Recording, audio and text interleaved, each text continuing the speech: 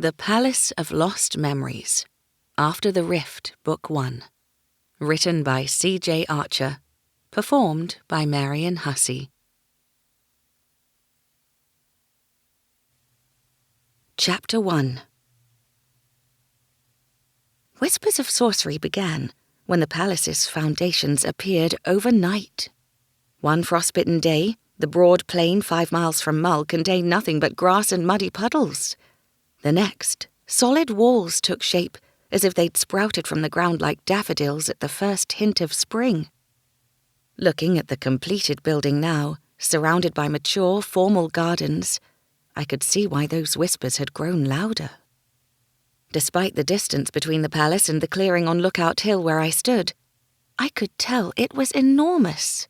It must be 4 times as long as the street on which I lived, and it was certainly higher than the temple in the centre of Mull. According to my father, it was even bigger than the main temple in Tilting, Glancia's capital city, where the last king had ruled from a crumbling old castle. That structure had taken 3 years to build. The palace had taken less than 3 months. 3 months in which not a single builder had been seen coming or going. No locals had been tasked with the labour, and according to the travellers and traders who now filled Mull's taverns to bursting, they hadn't come from elsewhere in Glancia or any of the neighbouring kingdoms either. It was as if they'd been conjured from the air and returned there after the palace's completion. Magic. Even I, a practical woman who believed in what she could see, hear and touch, couldn't explain the sudden appearance of the palace. It wasn't simply the speed of its erection, but also the secrecy that shrouded it. Only a handful of delivery carts from the village and nearby farms had been to the palace to supply its kitchens, and guards hadn't allowed them beyond the gate. Palace servants unloaded the goods and retreated inside. They did not engage in conversation, they did not make eye contact, and they certainly didn't come to the village on their days off. Except for that one time, a maid wandered into Mull early one morning, asking passers-by if they knew her. When no one could offer answers, she fell to her knees and sobbed until 4 palace guards collected her. She went with them meekly enough, but her haunted eyes stayed with me. Not just hers, but theirs too. With a last look at the dazzling building, glinting in the late spring sunshine like a jewel, I picked up my battered old pack, as well as the new one given to me by the patient I'd called on, and turned to go. The thundering of hooves along the forest path warned me to remain in the clearing. By the sound of it, more than one rider was heading my way, and they were travelling fast. To move onto the path would be folly, so I waited until the reckless youths passed. No doubt it was Lord Deerhorn's sons, come to see the palace for themselves. Lookout Hill afforded the best view, after all. Either that, or they'd decided to hunt here. They were supposed to keep to their own estate, but they were arrogant enough to shoot their arrows on common land whenever they pleased. I'd learned a long time ago to stay away from the Deerhorn lordlings, but I didn't want them to think I was an animal worth hunting. I made myself visible in the middle of the clearing, facing the area of dense forest where the path briefly emerged before disappearing again on the other side. They couldn't mistake me for a fox or a rabbit. Then again, they were as thick as the tree foliage in this part of the forest, and fond of loosing their arrows. The dull thud-thud of the hooves came closer, then the first rider burst into the clearing. His head jerked toward me, and I caught a glimpse of a short dark beard, but little else, thanks to the hooded cloak he wore. He disappeared into the forest again, his horse's stride not even slowing. A few moments later, the forest spat out another rider, this one wearing black leather with gold trim at the shoulder of his doublet and long black boots. He sat tall in the saddle, looking comfortable despite his horse's ferocious pace. I got a good look at his face as he slowed to study me in return. Short, dark hair framed hard planes and a cleanly shaven jaw. It was his eyes that commanded attention, however. They were the blue of the shallows in Half Moon Cove on a sunny day. Those eyes made a quick assessment of me before focusing forward again. "Question her!" he barked, before urging his horse into the forest ahead. He'd hardly disappeared when another rider emerged. He wore a crimson doublet with gold braiding. Crimson and gold. Palace uniforms. I clutched my bag to my chest. The rider stopped and swore. He looked at me, swore again, and stared into the forest after the other riders.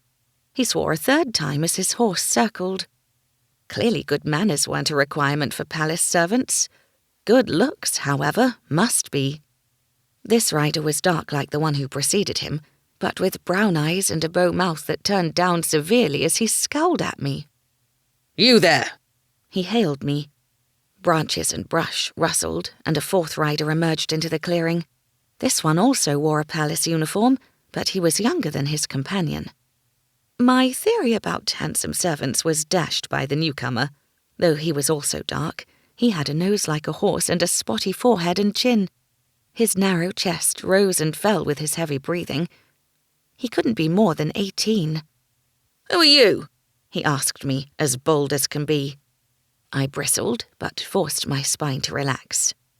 I would usually treat such rudeness with silent disdain, but these were the king's men and must be obeyed. Besides, if I was nice, I might find out something about the palace and King Leon. "Jocelyn Cully," I said, still holding my pack in front of me. The new, empty one remained slung over my shoulder. "Everyone calls me Josie. Are you from the palace?" I indicated the view behind me. The lad sat higher in the saddle. "Huh, it looks tiny from up here. Max, come take a look." The man addressed as Max did not move. "Did you see him?" he demanded of me. "Who?" I said. "The rider in the hood." "A little. The other man followed him." I pointed to the gap in the trees where the path led. "The captain," the young man told me.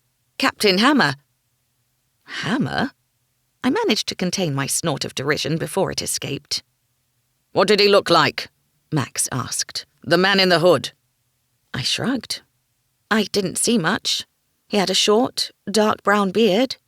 "What shade of brown?" asked the younger man, leaning forward on the pommel. "Chestnut? Mud? Dung?" Was he making fun of me? He didn't laugh. Not even a hint of a smile touched his lips. "Medium brown?" I said. "Anything else?" Max pressed, glancing toward the path again. Unlike the younger man, he seemed restless and eager to follow the two riders. The younger man still looked like he hadn't quite caught his breath. "No," I said. "It was very—" Thwack. Max grunted and lost his balance, half falling, half staggering off his horse. An arrow protruded from his arm. "Do be merciful." "Get down!" Max shouted as he fell to his knees. "Find cover!" I dashed behind a row of shrubs on the opposite side of the clearing from where the arrow had been shot. I was safe, but the men were not. I swallowed hard and dared to peek through a gap in the bushes. The two men were still alone with their horses in the clearing. Max lay flat on the ground. Blood seeped through his clothes, darkening the crimson fabric. He must have pulled the arrow out, the fool. The younger man knelt beside him, his body over Max's, protecting him and making a target of himself in the process. "Get off me, you little prick!" Max snapped, easily shoving off the skinnier lad. "Do you want to get shot in the arse?" The youth glanced behind him in the direction of the forest, then angled himself behind a horse for protection. "Max," he hissed, "take cover!" "He'd have shot again by now if he was still here." Max sat up and inspected his arm.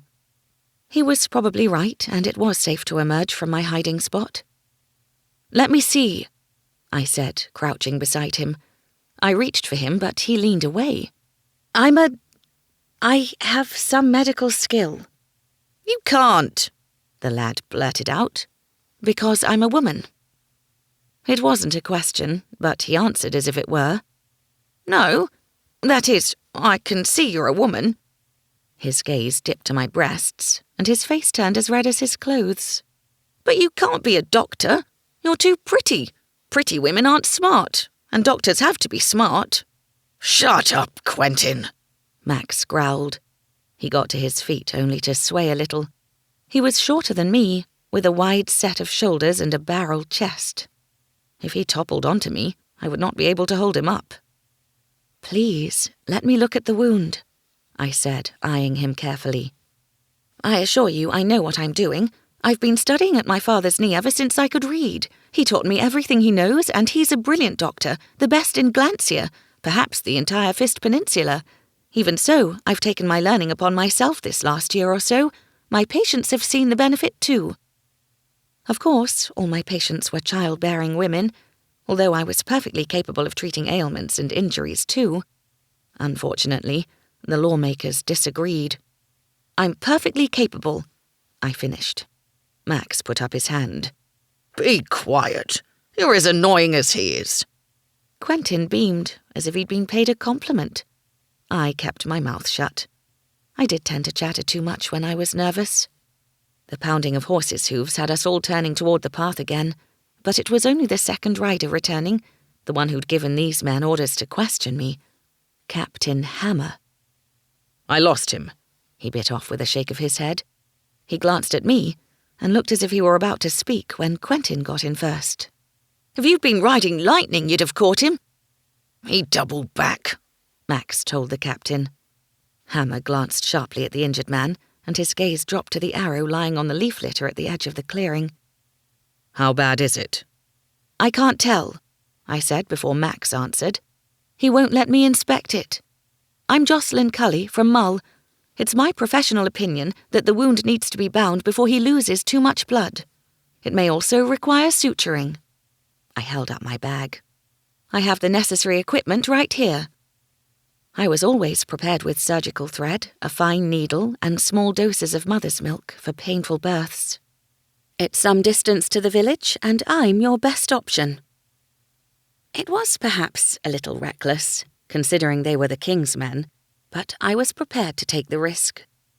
This man needed immediate medical attention, and surely I'd only incur a fine and a slap on the wrist.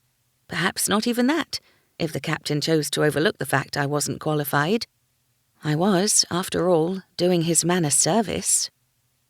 I went to open my bag, but the captain jumped down from his horse and snatched it from me. He was much taller than me, with a powerful frame.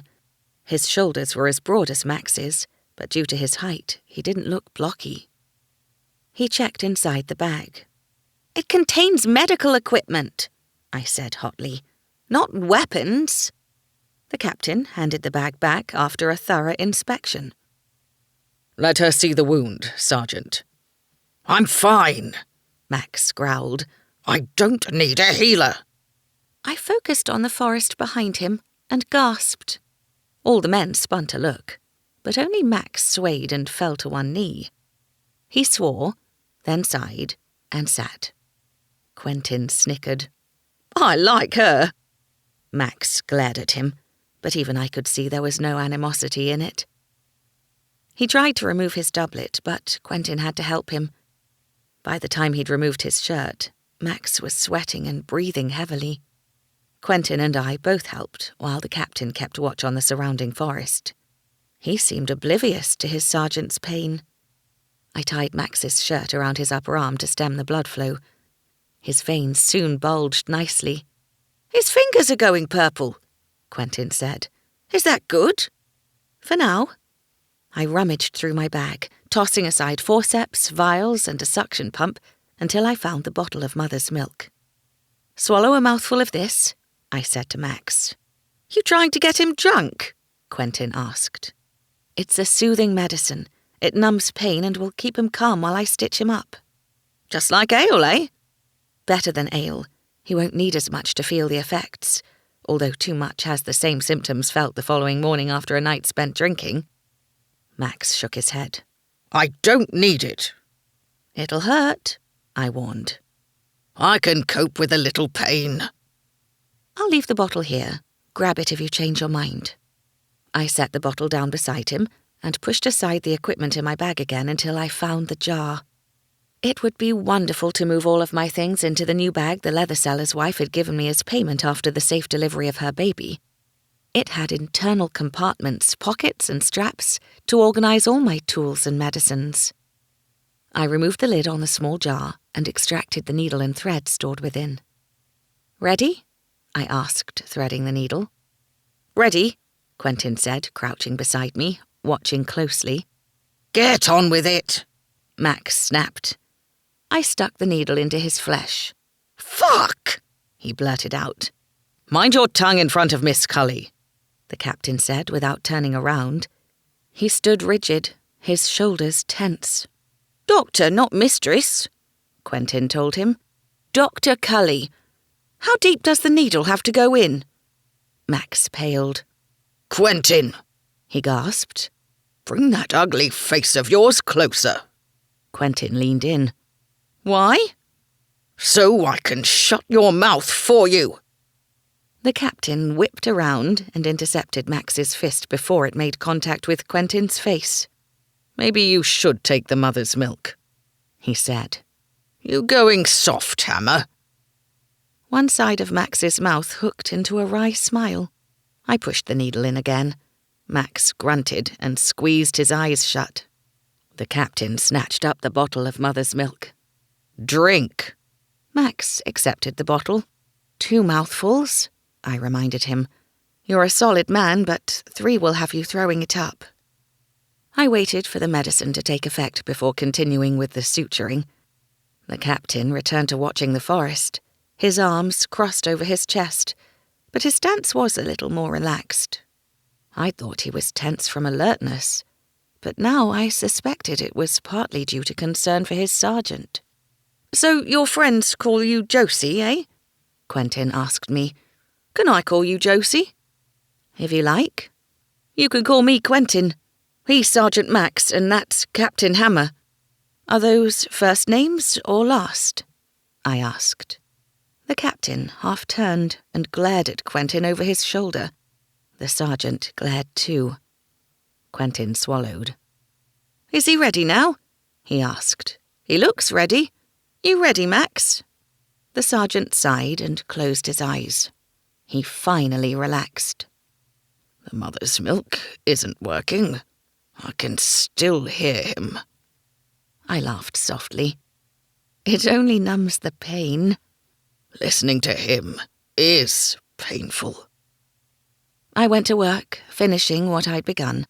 The task wasn't difficult, particularly with Max now calm and pain-free. I'd stitched far more delicate areas than a big man's arm. It gave me time to think about the strangeness of the situation I'd found myself in. Aside from the mad servant and the guards who'd collected her from the village, these were the first people from the palace I'd ever seen. No one in Mull had been presented with such a good opportunity to learn more. "Are you palace guards?" I asked as I stitched. To my surprise, Quentin didn't respond. He looked to Hammer. "Yes," the captain said without turning around. "Who was that man you were chasing? Does he work at the palace too?" "That's not something I can divulge." "Have you worked at the palace long?" The captain shifted his stance. "The entire time." "So you saw it being built? Where did the builders come from?" "Here and there." "Can you be more specific?" "No." This wasn't going well. "Where are you originally from?"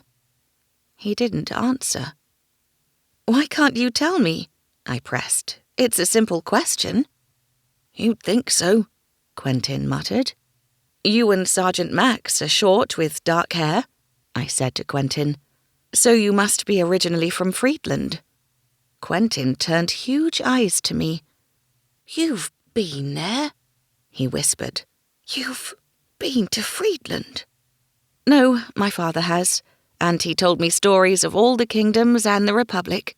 He travelled all over the Fist before marrying my mother and settling here in Mull. But everyone knows the Sand people of Friedland are short with dark hair. You don't need to go there to know." "Right," Quentin said. "Of course." "Captain Hammer is different," I said, glancing at his broad back.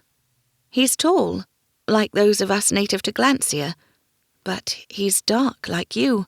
Glancia folk are naturally fair." "And pretty," Quentin blushed. "Real pretty." I smiled. "I suspect the captain doesn't like to be called pretty." Hammer shifted his stance again.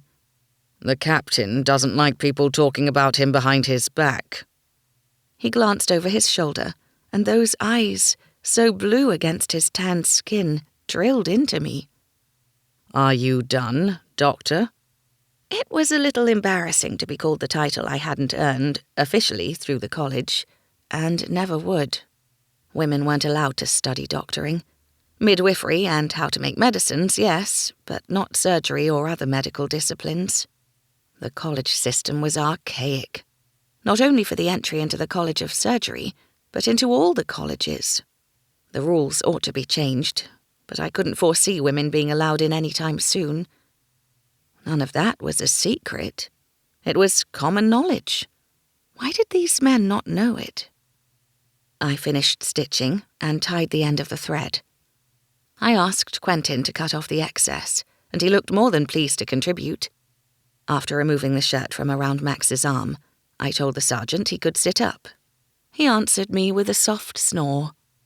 "How will we get him back to the palace?" Quentin asked. Captain Hammer tapped Max's cheek. "Wake up." Max cracked open an eye. "The doctor's not finished." He closed his eye again. "She is." The captain pulled Max into a sitting position. "Come on, we must go." He scanned the forest again. Did he think the archer was still there, watching? I handed the doublet to Max. He slung it around his injured side, but needed help with the other. The captain and I managed to arrange it equally on both shoulders before assisting him to stand. Max groaned but slumped against Hammer. The captain looped his arm around Max and guided him to his horse. Quentin gathered the horse's reins. "You can do it, Max. Upsy-daisy." The sergeant pushed off from Hammer. "I'm not a child," he growled. He tried to mount alone but couldn't. The captain wordlessly stepped in and helped. He managed to get Max on the horse easily, even though the broad-set man must be heavy. From what I'd witnessed, Max was a barrel of solid muscle. "Where's your horse?" Quentin asked me as he mounted. "I don't have a horse," I said. "I walked." "It's a long way back to Mull," the captain said. He remained standing, his hand resting lightly on his horse's neck. "What were you doing up here?" "Passing through?" "It's a hill. No one climbs a hill if they're just passing through." "She was looking at the view," Quentin said. "There's a nice one of the palace from over there." He pointed to the edge of the clearing, where the hill dropped away too steeply for trees to grow. The captain walked to the edge and studied the palace in the distance. He stayed there for some time, his back to us. Only the ends of his hair fluttered in the light breeze, but otherwise he didn't move. The silence stretched. Quentin cleared his throat. "Captain, Max is falling asleep again." The captain turned away from the view, and my breath caught in my throat.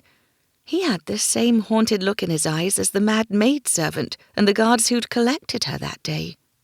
"Are you all right?" I asked in a rush of breath. He halted and blinked rapidly at me. "We'll take you back to the village." "It's all right," I said. "I can walk. I had a patient to visit at the base of the hill and decided to come up and have a look at the palace. It's such a pleasant day and the sun is shining. The palace is so pretty in the sunshine with all those glass windows sparkling like gems. Is it made of gold? It looks like gold from up here, but perhaps it's something else. I imagine gold is too expensive to use as a building material." I bit my tongue to stop my rambling. "We'll take you home," the captain said again. "You can't stay here alone." "Why not?" He hesitated before saying, "You saw the man we were chasing?" "Only a little. Just his beard, really." "He might think you saw more. That's why he doubled back." My heart skipped a beat. "You think he was shooting at me?" "It's possible." "Then why not try again after missing?" "Perhaps he couldn't get a clear second shot before I returned." "She hid in the bushes," Quentin told his captain.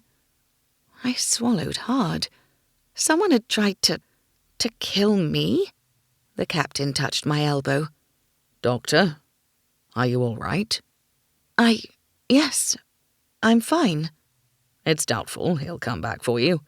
If you didn't recognize him, then he doesn't know you either, or where to find you. If he's clever, he'll be far away by now. Even so, I'd prefer it if you allowed us to escort you home." Quentin shifted back on the saddle and patted the front. "Climb on." "She'll ride with me," Hammer said. Quentin sighed. "Don't you have enough?" "You're a terrible rider. If Dr. Cully wants to get home safely, she rides with me." "I fell off once." "Once today?" Max piped up from where he sat slumped in his saddle. "A ride back to the village is the least we can do," the captain said to me. "I'll send payment for your service. I have no coin on me. We left in a hurry." I gathered up both my packs and helped myself onto the saddle, sitting aside rather than astride as I'd seen Lady Deerhorn do. The captain mounted behind me in one fluid movement. I felt small and delicate next to him. He smelled of horse and leather, and his hard thigh bumped against mine. Like Max, I suspected he was all muscle too. We headed slowly through the forest, back down the hill. Little light reached through the canopy, making it feel like twilight, despite being just afternoon. The air felt damper too, denser, as if rain wasn't far away. If I hadn't been out in the bright sunshine moments before, I would have thought the weather entirely different. The captain remained alert and silent as we rode. His reassurance that the hooded archer wasn't a local and would be far away by now offered little comfort. I held my packs close to my chest and watched the forest too. I'd wager the archer was a burglar or poacher who thought to try his luck on palace grounds. Or perhaps he was an escaped servant who needed to be retrieved. Chapter 2. We emerged from the forest at the base of Lookout Hill and rode into the village. The familiar salty scent of the sea hit me, along with an undertone of gutted fish, thanks to the northerly breeze. We passed the leather seller's hut, where his wife convalesced with their third born, and the clutch of other buildings built of the same warm yellow stone. "You said your father travelled?" The captain had been quiet for so long that his voice startled me. It wasn't so much the sound of it, but the way it rumbled through my body. He sat very close. "Where has he travelled to?" "Everywhere on the Fist Peninsula," I said. "Friedland, Dreen, Vital, of course, and even into the margin, and across the sea to Zemaya. Not beyond Widowmaker Peaks, though." "How long was he gone?" "Years. He studied in Logios, and after graduation he took his new education and travelled. He says he learned more in Zemaya than he ever learned in college, particularly about medicines and poisons." "What do you know about the other nations on the Fist Peninsula?" the captain asked. What a strange question. I turned more fully to see him properly. At such close proximity, he filled my view. "You don't have Zemayan colouring, yet you can't be from the margin either." Those blue eyes lowered to mine. "Why not?" "Because you're too sophisticated. Margin folk are simple tribespeople. You're clearly not a barbarian." Quentin nodded sagely, proving he was listening. He did not look around, however, preferring to concentrate on the road ahead. His white-knuckled grip on the reins and stiff back were at odds with the other two, who both sat comfortably in their saddles. Max had straightened a little and seemed more alert. The fresh sea air had woken him up, and the effects of the mother's milk were wearing off. "Tell me more about the margin," the captain said. "It's mostly plains, and then the foothills of the peaks." I shrugged. "Nomadic tribes live there. They fight amongst themselves and don't venture into Glancia. There's not much more to tell." "What about Dreen? The college city of Logios is in Dreen, is it not? What else is it known for? What are the people like?" We passed the Bram sisters, walking back from the main street, their baskets full. They stepped out of our path, then stopped altogether and gawped at us. "Josie?" asked one. "Good afternoon," I said. "What are you doing with those?" "Palace guards," I filled in for her. I'll explain later." They glanced at each other, then rushed off, their strides long and purposeful.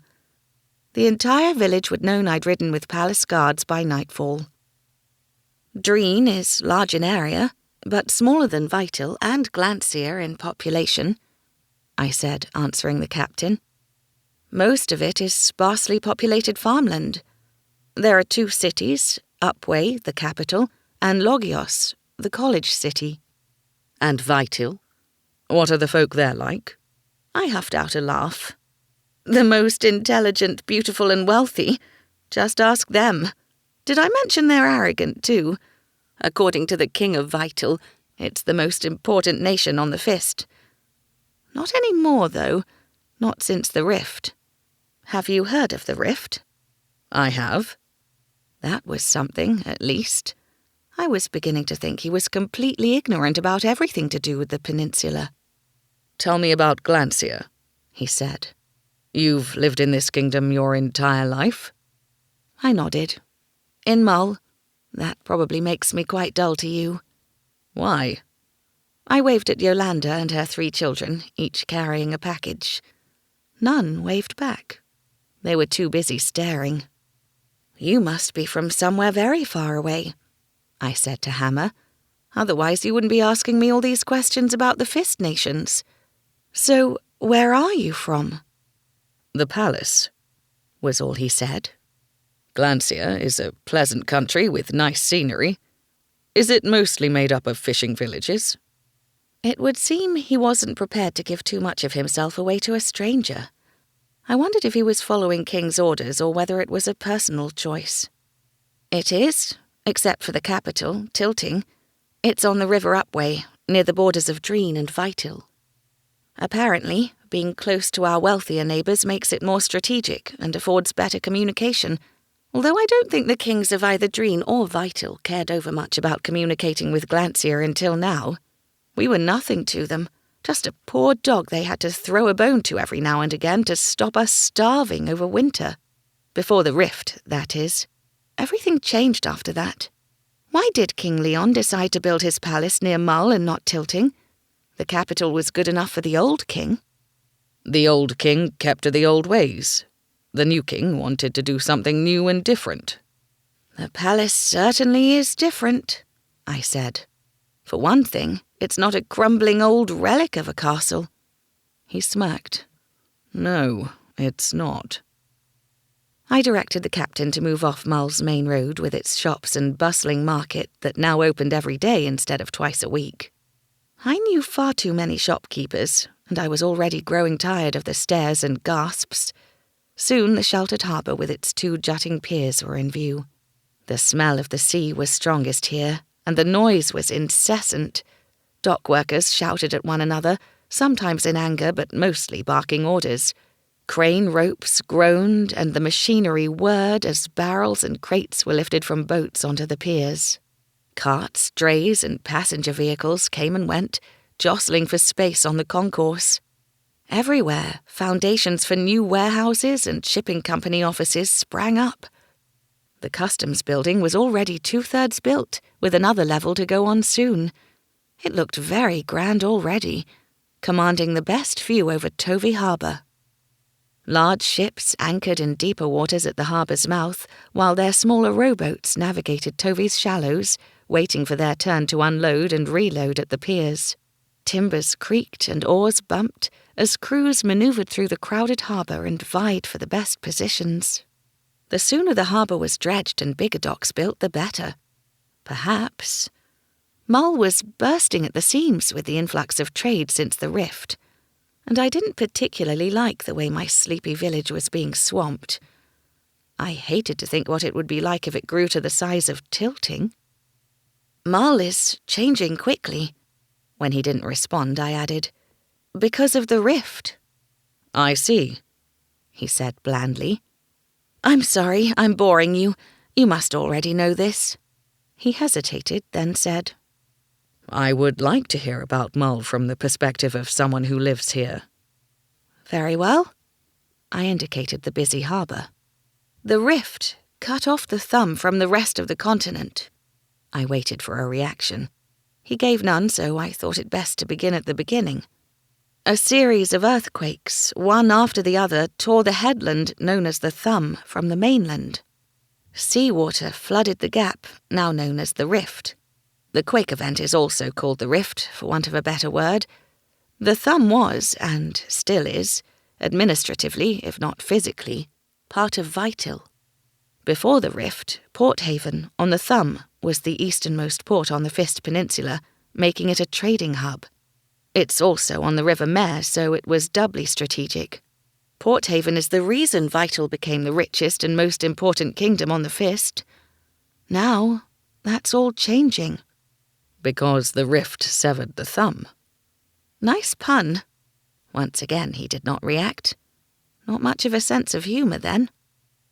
With the Thumb cut off from the peninsula, Vital no longer has the easternmost port on the Fist. Glancia does. I stretched out my hand to encompass the activity. My sleepy fishing village has woken up. The population has already trebled, and market prices have risen quickly. On the one hand, it's good for everyone's business, but on the other, I sighed. I liked it the way it was. I directed the captain into a street to take us away from the harbour. It was quieter, but we still passed people I knew. Considering I knew everyone in the village, except for those who'd settled since the Rift, it wasn't surprising. "Is that why King Leon built his palace nearby?" I asked. "To be closer to Mull in the trading activity?" I don't know what's behind his thinking. It did seem strange to us that he'd moved away from Tilting and its administrative offices. The ministers can't be too happy to travel here. They haven't come yet. They arrive next week for the first time. Will they stay at the palace? Every spare room in Mull is already taken. There are rooms prepared for them at the palace. Many, many rooms, Quentin piped up. Captain Hammer asked me a few more questions about Glancia, mostly about its history and the various lords. I could answer many, but not all. Aside from Lord Deerhorn, who lived northeast of Mull on an estate that overlooked the village and harbour, the other powerful families of Glancia were a mystery to me. There wouldn't have been enough time to answer questions about them anyway. We turned into the narrow street where I lived, and I told the captain to stop outside my cottage just as old Bessie Taylor emerged. She squinted at me. "Who's that?" she asked. "It's just me, Bessie," I said. "Josie. Are you here for your eyes? Could father help?" "Josie? Are you on a horse? Who you with?" She squinted harder. "Josie?" my father said, peering over Bessie's head. "What in Murdu's name?" He took in Quentin and Max's crimson and gold uniforms and my position on the horse in front of the captain. "Get down, Josie. Come away from them." "It's all right," I said. "They're palace guards. "I know what they are." I hadn't seen him look this furious since I came home late one night after celebrating a friend's betrothal at the Anchored Tavern. He'd had good cause then, but his anger didn't make sense this time. I was 24 for goddess's sake, and hardly a naive girl anymore. The captain and his men may be strangers, but it was broad daylight. Father was overreacting, as usual. The captain dismounted and assisted me to the ground, his hands on my waist. Our gazes connected, but I couldn't read his. Or perhaps I might have if I hadn't been transfixed by his eyes. Their colour really was quite beautiful. "My name is Captain Hammer, sir," he said to my father. "These are my men. You're Dr. Cully?" My father lifted his chin in a nod. "What are you doing with my daughter?" "Dr. Cully. Dr. Jocelyn Cully, that is. Assisted my sergeant after he was shot by an arrow on Lookout Hill." I groaned silently. I'd have a devil of a time convincing father there was no cause to worry now. It was difficult to know which was worse. The fact I hadn't come straight home after seeing to the leather seller's wife, the fact that I rode on a horse with a strange man, that he was from the palace, or that his sergeant had been shot by an arrow and called me doctor. I could see my father grappling with the overwhelming number of possibilities, too. Thankfully, it rendered him speechless. For now. It did not have the same effect on Bessie. "Talk to Jocelyn?" She chuckled.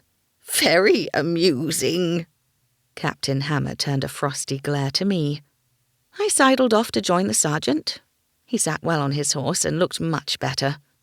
"I sutured the wound," I told my father. "We were on top of Lookout Hill and he was losing blood. There was no time to bring him down here, and since I had everything I needed—" I stopped as my father's face darkened. "Get inside, Josie," he said coolly. "In a moment." He arched a brow but did not scold me. "Those stitches will need to be removed in 10 days, I said to Max. "I can come to the palace?" "No," both my father and the captain said. "Max will come to you," the captain clarified. "To me," father added. "My daughter would make an excellent doctor, but an unqualified girl cannot attend to a servant of the palace, or to anyone," he added. "But he's my patient," I said. "What's the worst that could happen? They're the king's men." "Thank you for bringing my daughter home safely," father said to the captain. "Good day to you, sir. Josie, inside." I slipped past Bessie and father, dumped my bags on the floor, found what I wanted in my father's surgery, and returned just as the captain remounted. I handed him the roll of bandage, but addressed the sergeant. "Cover the wound with a thick layer of bandage so that it doesn't rub on your clothes. If it pains you, ask the kitchen staff to grind up some holly root. They probably grow it in the kitchen gardens. It's not as strong as mother's milk, but it's good for mild aches and pains. You look like a man who only needs mild pain relief." He puffed out his chest and gave me a nod. "Thank you, miss. "Josie will do." And I want to apologize for my language earlier. I was not myself." They rode off amid stares from our neighbours. I waved at Meg across the street, and she signalled me to join her. I glanced at my father. His deeply furrowed brow gave me my answer. "Later," I called out to Meg. "Josie," father snapped, as Bessie made her way carefully along the street. He shut the door behind me. "What do you think you were doing, accepting a ride from those men?" The childish part of me wanted to storm up to my attic bedchamber, but I was too old for petulance. I bypassed the front room that father used as his surgery and workroom and entered the kitchen instead. I took my time filling the pot with water and mildwood leaves and nestled it amid the burning embers. I saw no reason to make it easy for father. He was overreacting, as usual, and I was heartily sick of it. He'd been very close to creating a scene out there, and in front of the neighbours and palace guards too. The sergeant needed help, I told him, so I helped. "I understand that," he said, strained patience tightening his voice. "You're a healer and wanted to assist an injured man. You can't help your kind nature." And we were too far away from here. "I don't disagree with your decision to suture his wound. If the captain gave you permission, you won't get into trouble, even if the sheriff hears of it. You were simply in the wrong place at the wrong time." Or the right place at the right time. "Don't mock me, Josie. This is serious. Those men could have been dangerous." They weren't. "You don't know that." I threw up my hands. I helped one of them. Why would they hurt me? "Any number of reasons, none of which you're foolish enough to dismiss so easily. You're a young, attractive woman on your own in the forest on top of Lookout Hill. They're young, virile men. Do I need to spell it out to you? You're not a child anymore, Josie." "Precisely," I spat. "I am not a child. I am capable of assessing whether 3 men are a threat to me. I am well aware of what can happen to a woman alone, but you should not assume every man is after that." "I don't," he said, sounding put out. "But they're strangers." He added, gentler, "You can't trust strangers, particularly after the prison escape." "The prison escape? Oh, Merdu. Not only did that happen a long time ago and those escapees are probably rounded up by now, but the prison was miles away. Miles and miles." I've heard they have not been rounded up, and nor is it a stretch to assume they would be in Mull by now. We have so many strangers in the village these days that they could easily blend in, find employment, or attempt to leave the fist on one of the trading vessels. These men wore palace uniforms. If I can't trust palace guards, who can I trust? He removed 2 cups from the shelf and placed them on the table. Their authority does not make them trustworthy. He sat heavily, all the bluster knocked out of him. He looked every bit his age of 65, with the deep lines across his forehead and the last remnants of his hair clinging to his head like a summer cloud. I kissed his cheek to show him I wasn't too mad. I knew his anger was born from worry. It had been just the 2 of us for so long that he was afraid I'd either leave him voluntarily through marriage, or reluctantly if something awful befell me. "You think the king employs bad men?" I asked. Not on purpose. Besides, it's not just that. There's something odd about the palace and its servants. I sighed. Don't say magic. Those men are real. So real that I could still feel the captain's thigh against mine, his hands on my waist. Magic doesn't exist outside of children's stories. He said nothing, and I poured the brewed mildwood into the cups. Have you eaten today, Father? Not yet. Do we have any eggs for breakfast? I smiled. It's well past breakfast time, but I'll cook you some eggs if you like. Tell me about Bessie's eyes. You first. Tell me how the birth went. Tamworth Tao, the Zamayan-born spice merchant, sported a knowing little smile. He had gossip to impart. Meg noticed it too and dragged me by my arm through the crowded marketplace to his stall. We'd been heading there eventually anyway, preferring to leave it to the end of our marketing, but she couldn't wait, and it became our first stop. Josie, Meg, my 2 favorite Malians. Tam flicked his long black braid off his shoulder with a jerk of his head. The bells attached to the strip of white leather threaded through the hair tinkled musically before falling silent at his back. You are a wonderful sight for my world-weary eyes. Tamworth's face, full of wrinkles, deepened with his grin, but there were no signs of weariness in his eyes or elsewhere. The spice merchant was of indeterminate age. Despite the wrinkles, he sported no grey in his black hair, and his slender shoulders and arms were all wiry muscle.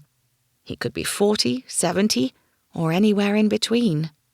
I inhaled deeply, drawing the chaotic blend of sweetness and tartness, tanginess and sharp heat into my lungs. According to Father, Zamaya smelled like the spices sold in Tam's stall, but rarely altogether like this. "What news from your travels, Tam?"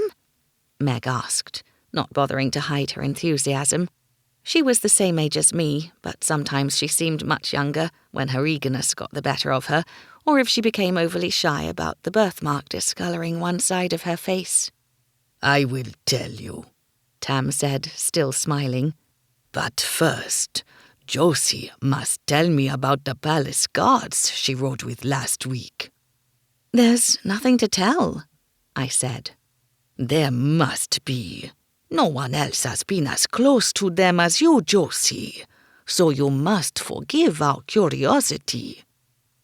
Meg regarded me with mischievous blue eyes. Go on, Josie. Tell Tam how you rode with the very handsome captain of the guards. Tam leaned forward, rising off his stool. He bumped his head on the string of reek roots hanging from the bar. His eyes widened, their white so bright within the dark skin. What did he look like? What was he wearing? I described Tam's looks and clothing and those of his men. Tam listened intently, and I realized his curious little smile that enticed us over to the stall wasn't as a result of his gossip, but because he saw the opportunity to gather titbits about the palace from me. How did he seem to you? Tam asked. Seem? Aye. Did he seem solid? Oh, yes. Captain Hammer was certainly solid in the thighs and chest. Being close to him on the horse had given me the perfect opportunity to feel just how solid. I said none of that to Tam, although I'd already described Hammer in detail to Meg, at her insistence. Solid enough? Was there anything unusual about him? Tam asked. Such as? He shrugged. Such as fading in and out, or shimmering, perhaps. I don't know. Anything? Oh, Meg murmured. Are you referring to... She lowered her voice. To magic? Tam winked. I sighed. He was real and solid and alive. They all were. His sergeant even bled red blood. Come now, Tam. I expect a well-travelled man like you wouldn't believe in superstition and magic. Perhaps that's why I do believe. Did the men tell you anything about the palace? Anything at all about its origins? Or King Leon? Nothing. Now may we conduct our business? I'd like a bulb of fire breath, some reek root, and 1 scoop each of amini, tumini, and barodi spices, please. As he packaged up my purchases, he finally imparted his own gossip to us. I was right, he didn't have much to tell. He'd just come from Porthaven on the Thumb, where houses lay empty and shops had closed. The downriver section of the Mare has been cut off from its source and dried up, he said. It's now just rocks, sand, and stagnant pools. The surrounding farms are struggling to irrigate their crops. The harbour is no longer bringing in any trade, and the King of Vital isn't doing anything to help the Thumb folk. I heard the ministers have advised him to no longer consider it part of Vital, but rather an island nation that must administer itself. The population has been given a choice to resettle on the mainland or stay. They'll starve if they stay, I said with a shake of my head. They may starve on the mainland, Tam went on. There's little work elsewhere in Vital, particularly for those experienced only as dock workers. What about their mines? The Fist Peninsula mined most of the stone, iron, and other materials the various nations needed, but all those mines were concentrated in Friedland and in the south of Vital and Dreen. There were none in Glancia or the margin to the north. Dock workers aren't miners, Tam said. They can find work here, Meg said in all her good-hearted innocence. There's plenty to do now that Tovey Harbour has become so important. Mull isn't ready for such a rapid increase in population, I told her. We're not coping as it is. There's a rumour that Glancia may close its borders to migrants. They must already pay a fee to cross, Tam went on. You're right, Josie. And Mull can't cope with rapid expansion. Glancia can't cope. The villages are small and disparate and quite primitive. Meg bristled. We are not primitive. Glancia is nothing but a handful of fishing villages. Tam handed me my purchases and I paid him. Few people are educated, the roads are poor, and the ministers are too busy fighting amongst themselves to make the quick decisions that are necessary at a time like this. It didn't matter if they sat on their fat asses and twiddled their thumbs before, but it matters now. Perhaps the new king will whip them into action. Let's hope so, Meg said thoughtfully. I wish we knew more about him and his intentions.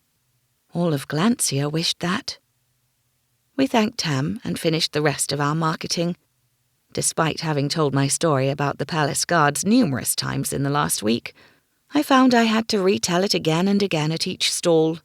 Ultimately, my listeners were disappointed. I had so little to pass on, and I refused to embellish the tale as Meg suggested. We did learn one more interesting piece of news. A farmer from outside Mull told of a procession of ministers arriving at the palace. The cavalcade of carriages, carts and wagons had stretched for a full mile along the road to Tilting, where the ministers and previous king had lived. It seemed the new palace was finally allowing in outsiders. It was a positive sign that King Leon might whip the ministers into action, as Tam had put it.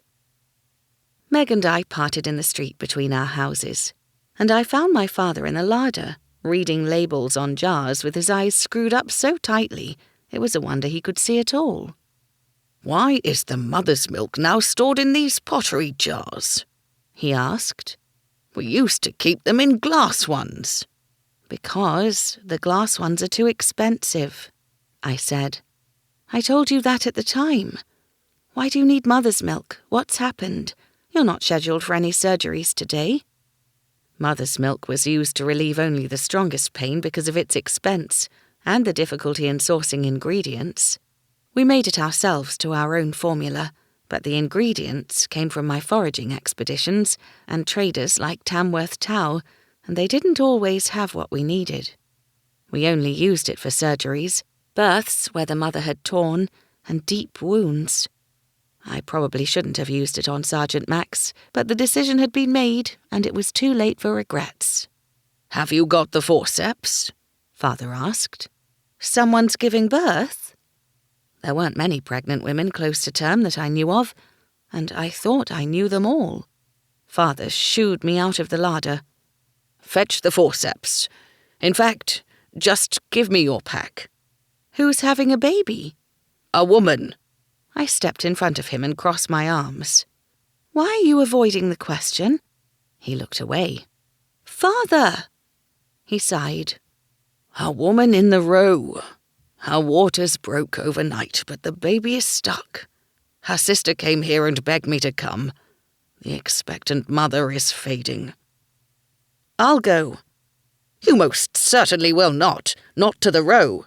"When I explain I'm the midwife..." "They won't believe you. The fact is, Josie, you are a woman, and the only women in the row are, you know." "Whores," I finished for him, since he seemed to have trouble with the word. The row had begun as a single street in the north of Mull, but over the years it became synonymous with the entire area where the prostitutes eked out a living, if it could be called a living. The buildings were little more than lean-tos, built from whatever materials had drifted onto the beaches. There were no proper gutters, so the slops accumulated on the streets until the stench became too much and the residents themselves organised a clean-up. I'd never been into the row, but I'd smelt it in summer and had heard of the cramped conditions where the makeshift buildings couldn't keep the rain out, let alone the wintry cold. As much as I hated admitting it, Father was right. The women of the row might trust me and accept me as a midwife, but the men would think of me as something they could purchase for a few minutes. It was too dangerous. "Take Meg's brother with you," I said. He shook his head. "Having a guard is as good as putting a target on my forehead. It'll make me look well off and in need of protection. I'll be safer alone." He pushed past me and picked up my pack, the new one given to me by the leather seller. He placed the jar of mother's milk inside. "You can't take the pack," I told him, "for the same reasons that having a guard will be a danger. So will carrying a bag." "I have to take it." I took it off him and removed the tools he needed. "Place these in your pockets. I'll siphon enough mother's milk into a smaller jar." He followed me into his surgery, where I found an empty vial. "I had an unscheduled patient come this morning," he said. "Well, sort of unscheduled. Sergeant Max came to have his stitches out." I turned suddenly, spilling a drop of the mother's milk. "Was he alone?" "Yes. Why?" "Just curious." I turned back to my task. "How is his wound?" "Healing nicely. Your stitching was very fine. I couldn't have done better myself. Your mother would be pleased." I laughed at that. We often joked how Mother would have liked me to be a normal girl with an interest in needlepoint, not surgery and medicine. She died when I was 6, but I'd already shown more enthusiasm for my father's books than embroidery at that age. The fact that we did laugh about it meant she hadn't really minded at all. According to Father, if she was still alive, she would have been active in petitioning the authorities to change the laws, so female students could study at the Logios colleges. Apparently, I got my independent streak from her. "What else did Max say?" I asked, careful not to sound too interested. "Did he mention Quentin? Or the captain?" "Not specifically. He said everyone at the palace is busy with the arrival of the ministers, and also preparing for more visitors." "More?" "Here's some gossip for you that no one else in Mull will have, I'd wager." That got my full attention. I placed the stopper in the vial and regarded him. He was grinning. "Tell me," he chuckled.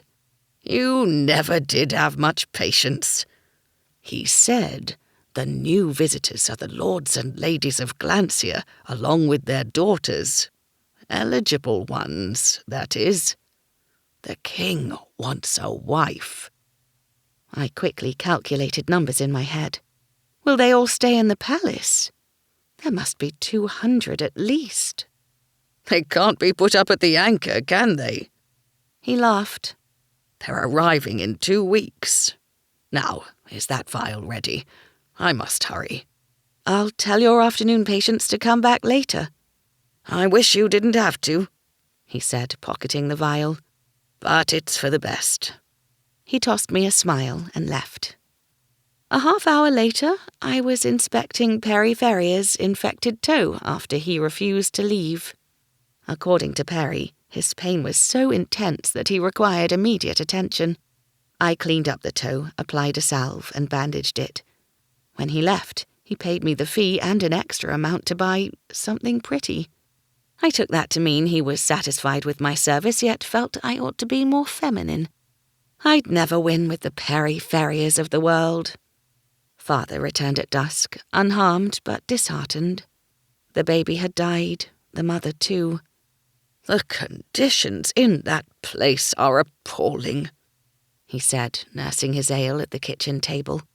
"It's a miracle anyone lives to adulthood.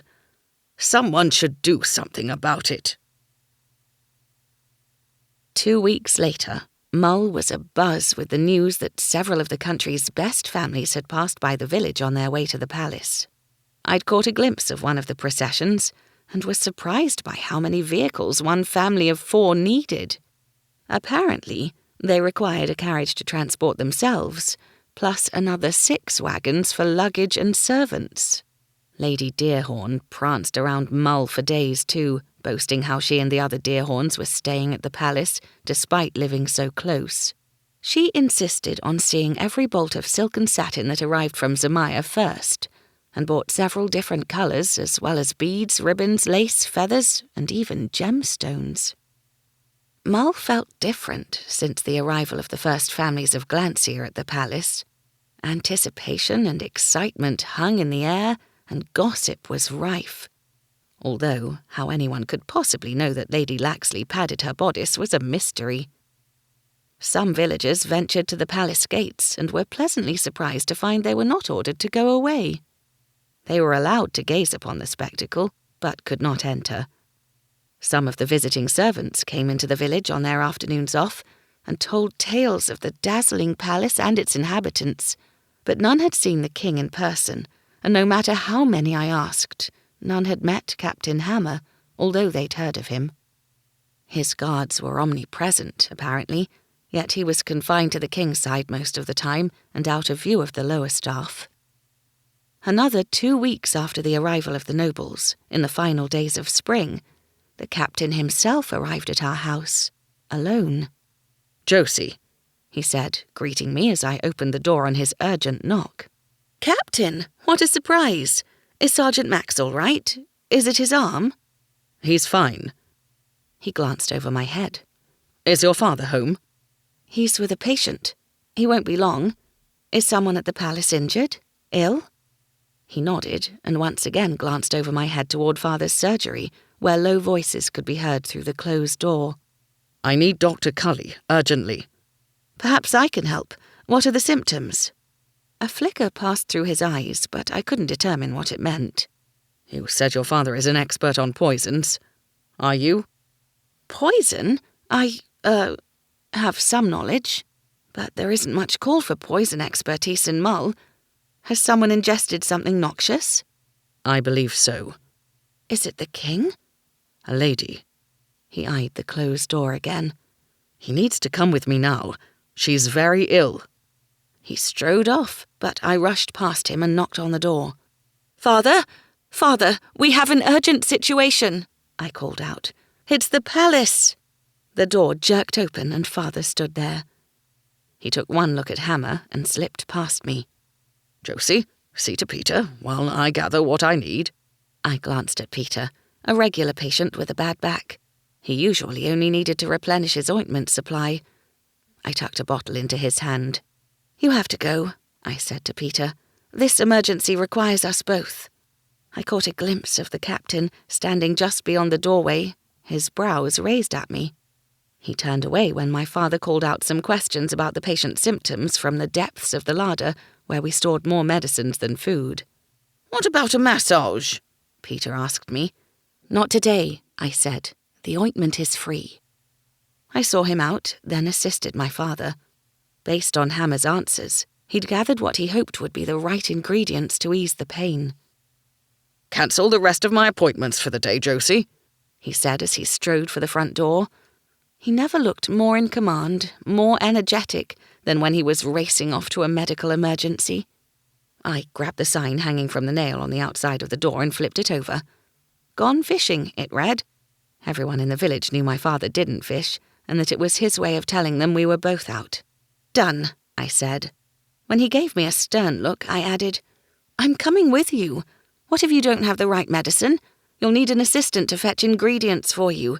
This job is far too important for just one." "You get more and more like your mother every day." "Thank you.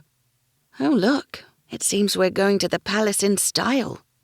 A carriage blocked the street. The coachman and footman both wore crimson and gold livery. Another footman held a horse's reins, which he handed to the captain. He opened the carriage door and I climbed in, followed by my father. We were away the moment the door closed. I smoothed my hand over the crimson velvet-covered seat and matching door with gold-embroidered LL, the king's initials, repeated in a regular pattern. I blew out a breath and watched the streets of Mull whisk past, the people I'd known all my life staring with open mouths.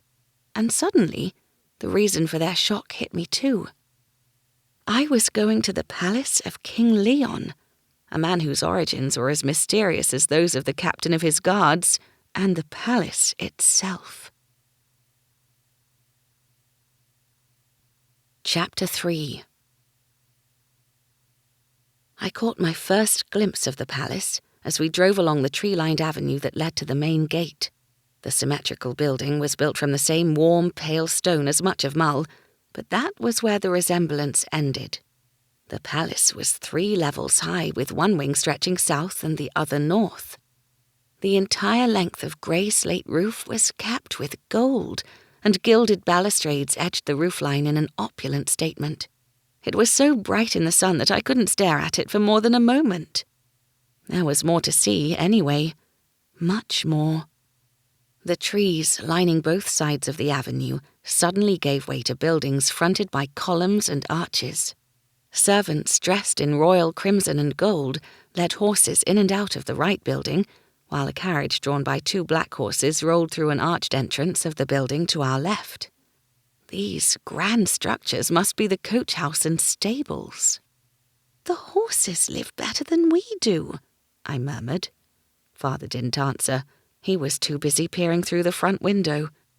The overwhelming sight of the palace up close was almost too much to take in. I didn't know where to look first. The gold-capped roof, the pink marble columns, or the vast forecourt beyond the gate with its towering central fountain. Quentin was right. The palace did look tiny from Lookout Hill. Up close, it was enormous. The entire village of Mull could fit in it, with space to spare. The captain rode ahead, and the guards manning the gate opened it for him. The gate itself was painted gold and topped by a golden statue of a warrior riding a chariot, brandishing a sword with a shield strapped to his arm. The House of Lockhart's coat of arms, featuring a key and a prancing deer, were picked out in gold relief on the shield, while the king's initials of LL made an impressive centerpiece on the gate. My father gazed up at the statue and snorted. He didn't win the kingdom through battle. I'd wager he's never lifted a sword in his life. Don't say that out loud around here, I warned. Besides, we don't know if he has fought or not.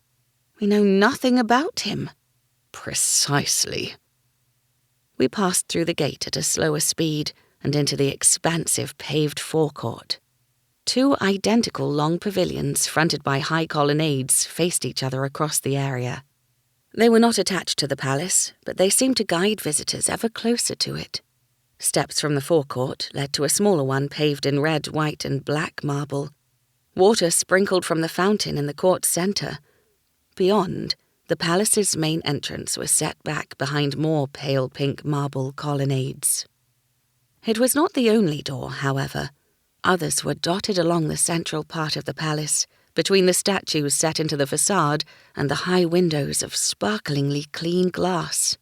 The upper levels sported more doors opening onto balconies. I was so stunned by the palace that I almost missed the lady dressed in lustrous sage-green silk climbing into a sedan chair carried by 2 burly men. An attendant closed the door, and off she went across the large forecourt toward the palace. It was quite some distance from the gate to the palace door, but surely she could walk.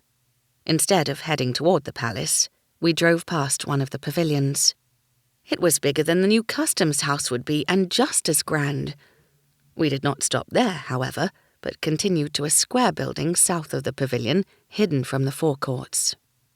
Smoke billowed from the chimney pots high above us, and cooking smells blended into a miasmic stew in the air. Servants bustled in and out of the building, some dressed in palace uniforms, others in the colours associated with their house, and again others in maids' uniforms, kitchen garb, or gardening clothing. I even recognised 2 deer-horn servants. We'd hardly stopped when a palace footman opened the carriage door. "This way," Captain Hammer said as his horse was led away by a groom. Ogling servant stepped aside to allow him to pass. Father and I trailed behind, despite walking quickly to keep up.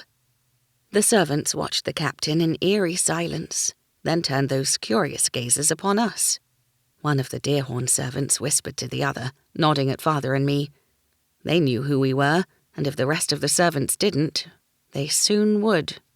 The captain led us along the breezeway, separating the square servants' building and the pavilion. We entered the palace through a service door and wove our way down dimly lit corridors before ascending a flight of stairs. We emerged into another corridor through a door that, when closed, blended into the wall so well that one had to know it was there to find it. This must be part of the palace seen by the lords and ladies. Where the walls in the servants' stairwell and corridors had been unadorned stone, these were plastered and painted in a vivid shade of green. Vases on pedestals filled with white lilies flanked each of the doors along the corridor. I counted 5 doors, separated by long expanses of panelled walls. We finally stopped at the 6th, manned by 2 guards holding long pikes. They stepped aside, and Captain Hammer held the door open for us. The room beyond wasn't a bedroom, as I expected, but a sitting room with elegant furniture arranged around a black marble fireplace and gold leafing gilding the cornices. A portrait of a man dressed in furs hung above the mantel, one hand resting on his hip, the other holding a sceptre. His dark eyes seemed to follow me as we hurried across the thick carpet to a door on the far side that led to the bedroom. Hammer nodded at Sergeant Max, who stood by the wall, trying and failing to look inconspicuous between a spindly-legged chest of drawers and a dressing table topped with small bottles, a jar of cream, and hair combs. I smiled at him. He gave me a nod, then flicked his gaze toward the 4-post bed where my father now stood, inspecting the patient. He was more professional than me. Where I'd been distracted by the awe-inspiring palace and the men I'd met some weeks ago, Father had immediately focused on the deathly pale woman throwing up into the porcelain bowl held by a maid. Another man and woman had moved aside to allow my father closer to the bed. Both were in middle age and looked on anxiously. They wore long, richly brocaded gowns and slippers, and the man held one of the woman's hands between both of his. These must be the patient's parents. Father placed the palm of his hand to the girl's forehead, then checked the pulse at her wrist. I dipped my fingers into the basin of water on the bedside table. I touched the back of the patient's neck, and she sighed from the coolness. It wasn't a hot day, but the room felt stifling, thanks to being higher up in the palace. Sweat dampened the woman's blonde hair, and her nightdress clung to her curves. "Open the windows," I said. The captain nodded at Sergeant Max to follow my orders. "Do you have a fan?" I asked the maid. The patient had finished throwing up, but the maid still held the bowl ready. I took it from her, and she disappeared into the sitting room. She returned a moment later with a large fan. Under my direction, she stood on the other side of the bed and flapped it at her mistress. "How long ago did the vomiting start?" my father asked the patient. "Last night," the woman whispered through cracked, colourless lips. "I went to bed after midnight and woke up with terrible cramps."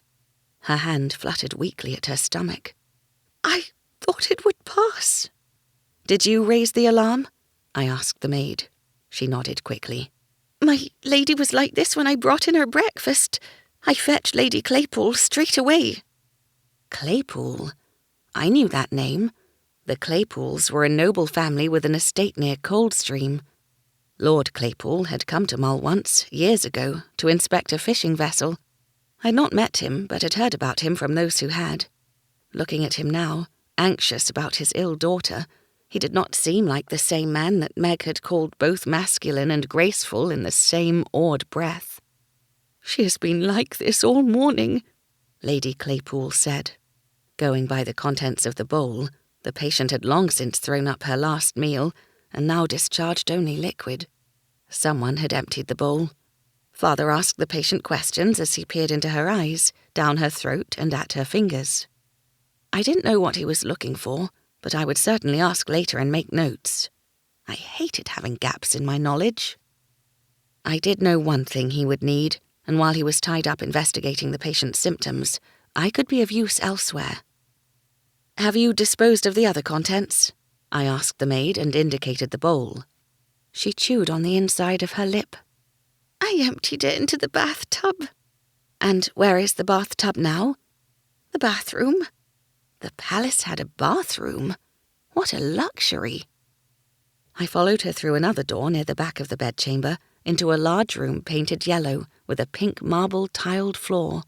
An unlit furnace squatted in the middle of the room beside a bathtub raised on a dais. The tub was large enough for me to stretch my legs out if I sat in it.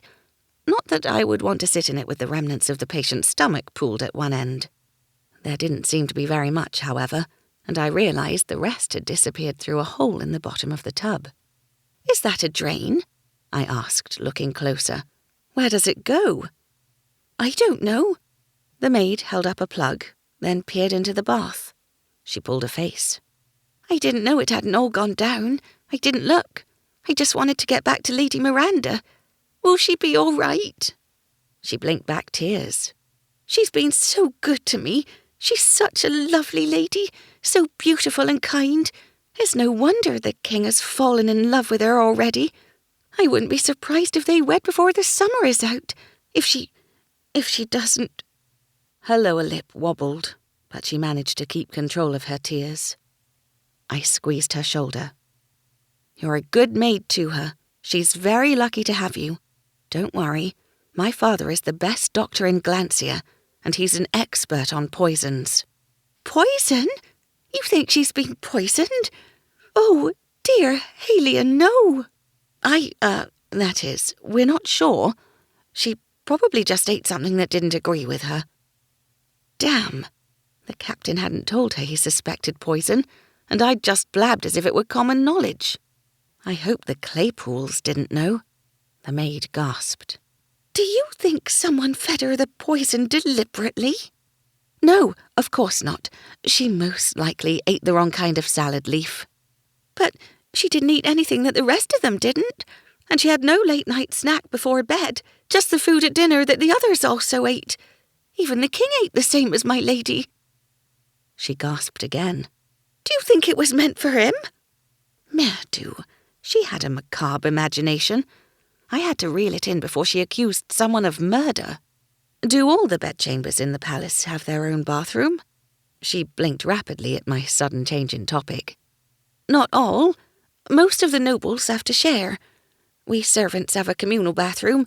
Only the king's apartments and these ones are grand enough to have their own. Lady Miranda and her parents only moved down here 2 days ago from the attic rooms allotted to them when we first arrived. She drew in a deep breath and her chest swelled. These apartments are supposed to be for dukes and duchesses, not for the lower nobles like Lord Claypool. He's only a baron, so the family shouldn't be here at all. But King Leon insisted on them moving out of the attic once he took a shine to Lady Miranda, even though Lord and Lady Claypool insisted they were comfortable where they were.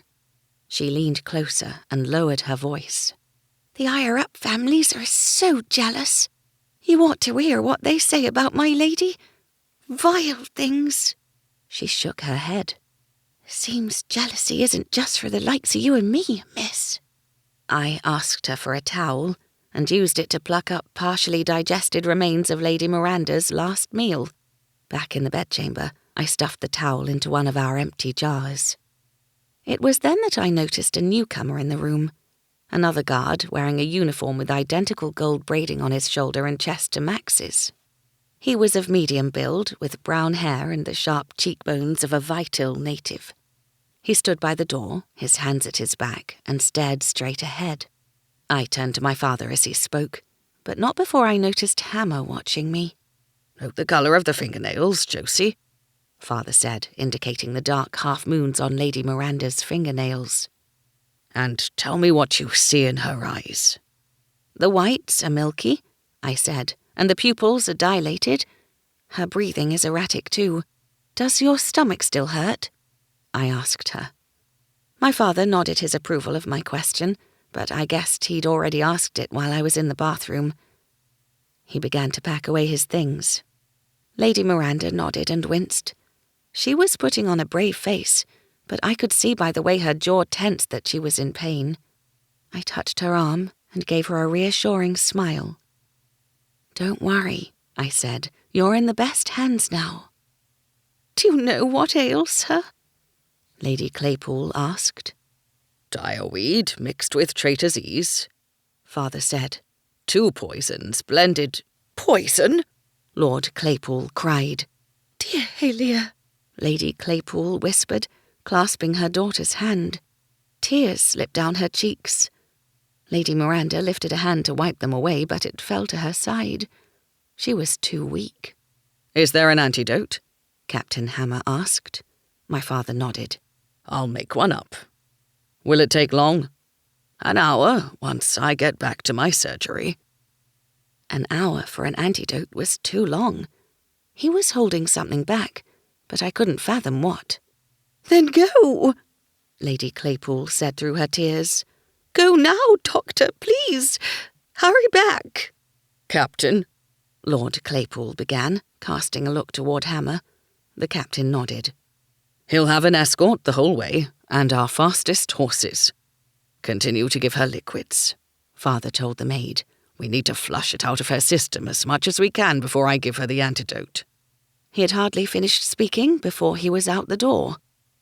I hurried after him, the captain and the vital sergeant on my heels. Max remained behind. We caught up to my father. Does she have an hour, Doctor? The captain asked. She has 2, Father said without breaking his long strides. If she's strong and healthy. She seemed to be, before this. Are you a God-fearing man, Captain? The sergeant grunted a harsh laugh. Pray to the goddess Helia that she lives. Come, we must hurry. Captain Hammer's silent presence was a distraction. He stood inside the front door, his arms crossed, legs slightly apart, and watched us through the open door of Father's workroom as we tested and retested the contents of Lady Miranda's stomach. Without a sample of the poisoned food or liquid, we only had the evidence of her discharge to go by. It should be enough. Father clicked his tongue. Too much riverwort. He used the tongs to remove the small dish from the grill over the low fire and threw both dish and liquid into the pail near his feet. It was a terrible waste, but we couldn't risk reusing a dish the poison had touched. Damnation. He pressed a hand to his lower back and stretched. Another, Josie. I handed him a clean dish and scooped a coin-sized chunk of Lady Miranda's regurgitated meal onto it with a spoon. We had precious little left. Should I halve the quantity of riverwort this time? Try 1/3. Going by the speed at which it burned, I grossly overestimated the amount. I handed him the bowl of ground riverwort, but he shook his head. You do it. My hands are shaking. I'd noticed them trembling a while ago, but hadn't pointed it out. He could be sensitive about his age on occasion, but I knew he'd ask me to take over if the trembling interfered with his ability to work. He might be somewhat vain about his age, but never to the detriment of a patient's well-being. I added the requisite quantities of the 6 other ingredients that we'd identified for the antidote, based on Father's old notes from a book I'd never seen him refer to before. We only had the riverwort to go. The painstaking process of testing and retesting to find the right quantities of each ingredient had meant we'd taken longer than the hour. Father told me upon our arrival at the cottage that he'd only said that to give the patient hope. If she had hope, she might find the strength to fight, and we needed her to fight. We'd be cutting it very fine to get back to her on time. It all depended on how much riverwort needed to be added to the other ingredients to neutralize the poison left in Lady Miranda's vomit. I heard the front door open, but did not turn around as I measured out the powder. Aren't they ready yet? Came the voice of the other sergeant, the one named Brent. The hour has long passed. Go back outside, the captain growled. My father left the workroom to speak to them. It's a complicated process, I heard him hiss. It's not a combination of poisons I've come across before, and the ratios used are unknown. Traitor's ease is rare, very rare. I've only seen it once in its raw form, years ago, in Zemaya. If you want us to work faster, you'll shut up so we can think. I smiled.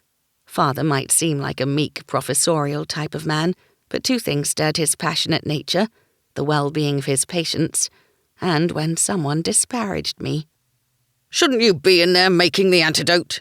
Sergeant Brant said to him. My daughter is more than capable. Is she qualified? She has a lot of experience. I'm sure the king would like to hear how the unqualified daughter of the local healer was left to create the antidote to save one of the most important ladies in the realm. We should have used the finance minister's doctor as he offered. The king will receive a full report, was all the captain said. Return to your post outside, Sergeant. I heard the front door close. I added a lump of peat to the fire contained within the heat-proof box set up on the desk and tipped the riverwort into the dish. Father rejoined me and watched as I mixed the powder with the other ingredients until it was fully dissolved, then set the dish on the grill over the fire. The liquid quickly heated to simmering point, but seemed to take forever to boil. The other experiments hadn't taken this long. I looked to Father. His lips twitched into a smile. I think this is it. The liquid in the dish bubbled and turned a yellowish-green colour. Take it off the heat, Father said, handing me the tongs. Quickly now. We don't want it to burn away. I set the bowl down carefully on the tray. That's the right colour. He handed me a ceramic jar. It is. Commit it to memory, Josie. I hope you'll never need to make this antidote again, but one never knows. Particularly now that the palace has sprung up nearby. What has that got to do with poisons? It's the favourite method of murder at courts all over the Fist and beyond. Has been for centuries. He pressed the jar into my hand with a grim smile.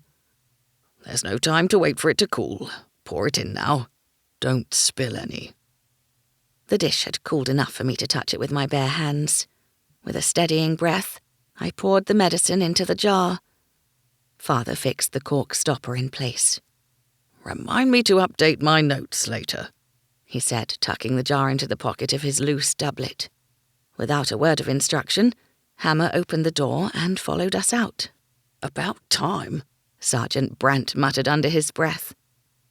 I hadn't thought it possible to go any faster, but we drove at such a speed on the return to the palace that we did not slow for bumps or dips. Father and I got tossed around inside the cabin, but it didn't seem to bother him in the least. He didn't wait for the footman to open the door upon our arrival at the palace.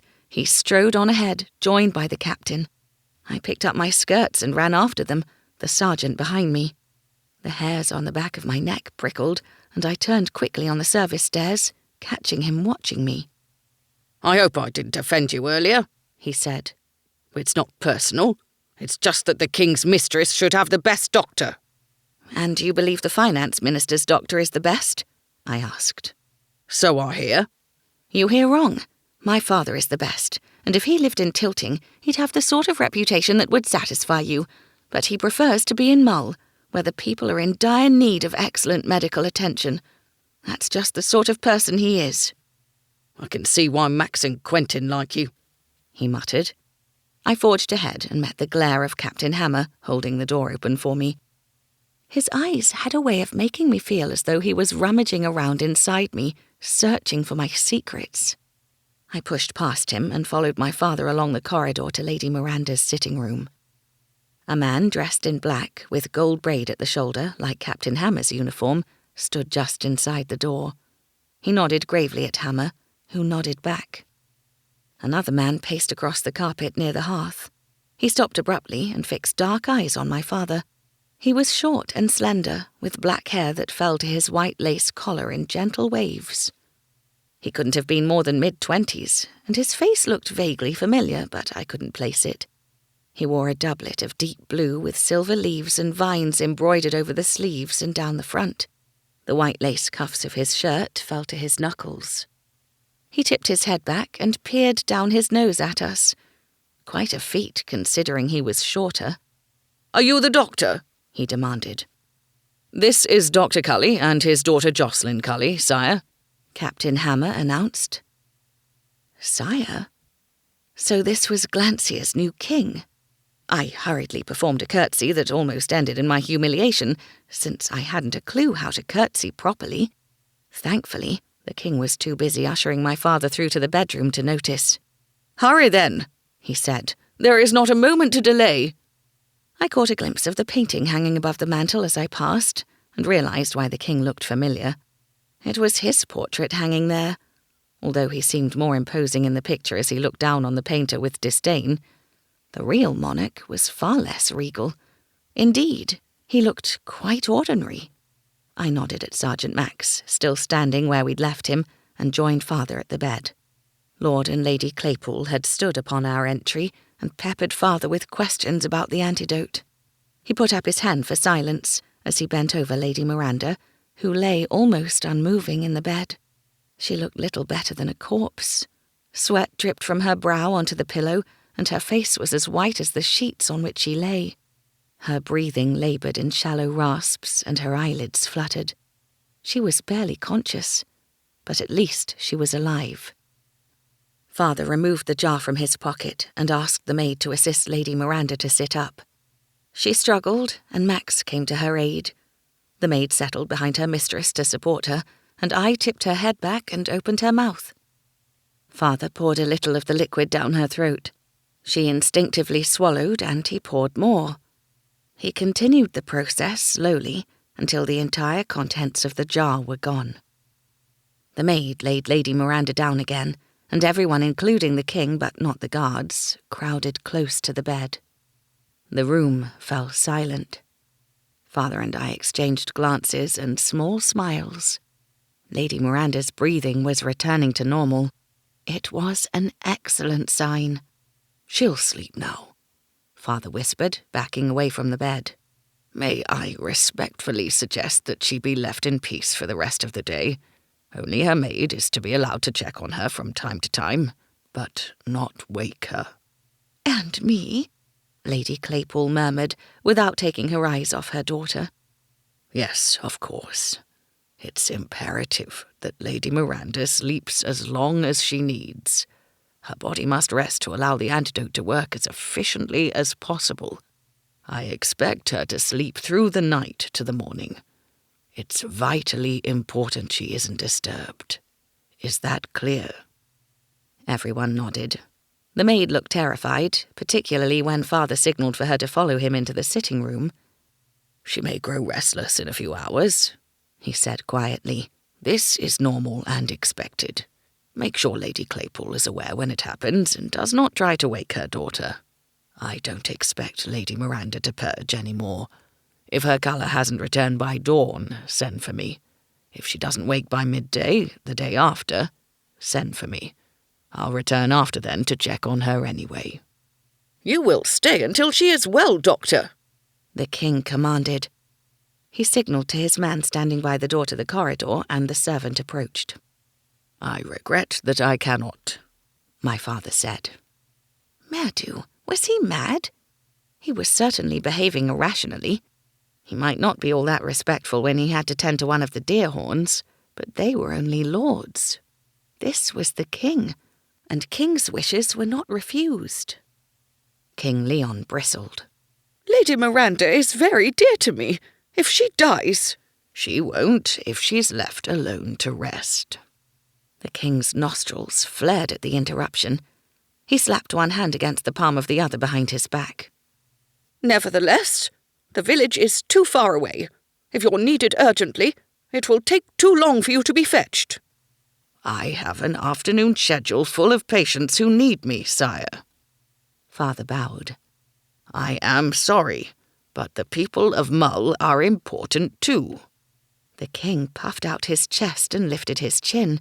His manservant winced, as if he expected an explosion of temper from his master. I'll stay, I said quickly. Josie, my father scolded. I know the danger signs, I added. I can answer any questions His Majesty or Lady Miranda's family may have, and I'll know how to keep her comfortable. The king glanced at me, away, and back again. Those deep, dark eyes scanned me from head to toe with cool assessment. You're a woman. Yes, I said, biting back the sarcasm that came naturally to my lips. My daughter would be a doctor if the college allowed it, Father said proudly. She would graduate top of her class. But they don't allow it. A small frown creased the captain's forehead as he followed the exchange. Please, Your Majesty, I said. I know it's unusual, but I also know my father will not give up his Mull patients, and I am more than capable of tending to Lady Miranda as she recovers. Besides, there'll be little to do except observe her. The more I thought about it, the more I wanted to stay. Not for Lady Miranda, who seemed to be out of danger, but because the palace and its inhabitants fascinated me. It was an opportunity to learn more. I prefer you to come home with me, Josie, Father said. I need your help. My eyes are bad now, and my hands. He held up his hands. They trembled too much for it to be a natural shake. I gave him a glare that told him I knew it. He looked a little sheepish for lying, at least. She stays. The king turned to his manservant, a slender fellow of about 30, with the flat face and straight hair of the dream. Send someone to go with Dr. Cully and bring back the things Miss Cully will need overnight. Yes, sire. He turned to go. And Theodore? Yes, sire. Make sure the court knows that no noise is to reach Lady Miranda's rooms. There will be no revelries tonight, no musicales, and no games. If they complain, tell them to use the time to reflect. Yes, sire. Theodore hurried out of the room. Captain Hammer directed Sergeant Brandt to escort my father home. Sergeant Brandt looked as if he'd questioned the order, but a glare from Hammer silenced him.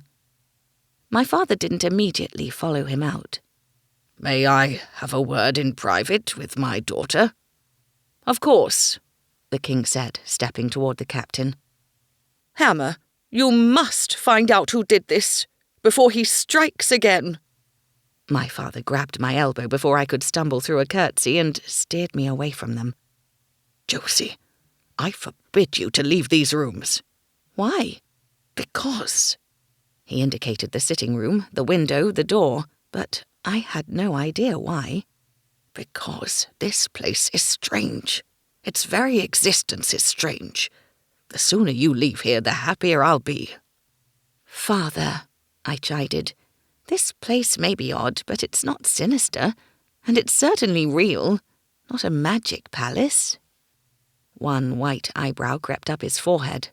It seems there is a poisoner within these walls. Is that sinister enough for you?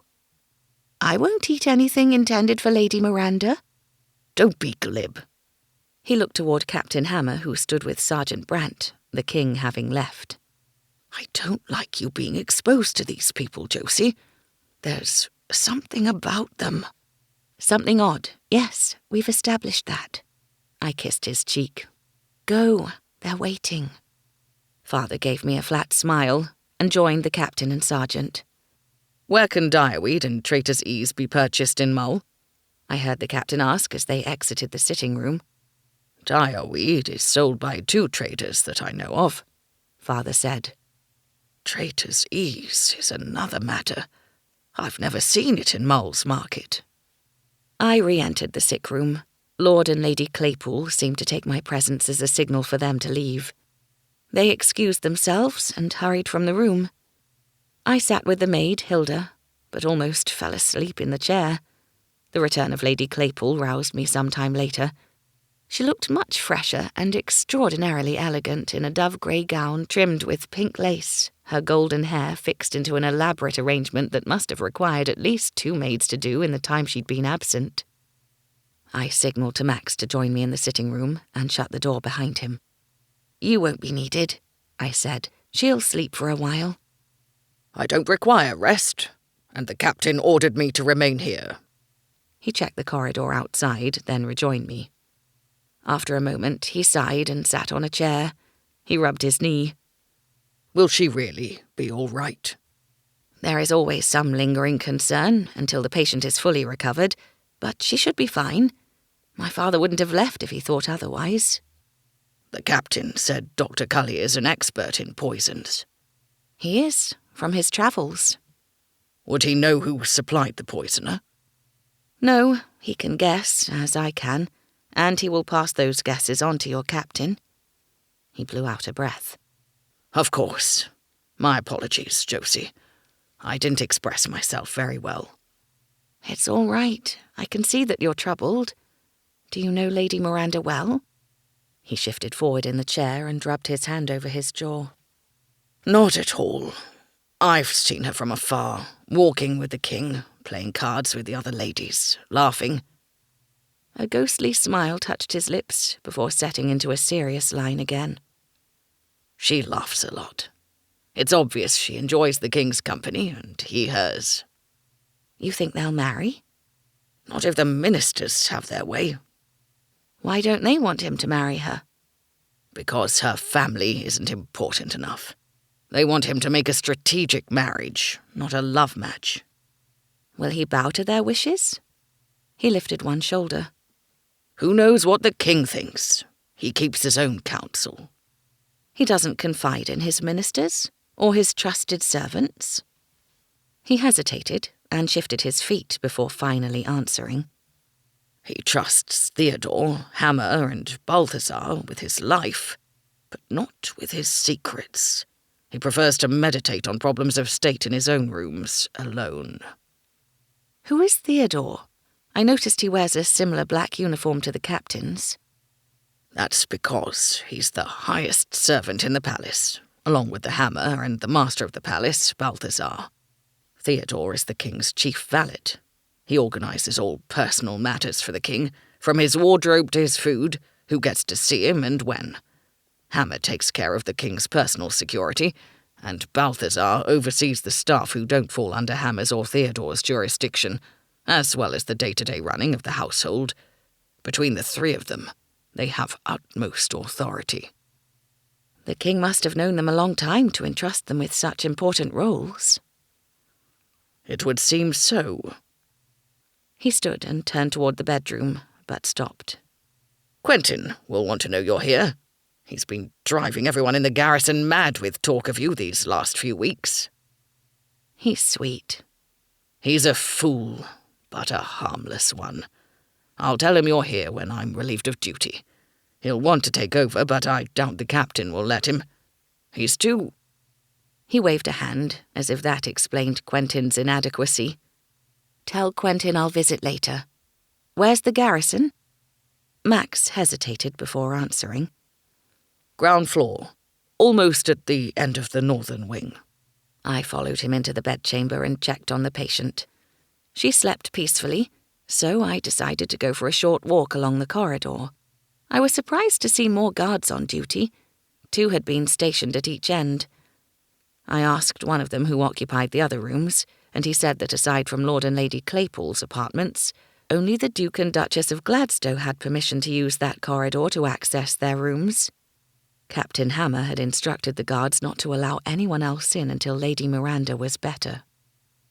I sat with the patient and checked her pulse on the hour, simply to keep her mother and maid happy. I could tell by looking at Lady Miranda that she was better. She wasn't quite so pale anymore, and she slept peacefully. The maid left to have her supper and brought some bread and cheese back for me. She whispered something in Lady Claypool's ear, then her ladyship rose and left. I ate in the sitting room. By the time I'd finished, Lady Claypool returned. She smiled warmly at me and entered her daughter's bedchamber.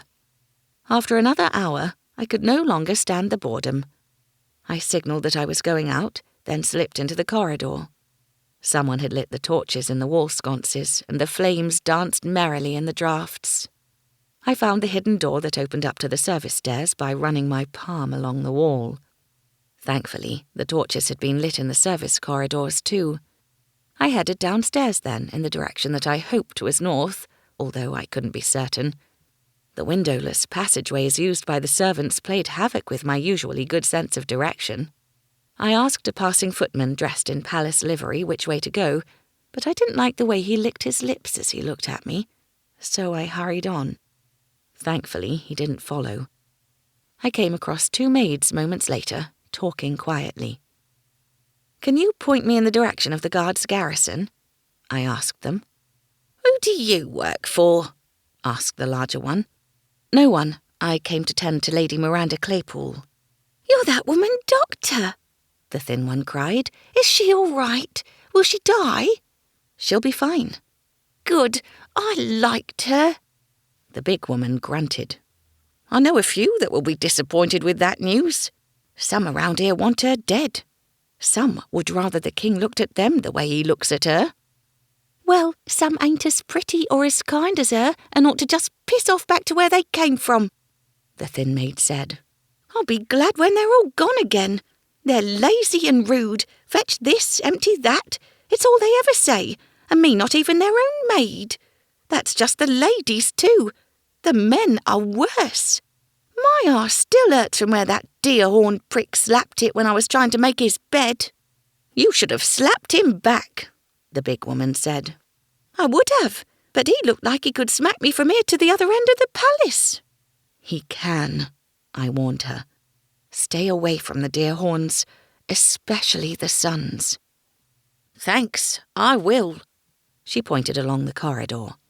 "Take this all the way. Turn right, then left, then right again. Go down the steps, through the arched doorway." "The second one," the thin maid said. "No, the 3rd. Then it's right, right again and left." "Why?" she asked with a crooked grin. "Who are you meeting there?" "Quentin. And it's not like that." Both women chuckled. "We believe you," the bigger woman said. "If it were the captain, I'd have my suspicions." "He has a lot of lovers?" I dared ask. "Don't know. I meant you ain't the first one who's tried to find her way to his room in the night. Problem is, his chambers are next to the king's. It's impossible to sneak in without a dozen servants seeing." "You tried, eh?" The thin woman chuckled and nudged her companion in the ribs with her elbow. I continued on my way, but became hopelessly lost when the corridor darkened. The torches in this part were not lit. I was surrounded by cool stone walls, a flagstone floor, and wooden ceiling that creaked as someone walked above me. That's it. I'd forgotten to go down the steps. I was about to retreat when I heard someone speaking. "How did he know, Hammer?" the man asked. "How did he know women aren't allowed into the medical college in... where is it again?" Logios. I recognized Captain Hammer's voice, drifting to me from along the corridor. He was still far enough away, however, that I couldn't see him. It's an old city in Dreen, where all the colleges are located, and the libraries. Perhaps he read about it. There's a book on the history of the Fist Peninsula in the palace library. More than one, in fact. Why would the king need to read up on Logios? Everyone on the Fist knew of the colleges and how they didn't allow women. I could believe that these men, who may not be native to the peninsula, would need to read a historical text on the area to know such a thing, but it struck me as odd that they thought their king in the same boat. He doesn't read books. I know that for a fact. I now recognized the voice as belonging to Theodore, the king's valet. He's worried the poisoner meant to target him and not the Lady Miranda. Can you reassure him? Not yet. The voices became more distant, and I realized they weren't coming toward me after all. I went in search of them.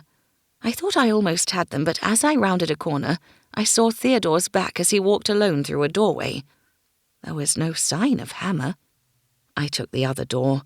A faint keening echoed along the narrow space. I couldn't tell if it was human or animal, but it was certainly disturbing. My heart raced, and every part of me wanted to turn back. But I was a healer, and that sound could have come from an injured or ill person. It was my duty to check. Besides, Captain Hammer must be up ahead, and he was no danger. I crept along the dark corridor, feeling my way with a hand pressed against the stone. The keening sounded again. At first it seemed as if it was all around me, but as it faded, I could tell that it came from ahead. I sucked in a deep breath in the hope it would calm my rapidly beating heart, then pushed on. Soon the pitch dark lightened to a dull grey, and finally the flames of a lit torch banished the darkness to the shadowy edges on either side of a closed door. A padlock as big as my hand hung from the bolt. It was open. Beyond the door, wood scraped and a metal chain clanked, but the keening had stopped. There were no other sounds. The silence closed in, as thick as a winter fog. I reached out, but the handle turned. My heart leapt into my throat. I don't know why, but I ran off back up the corridor. I got as far as the corner when someone grabbed me from behind. I tried to scream, but a hand slapped over my mouth. A strong arm wrapped around my waist and pulled me back against a solid chest. "You shouldn't be here, Josie," Captain Hammer said in a low voice that stretched my nerves to breaking point. "You shouldn't be anywhere near here." Chapter 4. Captain Hammer's breath brushed my hair, and his whisper echoed through my body. "Don't scream. I'm going to let you go now." His hands moved away from my mouth, my waist, and his body no longer warmed my back. I shivered. "Are you lost?" he asked. I nodded. It was all I could manage. My voice could not yet be trusted to remain steady. "Follow me." He strode off without looking back. I picked up my skirts and followed. By the time we reached a brightly lit corridor, my heart had stopped racing. Who was in that room? "No one." I heard something. He rounded on me. "What did you hear?" A sort of wail. "Probably just the wind. The drafts in this part of the palace could sail a ship." He took off again, and I realized we were heading back the way I'd come. "I was trying to find the garrison," I said. "Can you direct me? Usually I'm very good at following directions, but the maid's instructions were complicated." "You've spoken to palace servants?" "Yes. Why? Am I not allowed?" He turned left into another corridor. "The garrison is this way. Why do you want to go there?" "Max said Quentin has been asking about me." "Persistently." He sounded annoyed. I smiled at his back, then, as the corridor widened, moved up alongside him. He didn't break stride. "So what is in that room?" "Nothing that concerns you. Any other questions, Miss Cully?" "Call me Josie, and I have a million questions," I muttered. He turned to look at me. "This is why your father didn't want you to stay, isn't it? because he knew you'd sneak around the palace and find trouble. First of all, I'm not sneaking. I was looking for the garrison. Secondly, have I found trouble? That depends. On what? On whether Lady Miranda dies in your absence. I slowed, but he kept walking. He was utterly serious. She's out of danger, I said, catching up. She won't die now unless the poisoner gets to her again. But Max is there to stop him. Or her. Are you sure she's out of danger? I know you'd prefer to have my father's reassurance, but I do know when someone is on their deathbed or not. I believe you. I blinked at him, but refrained from asking if he really did believe me or was just saying so. I had a feeling Captain Hammer wasn't a man who said one thing when he meant another. He pushed open a door, and the sounds of quiet chatter welcomed me into the large room beyond. 10 men dressed in palace guards uniforms sat in chairs, some positioned at the long central table, others near the fireplace. As with the service corridors, the walls weren't plastered, painted or carved like Lady Miranda's apartments. It was as bare as a crypt. "Josie!" Quentin set down the boots he'd been polishing and sprang up. He went to embrace me, then thought better of it, and patted my shoulders instead. He couldn't stop grinning. "I'm so glad to see you. So glad. Come, sit down. You must be exhausted." "Not at all. There's nothing to do except watch Lady Miranda sleep." "Lucky you." The captain ordered some of the men to relieve Max and the other guards. They plucked off belts hanging from hooks by the door, each one with a sheathed sword attached, and filed out. Quentin pulled his chair around and directed me to sit. I did, somewhat self-consciously.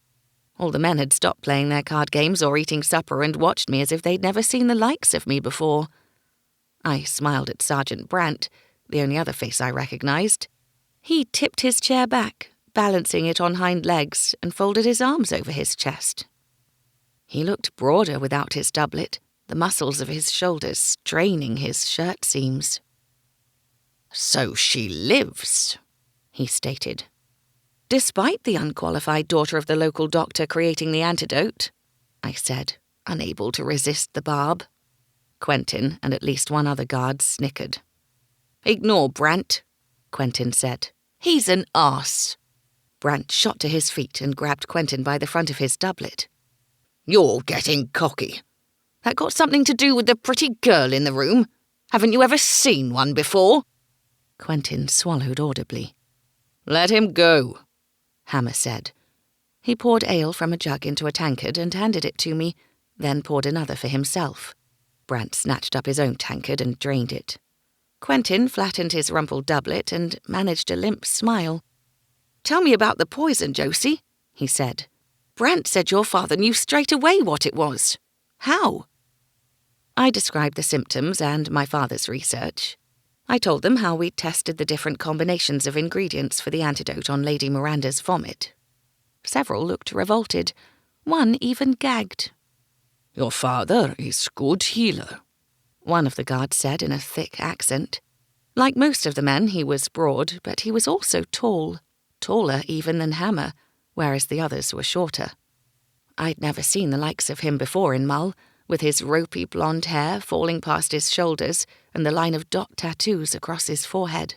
I may never have seen a man from the margin, but the hair and tattoos were a giveaway. Despite Glancier butting up against the southeastern edge of the margin, it was rare for anyone from either side to cross the border. The margin folk believed strongly in family tribes staying together. So why had this man left his home? And how had he come to work at the palace? When he flashed me a grin, I realized I'd stared too long and looked away. "That's Eric," Quentin said. "He's not as frightening as he looks." "His looks don't scare me," I said. "I'm intrigued, that's all." Eric arched a brow. "Intrigued? What word is this?" "It means curious, interested, but not scared." "Then you are not like the others." At my questioning look, Hammer added, "The visiting servants and nobles take one look at him and change direction to avoid him." "We're not used to margin folk here," I said. The palace servants aren't afraid of you? No, Eric said. Are you healer too, Josie? Like your father? Yes, and no. She hasn't studied medicine, Brant told him. Women aren't allowed to go to the colleges, Hammer clarified. No? Eric's brow wrinkled with his frown, drawing the dot tattoos together. Why? The guards all look to me, even Hammer. Because it's just the way it is and has always been, I said lamely. A lecture on the unfairness of a patriarchal society seemed out of place amidst all these men. Still, their ignorance was somewhat refreshing. Part of me wished they'd never learned of the college's rules. "What's the medical college like?" Quentin asked. "Can anyone apply? Do you have to be a certain age?" "Any man over the age of 18 can apply. Any man from the Fist Peninsula, that is," I added, watching him closely. "Does the applicant have to prove he's from the Fist?" "A letter of introduction from his village's sheriff or the local lord will suffice." Quentin slouched into his chair. Bollocks! Thinking of a career change? Brant asked. Not any more, Quentin muttered. You've got to find something else to do. You're the worst guard I've ever seen. How many you seen? Eric asked. He's the worst guard here, Brant clarified. By far. He can't ride a horse, and he looks like he'll faint whenever he gets hit in the training yard, which is all the time. Him being a guard, it doesn't make sense. You think any of this makes sense? Quentin shot back. Enough, Hammer snapped. Brant glowered at his captain, then rested his folded arms on the table. He leaned forward and muttered something under his breath that I couldn't hear. How much longer will Lady Miranda have to remain in bed? Quentin asked. A few days, I said. Will there be any lasting effects? Scarring? Disfigurement? It's a poison, not a disease or injury. She'll look as she always did. Beautiful, Quentin smiled. The king will be pleased that she won't lose her looks. A pretty face does not make a good woman, Eric said. Brant snickered, revealing a missing top tooth that I hadn't noticed before. Spoken like an ugly man who can't get a beautiful woman. Beautiful women come to me many times. Them that do not fear me. Eric grabbed the bread and tore off a chunk. Big is best, they say. They say that before they've seen your pizzle stick. Enough! The captain roared. Josie isn't interested in hearing you two lugs voice your ignorant opinions. Aye, Quentin chimed in. She's far too clever for the likes of either of you, so stop beating your chests and showing off in front of her. Showing off? To her? Brant looked at me and laughed. At least Eric blushed, saving me from complete humiliation. Quentin offered me some cheese from the board, but I refused. More ale? He asked. Are you cold? It may be summer, but it's often cold in this room. We're used to it and haven't bothered with a fire tonight, but I can make a small one if you like. I'm fine, thank you, I said. Mare do, Quentin. You're worse than a puppy, Brant muttered. Thank you, Brant. I always knew you thought of me as adorable. Everyone except Brant chuckled. Shut up, you annoying little turd. Hammer sighed and appealed to the ceiling. I wondered if it was always like this. The door opened and Max entered with 5 other guards. He greeted me with a lift of his chin. You found it then? I thought you might get lost. I did. The newcomers helped themselves to ale and food, then took up seats around the room. Find out anything today, Hammer? Max asked. No, the captain said. It's most likely Treachery was sold off-market to the poisoner, as Dr. Cully thinks.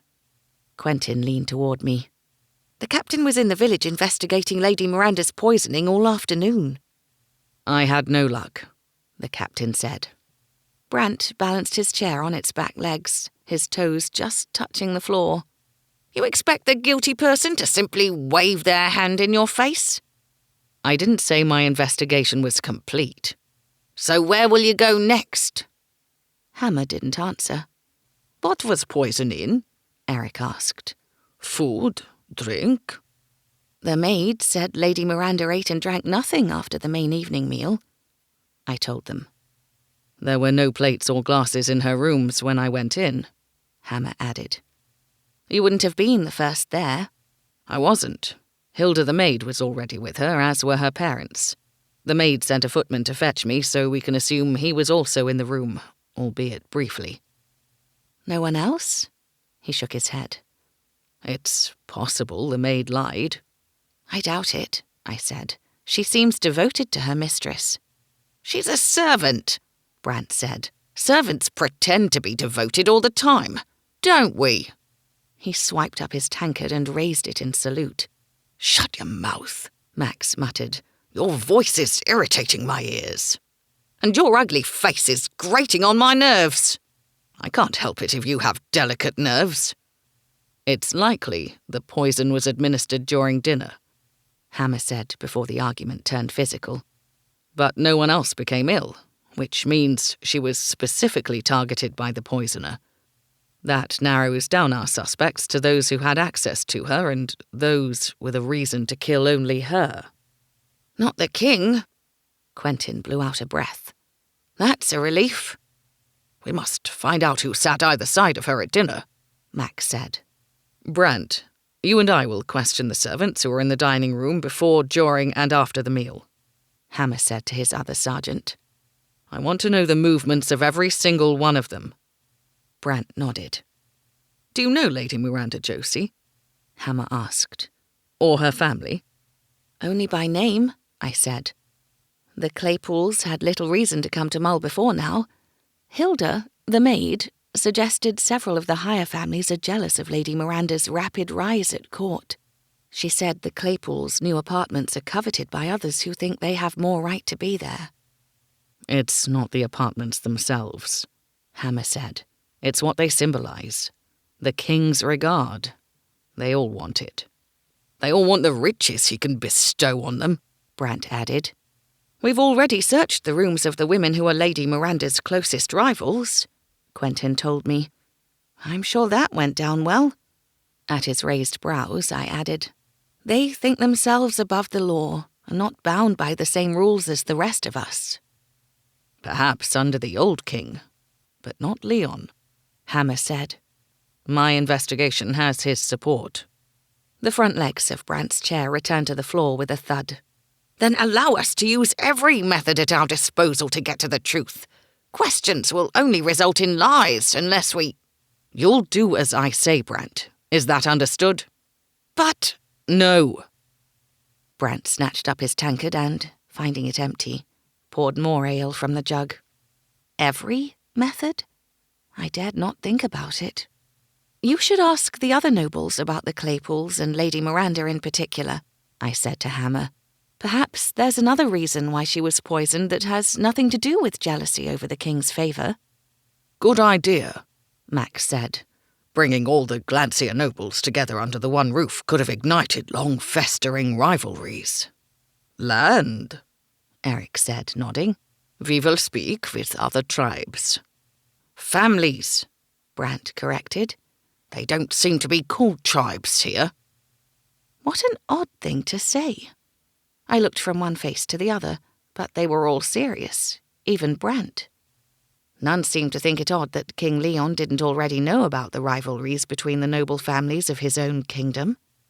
"The king ought to be aware of any land disputes," I said. No one met my gaze, not a single one.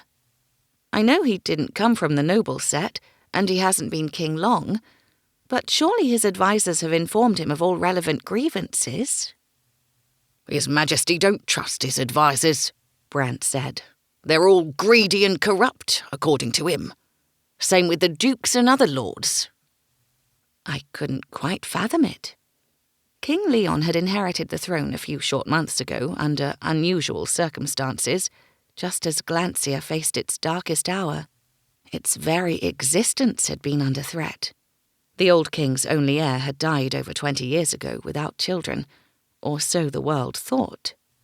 Days before his own death, old King Alain declared his grandson had been found. The thing was, no one knew there was a search for him, and many had initially suspected Leon tricked King Alain until they heard the full story, the story that banished all doubts from the minds of Glancier's ministers and lords. Leon's father, King Alain's son, had visited Friedland and fallen in love years ago. The couple had married in secret because the son was afraid it would make Alain angry if he knew he'd married a commoner, and a Friedlandian at that. It was true, of course. Not only would King Alain have been furious, but the nobles and ministers too, and the marriage would have been annulled. Leon claimed his father loved his mother and wouldn't wish to disown her, particularly after learning she was with child. Sadly, King Alain's son died, and so Leon grew up in poverty, not knowing he was of royal Glancian blood. Alain's son, however, had written a document before his death, naming his wife and child. He'd entrusted the document to the high priest in Tilting, instructing it to be read in the event of his death. Unfortunately for Leon and his mother, that had not happened. The high priest forgot about the document. It became lost among the High Temple's records for years, until another priest stumbled upon it. Realizing the importance of the document at a time when King Alain lay dying and the vital king was circling, Leon was found and acknowledged. King Alain was said to be delighted to foil the plans of his greedy distant cousin, King Philip of Vital, who wanted to fold Glancier into Vital, as well as put the Glancian nobles back in their place before any of them got ideas of taking the crown for themselves. With his succession secured, King Alain died only days after meeting his grandson for the first time. Despite this legitimization by the old king himself, rumors still swirled through the cities, villages, and farms. The tale of Leon's rise to power was so unlikely, so fantastic, that whispers of magic passed between friends and neighbors. The whispers increased when the palace was built in mere weeks, without a single builder seen coming or going. Is that why King Leon won't listen to his ministers when it comes to taking a wife from one of the other kingdoms?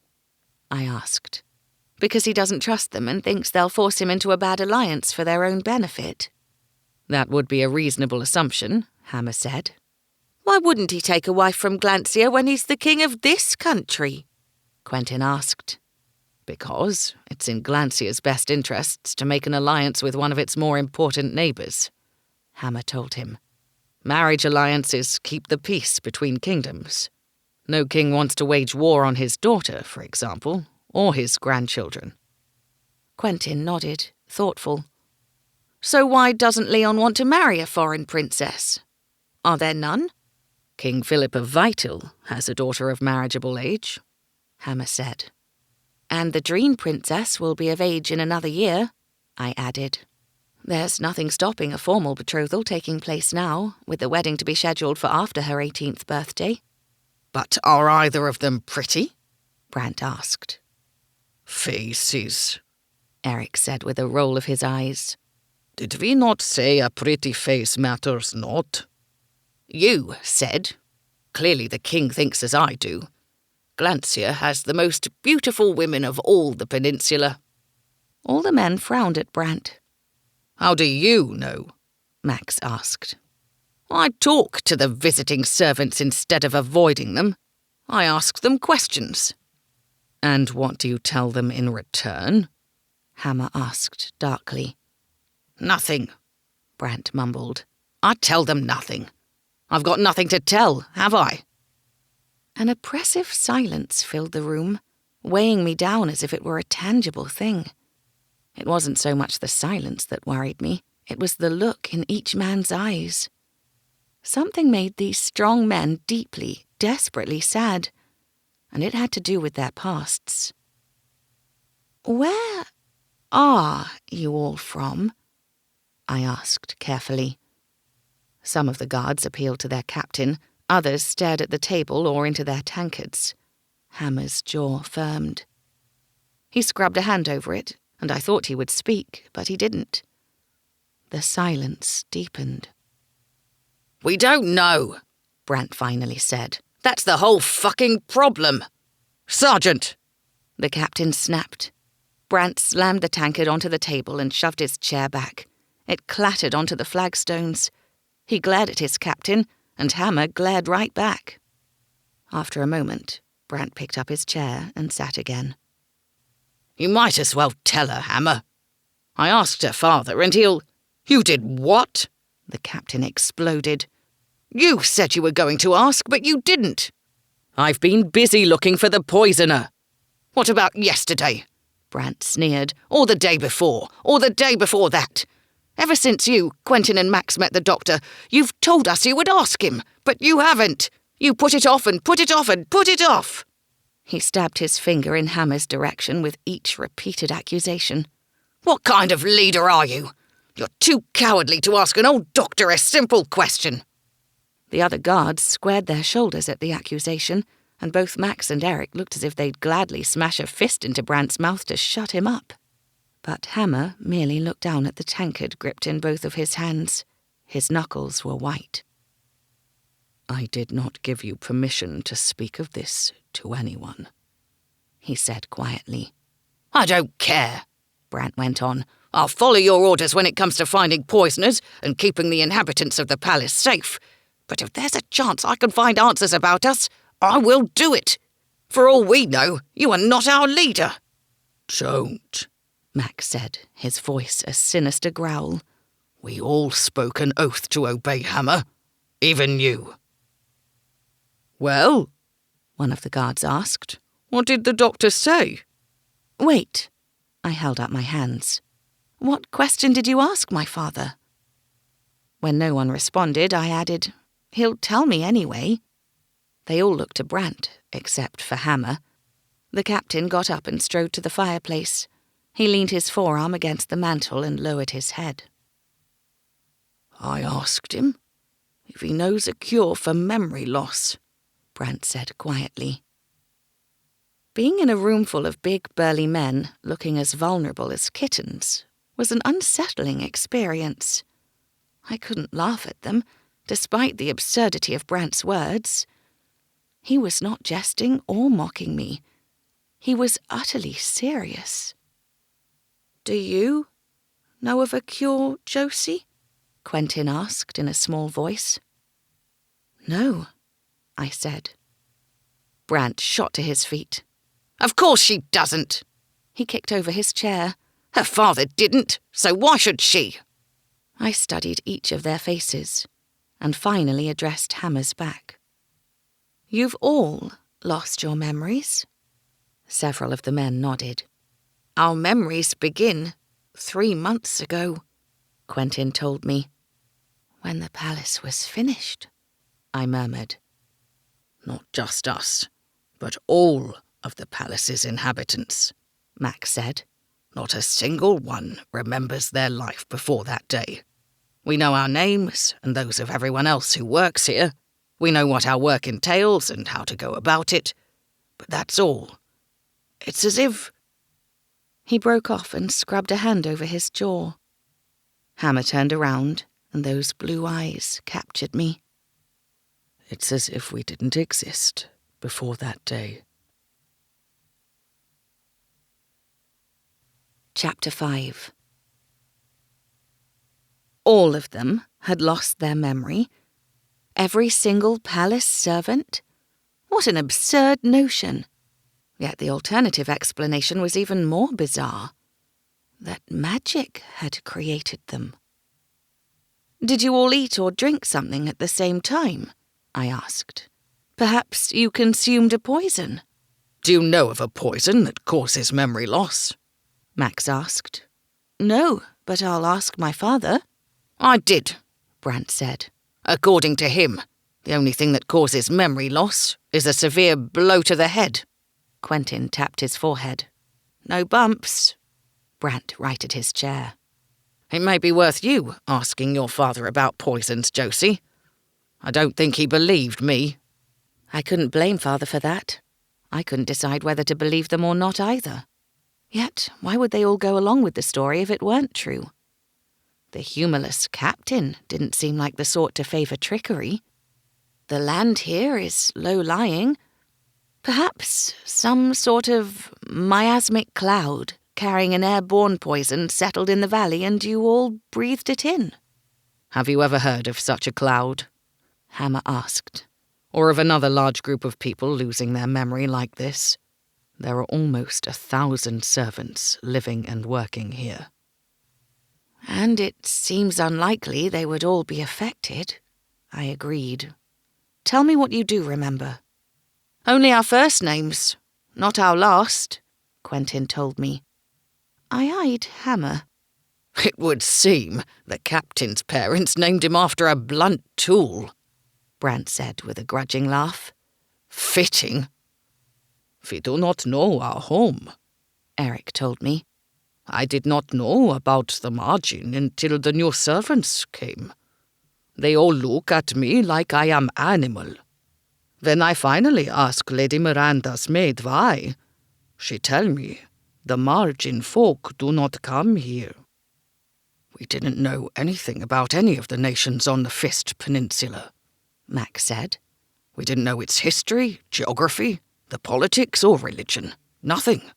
We are as ignorant as small children. That must have been unnerving, I said. That is an understatement. The captain and Theodore read in the library most nights, Quentin said. They reported back what they learnt to us. Do you know, Josie, the day we met you on the hill was the first time I'd seen anyone from outside the palace. I thought you the most beautiful woman I'd ever seen. Most of the maids are not as tall or elegant. Height and fair hair are Glancean traits, I told him. But not all Glancean women are as pretty as you. He blushed and looked away, missing my smile. You don't have a chance with her, Brant sneered, showing the gap from his missing tooth to full effect. Ordinarily, I would have bitten back at him, but I didn't have the heart for it. Brant was as worried as any of these men. His bitterness was understandable. The margin folk don't speak our language, I said to Eric. Do you remember your native tongue? He nodded.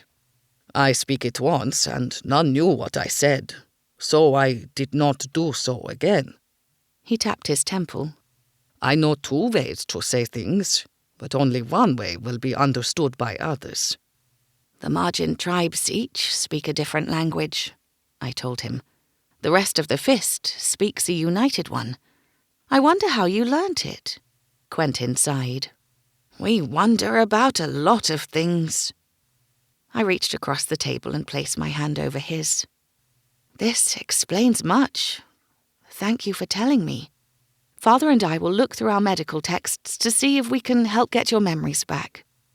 I cannot promise to cure you, but I will not rest until I've exhausted all avenues.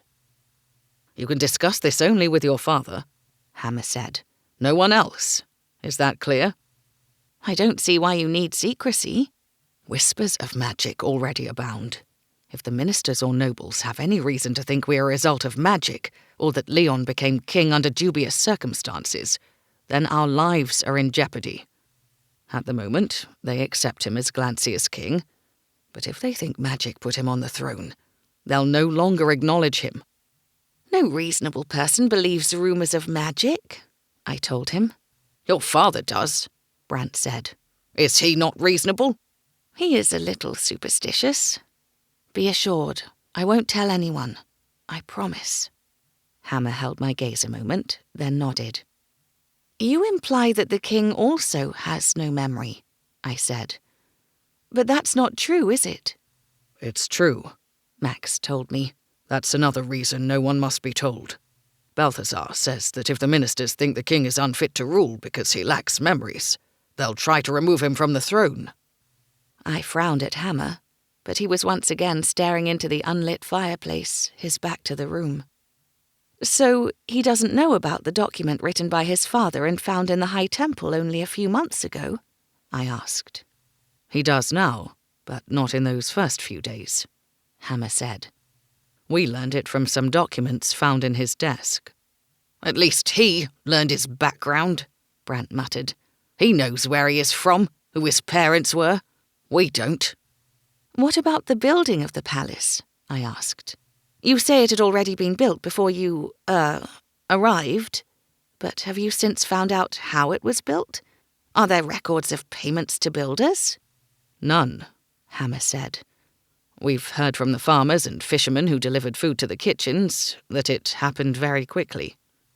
And that no builders were seen coming or going, I added. What measures have you already taken to learn what happened to you? None, Brant bit off. Research in the palace library, Max countered. What else can we do? Quentin asked with a shrug. We can leave, Brant said. Hammer turned around. And go where? We don't know where we're from. We don't know if we have families. This is the only home we have. At least here we are not alone. We have to do something, Brant snapped. I hate sitting here and doing nothing. We won't do nothing forever. But for now, we have a poisoner in the palace. We have to find out who it is. Brant threw his hands in the air. Why? What's the point? Why should we care? Hammer stalked across the room and slammed his hand on the table near Brant. I jumped, but the sergeant did not. Because the day I woke up, I knew 3 things, Hammer said. My name, your names, and my purpose. And that purpose is to serve as captain of the palace guards. I have a feeling that's significant. They fell silent, and even Brant seemed to agree with him, albeit grudgingly. I should return to Lady Miranda, I said, rising. Will you escort me, Captain? I don't want to lose my way again. Quentin jumped up. I'll do it. No. The captain's quelling glare forced the lad back onto his chair. Hammer strode to the door and held it open for me to go on ahead. Thank you, Hammer, I said, passing him. I prefer you call me Captain. I blinked after him as he strode off. But all the men call you Hammer when off duty in the garrison. You are not one of my men. He waited for me by one of the torches. The flames cast patterns of shadow and light over his face that made it impossible to read his expression. Very well, I'll call you Captain. I regretted my snippy tone as soon as I heard it. Of course he wouldn't allow me the same familiarity that he allowed his men. Perhaps in time, however. Hammer is an unusual first name, and it doesn't seem to suit you. His mouth softened. Perhaps it's normal, where I am from.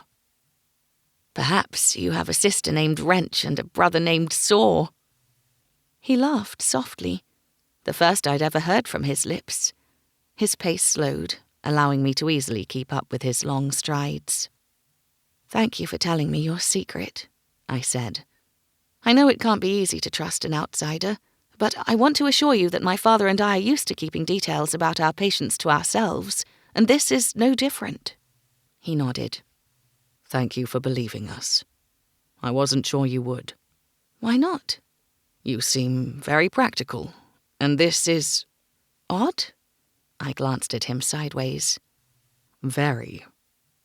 I smiled, a little relieved that he was talking to me with ease. You may find your secret gets out, I told him. The palace servants may talk to the visiting ones about their memory loss. They have been warned not to. They know the consequences of going against my orders. Consequences? My step faltered, and he caught my hand to steady me. His thumb stroked my knuckles, and his gaze fell to my mouth. Be careful, he said. If I send you home to your father with scraped knees, he'll never allow you to return to the palace. True, I said in a small voice. I didn't know if I was attracted to him or afraid of him. I did know that I felt very aware of him, of his heat and size, the sense of horse and leather mixed with his masculine one, and the calloused hand that still held mine. You do want to come again, don't you, Josie? To see that Lady Miranda fully recovers? And to talk to me? Talk? I can only learn so much from books. Of course. He meant that kind of talk. I withdrew my hand, relieved that the spell he'd cast over me broke instantly. My father's warning rang in my ears. Be careful of these people. We knew nothing about them. If they could be believed, they knew nothing about themselves. I drew in a deep breath and chased the threads of our conversation until I found a safer place to resume it. You didn't answer me in there when I asked if the king had also lost his memory. He set off along the corridor again, his strides purposeful. Max answered you. I picked up my skirts and hurried after him. Perhaps Max doesn't know the truth. And you do. By all means, enlighten me, because I am sick of being in the dark. His biting retort came as a shock after the gentleness of his hand caressing mine. A sensible woman would back down and walk meekly alongside him, but I wasn't always sensible, and I certainly wasn't meek. I want to hear the answer from your lips, Captain. Has the king lost his memory too? He assures me that he has. That's not the same thing. You're accusing your king of lying? That could be treason, although I'd have to look it up in the legal texts to be sure, he said bitterly. Stop being contrary. I'm only trying to help. Thank you, but I doubt you can. I overheard you and Theodore discussing the king knowing things that he should not if he'd lost his memory too. His strides lengthened even more, and I had to quicken mine. I don't understand you, Captain. You seem to want to confide in me, then suddenly you don't. You seem to be willing to trust me, then you don't give me proper answers when I ask a simple question. Haven't you heard? I'm an enigmatic mystery. We all are. You're not funny either. He continued on, and I trailed after him, feeling foolish and lost. I couldn't even find my way through the palace, let alone give medical advice for his memory loss. I didn't want to argue with him either. I wanted him to trust me and confide in me so I could help him. Help them all. We moved into the more populated part of the palace and past maids and footmen carrying trays, some empty, some with sweetmeats, cake or wine for their masters or mistresses. Those wearing palace uniforms quickly stepped out of the captain's way. The visiting servants paid us no mind. We emerged from the dark service stairwell into the bright ducal corridor that housed the Claypools and Gladstows. The guards stood to attention, then relaxed a little when they recognized Hammer. He spoke quietly to them, and I went on ahead to Lady Miranda's sitting room. Hilda lay asleep on the sofa, her mouth open. Lady Claypool sat in a chair by her daughter's bed, her eyes closed. I leaned over the patient and listened to her breathing.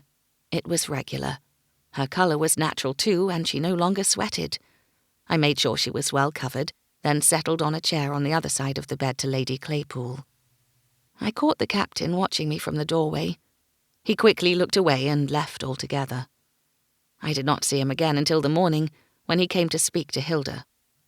He silently beckoned her into the sitting room, then closed the door. A few moments later, I heard her high-pitched voice. Lady Miranda's eyelids fluttered. I rose and joined the captain and Hilda. "Shh," I hissed. "Please whisper, or leave altogether." Hilda buried her fists in her apron at her lap. "I'm sorry. I'm so sorry." Tears pooled in her eyes, and she glanced past me to the closed bedroom door. What had Hammer said to her? He stood by Hilda, his hands at his back, looking fierce and forbidding. It wasn't a good way to get answers from a timid maid. "A moment outside, please, Captain." I stepped past him into the corridor without waiting for his answer. "Is Lady Miranda all right?" he whispered, closing the door behind us. I nodded. "Are you questioning Hilda about the night of the poisoning?"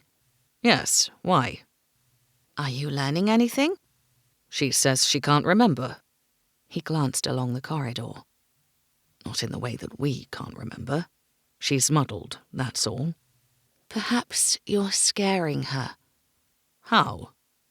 "By being stern and grim." He arched a brow. "Grim?" "May I suggest a softer approach with the maids? You need to make them feel comfortable, unthreatened." "How?" I sighed.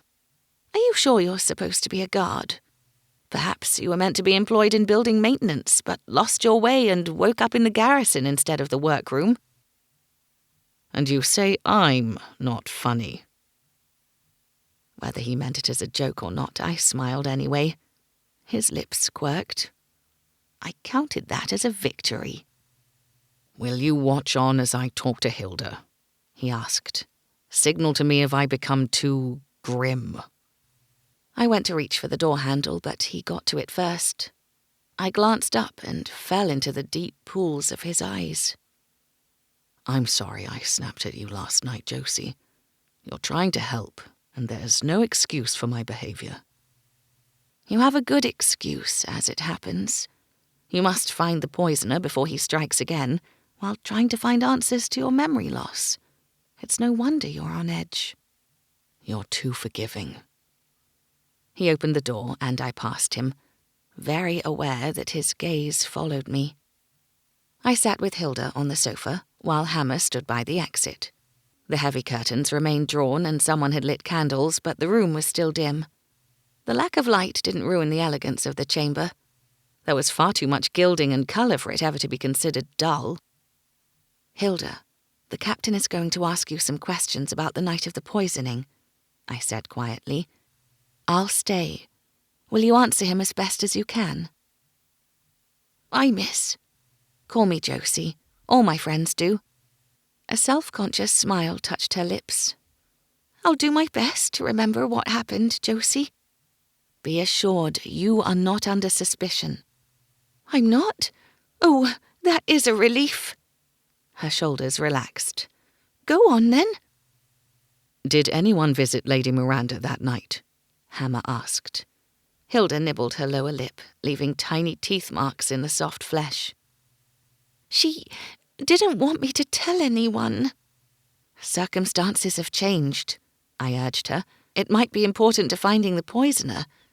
Who visited her?" "The king. He came after dinner, but my lady didn't let him in. She's not like that." Did he give her anything? "Not then, but later, a vase of flowers arrived for her." She nodded at the red and pink arrangement in the large white vase. "The note that came with him said he wanted to apologise for his poor manners and for assuming." Did Lady Miranda smell them? Hammer asked. "Aye? Why?" Did you smell them? "Aye?" She gasped. "You think they were poisoned?" You didn't fall ill, so they weren't. Was anything else delivered to her rooms? She shook her head. Did anyone else come to her rooms?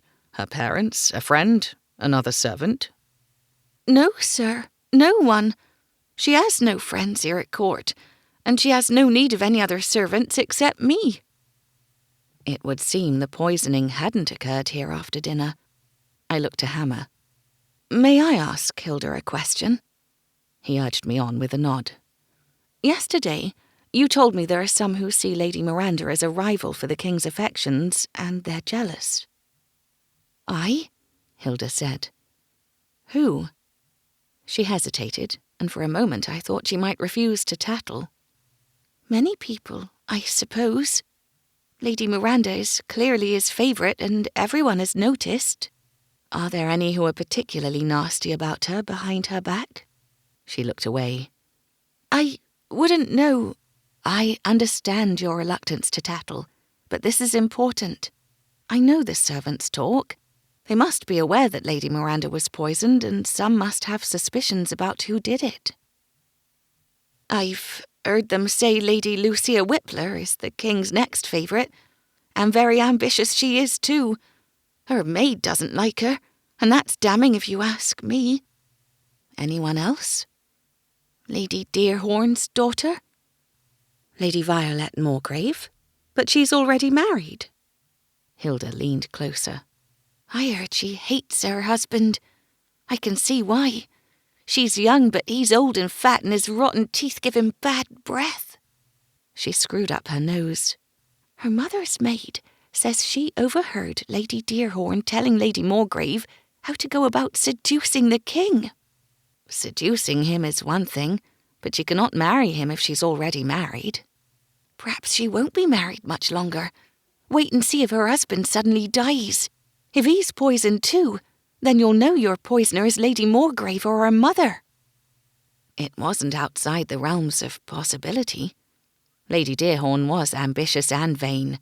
The only thing she would love more than her daughter being the king's mistress would be for her to become queen. She'd think nothing of a little murder to reach such heights.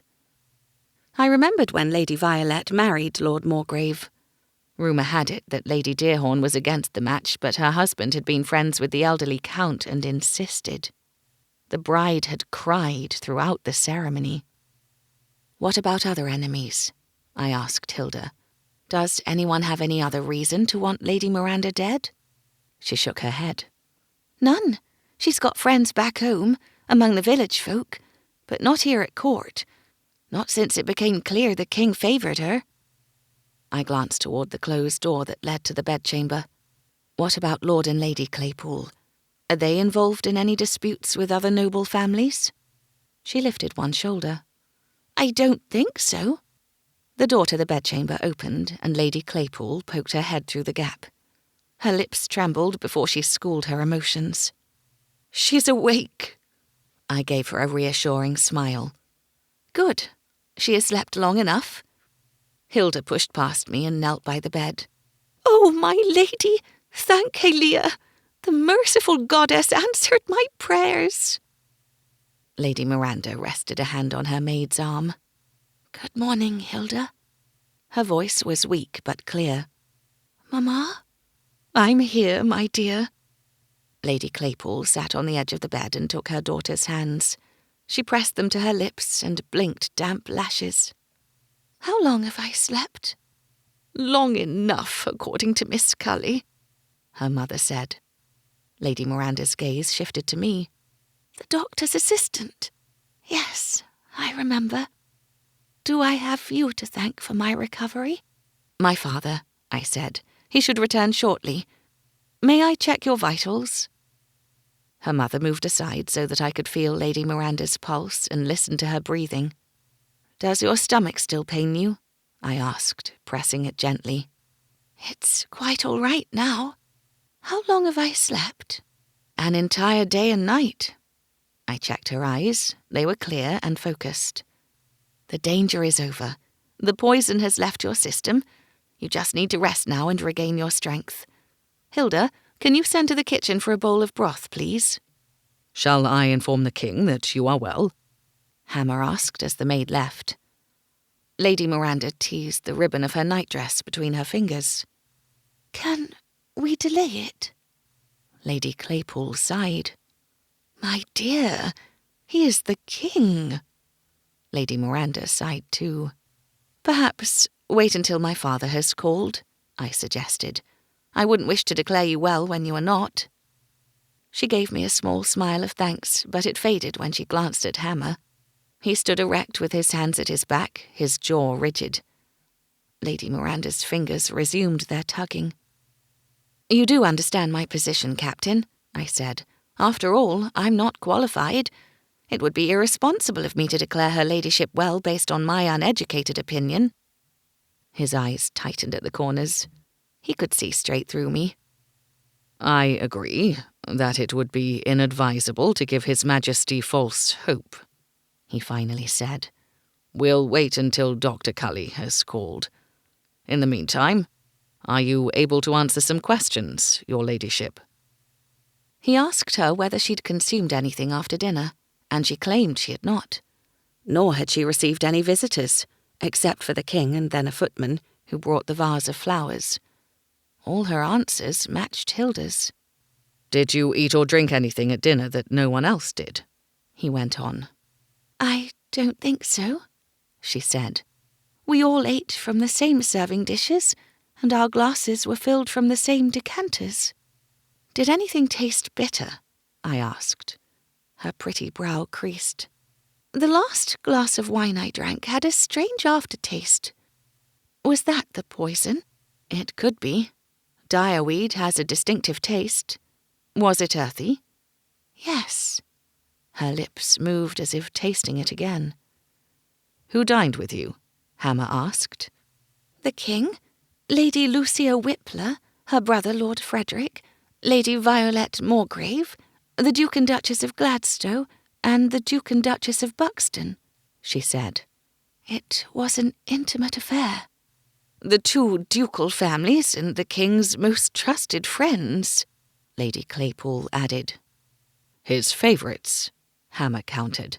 "The king doesn't trust easily and considers no one his friend. Did any of them handle your food or wine glass, Lady Miranda?" She blinked slowly. "I don't know. They could have, when I left the room briefly.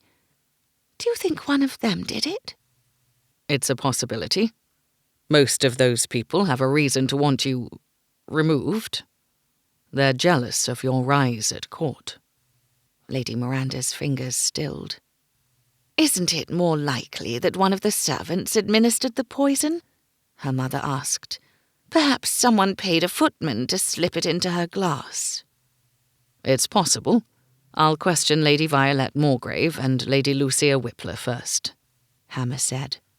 "Tread carefully, Captain," Lady Claypool said. "Those ladies' families are manipulative. If they feel threatened, they'll go to the king. He will not like his friends to be accused of murder." "I'll be subtle." I bit back my smile, but he saw it. He shifted his stance. "What about the Duke and Duchess of Gladstow?" he asked. "What about them?" Lady Miranda said. Her mother looked down at her lap. "There are rumours of a feud between your two families that began many years ago," Hammer said. "Is there any substance to them?" "We hardly know the Gladstows," Lady Miranda said. "Indeed, I'd never met them before we moved into this part of the palace. I think your rumour-monger is trying to stir up trouble where there is none." "Lady Claypool?" "As my daughter said, we hardly know the Gladstows. I hadn't seen him in years, and I'd never met her before this week." Lady Claypool rose. "I must inform my husband of Miranda's recovery, if you don't mind. I think she requires some more rest." "And a bath," Lady Miranda declared with a wrinkle of her nose. Hilda returned as we exited the bedchamber. She carried a tray with a covered bowl and a small jug and cup. Hammer put up a hand to stop her. "The king has a taster," he told her. "He must be summoned." "One of the dogs was given some in the kitchens," Hilda said. "It didn't fall ill." "Even so, find the taster." "Aye, sir." I plucked off the bowl's lid and sniffed it. It smelled of game and red wine. I dipped my finger into the broth. "Josie, no!" I'd already licked my finger before Hammer finished protesting. "It tastes fine," I said. "Delicious, in fact. No earthy aftertaste." I poured a little of the water into the cup, but Hammer snatched it off the tray before I could. He scowled at me over the rim of the cup as he sniffed the contents. Then he sipped. "Well?" I asked as he set the cup down. "It's plain water." He directed Hilda to go through to the bedchamber. To me, he said, "You shouldn't have done that." He held the door open for me and nodded at the guards standing in the corridor. I heard Lady Miranda thank Hilda and ask her to send servants up with water to fill the bath. "The poisoner would be mad to strike now while you are on his tail and the palace staff are on heightened alert," I said, trying to keep up with Hammer as he strode along the corridor. "We can't be certain of that. Perhaps the poisoner is mad. Next time, wait for the taster." "That poor man. How did he become royal taster?" "I wish I knew." Hammer pushed open the hidden door to the service corridor and allowed me to walk ahead of him. "You're right, Josie. About me not being subtle, that is." I smiled. "I didn't say anything." "You didn't have to. I saw the laughter in your eyes." "I wouldn't dare laugh at you, Captain."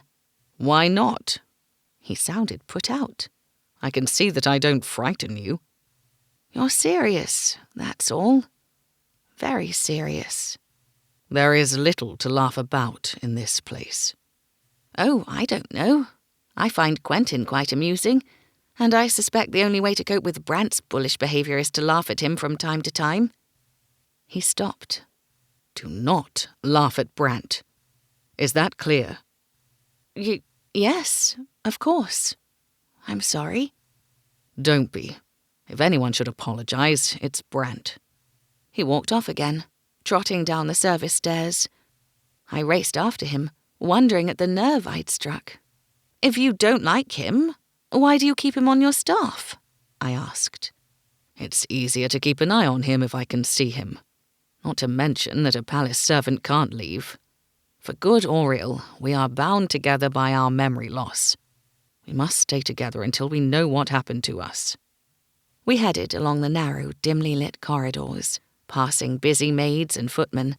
Outside, several servants stood in the breezeway between the buildings, chatting to one another in between performing their duties. Those servants belonging to the noble houses mingled, exchanging news and gossip about their employers, but the palace servants kept to themselves. We entered the square building. The smell of roasting meat overwhelmed all other scents, and despite the open doors, it felt warmer than the palace. No wonder the servants chose to remain outside when possible. 2 maids filled pails from the fountain in a central courtyard, chatting quietly as they did so, while other servants rushed back and forth, carrying out their tasks. A procession of servants rolled barrels across the courtyard, most likely heading to a cellar. We passed a long dining room and several other rooms whose function I could only guess at. Sewing and washing, perhaps? We headed downstairs to the kitchen basement, a vast space with whitewashed walls and a vaulted ceiling the height of the entire building. We paused inside the door where heat and noise swamped us. There must have been more than 100 staff at work at the tables or at one of the 2 yawning fireplaces. The young men turning the roasting handles looked no bigger than children as they stood behind screens that shielded them from the heat, somewhat unsuccessfully by the look of their sweating red faces. Through a door on the far side, I spotted another kitchen where the activity seemed just as chaotic. "Captain!" A stout, middle-aged man hailed Hammer from a long table where he stood looking over the shoulder of a woman kneading dough. "I've already spoken to Max and Brunt, so let me tell you what I told them. There was no poison in any dish that left my kitchen that night. My staff wouldn't dare." 2 women exchanged grim looks. "Who took up the food?" Hammer asked. "I don't know, do I?" "Emmanuel was senior server that night, sir," one of the women said. "Anton, Alexei, Paul and Victor were the underfootmen." "Where can I find Emmanuel?" "I don't know, sir." "My staff are not at your beck and call, Hammer," the cook said. "I didn't ask them to be. But let's be clear. Finding the poisoner must be everyone's priority, not just mine. Until he or she is brought to justice, every member of the palace household, from the highest visitor to the lowest servant, is under suspicion." The cook straightened, extending his protruding stomach further. "Are you threatening me and my staff, Captain?" "Informing you. The only person who should feel threatened is the one hiding something from me." He didn't speak loudly or through a clenched jaw. However, the captain managed to put steel into his words nevertheless. "Get those damned dogs out of here!" the cook suddenly shouted. A man dressed in an apron shooed 3 long-legged dogs out of the kitchen. Hammer and I followed them.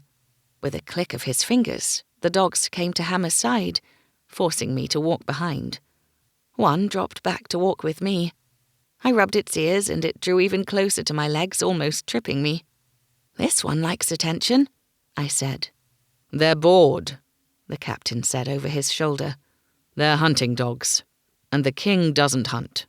"Why not?" "He's averse to bloodshed. He allows the Grand Huntsman and his staff to hunt only when it's necessary to supply the kitchens. It's not done for sport, something that the visiting lords are learning. They, like the dogs, are growing bored." "Bored lords are never a good thing." "So I am learning," he muttered. "In what way?" He took the stairs 2 at a time, but realized he was leaving me in his wake and slowed. "In a way that keeps me busy." "Sir," hissed a woman from behind us. It was the same kitchen maid who'd given us the names of the serving footmen. "Captain, a word, if you please." "Go ahead," Hammer said. The maid glanced over her shoulder, then climbed the steps. She was a solid woman, albeit short, with a masculine jaw that caved in on her left side thanks to a lack of teeth. "I don't think any of our lads poisoned her. I know them all, and they're good men." "Good men can be bought," Hammer said. She shook her head. Not when it's more important to them to find out why they're here. She glanced at me. And to get back what they lost. They wouldn't risk it, sir. Not them. The captain nodded. There's more. Another glance at me. Miss Cully can be trusted, Hammer said. The maid didn't look too pleased, but she didn't insist on speaking to him in private. Lady Lucia Whippler and Lord Frederick Whippler dined with Lady Miranda that night. And? That means they're suspects, doesn't it? Everyone is a suspect. Her gaze turned flinty. Not to me. They're suspects, I told her since Hammer didn't answer. Why? I overheard one of the Whippler maids telling a footman from another house something about her young mistress and master. Something I think you should know. Something that might make you see them in a different way. The maid stepped up another step. Hammer moved down to stand beside me. She said Lady Lucia and her brother Lord Frederick are lovers. Chapter 6. Incest. The kitchen maid licked her lips and her eyes flared. What say you to that, Captain? Did you overhear anything else? Hammer asked. Lady Lucia's maid also says Lord Frederick gets jealous of any man that takes an interest in his sister. Such as the king? Aye, they even argued about it. Lord Frederick didn't like her flirting with him. He went into a jealous rage. Hammer stiffened. Did he hurt her? She calmed him down. The woman chuckled, revealing the bare gums on the left side of her mouth. You can probably guess how, eh? Thank you for the information, Hammer said. Let me know if you hear anything further. She returned downstairs while we continued up. Hammer left a message at a small office with the senior footman to send the men who'd served dinner to him when they were free. Then we headed out of the commons and back toward the service entrance of the palace. The dogs had run off and were nowhere to be seen. What do you think of the information about Lord Frederick and Lady Lucia? I asked him. Interesting. Is that all? It's rather shocking. When I caught him watching me, I added, Incest is not normal or accepted in Glancia, if that's what you're wondering. The fact is, it exonerates Lord Frederick rather than condemns him. He'd want to encourage Lady Miranda in her pursuit of the king, not get rid of her to make way for his sister. True. Perhaps that's what we need to do. Eliminate one diner at a time. And how do you propose I do that? With my help, of course, and that of the palace servants. He frowned. Go on. We need to listen to more gossip. Gossip has already taught us something about the Whipplers, so now we need to find out what we can about the others. It may help us create a broader picture of our suspects. Our suspects? Let's discuss the plan in the garrison. We didn't reach the garrison. A footman stopped us on the stairs and informed us that my father was with Lady Miranda. We changed course and headed to her rooms instead. Lady Miranda's apartments were rather crowded. The king had learned of her recovery despite her hope for some time to herself first, and he waited in the sitting room along with the Claypools, Theodore, a guard, and Hilda. I bobbed an awkward curtsy for the king, who watched with an amused gleam in his eyes. He seemed in good spirits. Dr. Cully asked you to go through when you arrived, Josie, Hilda said. I knocked lightly on the bedchamber door, then entered. My father stood by the bed, packing away his instruments. Lady Miranda sat propped up against the pillows, looking fresher after her bath. She was extremely beautiful, with her long golden hair, dark lashes framing large eyes, and unblemished skin. She had the sort of ethereal beauty that sensitive men wrote poems in honour of, and masculine men fought over. I couldn't stop staring. She greeted me with a smile. Here she is, she said to my father. I knew she wouldn't be far. She's looked after me so well while I've been ill. I'm so grateful to her, and to you for allowing her to stay with me, Doctor.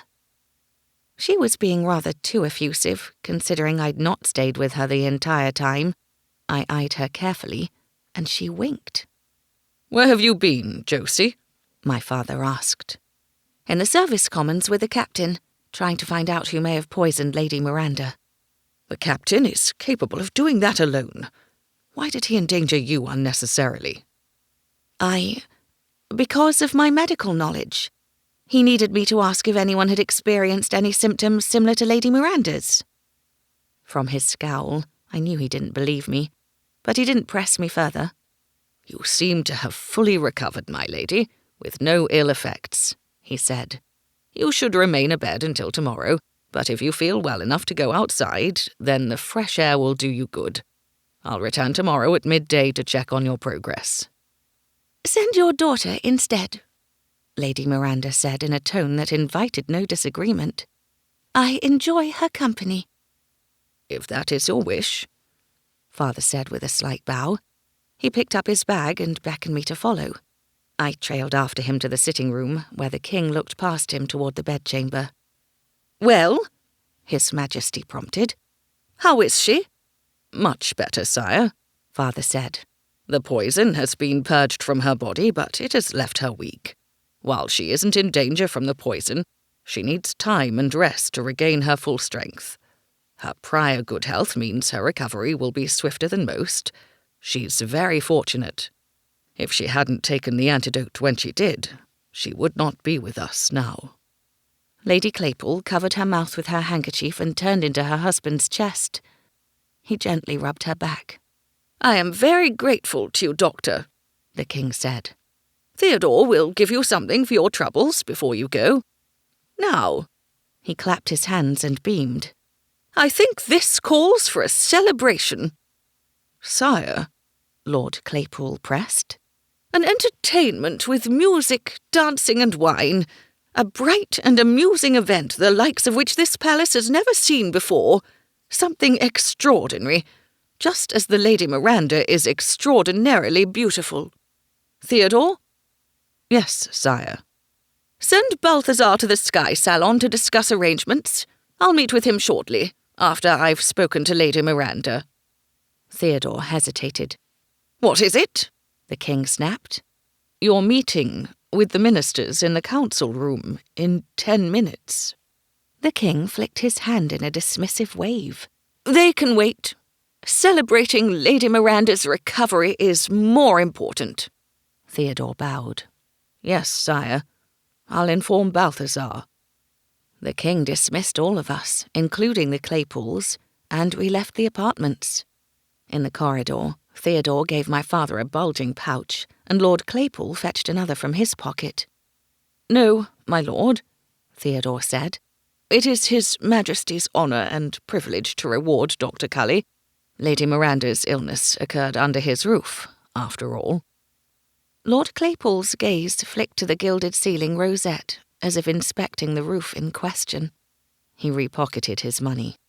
I will not forget the service you have done my family, Doctor. You or your daughter. Lady Claypole and I are eternally grateful. A door further along the corridor opened, and a lady dressed in a voluminous lilac-coloured gown emerged. She beamed at us. I thought I heard voices. Are the rumours to be believed? Is darling sweet Miranda going to be all right? Yes, Your Grace, Lady Claypole said. It would seem this was the Duchess of Gladstow, wife of the Duke of Gladstow, one of the highest nobles in Glancia. That is good news. The Duchess took Lady Claypole's hands and continued to smile brightly. She was pretty and much younger than I expected, perhaps only my age. We've been so worried, and do call me Kitty. Everyone does. When can we expect to see Miranda up and about? Soon, Lady Claypole said. How we've missed her in the salons. Oh, I didn't realise you were friends. The sapphires and diamonds in the Duchess's rings caught the light as she clasped Lady Claypole's elbow. If she wore such jewellery during the day, what did she save for the evening? We are set to become very close, I am sure of it. She is awfully pretty and young, and I know I can be of help to her as she finds her way at court as, shall we say, a very important lady. You presume too much too soon, Lord Claypole said carefully. Miranda has only been here a week. Love is instant. When it shoots true, it shoots with accuracy. The arrow of love, that is. You know what I mean." She giggled. "What I'm saying so badly is that one only needs to see the way the king looks at her to know she is his favourite." A gentleman emerged through the same door and stopped short when he spotted the Claypools. "Kitty," he barked. "Come." The Duchess's smile slipped. "Husband, I was just talking to the Claypools about the health of Lady Miranda. She's better. Isn't that marvellous?" "Marvellous," he droned. He was considerably older than his wife, with the florid complexion of a man who drank too much. His doctor ought to warn him of the dangers of excess. "Your Grace," Lady Claypool said in greeting. "How nice to see you again after all these years." The Duke's broad, fat lips pursed as his gaze grazed her from head to toe, lingering on her face, still quite youthful, considering the age she must be to have a daughter of 18. Beside her, Lord Claypool stiffened. He put his hand at his wife's back, and she sidled closer to him. "Yes," was all the Duke said. "How many years has it been?" Lady Claypool asked. 22. "That long? I've lost track of time." She attempted a warm smile, but it wilted when it wasn't returned. The Duke sniffed and turned away. "Come, Kitty. You cannot tarry here. You have important people to talk to." "I do," the Duchess said. "Who?" "The Duchess of Buxton, for one." The Duchess wrinkled her nose. "She's so tedious. All she wants to do is talk about her children." "She is an appropriate companion for you. Come, Kitty." "Yes, husband." The Duchess didn't follow him immediately, but addressed Lady Claypool. "Do see that Miranda rejoins society soon, so that we once again have the pleasure of seeing her pretty face. I know Lady Violet Moorgrave took a particular liking to her and is desolated by her absence." She trailed after her husband. Lady Claypool took Lord Claypool's arm and headed in the other direction, her head high. I walked with Hammer and my father through the hidden door and into the maze of service corridors and stairs, mulling over the conversation between the illustrious ducal couple and the Claypools. While the Duchess seemed interested in becoming better acquainted, the Duke certainly didn't. Whatever the reason behind the rift, it had likely happened before she married the Duke, and he hadn't informed her of it. "I'll need you to assist me when we get home, Josie," Father said as we exited the main palace building opposite the service commons. "I won't be returning with you just yet," I said. "There's work to do here." He rounded on me. "Your work is with me, in the village, not here. Not with these." He glanced at the captain as he addressed one of his guards. "Our patients need you, Josie." "But—" "It's not up for discussion. Captain, a carriage, if you please." The captain sent his guard to fetch us transport. "I hope I haven't caused a problem by asking Josie to assist with my investigation," he said to my father. "I thought her knowledge of the poisons would help." "She has no knowledge of poisons." "I know a little about direweed, thank you," I snipped off. "You strike me as a very capable man, Captain," my father said, ignoring me. "I'm sure you need her less than our patients do." "All the pregnancies in the village are progressing smoothly," I said hotly. "I am not scheduled to see any of the expectant mothers today. Unless you wish me to attend some of your patients in your stead, then I have nothing to do but mix up some medicines, something which you are quite equipped to do yourself." My father's lips moved, and I waited for the explosion of temper I knew to be brewing.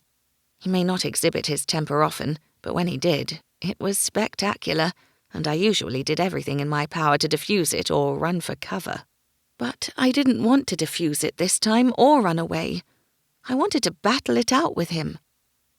"Thank you for your assistance this morning, Josie," the captain said before my father spoke. "But I can manage from here." I wanted to throttle him for backing down and denying me the argument with my father. "I'll return tomorrow," I told him. Them both. Lady Miranda has expressly asked me to look in on her. And I have given my permission, my father said. Tomorrow, for a brief time only. He walked off, expecting me to follow. I sighed. Will he punish you for helping me? The captain asked. He'll make me sit with him during his appointments and take copious notes, which he'll then make me write out again and perhaps test me on later. You're smiling, he said, almost smiling to himself. He calls it punishment, but I like doing it. I like to learn. I see I don't have to worry about you. He nodded over my head. He's waiting. You'd better go. I caught up to my father, and we rounded the long pavilion together. He still looked cross, and I didn't particularly feel like forgiving him yet. But by the time we reached the guard waiting by a carriage on the grand forecourt, my own temper had cooled. Father was simply worried about me. I was luckier than most to have a father who indulged his daughter by allowing her to work for him. Most of my friends were already married, and not always to a man of their choice. A footman opened the door, while another assisted me, then my father, into the carriage. "There are an awful lot of staff here, have you noticed?" I said as he closed the door on us. Don't change the subject, Josie. I wasn't aware we were discussing something else. Stop being petulant. You know very well I gave you strict instructions to remain with Lady Miranda all night and this morning, yet you wandered off around the palace with the captain. Who knows what might have happened? Nothing, that's what. For goodness sake, Father, the poisoner is after Lady Miranda, not me, and the captain has the utmost respect from everyone. He's one of the king's trusted friends. He snorted. Kings don't have friends. This conversation would get us nowhere except in a mire of pettiness. If I wanted to change the subject, I had to engage his intellect. I learned something interesting last night. Something Sergeant Brant discussed with you yesterday. You mean the memory loss? Come now, Josie. You don't believe him, surely?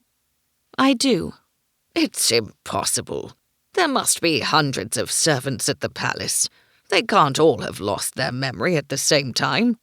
1,000 servants, actually. And why couldn't they? Because I've never heard anything like it. That doesn't make it impossible, just improbable. Besides, you seem to believe in magic. Why couldn't that explain the memory loss? It could. He circled his arms around the medical bag on his lap. All the more reason for you not to wander about the palace. I told you before, there's something wrong about it. Yes, everyone has lost their memory.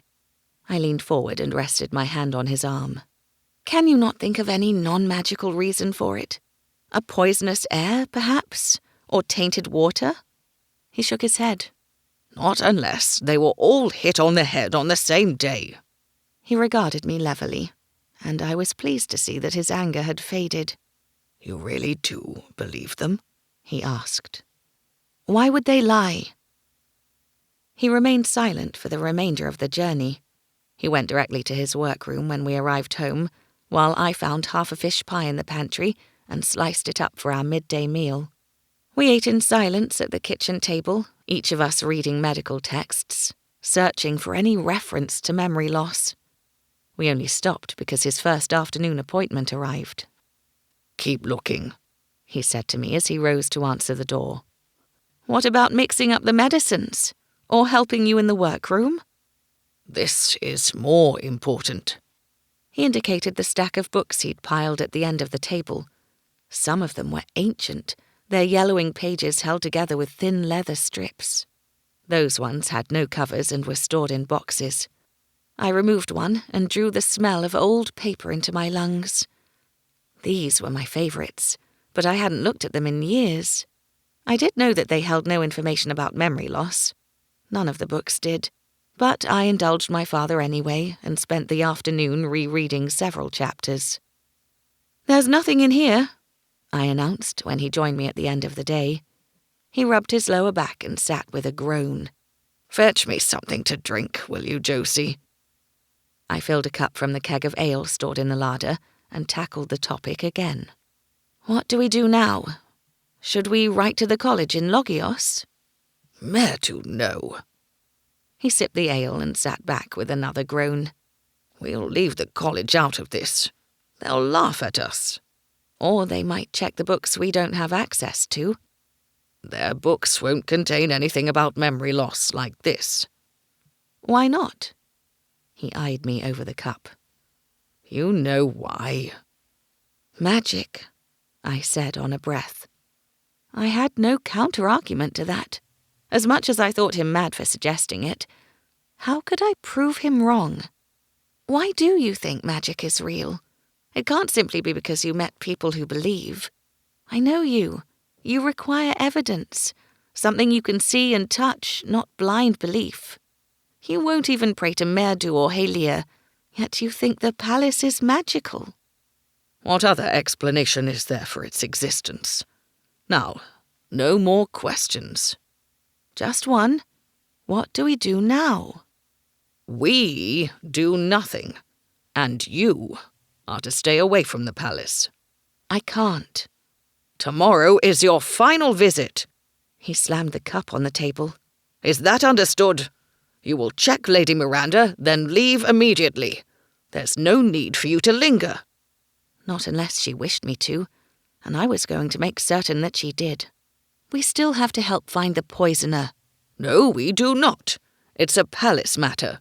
But the poisoner most likely bought the poisons here in the village. We can help Captain Hammer find out who sold it. He doesn't need our help. He can ask the same questions as you or I. He has no knowledge of poisons. We do. I do. You are a novice when it comes to poisons. I bristled. Why are you being so difficult about this? Why are you refusing to help? Lady Miranda almost died. It's our duty to help if we can. He drained his cup and slammed it down on the table, ending the conversation. I tied it up, then took stock of the larder. While we had all the medicines we needed for now, and the ingredients to make up more, we were woefully short on food. I have to go out, I said. We only have a little cheese and nothing for tomorrow. It's late, he grumbled from where he sat at the table, nursing another full cup of ale. The market's closed. The fishermen will still be around. Why don't we have some fresh cray? We have the money for it after the king's payment. That should be saved. For what? He inspected the bottom of his ale. For after I am gone, he said quietly. I closed my eyes and appealed to Halia for strength. When Father became morose, he could stay that way for hours. It required a delicate touch to navigate him out of it. You won't die for years yet. I kissed the top of his head. You're far too stubborn. He smiled without humour. Very well. Cray it is. Be home before dark. Be home before dark. It was a common phrase now, not only spoken by my father but by parents all over the village. Before the rift, Mull's main crime had been smuggling, as with all the villages dotted along the Glancier coastline. With the influx of trade and people, mostly men, after the rift cut off the thumb from the mainland, Mull had become more dangerous, particularly at night. Sailors and dock workers spent their money at the taverns, then went in search of entertainment on their way home or back to their moored ships. Boredom and drunkenness were never a good combination. I headed out with my basket into the long afternoon shadows. I thought about asking Meg to join me, but she would be helping her mother to prepare supper at this time of day. Besides, she wouldn't want me to detour from my task to question the spice traders, and I wasn't up for another lecture so soon after my father's. The market was closed, so I called on Tamworth Tow at his small cottage. Originally from Zamaya, he now made his home in Mull, but travelled extensively to source the herbs and spices he sold at his market stall. When he was away, the eldest of his 5 children took over with help from younger siblings. Tam's wife, a Glancier woman, was rarely seen around the village. "I'm sorry to call on you so late," I said to Tam when he met me at the door. I want to ask you about direweed and Treacheries. His gaze darted up and down the street. I have already answered Captain Hammer's questions, he whispered. Yes, but I'm not sure he asked the right questions. He wanted to know if I sell those poisons. I told him I sell direweed to kill rats. And Treacheries? He jerked his head, and his plaited ponytail flicked off his shoulder. The small bells tinkled musically. I do not sell it. Do you know who does? No. He glanced up and down the street again. You should go, Josie. Let the captain ask his questions. Just one more. What does Treacheries look like? A small yellow flower with a red center. But it is the root that's poisonous. It grows in warm, damp parts of Zamaya. It is rare. I do not have it. Now, please. I must go, and so must you. He went to close the door, but I wedged my basket into the gap. I think you know who sells it, Tam. His dark eyes widened, and his gaze once again darted around. Hush, Josie. You're afraid of someone seeing me talking to you. Who and why? The poison seller, that is who. Because your father is known to have attended the poisoned lady at the palace. It is also known that he identified the poisons and made an antidote. So? So, the poisoner will fear the guards coming for him now. Your father told the captain about Treacheries, and the poisoner did not expect him to know about it. And if he did not expect, then the poison seller did not expect either. That doesn't explain why you're afraid to be seen talking to me now, Tam. Everyone knows I supply your father for his medicines. That is a link between us. His gaze flicked past me to the street. I cannot be sure, but I feel as though I am being watched. If you're being watched, it means someone thinks you can identify the poison seller. He gripped the door and swallowed heavily. You can either tell me or you can tell the captain that you lied to him, I said. I did not lie, he spat. I do not know who has Treacheries. But you can guess, can't you? He muttered something in Zamayan. Why will you not give up, Josie? A lady nearly died, Tam. She's innocent and kind. It would be wrong of me to look the other way when I can help prevent another poisoning. It would be wrong of you too. I removed my basket from the doorway. Do not expect our business any more. We'll go elsewhere for our supplies.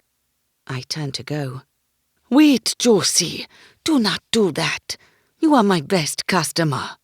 He sucked in a breath between his teeth. I will tell you all I know. It is not much. He once again scanned the street. Last week, I waited at the pier for the ship that brings my supplies. I see another Zamayan, like me. He smoothed the plaited hair of his ponytail over his shoulder. We talk, and I learn that he is waiting for the same ship, bringing supplies from our homeland. When the ship's rowboat docks, we help the sailors unload the parcels onto the pier. Each is labeled with a name and the contents inside for the customs officer to see. You saw the other Zamayan's name on a label. A name was written in my language. Translated, it means no one. Very suspicious. What is more, one parcel does not feel right. The label says powdered crabtree bark, but the parcel is too heavy and hard for powder. The Zamayan claimed it, and the other parcels too. Did the customs officer open the parcel and check the contents? No. Customs are very busy. There is so much for them to do now and not enough officers. They cannot check everything. Even if they did and this man smuggled in Treacheries' roots inside the powder, would the officer know? I do not think so. What else can you tell me about your mysterious countryman, Tam? Nothing. I have not seen him before or since.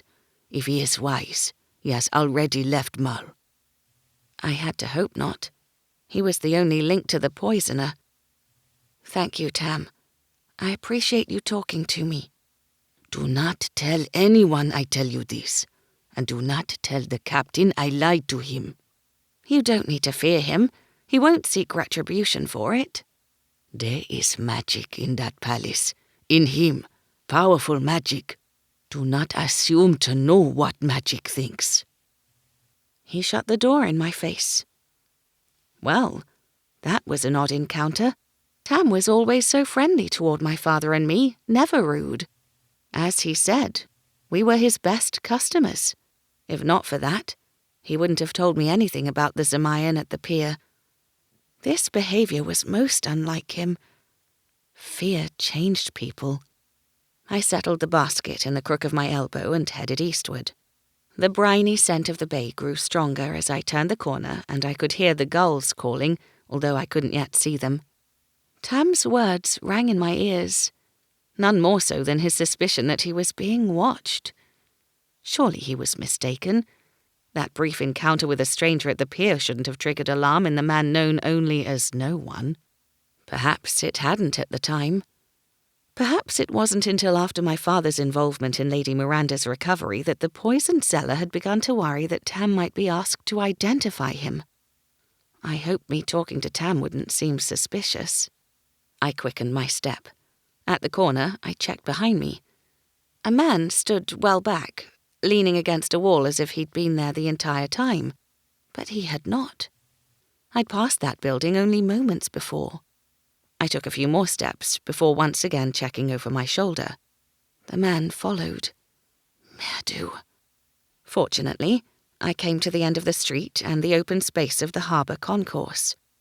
The builders had finished for the day, but their voices could still be heard spilling out of the Anchor and the more disreputable tavern, the Mermaid's Tail. The harbour itself seemed eerily quiet. The cranes cast shadowy fingers over the water, and crates and carts had been locked up in the warehouses. There were few people about. I glanced behind me again, but the man was no longer there. I hurried along one of the piers, past small boats waiting for a crew to row them back to the watchful motherships in deeper water. Gulls circled the masts of the fishing boats moored at the pier's end. When one of the seamen tossed a fish into the air, the gulls dove for it, then squawked in protest when the biggest caught it and flew off. It was the sound of my childhood. My mother used to bring me here when the fishermen returned.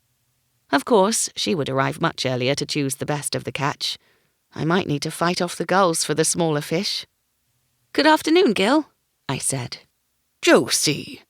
Gil Swinson looked up from the crate of dead fish he'd been about to pick up and removed his cap.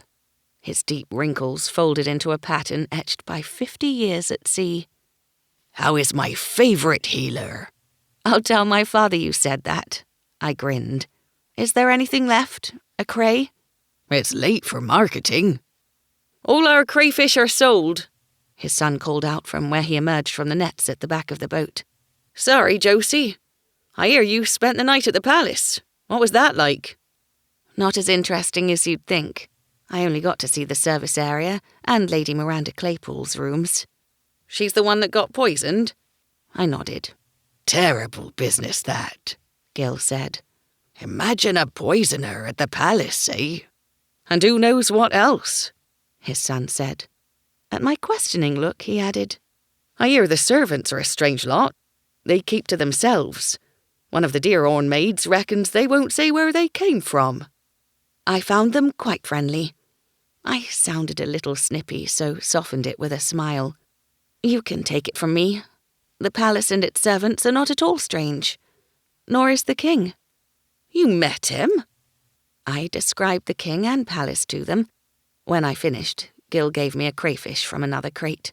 "Take this for your troubles. Only 1L. I smiled and held out my basket. He deposited the cray inside and I paid him. "That was meant for the palace," his son whined. "Josie is the king's healer," Gil told him. "Do not say that to my father," I said in all seriousness. "One other thing. I have a question for you both. Have you ever seen a Zemayan here, aside from Tam Tao?" They shook their heads. "Only Tam," Gil said. "But we're out all day. You should ask at the taverns." He angled his chin toward the Mermaid's Tail. "That's where most newcomers end up at one time or another. Wait for morning, though. It's not safe for a pretty woman once they've started drinking. I will. Thanks for the cray. I left the concourse and the noisy taverns behind, quite certain I was being followed by the same man as before. I couldn't make out his face, but it was obvious from a distance that his skin wasn't the colour of a Zemayan's. I doubled my pace and ducked around corners, crossed courtyards, and hurried down narrow alleys.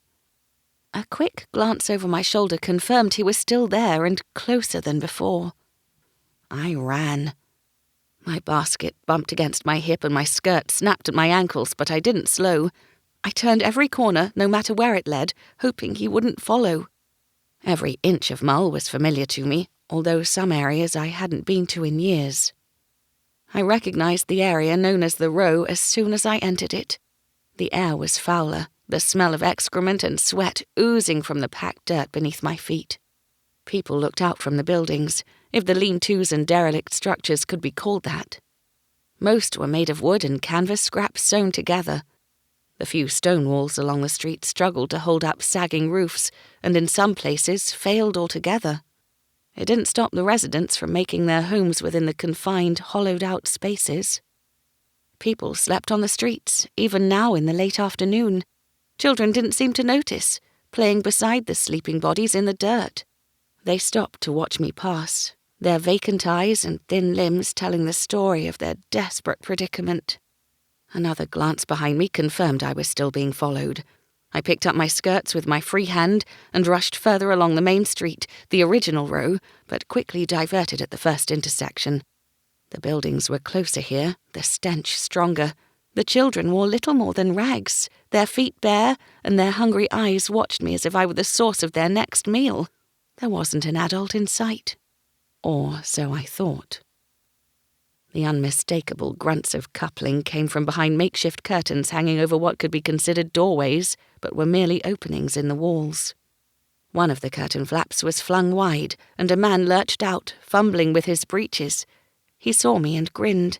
His tongue slithered over blackened, broken teeth. "You there," he hailed me.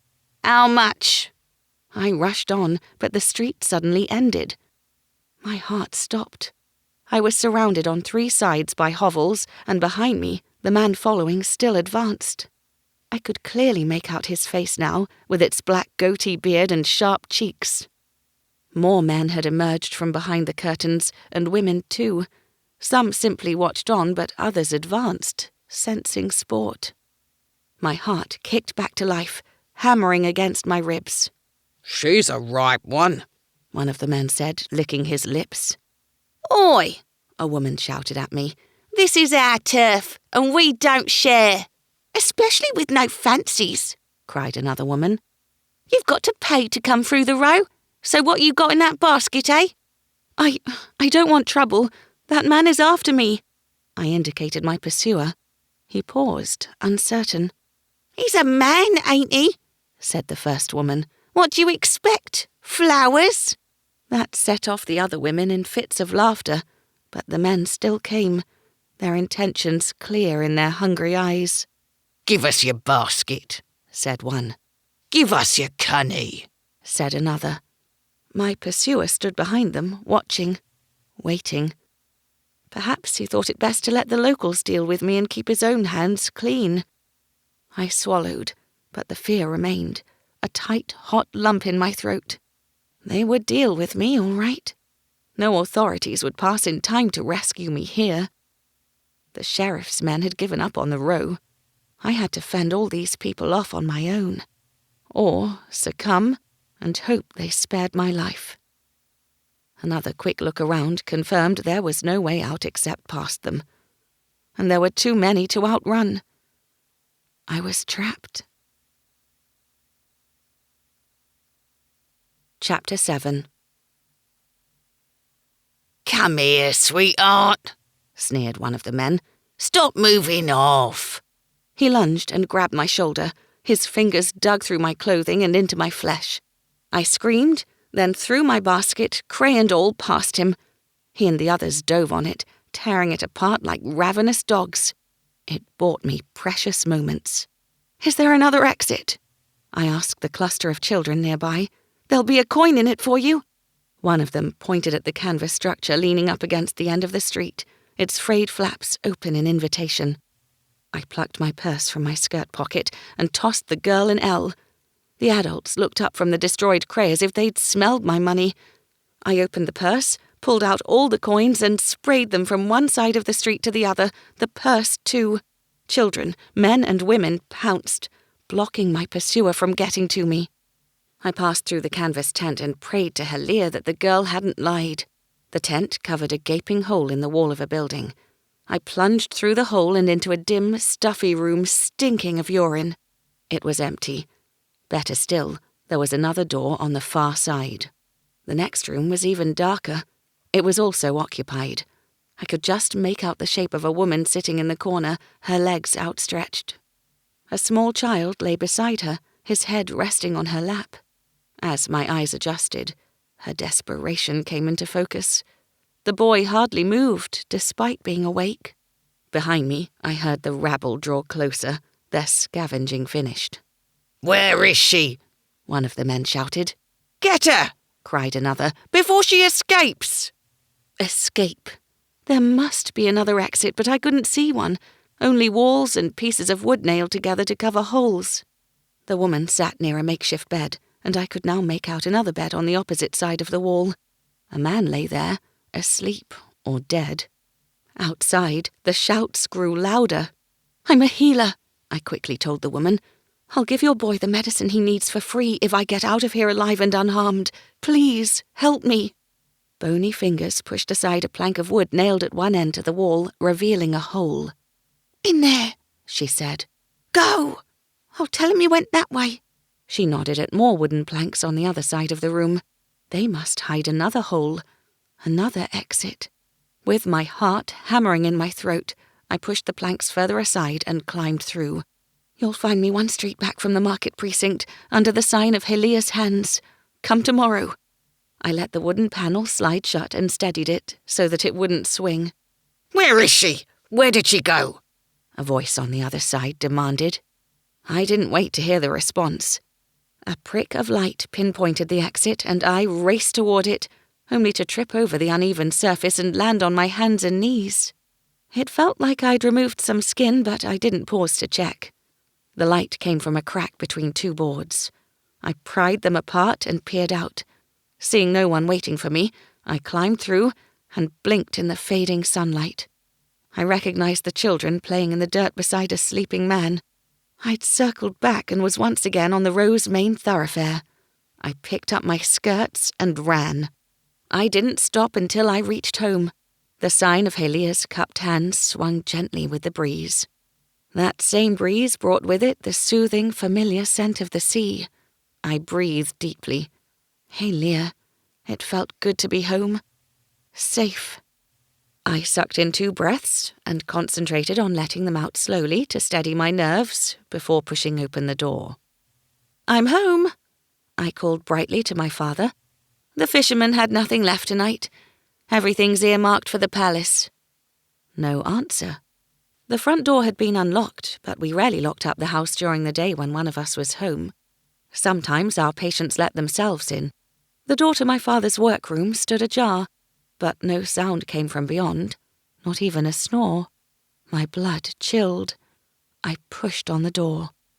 My father sat at his desk, bent over a book, his spectacles perched on the end of his nose. He didn't even look up. "Father," I said heavily. "I heard you," he said. "No craze, all sold to the palace. Don't know why they can't just magic up some fine food for themselves." I spluttered a laugh and felt my insides unknot. Apparently, magic food doesn't taste as good. He looked up at that and smiled. "Very amusing." The smile faded. "Are you all right? You look—" He waved a hand to encompass my length. "Dishevelled and hot. Have you been running?" "Why would I run? It's warm outside and the wind is whipping across the bay, that's all." "Didn't you leave with a basket?" "No." The lies came easily, but I had to lie to save my father from worry. If he knew I'd been chased into the Row and worse, he would never let me leave the house again. What are you reading? A book on poisons. I need to refresh my memory on the more obscure ones. If Treachery has made its way here, perhaps others will too, and I want to be able to identify them. So do I.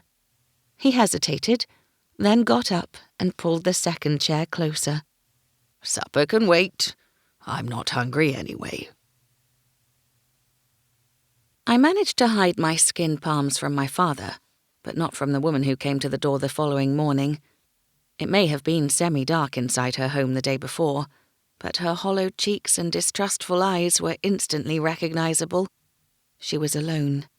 I invited her into the kitchen, where I gave her what was left of the bread. She squirreled it away beneath her ragged shawl. As I poured her a cup of ale in the larder, I whispered to my father that I'd met her on the concourse, scavenging for scraps. He patted my shoulder. You're a kind soul, Josie. Guilt pinched my chest. I wouldn't be giving her charity if she hadn't helped me. Tell me your son's symptoms, I said once my father left us to see to a patient, so I know what medicine to give him. The woman, Dora, described the rash and fever, and I knew there was little to be done except allow the disease to run its course. It wouldn't kill a healthy child, but a malnourished one might not pull through. I gave her medicine to keep the fever in check, as well as give her hope. Sometimes, hope could be a more important medicine than the ones we sold in bottles. Don't drink the water from any wells in the Row, I added. I know it's further to walk, but you must draw from the cleaner wells in the village's centre. I hoped her thin arms and shoulders could manage a heavy pail over the extra distance. Your son will need food too. Good food. Luckily, fish is cheap in these parts. Fruit is necessary too, or vegetables. Tears welled in her eyes, and at that moment, I realized she could be younger than me. Too young to be a mother all alone in the Row. I'll do what I must to get enough money to buy them, she said through cracked lips. I glanced around the kitchen and spotted a fine jug painted white and blue that we kept for good occasions.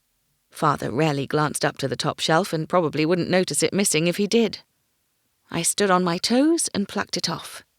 Sell this and buy him some proper food. Her fingers twitched and she adjusted her shawl, not taking her eyes off the jug. Are you sure, miss? Quite sure. Take it to the buy or swap shop. Peggy'll give you a good price. She'll think I stole it. Tell her I gave it to you for a service you did for me. No need to tell her what.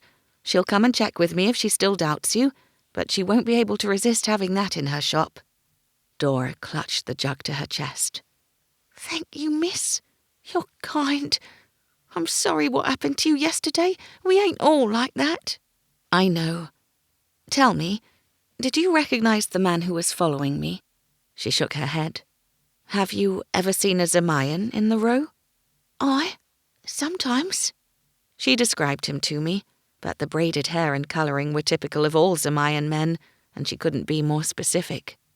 I saw her out and settled down to more reading while my father attended his patients. I wrote up his notes for him between each one, so knew precisely what ailed them, then picked up his books on poisons. By the time the palace carriage came to collect me, I had a thorough understanding of the most common poisons found on the fist and their antidotes. Straight there and straight home again, Father said to me through the carriage window.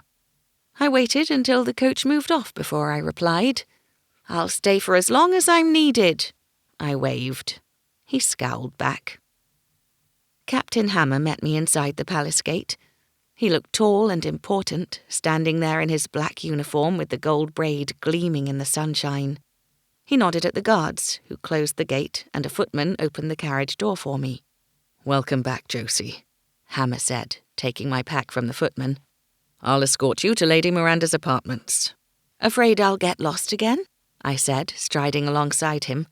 Just trying to stop you from wandering into the garrison and distracting my men. How is she?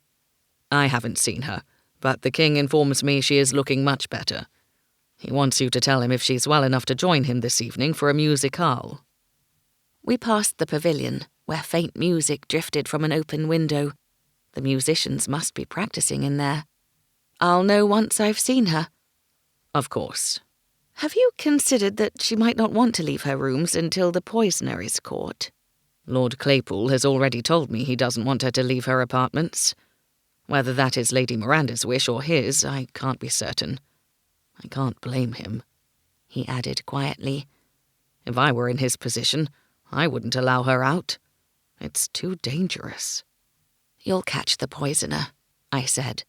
Speaking of which, I may have some information that will help. We passed several servants in the breezeway between the pavilion and the service commons. A pretty maid leaned her shoulder against the wall, pushing out her chest, and fluttered her eyelashes at the captain. He didn't seem to notice. I'll tell you after I've seen Lady Miranda, I said, in the privacy of the garrison. Quentin rushed toward us from the palace servants' entrance. Captain, the king is going for a walk. Escort Josie to Lady Miranda's rooms. Hammer handed him my pack and turned to me. Wait for me in the garrison. He strode off. Quentin slung my pack onto his shoulder. What have you got in here? Rocks? Mostly tools used for birthing. He wrinkled his nose. Is it as bad as they say? Giving birth, I mean. I don't know. I've never given birth. And never fear, you won't have to. He chuckled. Is the king afraid someone will attack him while he's walking in his own gardens? I asked. Is that why the captain had to go? The captain goes everywhere with the king when the king leaves the palace. If he walks, the captain walks a few steps behind. He always has. It isn't because of the poisoner. Day or night? No matter the time. Luckily, the king doesn't go out much. He doesn't hunt or ride, and he only walks occasionally. He's done more walking since the ladies arrived. He flashed me a boyish grin. He wants to impress them with the gardens and fountains. I haven't been on the other side of the palace, I said. Are the gardens quite beautiful? Spectacular. Quentin stayed in the sitting room, while I saw Lady Miranda alone in her bedchamber. She was sitting at her dressing table when I arrived, inspecting her reflection in a hand mirror. She greeted me with a smile. Josie, how lovely. Good afternoon, my lady. I offered a curtsy, and her smile widened. You don't have to curtsy for me, just the king and the dukes and duchesses. We lesser nobles barely even rate a nod. That's a relief, I said. I'm hopeless at it. I can teach you, if you like. I don't think I'll have many more opportunities to perform one, now that you're well. I doubt I'll return to the palace again soon. I set down my bag and inspected its contents so she couldn't see my disappointment. What do I need to do? She asked, rising. Stand? Lie down? She was a similar height to me, which wasn't tall for a Glansian woman, but taller than most of the palace servants. She was far more graceful than me, however, seeming to glide across the carpet in her slippers and long blue silk gown. The sun streaming through the window picked out all the shades of pale gold in the loose braid of hair that fell to her waist. She settled on the bed as I directed and lay back against the pillows, her dark lashes framing big eyes and her skin glowing with health. It was easy to see why the king admired her. I checked her pulse, her temperature, her eyes, and inside her mouth. I asked her how she felt, and more unsavory questions about her bowel movements. She answered them all without hesitation or pomposity. "You're well enough to resume your daily routine," I told her. Her gaze slid to her hands, folded on her lap. "Oh, apparently, the king wishes you to attend a musicale tonight. You're well enough to go." She slumped against the pillows. "Or I could tell him you require more time to recover," I added carefully. She lifted her gaze to mine. "Would you mind? It's not really a lie. I do feel..." "Tired?" "Yes, let's call it that. And another day will give the others more time." "Others?" I asked. "The other ladies at court. It's only fair they have an opportunity to spend time alone with the king, as I have done. I did try to tell them he shouldn't ignore them, but he said he didn't care. He laughed it off, in fact, and told me I should be honoured that he's taken a liking to me. She didn't look honoured. She looked like a mouse cornered by a cat. I think it's wise not to expose yourself while the poisoner remains at court, I said. I'm sure Captain Hammer will catch him very soon, but until then, you should take particular care when near those you dined with that night. Yes. She studied her hands as she twisted them in her lap. I could tell from the captain's questions that he suspects one of them. Do you suspect anyone in particular? What an impertinent question. I'm sorry, my lady, forgive me. I don't mind. I like impertinent people. I find the impertinent ones are the honest ones who'll tell me what's what. This place is sorely lacking in impertinence, she muttered.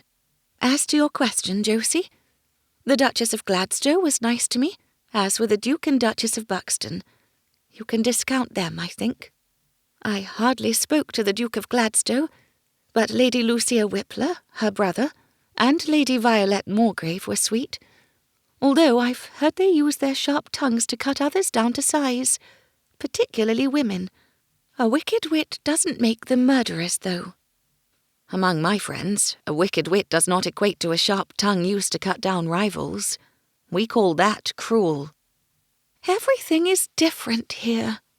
There was that tone again, the resigned one, as if she wished she were anywhere but at court. Miranda got up and padded to the window, then sighed. I'm not used to this, you know. Being poisoned? She laughed softly. Rubbing shoulders with nobility. We live quietly at home. We're somewhat out of the way, you see, and my father's title is quite new and not very highly ranked, so we rarely have other noble families visit us. That must be lonely. Not at all. I have friends amongst the villagers, the governor's daughter and the doctor's daughters. Perhaps that's why I feel I can talk to you, Josie. Please do. I won't tell a soul anything told to me in confidence. Ever since arriving here, I feel as though I have been on display, my every move and utterance judged. By the king? By everyone. You wish you'd never come? She didn't answer. She didn't need to. I could see it in the lowering of her chin and the slope of her shoulders. I could hardly blame her. She had been poisoned after all. It's not my parents' fault, you understand? They were given no choice. They weren't? She shook her head. The king demanded every eligible daughter of Glancia's noble families be presented to him so he could choose a wife from among them. My father felt as though he couldn't refuse. And to be perfectly honest, I don't think he wanted to. He wanted to meet the king for himself and discuss national matters with him. Not that he's had many opportunities to do so. Why only Glancia women? I asked. Wouldn't a foreign princess be more politically acceptable? That was one of the things my father wanted to bring up with the king. She leaned closer to the window. There's His Majesty now. He's walking with Lady Lucia. Her brother, Lord Frederick, isn't far away, of course. He never is. I couldn't tell whether she knew about their incestuous relationship. I didn't dare ask. I joined her at the window, but didn't see the king at first. I was too stunned by the view of the garden, sprawled like an intricate carpet on the opposite side of the palace to the main gate and its forecourts. It was far more serene, with only a few nobles strolling around. My gaze followed the pathways, woven through the lush sections of lawn like elaborate embroidery. Colourful flowers edged some of the paths, and topiary trees and potted plants dotted the landscape. The sun glinted off ponds and lakes. One was so large I couldn't see where it ended. I caught sight of the king, heading slowly toward a fountain in the centre of the nearest garden.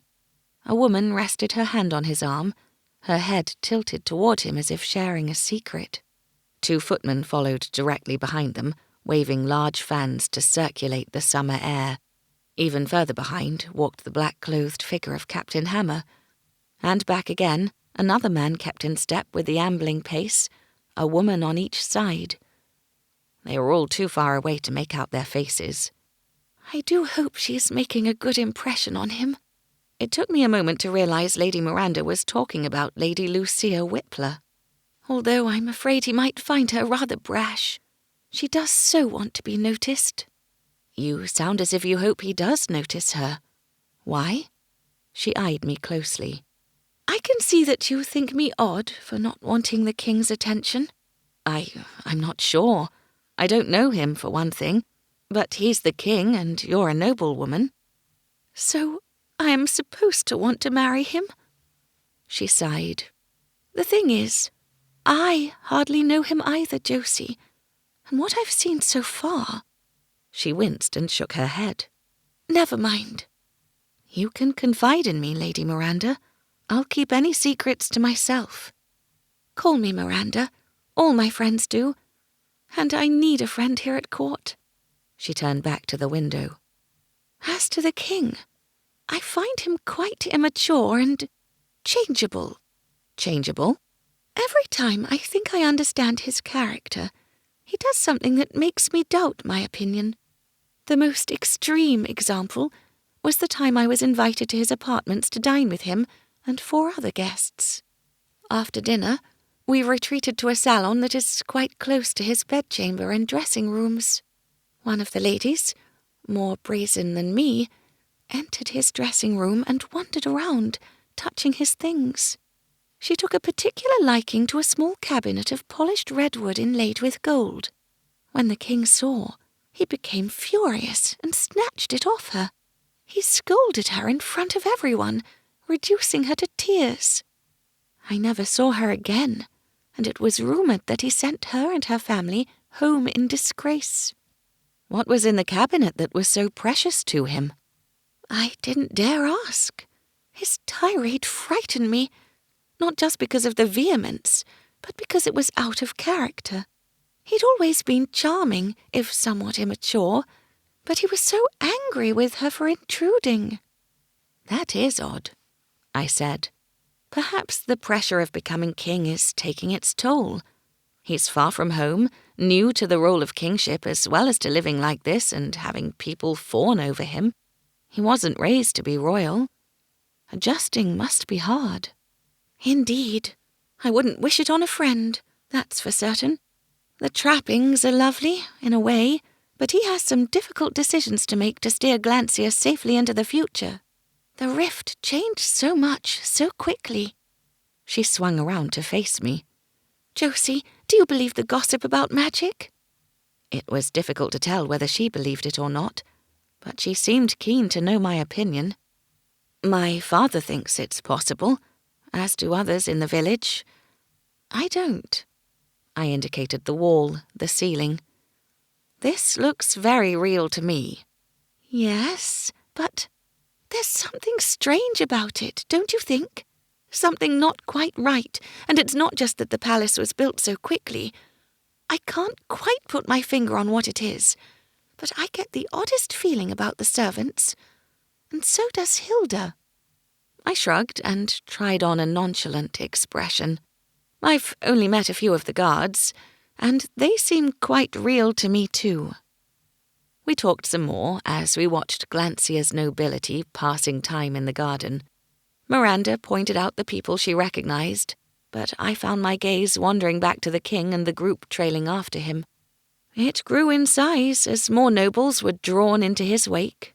The scene looked so pleasant, so genteel and sophisticated, that it was difficult to reconcile it with the poisoning. The group eventually returned to the palace, and not 5 minutes later, I heard Quentin talking to someone in the sitting room. Then he knocked. "Excuse me, my lady," he said when Miranda opened the door between rooms. "The captain wishes to speak to Miss Cully in the garrison when she's finished here." I said my goodbyes with a half-hearted promise to return to see her again soon. As much as I wanted to return, my father wouldn't allow it unless I were accompanying him. "How is she?" the captain asked when Quentin and I reached the garrison. He removed his sword belt and hung it on the hook by a second door that led outside the palace. He must have arrived mere moments before us. "Quite recovered," I said, scanning the now familiar faces that included Sergeant Max and Eric the Marginer, but not Sergeant Brant. "But—" "Yes?" Would you inform the king that she needs more rest? Does she? Max asked, pulling the only spare chair closer and offering it to me. She wants some time to herself. Eric handed a tankard of ale to me and another to Hammer, leaning against the mantel. Why? Eric asked. I waved my tankard in the air, searching for the best way to tell these loyal men that Miranda had no interest in their king. To enjoy the, peace and quiet of her rooms a little longer. They all stared at me. She hates him, doesn't she? Quentin said. Not hate, just... Merde, I'd got myself into a bind. I felt like I was betraying her trust. Captain, please inform the king she needs more rest.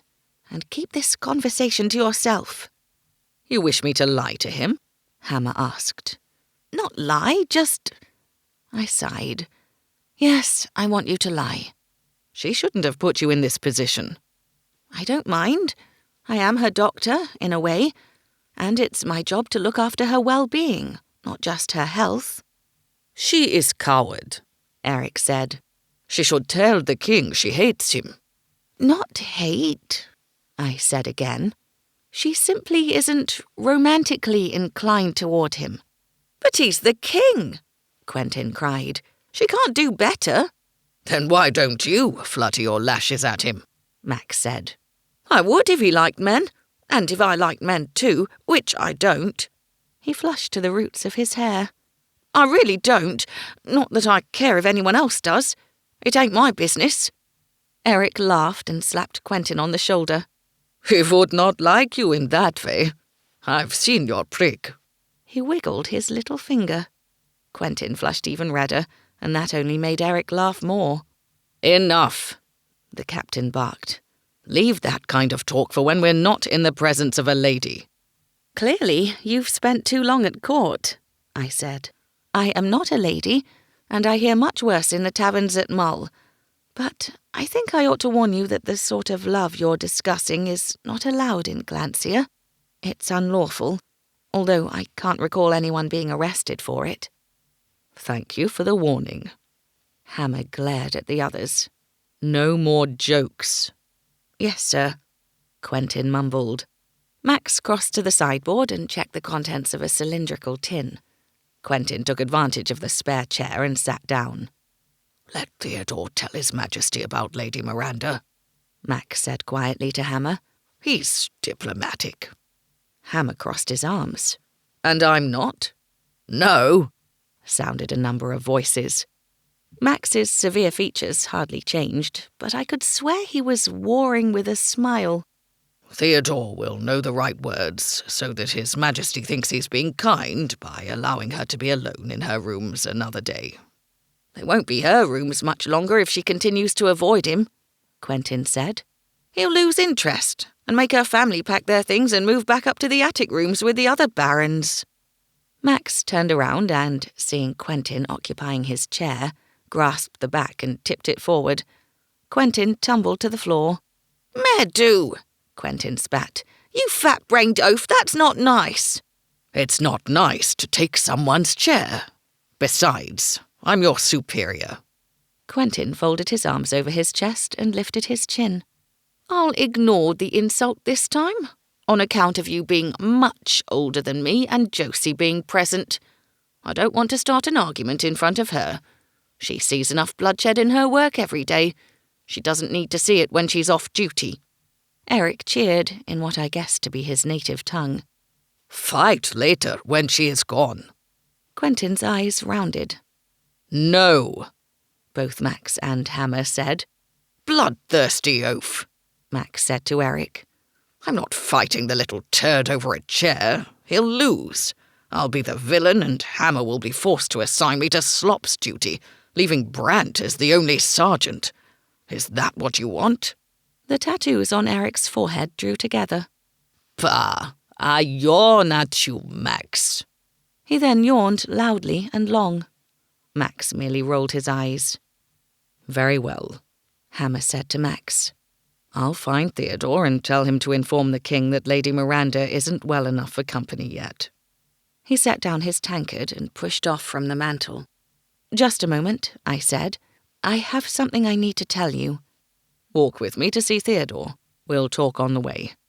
I may also need you to convince Theodore of Lady Miranda's need for rest. I picked up my pack, and he opened the door for me. I had to step aside to allow 2 guards to enter. They were both solid men, one with a black goatee, the other without, but nevertheless both looked striking in their crimson uniforms. The uniform meant it took me a moment to register why the bearded guard looked familiar. At first, I thought I'd simply seen him in the garrison the day before, but the uniform didn't seem right. Then it struck me. He was the one who chased me from Tam's house into the Row. Chapter 8. Josie? Hammer said. What is it? I stared at the guard as he passed, trying to think, to understand what it meant. If that guard had been watching Tam's house, did he know the poison cellar that Tam had met at the pier? Was he watching Tam on his behalf? And if he knew the poison cellar, did the captain know him too? The guard suddenly stopped and spun round. You! He wagged a finger at me. You're her! My lips parted in a silent gasp, and I shrank away from him, away from the captain. Oh, no, you don't! The guard caught my wrist. You're not going anywhere until you explain how you got away, what you were doing at Tau's in the first place. Unhand her, Zeke, Hammer barked. What is this about? The guard released me. Sir, this is the woman I followed from Tau's house. She could be the poisoner, or working for him. I am not, I cried. Then why run away from me? You're a stranger, a man, and you were chasing me. Any respectable woman would run off. I wasn't chasing you. I was following you. There's no difference. Yes, there is. Several men chimed from the garrison. Hammer ushered me back into the garrison and shut the door. He looked angry, but I wasn't sure if it was directed at me or the guard. Why did you visit Tau? To ask him if he knew who imported Treacheries from Zemaya, I said. I already asked. Since he imports herbs and spices, I thought it wise to place a watch outside his house. Tam isn't the poison seller. He might be. He isn't, I said. He's a good man. Did anyone suspicious visit him? I asked the guard. Only you, the guard said. I ignored the implication and turned to Hammer. He still looked angry. I learned something from Tam, as it happens. Something I assume you did not, Captain, or you wouldn't have bothered setting a watch on him. Go on, Hammer said flatly. He told me of a Zemayan he met at the pier, and the suspicious package he collected from a ship that came from Zemaya. It was labelled as powder, but it was heavy, like the poisonous roots of the plant from which Treacheries comes from. You should go to the taverns and ask about him. Tell them you're looking for a man from Zemaya, but not Tam Tau. The captain stared at me a moment, then nodded at Max. Take a small team into Mull. Aye, sir, Max said. And you, Zeke, need to identify yourself next time you're spotted by the person you're following. But then they'll know we're onto them, sir, and lead us astray, Zeke said. If they see they're being followed, they'll lead you astray anyway, as Josie did by entering the Row. Where she lost you, Quentin said from the chair Max vacated a second time. Well done, Josie. The entire group of guards scowled at him, and he shrugged sheepishly. Hammer held the door open for me, and we once again set off through the maze of service corridors. You're angry with me, I said to Hammer. He looked at me sideways. Why did you go into the Row? That place is dangerous. I was lost. My head got turned as I ran, and before I knew it, I was there. As it turns out, it was the perfect place to lose your guard. The lanes are as confusing as these corridors. You could have been hurt. Or worse. Now you sound like my father. Your father is a wise man. And I am a wise woman. I used that wisdom to find a way out safely and lose Zeke. He grunted. I'll punish him later. Don't do that. It's hardly his fault for losing me. Not for losing you, for not immediately identifying himself, and for chasing you into the row. I thought he was following, not chasing. Another grunt, but this time it held some humour. Thank you for the new information. I'm willing to concede that neither me nor my men could have gathered that information from Tau. Like most folk in Mull, he doesn't trust us. That's almost gracious of you, Captain. Another sideways glance, and this time it was accompanied by a tilt of his lips. We passed guards approaching from the opposite direction. They nodded at Hammer, who nodded back. Several maids also walked past, but paid us no mind. Their uniforms did not sport the palace coat of arms on the left breast, unlike the next maid. She smiled at Hammer, but it slipped when she spotted me. "Why do they all look at me like that?" I whispered. Like what? Like they hate me. I suspect they see you as an outsider and think I should be avoiding you. Only the guards, Theodore and Balthazar, know that you're aware of our secret. Not the other staff. I didn't think that explained it, but kept my opinion to myself. Balthazar is the master of the palace. Yes, he's close with the king. As are you and Theodore. He thought about it a moment. In a different way. Balthazar is older, and the king listens to his advice much like a son listens to his father. Whereas you and Theodore are more like friends or brothers? Not quite, but our relationship with him is more informal than it is with the other servants. Getting to Theodore meant leaving the hidden service corridors behind and entering the main part of the palace. We passed through room upon room of opulence, each painted a different colour, some vivid, others in pastel. One room led directly into another and another, many with gentlemen or ladies talking quietly in groups, some playing cards, others fanning themselves by the windows. They watched us pass by as if we were the most interesting thing to have crossed their paths that day. I tried not to meet their curious gazes. Instead, I took in the many paintings and tapestries, the chandeliers, some larger than me, the elegant furniture and lush carpets. The nobles must think me vulgar for staring, but I didn't care.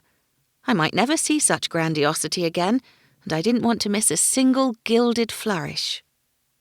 We found Theodore in a room of no discernible function except to advertise the king's wealth. The domed ceiling was divided into quarter sections around a fifth central one, each one painted with scenes from the Holy Book. A chandelier with hundreds of tiny tear-shaped crystals hung on a long chain over a circular carpet of bright blue and gold. The carpet colours matched the patterned walls and fire screen. The room was mostly empty, except for two sideboards facing one another across the carpet and a series of low velvet-covered stools arranged around the perimeter. Theodore sat on one beside a closed set of gilded double doors. I could hear voices beyond, but not what they said. He rose and greeted us. "Can we talk?" Hammer asked. Theodore directed us to a large adjoining room containing a masculine desk positioned beneath a portrait of King Leon on a horse with dogs at his feet and a forest in the background. I recognized two of the dogs from the kitchen. It was a strange painting, considering he didn't like to hunt. Theodore left the door open and asked me to sit. He sat too, but Hammer remained standing by the entrance, where he could see the entire sitting room and the door to the room where the voices came from. "Lady Miranda is better," the captain announced. "That is good news," Theodore said. "But she would like some time to herself. She asked Josie to inform you to break it to the king in such a way that will not hurt his feelings." Theodore slumped into the chair. "Ah, doesn't she share his affections?" I glanced between them, wondering how much of the conversation I could divulge to them without betraying Miranda's confidence. "She feels as though she doesn't know him well enough to have those sort of feelings yet." "They've spent a lot of time together. How much more does she need?" I simply lifted one shoulder. "She has not allowed intimacy," Theodore went on without a qualm. "Perhaps that would change things. And how do you propose to broach that topic with her? Hammer sounded amused, but there was no outward sign of a smile. Theodore looked at me. No! I shook my head. That is a conversation for the two of them. May I suggest you allow her to direct the king into her bed when and if she wishes? She seems to know her mind, on this matter and others. I don't understand. Why does she not want to be with him? Theodore seemed genuinely confused. Setting aside the fact he is the king, there's nothing wrong with him. He's not as handsome as Hammer, for example, but he's not ugly. He's generous and kind, mostly good-natured and even-tempered. He's not overly masculine, I suppose, but that is not always a good measure of a man. The other ladies seem to desire him. Then perhaps he ought to look among them for a wife, I said.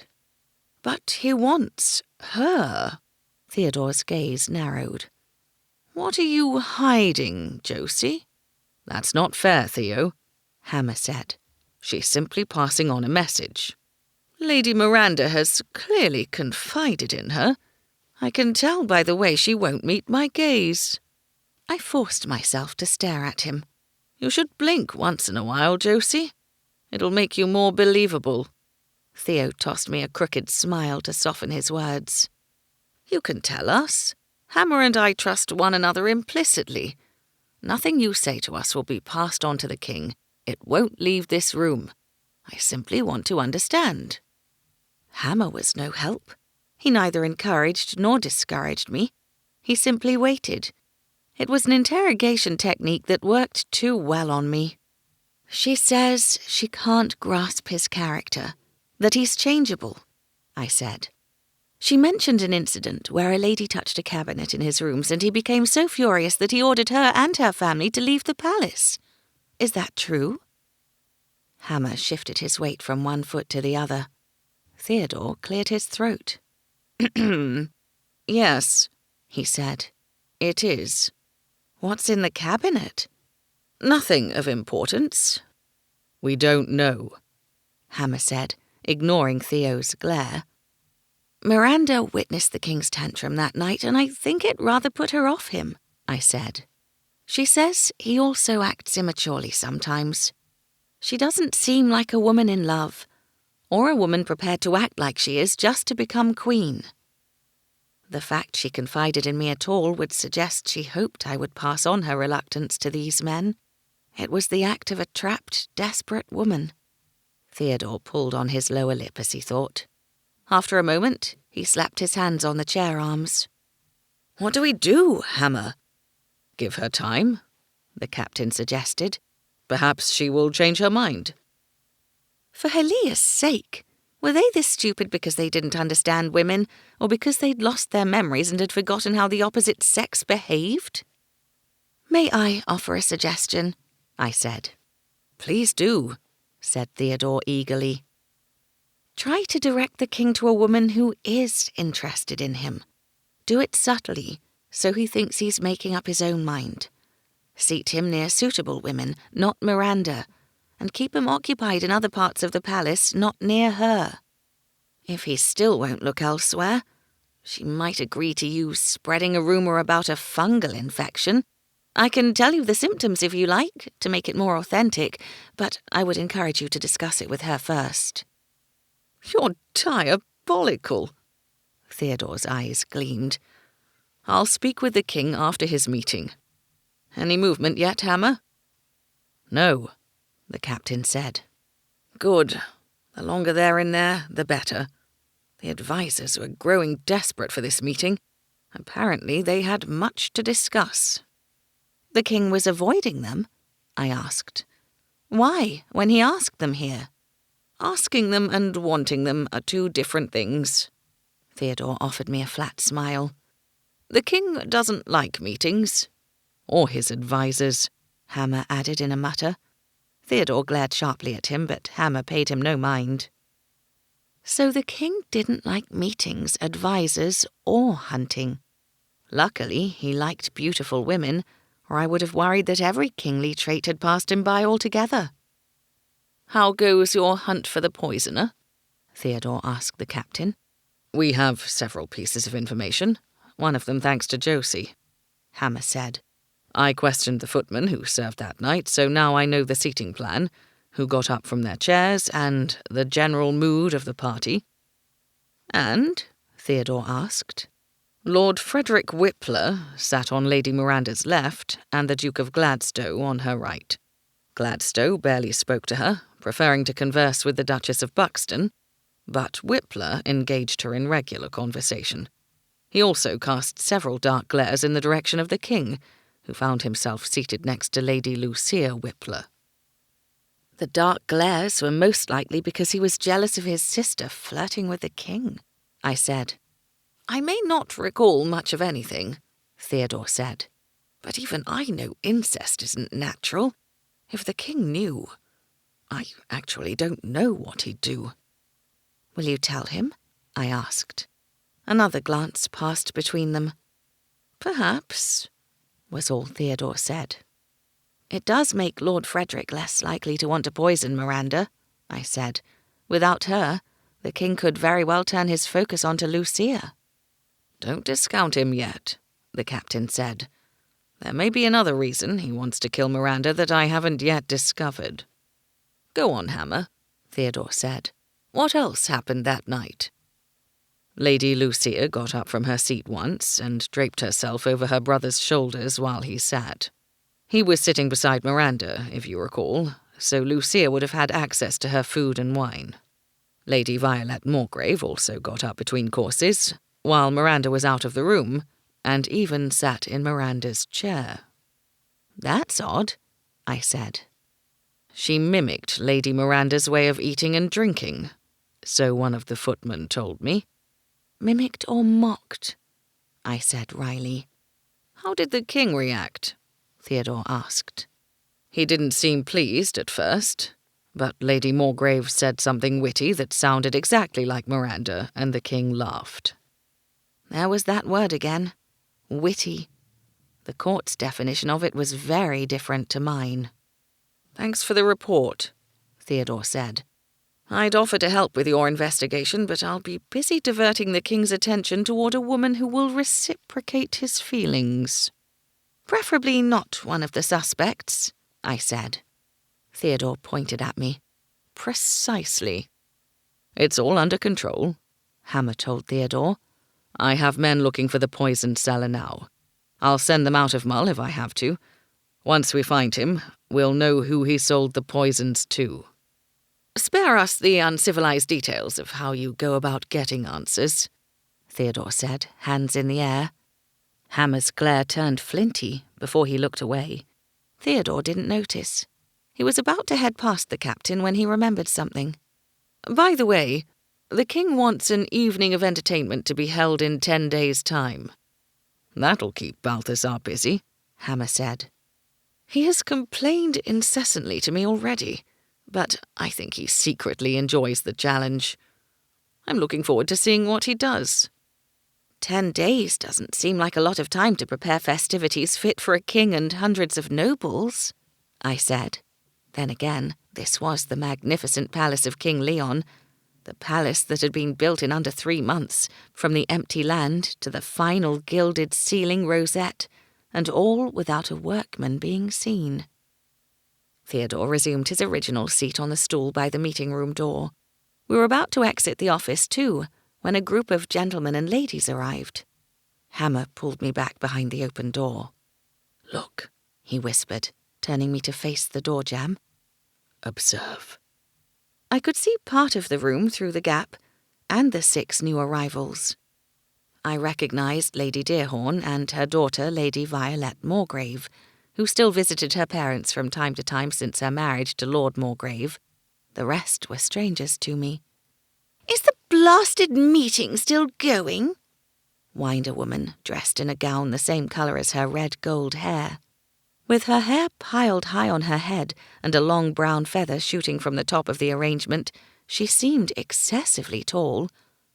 Only one of the gentlemen was taller. That's Lady Lucia Whippler. Hammer's breath brushed my hair and his body warmed my back. I struggled to focus on the group of nobles in the sitting room and not on his compelling presence. I drew in a deep breath, but it only filled me with the scent of him, sharpening my senses in the wrong direction. It took Lady Lucia's prancing toward the meeting room to shift my focus forward. Theodore stood, blocking her way. "I only wanted to remind the king that he promised to watch our little theatrical," she said in a voice that could leave no listener uncertain as to who was the higher ranked of the two. "I wouldn't want him to miss it and break his promise." "The king will be more than happy to watch your theatrical after his meeting," Theodore said with bland politeness. "I'll remind him as soon as he becomes available." "Or I could remind him now. Move aside." "The king cannot be disturbed." "What is your name again?" "Theodore." "I shall be sure to tell the king who forbade me to enter." "It is your prerogative to do so." The expansive cleavage on display above Lady Lucia's tight bodice swelled.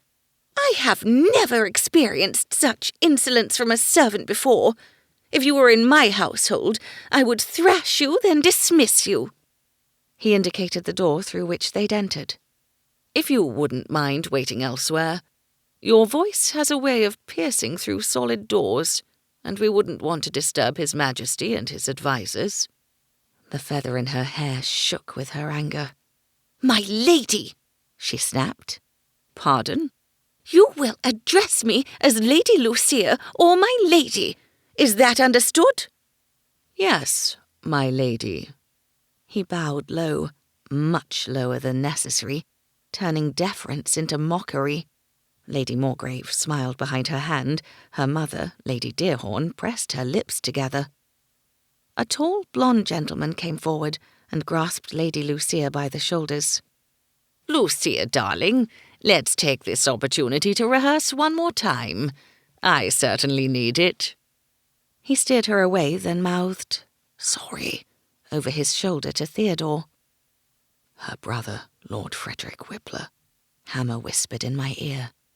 Theodore gave Lord Frederick a nod. Once they were all gone, he crooked his finger at us to join him. "That went well," Theodore said, eyes flashing in the direction in which the group had left. "You should be careful, Theo," Hammer said. "She has some influence over the king and may acquire more if he turns his attentions from Miranda to her." "He has better taste in women than that." "She's his second favourite." "That's because he can't see past the two overinflated charms she manages to thrust in his face at every opportunity. Once he raises his gaze above her chest into her cold eyes, he'll see her for the wasp she is."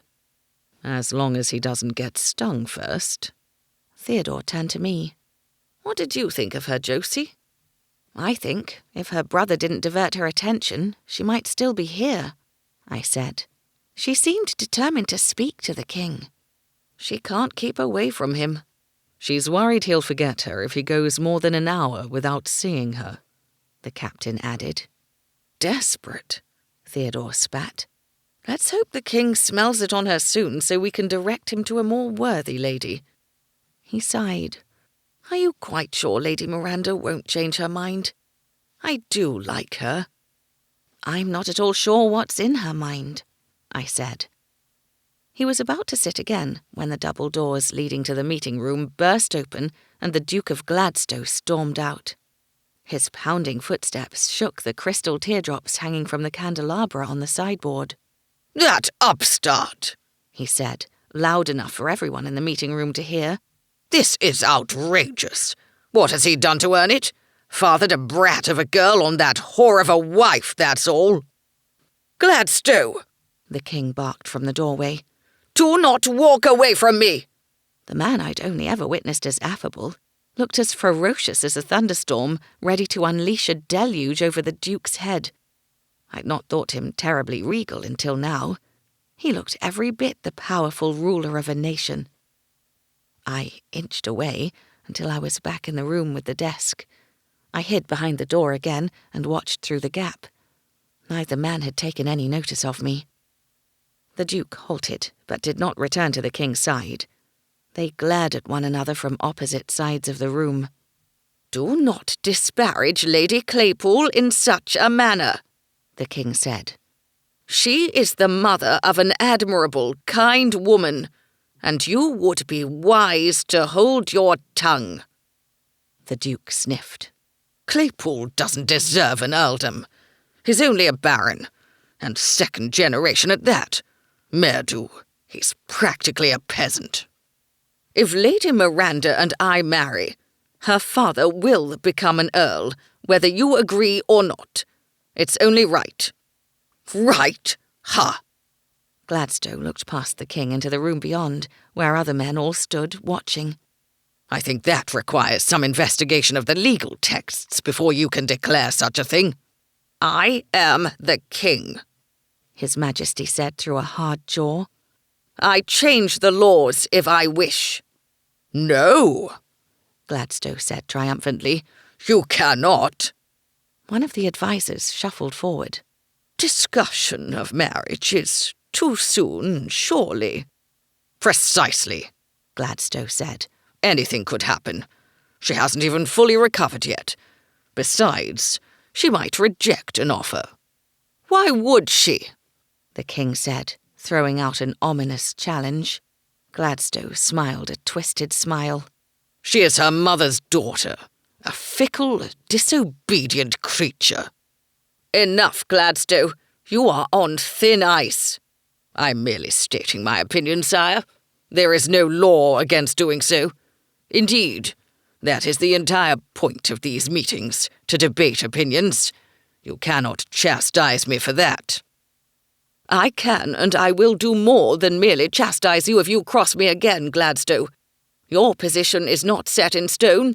Your title can be taken away as easily as it was granted to your forebears." Behind him, several men gasped. Gladstone took a step forward but stopped. He'd gone pale. "You can't strip me of my title," he said, although he did not sound entirely sure. "The king can do as he wishes," the king said. "Within reason. Some decisions must be voted by council before they become law." Gladstone nodded at the other men. "Didn't you know, sire?" The king clasped his hands at his back. "Good day, Gladstone." The duke gave a perfunctory bow and marched off. The other men followed, each bowing before exiting. "Is that true?" the king said to Theodore after the others were gone. "What he said about some decisions requiring a vote?" "I think so," Theodore said carefully. "I haven't had time to wade through all the legal texts in the library yet." "Why not? What in Merdu's name do you do all day?" The king waved at the stool where Theodore had been sitting. "You could have been reading while you waited." He tapped his forehead. "You should always be thinking about how to serve me efficiently." Theodore bowed. "Yes, sire." I ought not be listening to their conversation. I should reveal myself and make up some sort of excuse for my presence. But I dared not make a sound. The king looked angry, and I didn't want to find out what punishment he meted out to eavesdroppers. The king tugged on his lace cuffs, and I thought the matter ended. But Hammer spoke up. "The library is not nearby. Theo would have been gone from this chamber for an unsuitable length of time during which you may have needed him." I held my breath, expecting the king to scold the captain as he had scolded the duke. But he simply continued to tug on his cuffs. "Yes, well, there is that." "If you told them you don't know all the laws and customs of Glancia, they might be more forgiving," Hammer went on. "There's no shame in it." "Never show weakness to men beneath you, Hammer. They'll ridicule you, then take advantage of you." The king's nostrils flared, making him look more like his portraits. "I will research the laws applicable to the king's powers this afternoon," Theodore said. "Unless your majesty requires me elsewhere." "No, I'm expected in the amphitheatre to watch Lady Lucia and Lady Morgrave act in a play scripted in my honour. Hammer will accompany me. Begin your research on the sovereign's power of dismissal, Theo. Surely it's not true that I can't strip a duke of his title." "It seems wise," Hammer said. "Wise?" the king hissed. "What is the point of a king if he can't control his nobles? What if that duke tries to overthrow me? I'm sure the laws will have special considerations for such an event. We'll know soon." King Leon looked down at his dark grey doublet with the white collar and cuffs and blue diamond shapes embroidered on the front. "I think I'll change into something less drab before the theatrical. You can go to the library after that, Theo." I watched them leave, but did not emerge from my hiding place until the captain assured me the king would not return.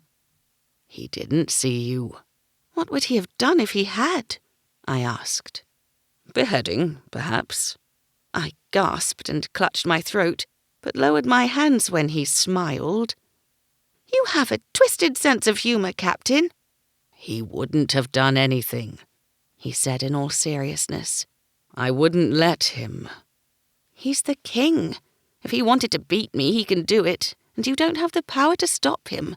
I don't know all of the laws surrounding his powers," I went on, "but I do know he can whip the local doctor's daughter if he wishes to." "He wouldn't whip you or beat you, Josie, or anyone else. He hasn't got the stomach for it." It was an argument I couldn't win, so I let the matter drop. I wasn't convinced that the king wouldn't have beaten me if he'd caught me. It was his right to defend his property, including secrets, within his own palace. We headed back through the palace, past lords and ladies seated exactly where they had been the first time we'd passed through. In a room larger than my entire cottage, a fat gentleman sat with his head tipped back, snoring loudly. 2 ladies, perched on the sofa opposite, threw berries at him, trying to get them in his mouth. "A footman can direct me out from here," I said to Hammer. He slowed and eyed me sideways. "I'm sorry my joke offended you that much." "It was a terrible joke, but I'm not offended. You're supposed to accompany the king to the amphitheatre." "He'll be some time yet. Changes of clothing are not simple affairs." "Where is the amphitheatre?" "It's set amongst the trees in the garden, just before Lake Grand. You can't see it from the paths." I saw the gardens from Lady Miranda's room. They're very pretty and interesting. Is there a herb garden?" "The pottage garden grows herbs. Why?" "I use herbs in medicines. I wonder what they grow." "I'll take you one day and you can look around." "I wouldn't want to upset the cook. He doesn't look like he'd want me wandering through his garden picking his herbs." "He's harmless. He likes to make himself out to be more important than he is in front of pretty Glancean women. Don't mind him." "If you're sure it'll be safe, then I'd like to see the garden one day. My father can't object to herb gathering for medicines, and I don't need to tell him I'm coming here to get them." The captain didn't respond for some time, and I thought the topic finished until he said, "I won't go against your father's wishes." "He worries unnecessarily." "Would he object to me visiting you?" My step slowed. "Why would you visit me?" "Ever since you mentioned the illegality of men loving men and the disparity between the law and its enforcement, I've been thinking of other things I need to know that aren't written in books. Things that only a Glancean would know. One with a memory, that is." "Oh, I see. Of course that was why he wanted to see me. I was a fool to think it was for any other reason." The rooms we'd been traversing through suddenly opened up to an expansive landing, lushly carpeted with a double-sided sofa, offering a place for the weary to rest before going up or down the stairs. The gilded relief of the king's initials decorated all the doors with the Lockhart crest above. The staircase itself was made of the same red, white, and black marble that adorned the forecourt, the pilasters topped with golden domes. A gold statue of the king wearing a crown and holding a branch in one hand and a sceptre in the other took pride of place in the centre of the landing. It was large enough to be visible from the grand black and white tiled entrance gallery below. "So, what do you think?" Hammer asked. "It's beautiful," I said on a breath. He looked around the entrance gallery, as if seeing it with fresh eyes. "I suppose, but I meant about you answering my questions." "When can you get away from here?" Tomorrow afternoon, unless there are developments with the investigation that require my attention. My father had 2 patients to visit in the afternoon, both of them too old and ill to come to us any more. He would expect me to go with him, but I could make an excuse that I wanted to study his notes or make up some medicines. Lying was the only way to see the captain. My father would never agree to me meeting a man from the palace alone. "Have you seen our beaches yet?" I asked as we exited the palace into the bright sunshine. Only from afar. "Meet me at Half Moon Cove tomorrow afternoon. It's 1/2 mile north of the village and only accessible via stairs." I'll be there, armed with questions. He escorted me to the main gate, where he signalled for a waiting carriage to collect me. The thrill of his hand touching mine as he assisted me into the cabin lasted until I left the estate altogether.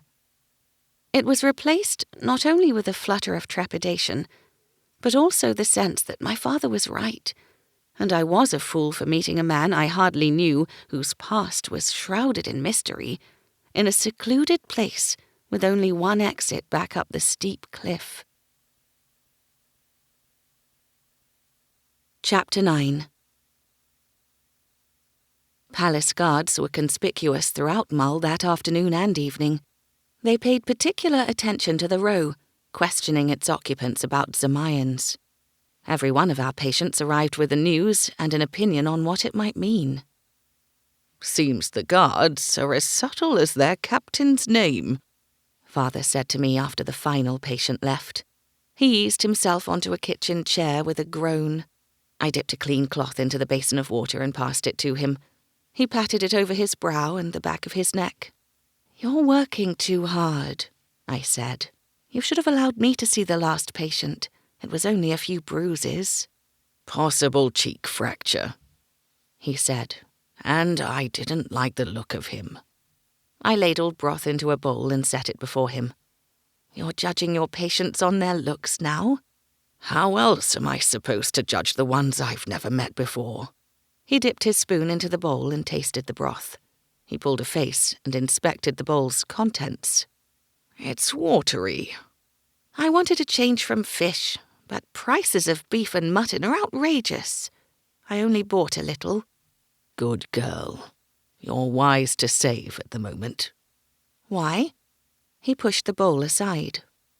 "In my experience, if a man looks like a thug, he usually is a thug." "We're still discussing that, are we?" "That man looked like the biggest bruiser in the village," he went on. "I don't want you anywhere near him, Josie."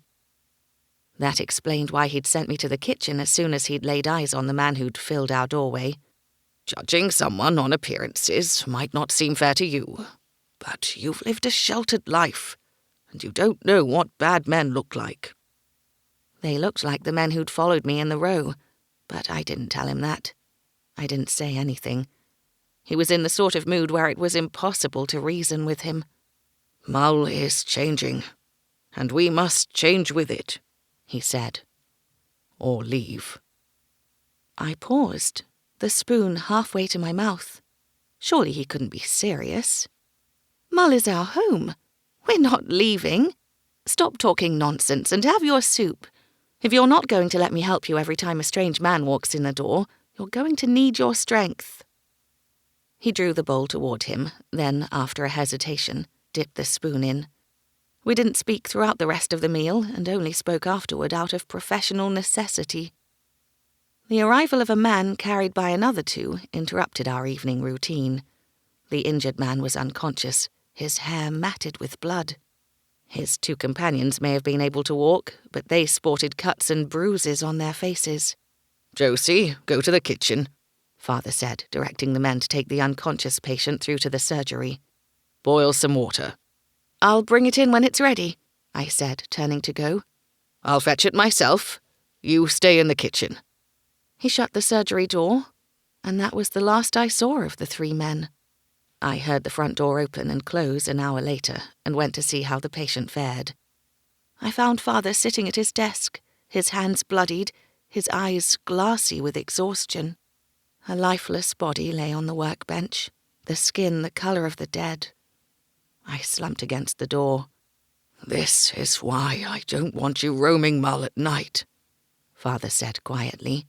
"That man got into a fight at the Mermaid's Tail. It wasn't the punches that killed him. It was the fall. He hit his head on the edge of a table. There was no chance of recovery." Poor man.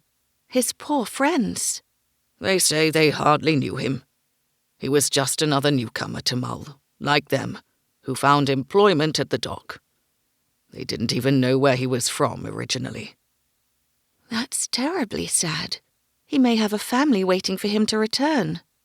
"It's not our concern now. They'll inform the foreman tonight. Someone will come for the body in the morning." He pushed himself to his feet. "Help me clean up." I can do it. I squeezed his arm. Go and wash up, then go to bed. You need rest. He nodded but didn't leave. He looked over the body with professional disinterest. "It's men like him who've ruined this village. Men like him are the reason I don't want you out after dark anymore. Mull isn't safe." I watched him go, his shoulders more stooped than usual. It wasn't the workload that weighed him down. It was seeing his home change almost overnight. He no longer recognized the sleepy village he'd settled in with his new wife. At least he didn't mention leaving Mull again. They took the body away the following morning while I was at the market looking for reasonably priced food. I settled on eggs and a selection of salad vegetables. Meat was too expensive, and the fish were small, all the best ones having gone to the palace. I spotted Tam Tao at his stall but didn't speak with him. I had no need of exotic herbs or spices. Meg joined me on the walk home. The basket slung over her arm looked as pitiful as mine, and we shared our complaints about the prices. Father greeted me at the door with a scowl when I got home. "You were gone too long." "Stop worrying," I said. "For Helia's sake, I simply got talking. You know what I'm like."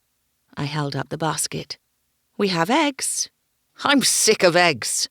He pressed the heel of his hand to his chest and his jaw clenched. "Father, are you ill?" I set the basket down, but he turned away before I could get a better look at his face. "What's the matter?" "I'm just worried about you." He strode off to the kitchen. "I don't want you out on your own." I picked up the basket and followed. "So you've already made clear?" "I mean, during the day too now," he said from the larder. "What?" "Not until we leave." "Leave?" He picked up a jar, read the label, and returned it to the shelf. "Between the poisoning at the palace, the guards poking about, the newcomers to the village, the fights, the high prices, Mull isn't the place for us anymore." He picked up another jar, read the label, and returned that too. I caught his hand before he plucked a third jar off the shelf. He wouldn't look at me, but he didn't pull away. "Is this about the man who died?" It shouldn't be the sort of thing that worried my father. He'd seen death many times. "Has something happened?" "Only go to the market with Meg or her mother from now on." He scanned the jars, then picked up the one containing dried catspore flowers. He opened it and smelled the contents. Satisfied that he'd got the right jar, he pushed past me. "Why do you need that?" I asked. "A patient came in this morning complaining of an erratic heartbeat. I thought I should prepare some cat's paw if he returns." "Who was it?" "No one you know." He took the jar to his workroom. I followed and watched as he emptied 2 flowers into the mortar and ground them with the pestle. "It's for you, isn't it?" "Stop fussing," he chided without looking up. "Fetch some hot water." I spent the next little while in the kitchen avoiding him and thinking up ways to leave the house without worrying him. I'd lie if necessary. Meg would certainly need to be involved. I wasn't going to miss my meeting with Hammer. Luckily, I didn't need Meg's help. Father went out in the early afternoon. He didn't take his medical bag, nor did he have any scheduled patients to visit, but he refused to tell me where he was going. At least he looked better than he had earlier. "There's something I must do, Josie," he said as he left. "Someone I must see." "This had better not be about leaving Mull, because I'm not going anywhere," I said to his back. When he didn't answer, I called out, "When will you return?" "In an hour." An hour wasn't long enough. The round trip to Half Moon Cove would take up most of that time. I glanced at Meg's house across the street. No, too easy for him to check. Instead, I wrote him a note and left it on his desk. Jamila complaining of pains. Gone to check. He was unlikely to follow up on an expectant mother. He left those patients to me. Hammer was wet. The ends of his hair had begun to dry, but the rest of it was damp and messy, as if he'd ruffled it to shake off the drops. His shirt clung to the contours and ridges of his body, leaving nothing to my imagination. My imagination could never have done him justice, however, not even in my wildest fantasies. He spotted me and approached along the beach. "Why are you staying back there?" he asked. "So I could admire you without being noticed," I wanted to say but didn't dare. My cheeks heated, and I looked down, only to see that his feet were bare. "You've been swimming," I said stupidly. "And I didn't drown." I looked up, straight into his gaze. His eyes were the same colour as the water behind him. I blinked, dazzled by the sun and the sky and the man looking back at me, more relaxed than I'd ever seen him. More handsome, too. "I wasn't sure if I could swim," he said. "Seems I can." "You didn't know if you could swim until you went in. Captain, that was foolish. There's no one here to save you." He walked back along the sand towards some large boulders at the southern end of the beach. "You're here now." "What makes you think I can swim?" "You strike me as a very capable woman." Well, this capable woman couldn't catch up to him. I stopped and removed my shoes before they filled with sand. He stopped too and waited for me. "You've lived in Mull your entire life. I'd wager you came to this spot and swam with your friends when you were supposed to be studying your father's books." He was wrong. I had stayed home and studied when my friends lied to their parents and snuck out on sunny afternoons. I'd been to Half Moon Cove many times with my mother before she died, but not too many since. With her, I'd paddled in the shallows and collected shells or seaweed that washed up on the shore and used them to decorate our sandcastles. But years later, when my friends experienced their first kisses behind the boulders, I'd been at home, learning what to do in the event of a breached berth. "I can't swim," I said, striding past him. I'd almost reached the boulders when he caught up to me. "I overstepped. I'm sorry, Josie." I winced at the heaviness in his voice. He'd been relaxed, cheerful even, and I'd ruined it. I turned on a sunny smile. "There's nothing to apologize for. So, how well do you swim?" "Moderately well." "Since you're modest, I'm going to assume you swim like a fish." He picked up his boots and sat on one of the boulders. "Am I modest?" "You're not boastful." He considered that, but didn't make his thoughts known to me. He dusted the sand off the sole of one foot. I sat on the sand, my hands behind me, and stretched my legs out. "It must be strange to learn who you are all over again." His movement slowed. All the sand had been removed, and he seemed to be simply going through the motions. "I feel as though I know who I am, in a way." He shook his head. "It's hard to explain." "Try." He put his foot down, getting it sandy again. "I know I want to find the poisoner.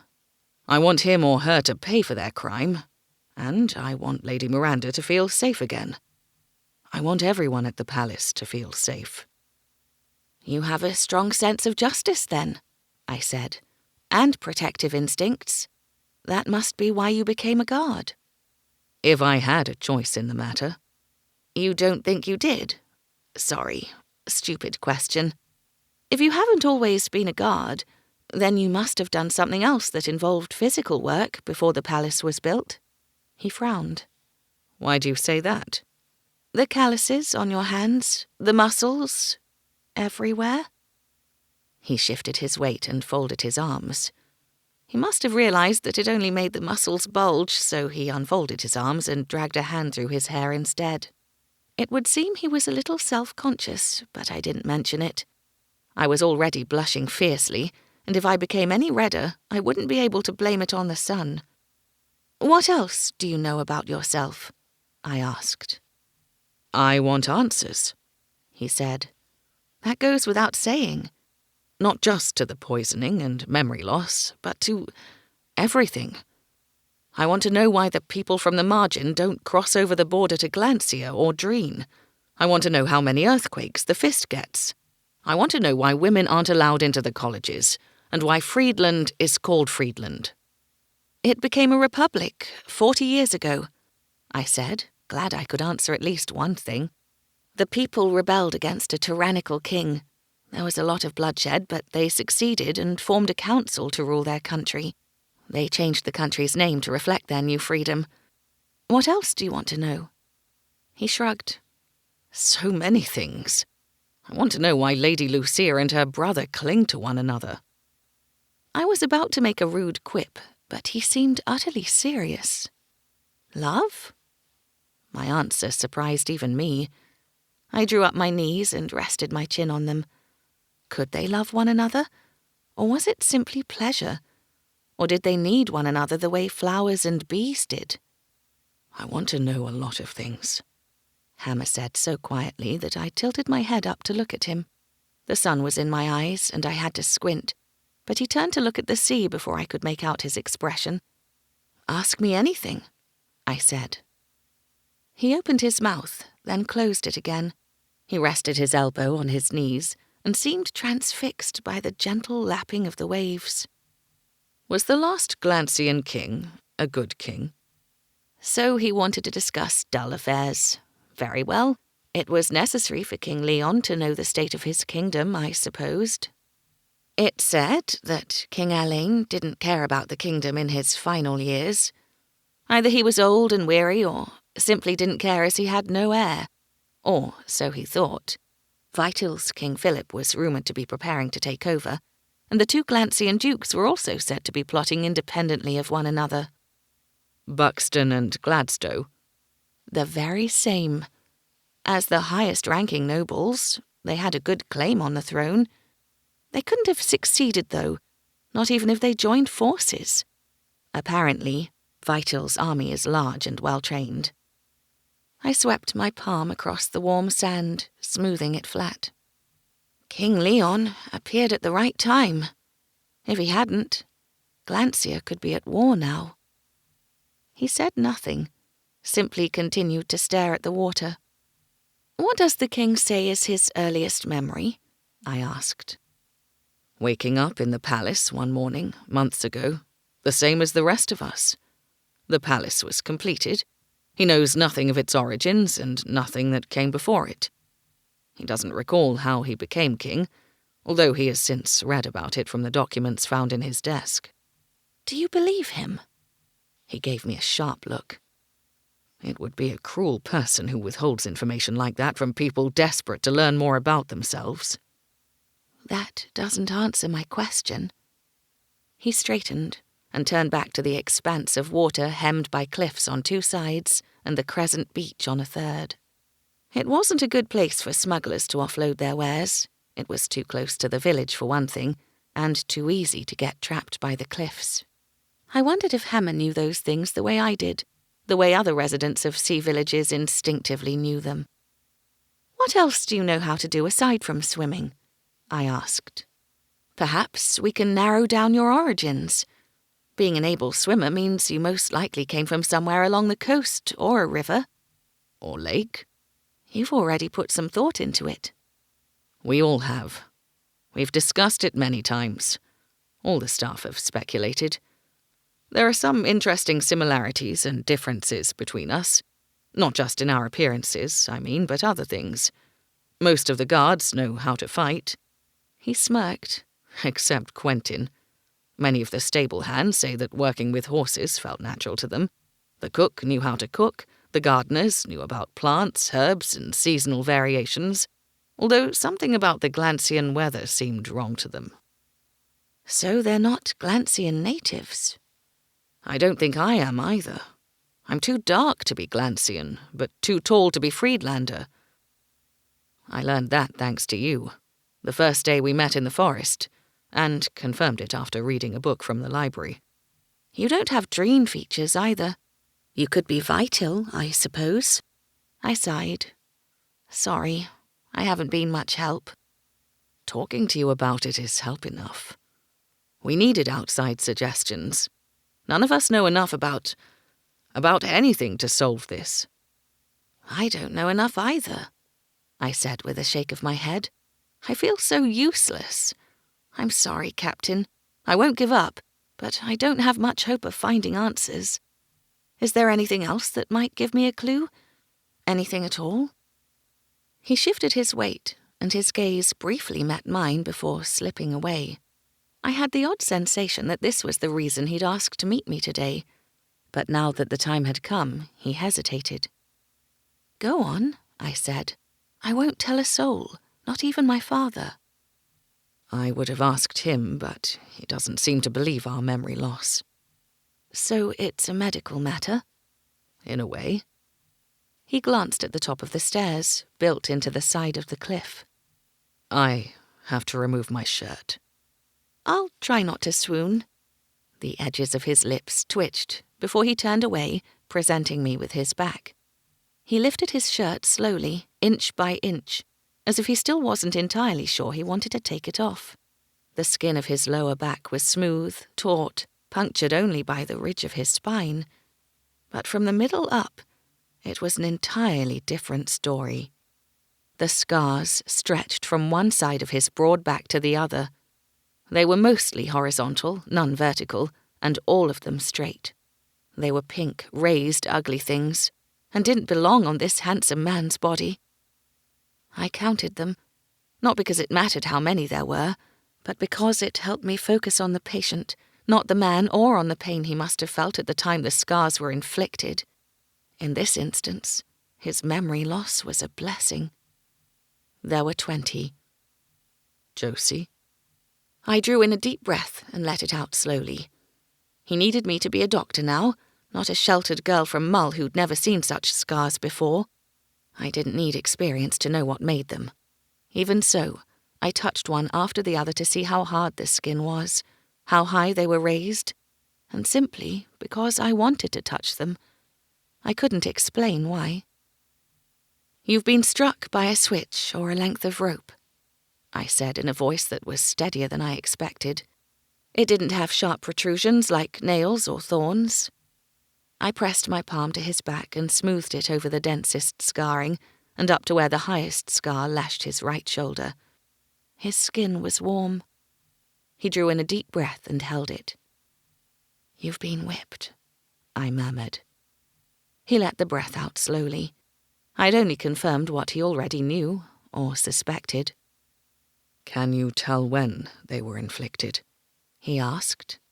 They're several months old, less than a year, certainly not more. It's difficult to be more precise, as everyone's skin heals at different rates. He lowered his shirt, but did not turn around. I was grateful. The healer in me knew what to say, but the woman did not. What did one say to a man who'd been whipped 20 times yet couldn't remember it? Thank you, he said. You already guessed. We didn't know how old they were. We? I'm not the only one with scars like this, but I have the most. Max and Brandt have a few, as do some of the other guards. As far as I know, the rest of the staff don't have any, but we haven't discussed it with everyone. Only those we know best. It's hardly a casual conversation starter. He brushed the sand off his feet and put on his boots. I'd better go. The king won't leave the palace without me escorting him, and he likes to walk around the gardens in the late afternoon with his favourites. Is he afraid of an assassination attempt in his own garden? By whom? By anyone. He's a fearful man. It took some convincing for him to invite the nobles into the palace, and for the first week afterward, I had to follow him everywhere inside, too. He must trust you. I wonder why. He lowered the boot and arched his brows. I mean, I wonder how he knew to trust you if he has no memory. You trust me, and you don't know me well. You wouldn't have met me here if you hadn't. For future reference, don't meet strange men on a cove accessible only by a steep staircase and water. particularly since you can't swim." "You're only a little bit strange," I said, hoping to earn a smile from him and failing. "I suppose I trust my instincts, and they're telling me you're not going to hurt me. The king must have good instincts too, unless he remembers you from his past. And unless he was lying about his memory loss, I wanted to say, but I held my tongue. The extent of King Leon's memory loss was a sore point for Hammer, yet I knew he had doubts. He must. But he'd made it clear he wouldn't discuss those doubts with me. "Your instincts may be good, but you should still be careful," he said. "I hear there was trouble at one of the taverns last night." "A man died in my father's surgery. He couldn't save him." I shivered. Even though I'd seen death before, I wasn't used to it like my father. I couldn't imagine ever growing used to it. I felt Hammer's gaze on me, but couldn't meet it. I changed the subject instead. "Your men are crawling all over Mull. They're the talk of the village. Have you learned anything new about the poisoner, or who sold him the poisons?" "Not yet." "Could the man you were chasing through the forest have something to do with it?" "It's possible." "He was an escaped servant, then?" He blinked at me. "I don't chase the servants." "Your men fetched the maid who came into the village." "Fetched, not chased." He tied up his bootlaces. "She was confused.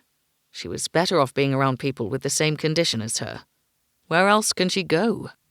It was a fair point, and the guards had been gentle with her. "Is she well now?" "Better." "If you want my father to look at her—" "She's fine. Thank you for your concern." He was in command again, the stern captain of the palace guards, not the vulnerable man who'd lost his memory. "That man in the forest wasn't a servant," he went on. "If he was, we would have known his name." "I suppose. He can't be the one who sold the poisons to the poisoner either. Tam Tao described the man on the pier as Zemayan, and he didn't look Zemayan. I suppose he was just a poacher or vagrant passing through, hoping to find something to eat from your kitchen garden." "Vagrants and poachers don't ride good horses." He had a point. "So, who do you think he was?" "A spy, but I don't know who for. We found him sneaking around the palace grounds. When I questioned him, he gave evasive answers. He escaped before he could be escorted away." He put out his hand, and I took it and stood. His thumb stroked mine before letting go, or perhaps I'd only imagined the stroke. He picked up his doublet and removed something from the pocket. "For your time," he said, offering me some L's. I turned and marched off. "I'm not accepting payment for this." I wanted to say more, but I couldn't tell him that I came in a non-professional capacity. I came in the hope to learn more about him, as a friend. He drew alongside me, still holding the coins, and opened his mouth to speak. "Do not insult me again," I said, before he insisted I accept the money. He pocketed the coins. "I don't know when we'll meet again. If someone in the palace becomes ill or is injured, I'll send for your father. Perhaps you will come to assist him." I glanced at him, but he wasn't looking at me. He focused on the stairs straight ahead. "Yes," was all I said. I wished it would be as simple as waiting until we were needed, but I suddenly doubted I'd ever see the captain again. If my father had his way, we would leave Mull, and I would never see the palace inhabitants again. I'd never see Meg and my other friends, and my patients would have to give birth without my presence. Surely father couldn't have been serious about leaving. Surely it was all talk stemming from his fears. If not, he'd have a fight on his hands. I wasn't leaving Mull. We climbed the stairs in silence, and he offered me a ride back to the village, albeit reluctantly. "I don't want to get you into trouble with your father," he said. "I'll walk. Thanks anyway." I watched as he mounted in an easy, practiced move and rode off. He knew how to ride. He couldn't have become that proficient in just a matter of months. Yet another piece to the Captain Hammer puzzle. I walked quickly home, turning over the things I'd learned about him and trying not to picture his scarred back. I'd send a jar of ointment to the palace, but I couldn't imagine the men rubbing it into one another's backs, even if they did know it would help the skin to heal faster. Perhaps they each had a maid who'd do it for them. Perhaps Hammer did. Yet another thing I didn't want to picture. I was hot and thirsty by the time I arrived home. "I'm back," I called out to Father in the surgery. The door was ajar, but he didn't answer. He might simply be busy, lost in his work, or he might be giving me the silent treatment as punishment for leaving the house when he'd asked me not to. The kitchen showed no signs that he'd entered it during my absence. I filled a cup with water from the pail by the door. It was almost empty. I wondered if Father would allow me out to the well to fill it, or insist on coming with me. This was getting ridiculous, and I would tell him so. "Father," I said, pushing open the workshop door, I stopped, the words dying on my lips. He lay slumped over the desk, notes and books scattered around him. His hair was dangerously close to the heat box, but the lumps of peat had burned away. How long had he been asleep? I didn't recognize the contents of the dish he'd been testing, some of which had spilled onto an open book. Behind the burnt smell was a sweet, sickly odour. "Father? Father, wake up!" I shook his shoulder, but he didn't move. "Father!" I gave him a more violent shake, and his hand slipped off the desk. The fingers brushed the floor. I tilted his head to the side and pushed his hair off his forehead to get a better look at his face. It was the same colour as the dead man who'd been collected that morning.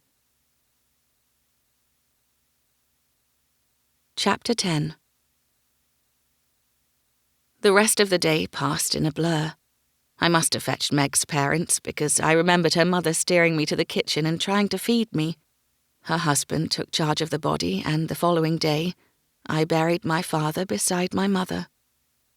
Then I cried. I'd never cried so much in my life, not even when my mother died. At 6, I hadn't really understood that she wasn't coming back.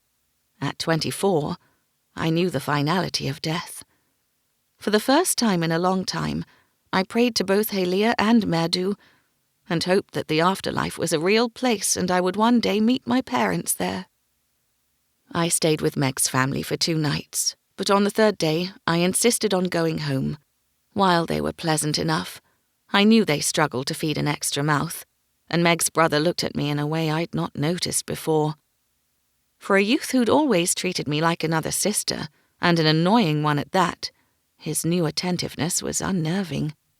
Despite being grateful to be home again, the house had an awful emptiness about it. No patients came.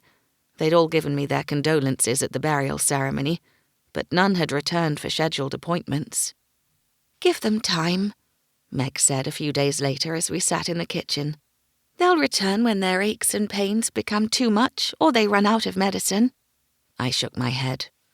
"There are too many like Peri Feria. Besides, it doesn't matter if they don't mind being treated by a woman. I can't treat them anyway. I'll be thrown in jail if I do." "I'm sure it's just a warning first, then a fine before they jail you. But yes," she added heavily, "it's illegal. You'll have to rely on your midwifery and selling medicines." We both knew neither task could support me. Perhaps as the population grew and more women joined the men, there might be more births. Until then, I'd have to supplement the fees with my father's savings. That meant searching for them, which meant going through his things. I couldn't face that yet. "I can't believe he's gone," I said, choking back tears. I thought I'd used them all up, but it would seem I still had more to shed. One day he's chastising me, and the next, silence. "Not even a warning," Meg said with a shake of her head. I sat back with a thud. There had been a warning. I cast a glance toward the larder. He'd been looking for cat's paw. What's that used for? Heart problems. It helps stabilize an irregular heartbeat. It's not a cure, though. Nothing can cure disease of the heart. "Hey, Leah," I murmured. I suspected the cat's paw was for him, but didn't press him. How could I be so stupid, Meg? How can I be so selfish as to not notice when my own father was ill? She drew me into a hug. "You're not selfish, Josie. You're the least selfish person I know." I shook my head. "Not that day. That day I wanted to get away from him. I met with Captain Hammer at Half Moon Cove." Her eyes widened. "Well, I see." She nudged me and smiled. "No wonder you won't look twice at my brother." "It's not like that. He had a professional question to ask me." "Then why not come here and ask your father?" "It's difficult to explain." "No, Josie, it's not. It sounds to me like he likes you." I sighed. I couldn't tell her without divulging the palace secrets, and I wouldn't do that, not even to Meg. She'd have to think what she wanted to think. I only hoped she didn't spread rumours through the village about Hammer and me. "You will encourage him, won't you?" she asked, peering closely at me. "What do you mean?" "Now that you're all alone, you need someone to take care of you." It was so absurd I would have laughed if I didn't feel so sad. I'm not going to marry just because I'm alone. Why are you so against marriage? I'm not. I don't want to marry just anybody, though. Besides, I hardly know him. He hardly knew himself. "You're talking about love again." She sighed and touched the wine-coloured birthmark creeping up from her neck, over her jaw to her right ear. "Not all of us expect love to strike, but I'm sure it will strike you if you allow it to." I put my arm around her and kissed the mark, but said nothing. I'd offered her sympathy and words of hope many times over the years, yet she still believed herself ugly. It might not be such a problem if she weren't so desperate to marry, but after watching all of our friends wed in recent years, she'd probably take the first man who asked. "Ivor Moorgrain has been very attentive to you," she said with a wicked gleam in her eye. "I don't want to talk about Ivor." "I'm sure you don't. Not after secretly meeting with the delectable captain of the palace guards at Half Moon Cove." "Meg," I shook my head. "I'm not in the mood." "Of course. I'm sorry. Let me fix you something to eat. You're looking thinner than usual." She hugged me, then entered the larder. She returned with some dark bread and shriveled apples. "Honestly, Josie, you can't eat this." "I haven't been to the market since he died." "I'll go for you in the morning." She set the bread down and began slicing it while I fetched her some money for the market. I found a few ells in the tin where we kept enough for daily supplies and handed it all to her. "For tomorrow," I said. "I'll be fine in a day or two. I just don't feel like seeing people right now. I've had enough of sympathetic words to last a lifetime." She skewered a slice of bread on the end of the knife and held it out to me. "Let me know when you are ready, and I'll come with you. Anyone who dares offer you sympathy will have to deal with me." I smiled, despite myself, and gave her a hug. The footman, dressed in Crimson Palace livery standing on my doorstep, looked familiar.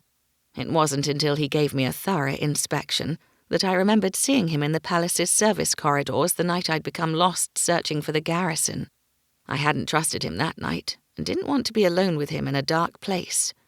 Now I had nowhere to escape to. My father's warnings came back to me all at once. The footman licked his lips. "The goddess shone down on Glancia when she made its women." "Can I help you?" I asked. His wet lips stretched into a smile, revealing an overcrowded mouth full of crooked teeth. He stepped forward. I moved to close the door in his face, but he thrust his foot into the gap. "Don't do that, miss. I've a message for the doctor. Is he in?" "You can pass your message on to me." His top lip lifted with his sneer. "Even the low-born ones act all high and mighty here." He sniffed. "Tell your father he's wanted at the palace urgently." "Why? What's happened?" "He's needed." "Is Lady Miranda sick again?" "Don't know." I opened my mouth to tell him I'd go with him, but closed it again. I couldn't go. I wasn't qualified to treat anyone unless they were giving birth. While some villagers might not care about qualifications, the king's advisers and the nobles certainly would. I couldn't hide behind my father anymore, As his assistant, my presence in the sick room was acceptable. Without him, it was not. "Who sent you?" I asked the footman. "Theodore." "Please inform Theodore that my father died last week. He'll have to ask the finance minister's doctor for assistance, if he's still at the palace." The footman was shocked into stepping back, allowing me to close and lock the door. I pressed my forehead against it and listened to the sound of receding hoofbeats. A very short time later, I opened the door to another knock. I was relieved to find Captain Hammer on the doorstep, not the footman. His cheeks were flushed and his hair windswept, but it didn't take away from the air of solemnity he brought with him. "I'm saddened to hear about your father," he said. "We all are." "Thank you." I opened the door wider, but he hesitated. "I don't want to intrude." "You're not. I could do with the company. The house is so quiet and... Oh, you probably have to get back to the king." "Soon," he said, stepping past me. His hand went to the hilt of the sword strapped to his hip, as if it were a natural, ingrained reaction. When he realized what he was doing, his hand dropped to his side. After a moment, he clasped both hands behind him. "Ale?" I asked, leading the way to the kitchen. "Or a tisane of mild wood to calm your nerves?" His footsteps changed rhythm, and I smiled to myself. I really shouldn't tease him when he was feeling ill at ease. "Ale is fine. I can't stay long." He watched as I filled 2 cups, then sat at the table when I sat. "I didn't know," he said simply. "I would have come sooner."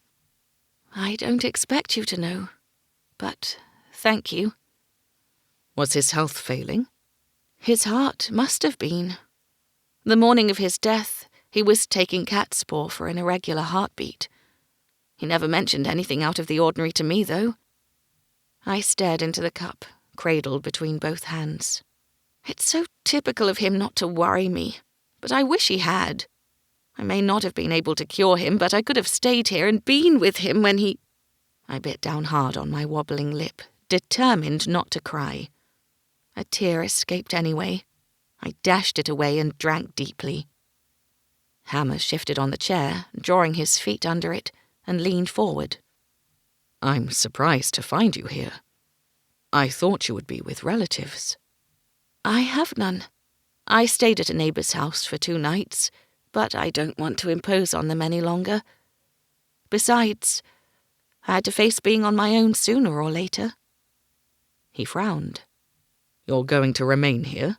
Alone?" "Of course. This is my home. Where else would I go?" I was glad he let the matter drop. Perhaps his lack of memory meant he didn't know that young unwed women rarely lived alone. The world accepted widows living on their own after their husbands died, but daughters of marriageable age moved in with relatives, no matter how distant. I could not name a single woman in a similar position to me. No matter, I would simply be the first. "Is there anything I can do while I'm here?" he asked, looking up at the roof as if he expected to find it needing repairs. "Heavy lifting? Chopping firewood?" "Thank you, but no. I've managed with an elderly father for years. Meg's brother, my neighbour, helps with anything I can't do myself." "I see I don't have to worry about you." It was nice that he did worry. "You have enough on your plate, Captain. Speaking of which, what happened at the palace that required my father's attendance?" "Lady Lucia Whippler fainted while walking around the garden." "How is she now?" "She was resting in her room when I left to come here. The finance minister's doctor looked at her and suggested she simply got overheated. He prescribed bathing her feet in cool water." "Were her feet swollen?" "I don't believe so." "Then bathing them won't achieve much." I looked out the window to the overcast sky. "I haven't been outside today, but it didn't seem all that warm when I opened the door to you."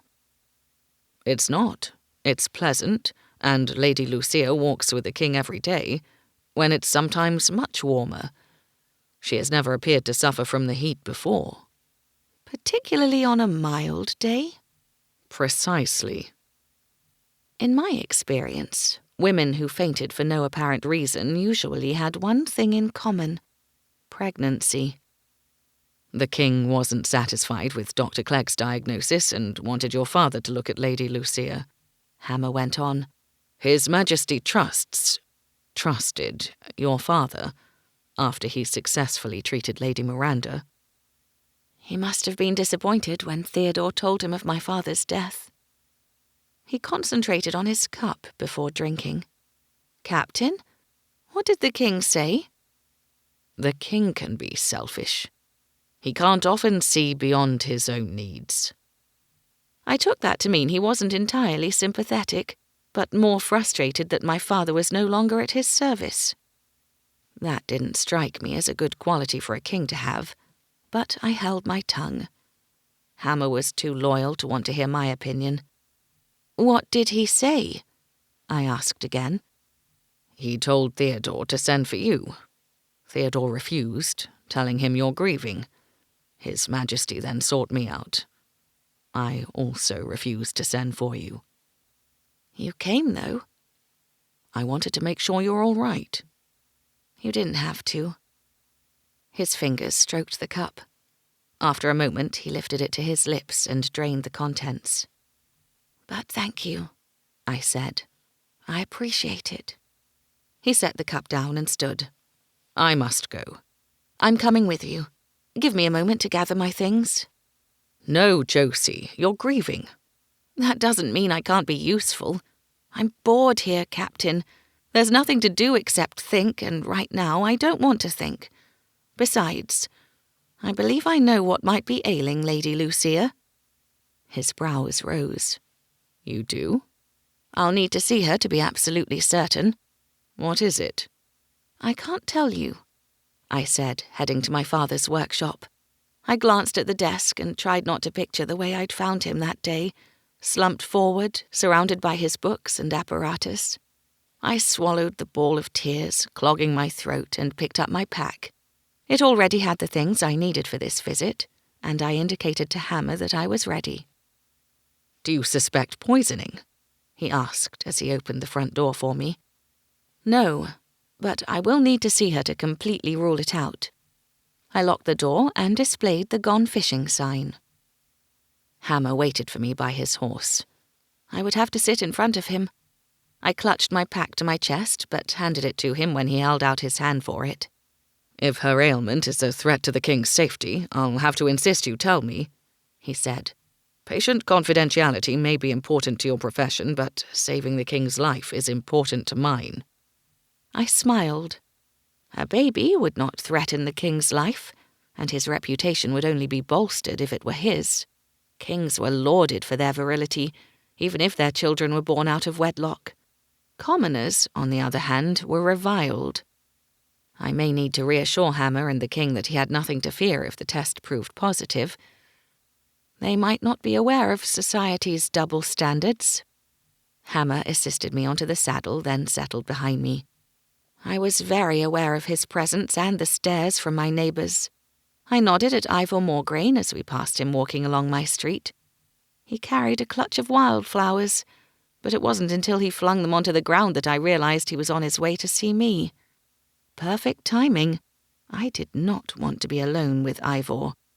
I'd already refused his offer of courtship last year, telling him my father needed me. I could no longer use that excuse. A word of caution, Captain, I said. I'm not a qualified doctor and should not be attending a patient. This visit needs to remain a secret. Dr. Clegg reminded the king that you can't attend patients. The king insisted, however, and the doctor graciously backed down. It was Theodore and myself who wouldn't allow you to come at this time. I must still insist on keeping my visit a secret. If the doctor thinks I'm reaching beyond my midwifery duties, he's within his rights to have me arrested. Arrested? His breath brushed the nape of my neck. For treating a patient in the palace at the king's request? That's absurd. It's the law. He scoffed. Be assured, King Leon wouldn't allow you to be arrested on his account, no matter what the law states. Even so, let's not put the king in a difficult position. If someone asks why I'm there, we shall say I'm calling on a maid who needs a midwife." "That will only get the tongues wagging." "Very well. We'll say I've come to visit Quentin." "That will suffice. He has been asking to go to the village to see you. It's very annoying." I laughed softly. He's harmless and simply curious about medical matters. He wants to learn. "He is inquisitive, but I don't think medicine is entirely to blame for his interest in you." I turned to look at him better, but he was focused on the road ahead. "Quentin is sweet, but I don't want to encourage him." "Then don't call him sweet to his face. He'll take it as a compliment and never leave you alone. What about the man with the flowers?" The question came so suddenly and unexpectedly that I couldn't think of an immediate answer. "You saw him?" I said, somewhat pathetically. "I couldn't fail to feel the sharpness of his glare. Do I need to smooth things over with him and reassure him that I'm simply transporting you to the palace?" "Merde, no. Let him think what he likes. Hopefully that'll put an end to his attentions. He's called on me 3 times this week alone, and we ran out of conversation on his first visit." The flowers were a new development, though. "As you wish," was all he said. I was able to relax a little as we left the village and curious stares behind. I still felt self-conscious having the captain so close, but I tried to ignore him and simply enjoy the fresh air and the patchwork of farmlands and forest. I'd been inside far too long, wallowing in self-pity, when I should have been appreciative to be alive. Tomorrow I would call on those who'd attended the funeral to thank them. I'd visit my father's patients and reassure them that I would help them if it were an emergency, as long as they kept quiet about it. That led to thoughts of finding a new doctor for the village. Perhaps I would write to the college in Logios and request them to send a newly qualified one. I must also see to my own patients, 2 of whom were drawing close to their time. "You think Lady Lucia is with child?" Hammer said. I'd been so lost in my thoughts that his words startled me. "What makes you say that?" "It's the only reason you can give for coming to the palace with your medical bag. And you said yourself that you didn't want to put the king in a difficult situation by illegally seeing a patient. You're not the sort of person who wants to cause trouble for others." "I might be. You don't know that?" "I'm a good judge of character, Josie." He sounded amused.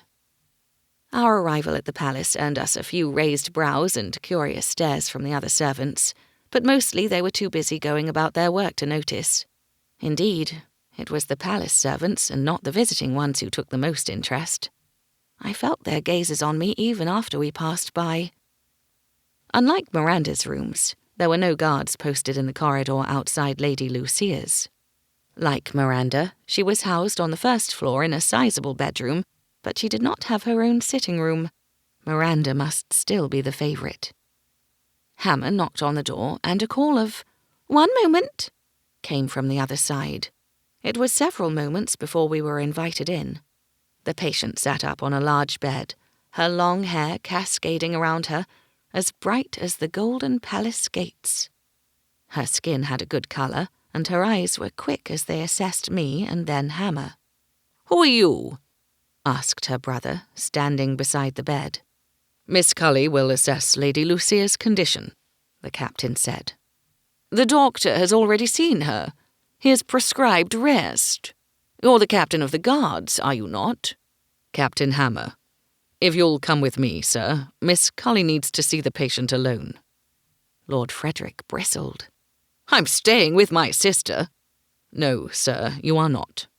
Hammer stood aside to indicate Lord Frederick should go ahead of him. Lord Frederick took his sister's hand. Knowing the rumours about them, I found I couldn't tear my gaze away from those linked hands. That's how I came to see his thumb caress hers.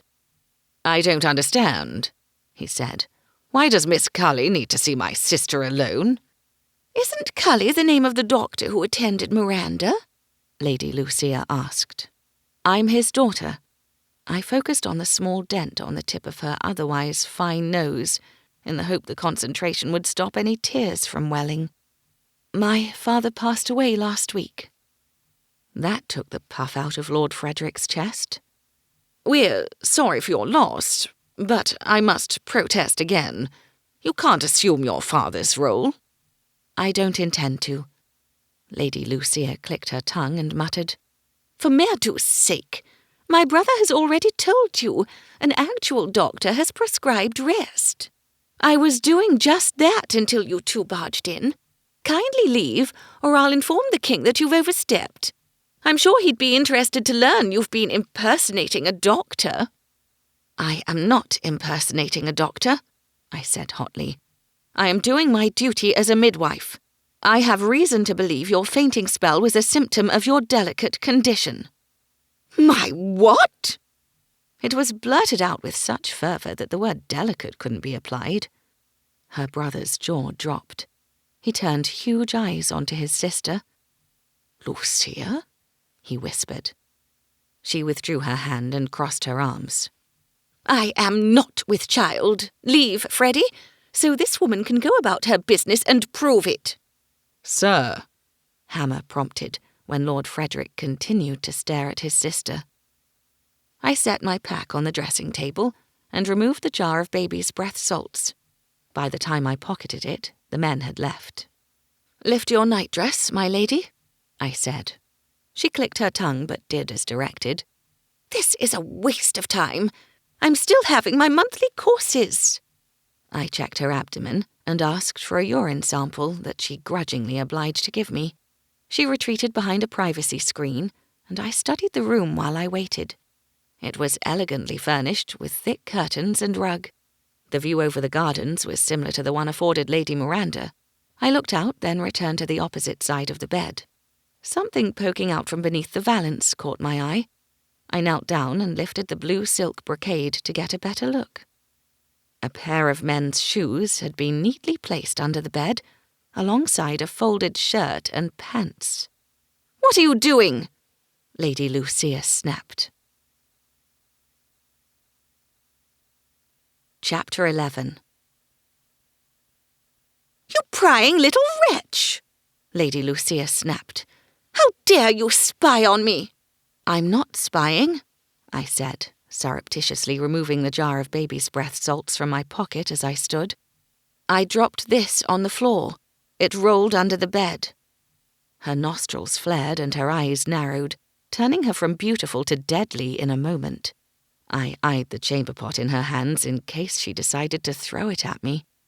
She marched past me and set the pot on the dressing table beside my pack. "You're all the same here," she said with a sniff. "Impertinent and opinionated, with no respect for your betters. You're not normal." "I am not palace staff." I added a pinch of baby's breath salts to the urine in the pot as she settled back on the bed, with all the grace of a woman used to reclining all day. The salts did not change colour. "You're not with child," I said. "I know that, but you wouldn't listen. Freddie," she called, "you can come back in." The words were hardly out of her mouth when her brother barged through the door. "Well?" She shook her head. He sat heavily on the bed. "Thank the goddess!" My gaze connected with Hammer's, but he showed no signs of interest in the conversation. "There is still the mystery of your fainting spell," I said to Lady Lucia.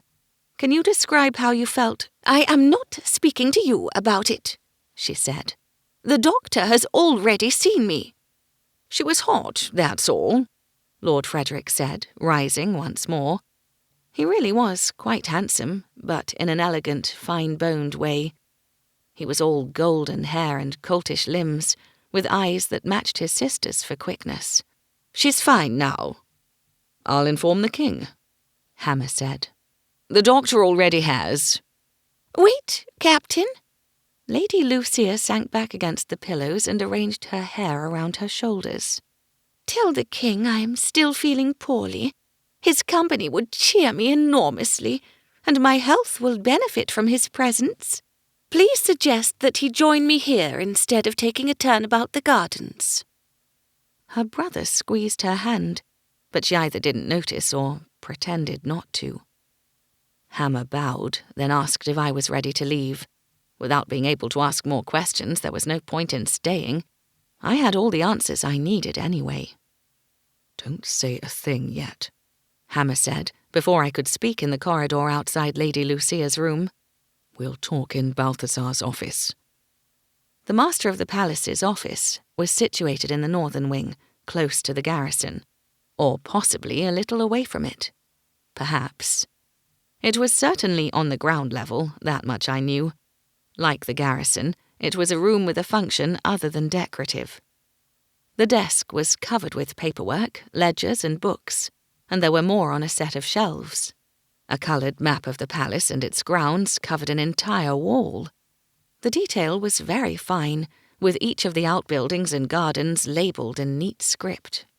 The only other noticeable feature was a portrait of the king behind the desk, dressed in sombre grey and black, holding a quill pen in one hand and a document in the other. Hammer closed the door. We were alone. He indicated I should sit, then took up a position by the sideboard. "She's not with child?" "No." "So what caused her to faint?" "Her need for attention. Specifically, her need for attention from the king." He tilted his head to the side. "It was all an act?" "I believe so. But without examining her at the time, I can't be certain. It's not hot out, so I doubt she fainted from the heat. The doctor didn't mention her bodice being laced too tightly." He shook his head. "Her ankles weren't swollen, she's alert, and her skin has a healthy glow. As far as I can see, there's nothing wrong with her now. There's no reason for her to stay in bed." "Except to have the king worry about her." "And spend time with her alone instead of with her rivals." He poured a glass of wine from the jug on the sideboard and handed it to me, then poured another for himself. It seemed like a natural thing for him to do, despite being in another man's office. "Did you notice their exchange when Lord Frederick returned to the room?" I asked. "While she was certain about the outcome, he wasn't. That means he knows she's been with someone. The question is that someone the king?" "It's not the king." "How do you know?" He hesitated, then said, "Between Theodore and myself, we know every move the king makes. He hasn't been alone with Lady Lucia." How strange to have intimate knowledge of someone, yet not be considered their friend. "I saw clothing under the bed," I said. "Men's clothing, neatly folded beside a pair of shoes." "She's entertaining someone?" "More than entertaining. I'd say he's moved in with her." "If I were a betting man, which I may be, I'd put my money on Frederick. If the rumors are true, he probably assumed he was the baby's father, if she was with child." I couldn't meet his gaze. I couldn't be as detached as him in the face of such a scandal. "Lord Frederick was more attentive than any brother to his sister that I've known," was all I said. I may not have first-hand experience of sibling relationships, but I'd seen the way Meg's brother treated her, and it wasn't with the affection and kindness Lord Frederick showed to Lady Lucia. "Will you inform the king?" "Not yet. If she becomes his favourite, then I will, to save him from embarrassment. But the badge of favouritism still belongs to Lady Miranda." I wasn't surprised. The difference between the two women was as clear as night and day, and I knew both of them only a little. Is Miranda happy to be his favourite? She didn't seem too sure of him when I last saw her. "It's difficult to tell. When I see her, she's reserved, quiet. She keeps her thoughts to herself, and when the king does insist on her opinion, it's measured. I can't tell if she's giving her own opinion, or the one she thinks he wants to hear." He didn't describe the woman I'd met. Miranda had seemed forthright enough to me. "Does the king agree with your assessment of her?" "He seems to adore her. He's frustrated that she won't give more of herself." "You're not referring to her opinions, are you?" The door opened, and an elderly man limped in, followed by Theodore. Theodore paused upon seeing us, But the old man simply made his way to the desk, his walking stick thudding on the floorboards in a laborious rhythm. "Make yourself at home, Hammer," he said. The captain set down his cup and filled another with wine. "Balthazar, this is Miss Cully." "I know." Balthazar finally reached the chair on the other side of the desk and sat with a deep exhale. The lines on his face, of which there were many, drew together in a wince of pain before spreading again. He was much older than my father, with a set of black eyes that fixed on me with an intensity that could strip paint. "So this is she," he said, accepting the cup of wine from Hammer. "The woman who can't be a doctor and knows all our secrets." "Not all," I said. "Of course not. Not even we know all our secrets." He gave a dry bark of a laugh. "What do you think of that, Miss Cully?" "Call me Josie. It doesn't seem right that I refer to you by your first names while you call me Miss." He placed the cup on the desk. His hands were as wrinkled as his face, but the fingers were long and agile as he picked up a pen. "Is there a reason for your presence in my office, Hammer? Or are you simply availing yourself of my wine?" "Your wine is excellent," Hammer said, lifting his cup in salute. "Better than we have in the garrison. But Josie and I came here to talk in private. We've just come from Lady Lucia's room. She's not ill." "Is she with child? Is that why the midwife has come?" Theodore shook his head. "She can't be. The king hasn't—" He glanced at me and blushed. "The king hasn't," Balthazar repeated. "But if Hammer's source is right, the brother has." "He has," Hammer said. "He still is." He nodded thanks to me for that piece of information. "But she's not with child." "Then why did she faint?" Theodore asked, taking a seat. Hammer remained standing by the sideboard, holding the cup loosely by his fingertips. "I don't think she did," I said. "She's acting ill for the king's attentions," Hammer told them. "So we believe." "She's that desperate?" Theodore shook his head. "Desperate enough to poison her rival, too?" "She may have abandoned that plan now that Lady Miranda is being closely guarded. The king's taster is also sampling her food." The scratching of Balthazar's pen filled the silence. He appeared to be lost in concentration. Hammer and Theodore exchanged glances, and the silence stretched thin, finally breaking when Balthazar spoke without looking up. "I have work to do. The festivities are only 2 days away, and there's still much to be done. These things don't organize themselves. I'm sure you both have work to do that doesn't involve gossiping in my office." "We're not gossiping," Theodore said. "We're trying to find the poisoner."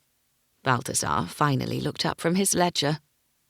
"I am not sure of many things, gentlemen, but I am sure of one. You won't find the poisoner in here. Josie, it was nice to meet you. You seem quiet. I like that. But I want you to leave and take these oafs with you. I can't get anything done with their constant jabbering." I expected one or both of them to retort, but they did not even in jest. I stood as Balthazar turned to the map on the wall. He squinted so hard his eyes almost disappeared into the wrinkles. "You should have some spectacles made," I said. He grunted and continued to study the map. I summoned some courage and forged ahead. "That map is beautiful. The detail is very fine. Did you draw it?" "It was already here," he said absently. "I wonder who made it. A very skilled cartographer, I expect. Certainly no one from Mull could do it. There are no records of its commission among all this paperwork." He picked up the pen and dipped it into the inkwell. "I take it back. You're not at all quiet." "I'm simply curious. Your predicament is a strange one, and the palace and all the things in it are a mystery. In my profession, Mysteries need to be solved if patients are to survive. Your profession as a midwife, you mean? He asked as he wrote. I would have thought there was very little mystery in how and why babies come into the world. Beside me, Theodore shifted his weight from one foot to the other. He gave his head a slight shake. Hammer didn't move. He watched Balthazar very closely. Hammer, see that Josie is escorted from the palace, Balthazar said. We wouldn't want her getting lost again. Again? I prompted. When you went looking for the garrison, the night you were supposed to remain in Lady Miranda's rooms, you got hopelessly lost. How do you know about that? He finally looked up from the ledger and fixed me with that unnerving stare again. I know everything that happens here. Now, if you don't mind, I have work to do. Theodore took my arm and tugged me toward the door. I followed him out, Hammer at my heels. What are you doing, Josie? Theodore hissed when Hammer closed the door. Don't anger him. I wasn't trying to anger him, I said. I thought he might have answers about the palace. He doesn't. Have you considered that he might be lying to you? I asked. Or perhaps the king is? Or both? Balthazar is above suspicion, Theodore said. There's no evidence he's lying, and I have every reason to believe he has also lost his memory. He's merely a recalcitrant old man with a fierce temper and a lot of work to do. He doesn't suffer fools. Trust me, it's best to stay on his good side. When he loses his temper, the entire palace quakes. He makes the rift seem like a mere tremble. Hammer indicated I should follow Theodore. He's not the only one, Theodore muttered. I let the matter drop. Neither man was going to engage in speculation with me. Their loyalty was a credit to them, but I hoped it didn't blind them. To be fair, there was nothing to indicate Balthazar knew more than the rest of the staff. The king, on the other hand, seemed to be lying. He knew about women not being allowed into the Logios colleges, for one thing. Or was I allowing my imagination to run away? It was entirely possible. Hammer was right when he said it would be a cruel person who withheld information from them, and he was in the best position to know the king, along with Theodore. Yet I couldn't shake my doubts as I followed two of the king's most trusted staff through the underbelly of complex passages. Theodore paid me from a purse tucked into his pocket and veered off down one corridor, while Hammer and I took a different route that led outside. We emerged from the palace to find dusk had settled. 2 footmen lit the torches between the palace and kitchen commons to light the way for the staff. Smells of roasted meats filled the air. My stomach rumbled, reminding me I hadn't eaten a proper meal in days. Grief was only partly to blame. I needed to economize now that the patients no longer came. Until I found my father's savings, I would not be enjoying a feast the likes of the one I smelled. "Max," Hammer said, greeting his sergeant as he trotted up to us. "What's wrong?" Max joined us, a little out of breath, and nodded a greeting to me. "I've been looking everywhere for you, Captain. The king wants to go for a walk." "Damn it," Hammer muttered. It was the first time I'd seen him annoyed by an order from the king. "I'm taking Josie home." "I'll do it." Hammer tapped a finger on the hilt of his sword. "Let me speak with him. He's in the forecourt by the fountain." Hammer marched off and Max followed. I trailed behind, not entirely sure what I was supposed to do. We rounded the long pavilion that acted as a division between the staff commons and the forecourt. Even though the torches had been lit behind us, it was like stepping from dusk into daylight.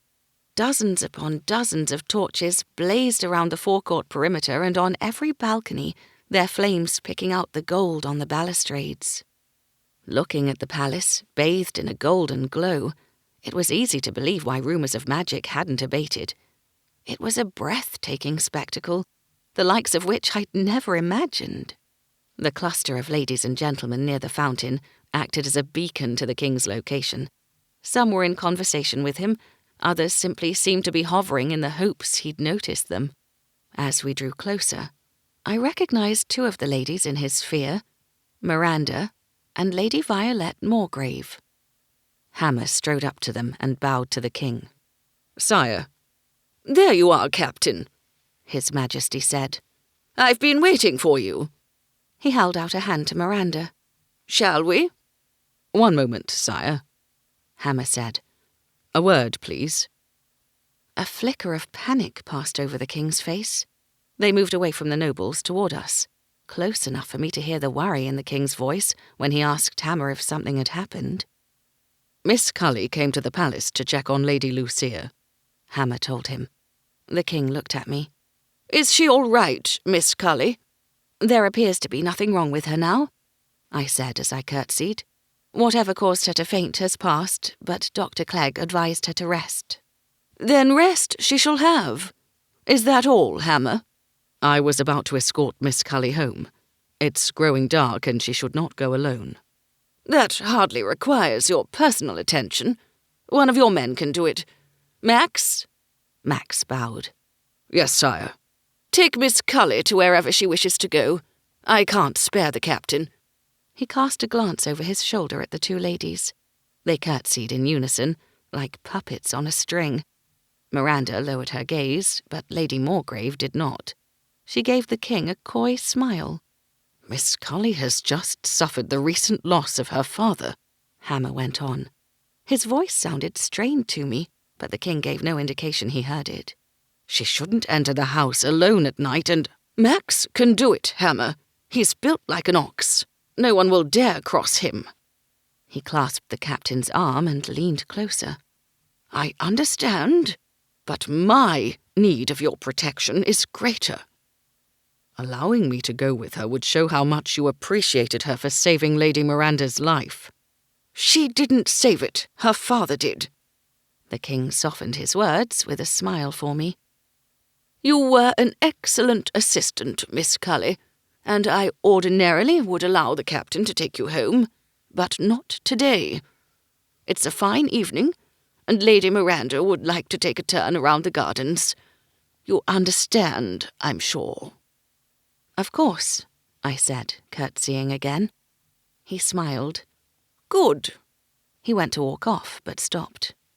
"Oh, Miss Cully, I am very sorry about your father." "Thank you, Your Majesty." He turned away before I finished speaking.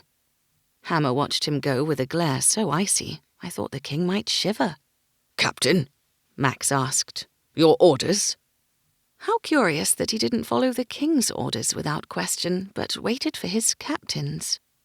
"Make sure you escort her inside," Hammer said. "Check the entire house before you go." "Please do," I said, batting my lashes. "I don't think we have rats, but it's always good to be thorough, and it'll make me feel so much better to have a man as strong as an ox to protect me from them." Both men stared at me. "Is she teasing us?" Max asked Hammer. "Yes," Hammer said. "Did we deserve it?"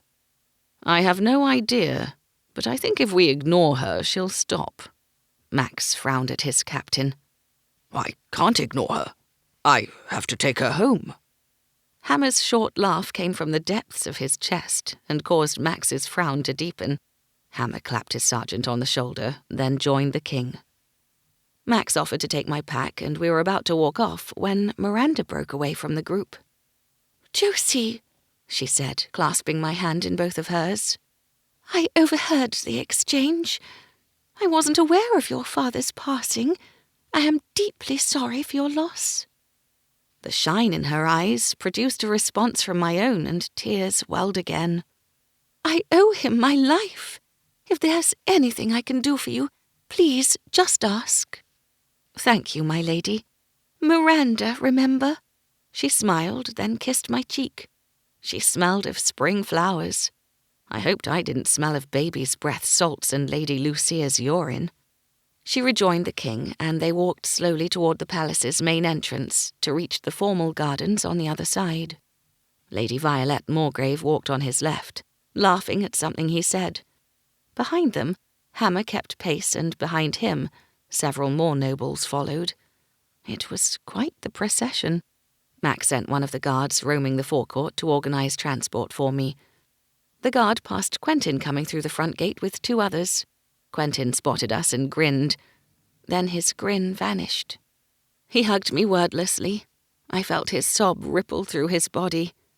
"Don't cry," I said, patting his back, "or you'll make me cry too." He pulled away and swiped at his cheeks with the back of his hand. "Sorry," he choked out. "I'm so sorry, Josie." I drew him into another hug, and he clung to me until Max coughed. "Compose yourself, man," Max barked. "You're a palace guard. Have some respect for your uniform." "Yes, sir." Quentin nodded and wiped his nose on his sleeve. "You're no better than a little girl," said Sergeant Brandt, joining us with Eric. They must have all been on duty outside, but none seemed to be particularly keen to resume patrolling. Eric clasped my shoulder. "My heart broke for you, Josie." "Thank you, Eric." "We are all sorry to hear of Dr. Cully's passing," Max said simply, if somewhat awkwardly. "Men, you have work to do. I suggest you do it." "There's nothing to do," Quentin said with a lift of his shoulders. "The point of patrolling isn't to be doing anything. It's to be seen. Our presence reassures people, particularly now that it's getting dark." Quentin looked around and spread his arms out. "We are seen." "His presence won't reassure anyone," Brandt said with a snort. "Come on, Eric. Some of us don't shirk our duties." "What is shirk?" Eric asked. "Can't I stay here and talk to Josie?" Quentin whined as they walked off. "Josie's leaving," Max said. "I'm escorting her home. She's living alone now and shouldn't be entering an empty house after dark." Brandt and Eric returned, causing Max to mutter under his breath. "Alone?" Eric asked. "You have no family, Josie?" "None," I said. "But it's quite all right. I'm well known in Mull. No one will harm me." "Even so," Max said. "You and the captain both seem to forget that babies have no concept of day or night. They arrive when they want to arrive, and rarely to a schedule. I will have to leave the house at night if required." From the look on Max's face, he hadn't thought of that. He cast a glance at the palace's main entrance through which Hammer had just disappeared. "I'll take her home," Quentin piped up. "And get out of standing on your feet all night." Brandt grabbed my pack off Max. "I'll do it." Max snatched it back. "You're on patrol." Brandt drew himself up to his full height. He towered over Max. "You don't outrank me." Max grabbed my arm and marched me away. He didn't stop until we were outside the palace gates. Finally, he let me go and looked back to the forecourt. The other guards had dispersed. I let out a breath, not quite sure why I'd been holding it. "Thank you, Max. I don't want Brandt taking me home. I can't explain why. There's just something about him I don't like." "I didn't do it for you. I did it for me. Hammer doesn't like Brandt either, and he'd tear me to shreds if I let you go home with him." "Why doesn't he like Brandt?" The carriage rolled up, and Max never did answer me.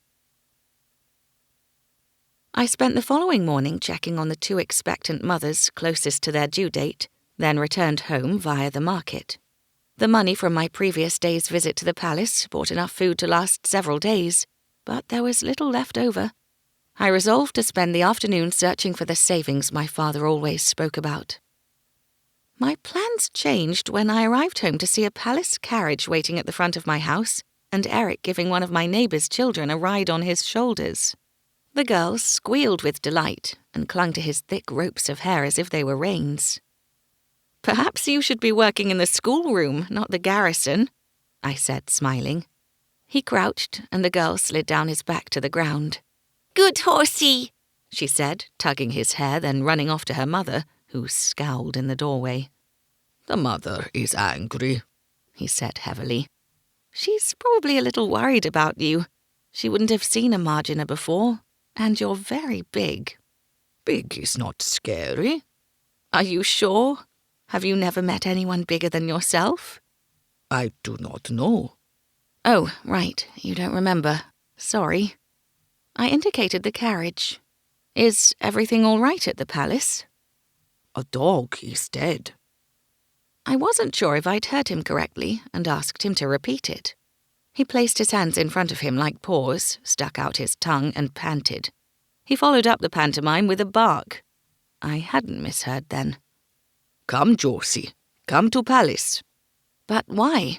If the dog has already died, what can I do? He glanced at the coachman, perched on the driver's seat. Check for poison, he whispered. I hadn't thought of that. I see. Let me get some things first. I exchanged my pack for my father's medical bag and rejoined Eric at the door where he waited. Did the captain insist I come? He nodded. He tells King it is best. The king agrees. Does Dr. Clegg know? He nodded at my neighbour's door. He looked like her when Theodore tell him King wants poison expert.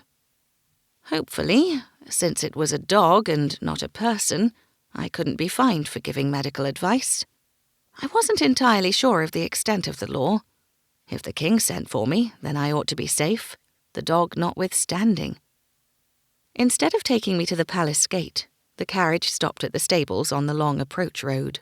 Eric ushered me through the colonnaded entrance. I hardly had time to take in the high-vaulted ceiling and what appeared to be a large indoor arena when we were once again outside.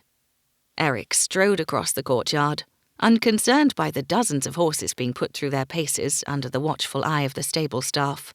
I hugged the bag to my chest and followed. The building on the far side of the courtyard housed individual stalls, most of them occupied. The smell of horse was stronger, as well as an undercurrent of leather. The staff wore the dun-coloured uniforms befitting outdoor servants, all with the House of Lockhart coat of arms embroidered onto the chest. "Is it much further?" I asked Eric. "Only this bag is growing heavy. We must have passed 100 stalls already, all housing more than one horse, and we'd not even travelled half the length of the building. If the buildings on the east and west of the courtyard also contained stables, I calculated close to 1,000 horses."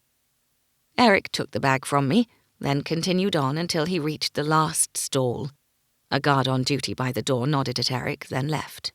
Eric pushed open the door and set my bag down beside the body of the dog. It was one of the hunters I'd seen in the kitchen. "Did he die here?" I asked. Eric remained by the door, his steady gaze on the corridor, his stance evenly weighted. He was standing guard, I realized. "Commons courtyard," he said. "Near the kitchen, then. Did he ingest anything?" "Ingest? Eat or drink?" I do not know." I knelt by the animal and opened its jaw. The stench of vomit tumbled out, along with the regurgitated contents of its last meal. I buried my nose and mouth in my elbow, drew in a breath, and resumed my task. Beneath the smell was another familiar one. It was sweet. Too sweet. I knew where I'd smelled it before. I fell back and gasped for air, but that only filled my nostrils with a riot of odours. I scrambled to my feet and raced past Eric to a door that led out to the training courtyard. I sucked in several deep breaths, preferring the smell of dung over the stink of vomit and poison. "Josie?"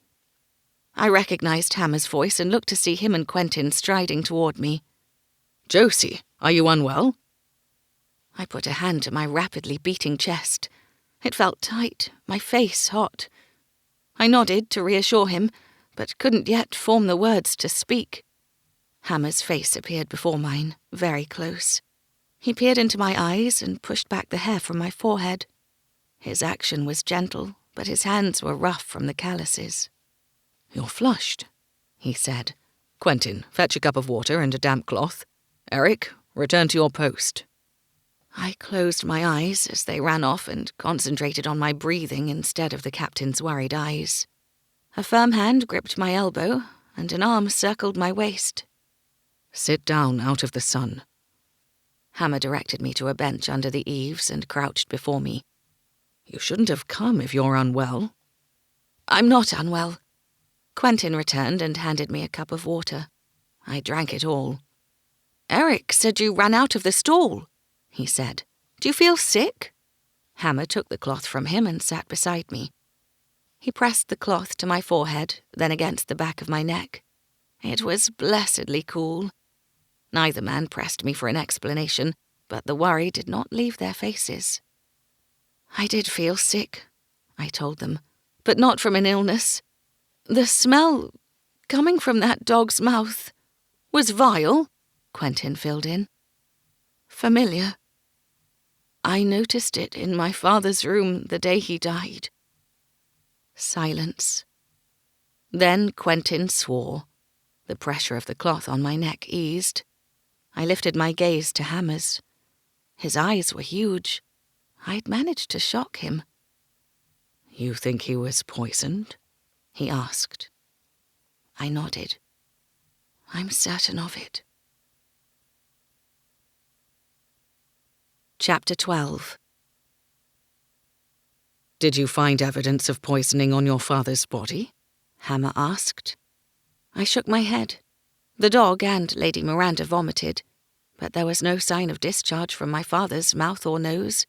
Yet the smell couldn't be mistaken. The poisoner must have cleaned up. To make it look like he died of natural causes, Quentin said with a nod. Clever. And Lady Miranda? Hammer asked. Did you smell the same smell on her? No, I said. It's possible that by the time we reached her, the smell had dissipated, since the discharge had been removed to the bathroom. Or a different poison may have been used on her. I don't understand, Quentin said. Why did the poisoner kill your father? He didn't know the murderer's identity. I tried to think of the things my father said on the day of his death, what he'd done and where he'd gone, but I could think of nothing that implied he knew the poisoner's identity. Describe the room to me when you found him, Hammer said. How did you find him? Was anything out of place? I could hardly recall any of it beyond my shock and sadness. He was slumped over his desk. There were some books within his reach, but I didn't notice which ones. I closed my eyes against the rush of tears and fought not to cry. It was not the time for tears, it was the time for clear thought. It didn't help my concentration when Hammer folded my hand into his. Take your time, he said, his warm voice washing over me. The heat box was nearby. I remember because I worried about his hair burning. The contents of a dish had burned and the smell lingered. It almost hid the smell of the poison. Do you remember putting away the books? Hammer asked. Could you find them again? My neighbour tidied up. I'd put money on them being books about poisons, Quentin said. Seems like Dr. Cully knew he'd been poisoned and was trying to make an antidote for himself. But ran out of time, I finished for him. Merdou, I cannot believe it.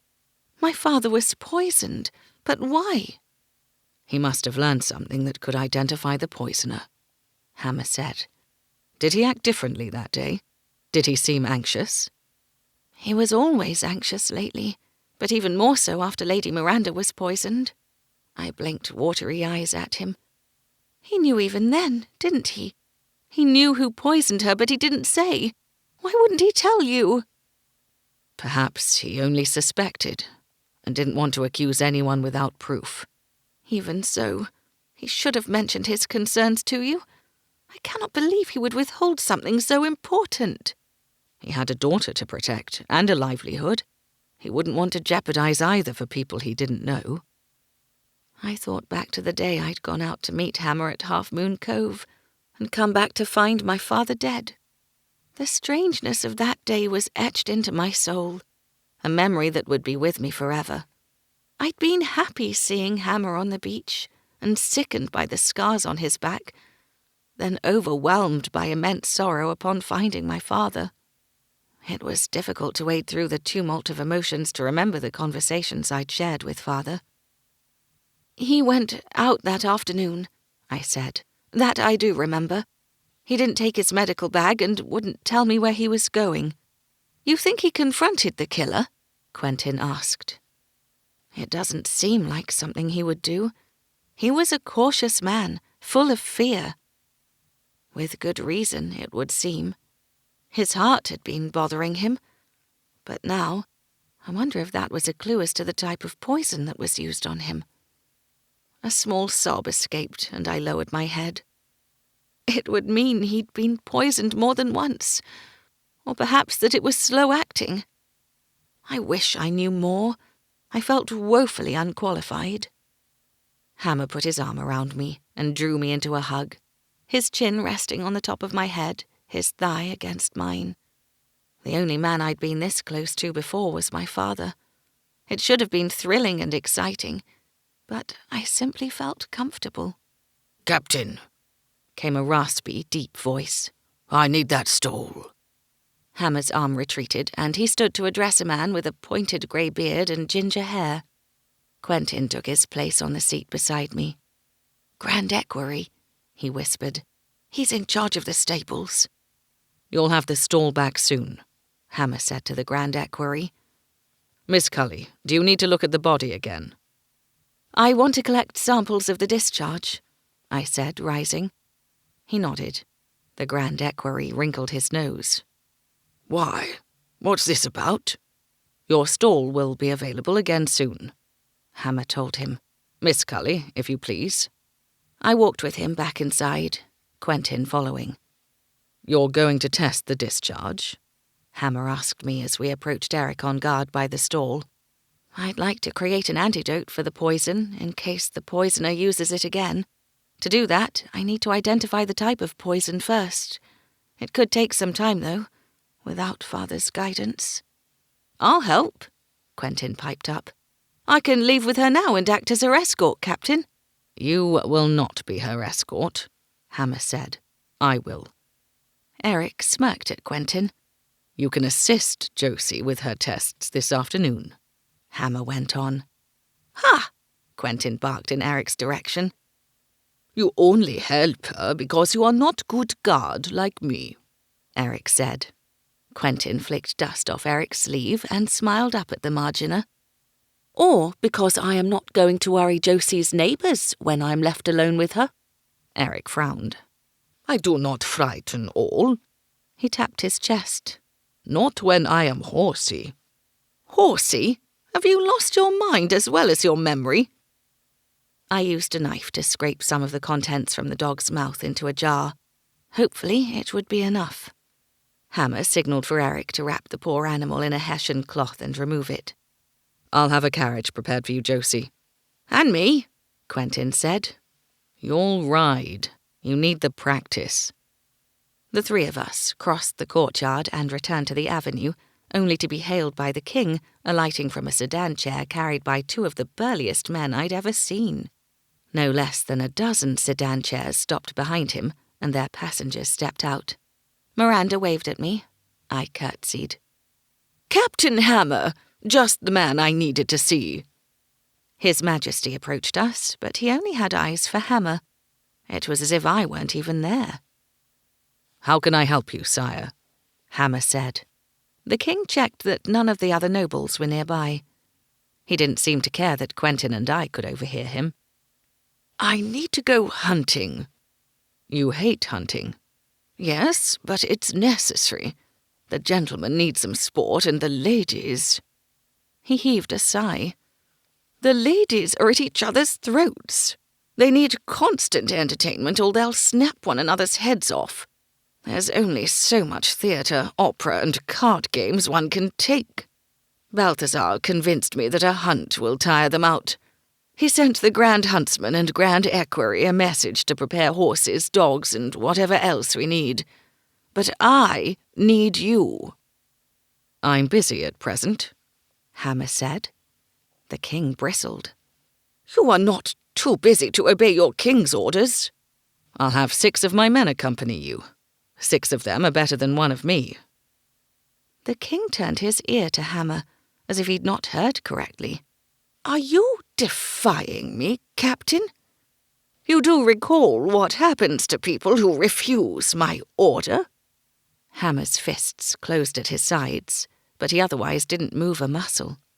Quentin, however, swallowed audibly, and I found I couldn't swallow at all. I didn't dare draw attention to myself. "You won't confine me to the cells," Hammer went on. "If you do, you'll never leave the palace again." The muscles in the king's jaw flexed and his nostrils flared. "What has got into you lately?" he snarled through gritted teeth. "You've become defiant."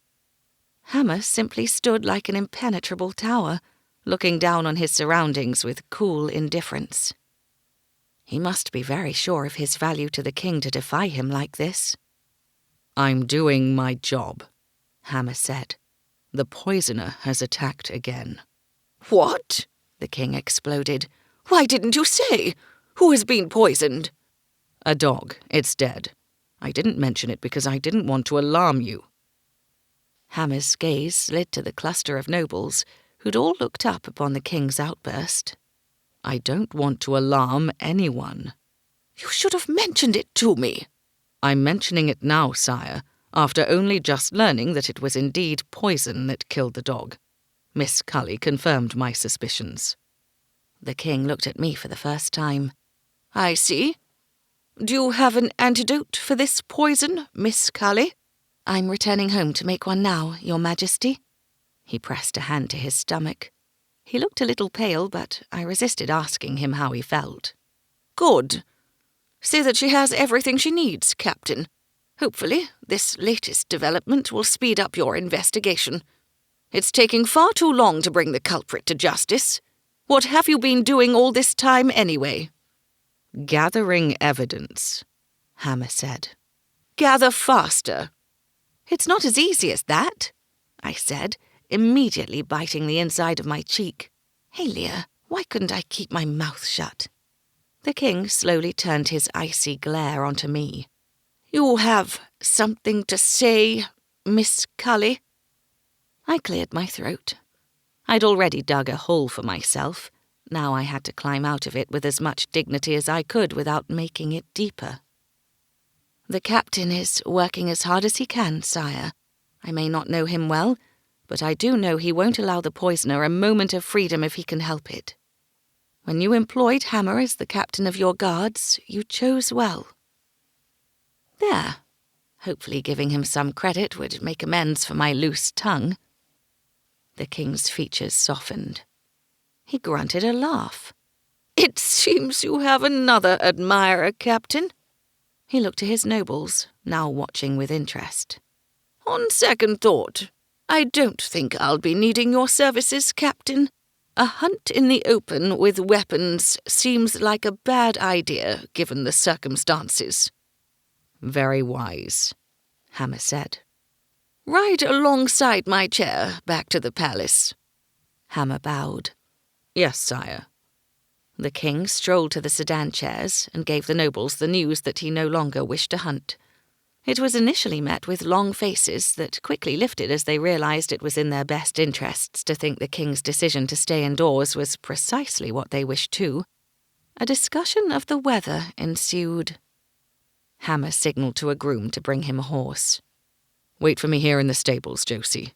Quentin, stay with her." He strode off before I could tell him I would be fine, or that I wasn't another of his admirers, that I was merely defending him as anyone would. "Come into the shade, Josie," Quentin said as we watched the king's sedan chair leave. Some of the other nobles followed in theirs, including Lady Lucia. She was one of the first to trail after the king, and her brother behind her. It would seem she'd decided to be well again. Some of the sedan chairs had already departed, empty, leaving the remaining nobles stranded unless they decided to walk. Only Miranda set off toward the palace on foot, while the other ladies gave orders to stable boys to find them transport back to the palace gate. "I ought to warn her about the latest poisoning," I said to Quentin. "Wait, Josie, I'm supposed to protect you." "Then you'd better walk with me." I intended to give Lady Violet Moorgrave, Lady Dearhorn, and the Duchess of Gladstow a wide berth, but changed my mind. It was clear from the way they watched Lady Miranda that she was the object of their discussion. I slowed to an amble as I drew closer. "I don't know what he sees in her," Lady Morgrave said with a purse of her lips. "She's pretty enough, but so are dozens of women. She's not at all witty." "She's sweet and has a sense of humour," the Duchess of Gladstow said, her face bright and open. "I like her." Lady Morgrave and her mother, Lady Dearhorn, exchanged glances. "You're just saying that because you want to befriend the King's favourite," Lady Dearhorn said. "I'd like to be her friend, truly I would. But what would I gain from the King by being her friend?" Mother and daughter exchanged another knowing glance that the Duchess of Gladstow didn't notice, or chose not to. "Unfortunately, my husband has forbidden a friendship between us," the young Duchess said. "He's been rather beastly about it, and he won't tell me why." Her eyes suddenly lit up. "But he's not here, is he?" She picked up her skirts and raced after Miranda. "Why has the Duke forbidden their friendship?" Lady Morgrave asked her mother. "It's rather a scandal," Lady Dearhorn said with a smug smile. "The Duke was set to marry Lady Claypool before she married Lord Claypool. Apparently, he'd been madly in love with her ever since they were children. Their families were in agreement, and arrangements were set in motion for them to be wed when they came of age. Rumour has it that she was content with the match until she met a more handsome and more interesting man than the future Duke of Gladstow." "Who can be more interesting than a duke?" Lady Morgrave asked with a laugh. "Lord Claypool, apparently. He may be only a baron, but he was an extraordinarily handsome man in his youth, and very charming." "Well, well, how intriguing. No wonder Gladstow loathes the Claypools." "He's not used to losing," Lady Dearhorn said. "Do you know, I think this is the first time they've seen one another in all these years. I've noticed he won't even look at her, and he walks out of the room every time Claypool enters it. It must gall him to see their daughter is the King's favourite." The question was, did it gall him enough to poison her? They lowered their voices so I could no longer hear them. I picked up my pace and met Miranda and the Duchess of Gladstow, now walking together along the avenue. I inquired after Miranda's health. "Much improved, thanks to you and your father," she said with a warm smile. "Are you the doctor's daughter?" the Duchess asked. "I only just heard about his death. I am sorry for your loss. He did a marvellous service for Miranda." "Thank you."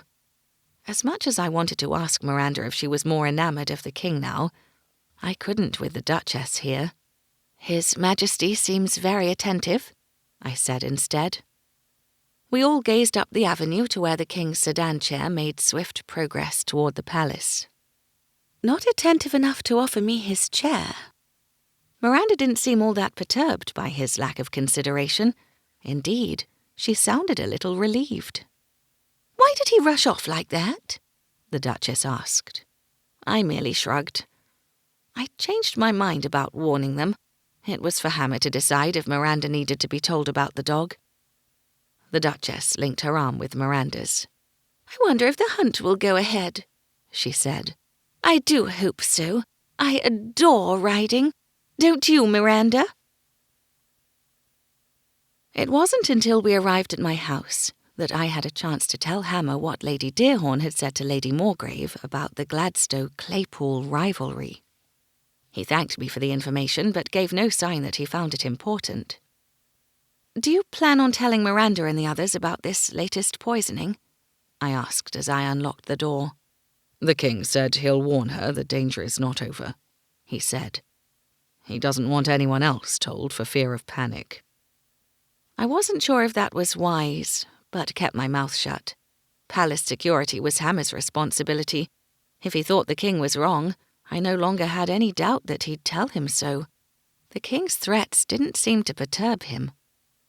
"I didn't know the palace had prison cells," I said, pushing open the door. He put a hand out, barring my entry. "Stay here. Quentin, with me." They checked the house and announced it was clear of dangers before allowing me to enter. I went straight to my father's workroom and looked over his tidy desk. Books had been shelved, papers stacked, and the dish that had been burning over the heat box was nowhere in sight. "Are any of these books out of order?" Quentin asked, indicating the shelves. I couldn't say. My father had no order to his books. My neighbour might remember which ones he put back and where. I'll ask him. "I'll do it," Hammer said. "You and Quentin stay here and test the sample." You don't have to return to the palace? "The king will remain indoors for the rest of the day and most likely tomorrow. My men are on guard both within the palace and the commons. Only kitchen and serving staff are allowed in the kitchen until further notice." For once, the cook agrees with the captain's measures, Quentin said. He hates people wandering in and out picking at the food. Dogs too. Without him yelling so much, I hear it's a better place to work. There seem to be quite a few senior staff with tempers, I said. "Are you including me in that assessment?" Hammer asked. I'm yet to see you lose your temper, although I worried that you were close today with the king. It was unfair of him to accuse you of not trying to find the poisoner when you're supposed to guard him every moment he leaves the palace. He stepped closer and lowered his voice. "I owe you thanks for your defense of me." It didn't do a lot of good. You managed to deflect his temper without my help. "Even so, I'm grateful. But I want you to be more cautious in future. The king is volatile. I prefer you to avoid his notice." He was right, of course, and I needed to restrain myself. The thing was, I'd not been prepared for my own outburst. The only conflict I'd ever experienced was with my father, and I'd always stood my ground with him if I thought he was being unfair. It's not that easy, I said. "So I've noticed." I do tend to open my mouth when I shouldn't. "That's not what I meant." He turned away. "I'll speak with your neighbours while you perform tests." Wait a moment. You were going to tell me about the palace cells. He hesitated in the doorway and rested his hand on his sword hilt. "There's nothing to tell." Are there prisoners in them? Of course, Quentin said. Hammer glared at him over his shoulder and Quentin swallowed loudly. Not many. Very few, really. Maybe 1 or 2 or 3. "The prisoners are not your concern, Josie." Hammer strode out, leaving me feeling like I'd been rapped on the knuckles for my impertinence. Quentin helped me set up the heat box, then placed a small amount of the dog's discharge into a dish. We noted down the smell, colour and texture of the discharge after the heating process, then checked the results against the handwritten notes in one of my father's books. Here, I said, pointing to a page. The poison is a combination of these 3 ingredients. It's different to the poison used on Lady Miranda, although it does contain traitors'. No dioweed, though, which explains why it didn't have the same earthy smell. The sickly sweet smell comes from the cane flower, which affects the heart. It means he was poisoned twice. The first time wasn't enough and merely gave him chest pains. That's when he used the cat's paw. The second dose, ingested later, was fatal. I scanned the rest of my father's notes, but there was no antidote listed, not even any suggestions on what to try. Damn. What is it? Quentin asked. We have to test different combinations of ingredients to find the right amounts to neutralize the poisons. The problem is, there are dozens of ingredients with the right properties. There's nothing here that helps us narrow it down. That means thousands of possible combinations to test. He sighed. We'll be here for some time. I'll be here for some time. You and the captain have to return to the palace. Hammer returned and crouched by the bookshelves. Your neighbour said he returned 3 books to the left side of the lowest shelf. He can't recall which pages were open. I have one here, I said, indicating the notebook. He passed me the other 2, both slender volumes, and I flipped through the pages. These are very specific about a particular group of plants. My father must have known the solution to finding the antidote was in these books. That's good. Quentin tapped the ends of his fingers with his thumb, counting. Instead of thousands of combinations, we'll only have hundreds. Less. I have only a few of these ingredients to hand. We set to work, testing and retesting small portions of the discharge, using ingredients from the larder. Hammer left again to question my neighbours and returned at dusk. Several saw your father leave the house that day and returned some time later, he said. None spoke to him. According to one, his countenance didn't invite idle conversation. He looked in earnest and keen to get home. Did he look ill? I asked. None mentioned it. So, the fatal dose was administered after he got home. I looked around the room, picturing how the scene had played out. The front door was rarely locked, so that patients could come and go. My father was perhaps in here, working, when the poisoner entered. Had they forced him to ingest the poison, or had he done so willingly, unwittingly? I wished I'd looked closer at his body for signs of force. I pressed a shaking hand to my throat as bile rose. "Josie?" Quentin asked. "You look sick." "I'm fine," I said, adding another lump of peat to the heat box. "You should eat," Hammer said. He left and I heard pots clattering in the kitchen. A few minutes later, he returned holding a carrot in one hand and a knife in the other. "There's not much food in your larder, but a lot of medicines, herbs and spices." "I haven't been to the market lately," I said, without meeting his gaze. He didn't immediately respond or leave, and I had the sickening sensation that he'd learned something of my movements from his inquiries, and knew that I'd been to the market only that morning. The carrot had been one of my few purchases.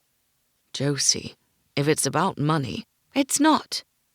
I turned back to the dish and added a pinch of ammonia powder. "I'm sure I can make something from what's there." "You can cook, Captain?" Quentin asked. "I'm about to find out." "There's no need," I said. "Thank you, but I don't want you experimenting on me, either of you. Now, if you don't mind, I have work to do and you both have to get back. I'll send word of my results tomorrow, if I have any." Hammer pointed the carrot at me. "Make sure you eat tonight." "Don't tell me what to do, Hammer." "You promised to call me Captain." He walked off. "What's got into him?" Quentin muttered. Between performing tests and tossing in bed, I got very little sleep. I awoke early and decided to take a break from work and question my father's friends. There were few he would have considered a friend who weren't also neighbours, so the list was short. None had seen him the day he died, or the days leading up to his death. None could tell me if something troubled him. I returned home only to be stopped by an elderly neighbour who lived 3 doors up from Meg. She was rather reclusive and only left the house to go to the market twice a week. She told me she hadn't answered the door when Hammer knocked the day before, as she hadn't been expecting visitors. Like my father, Mull made her fearful these days. "I hear that God was asking about your father the day he died," she said.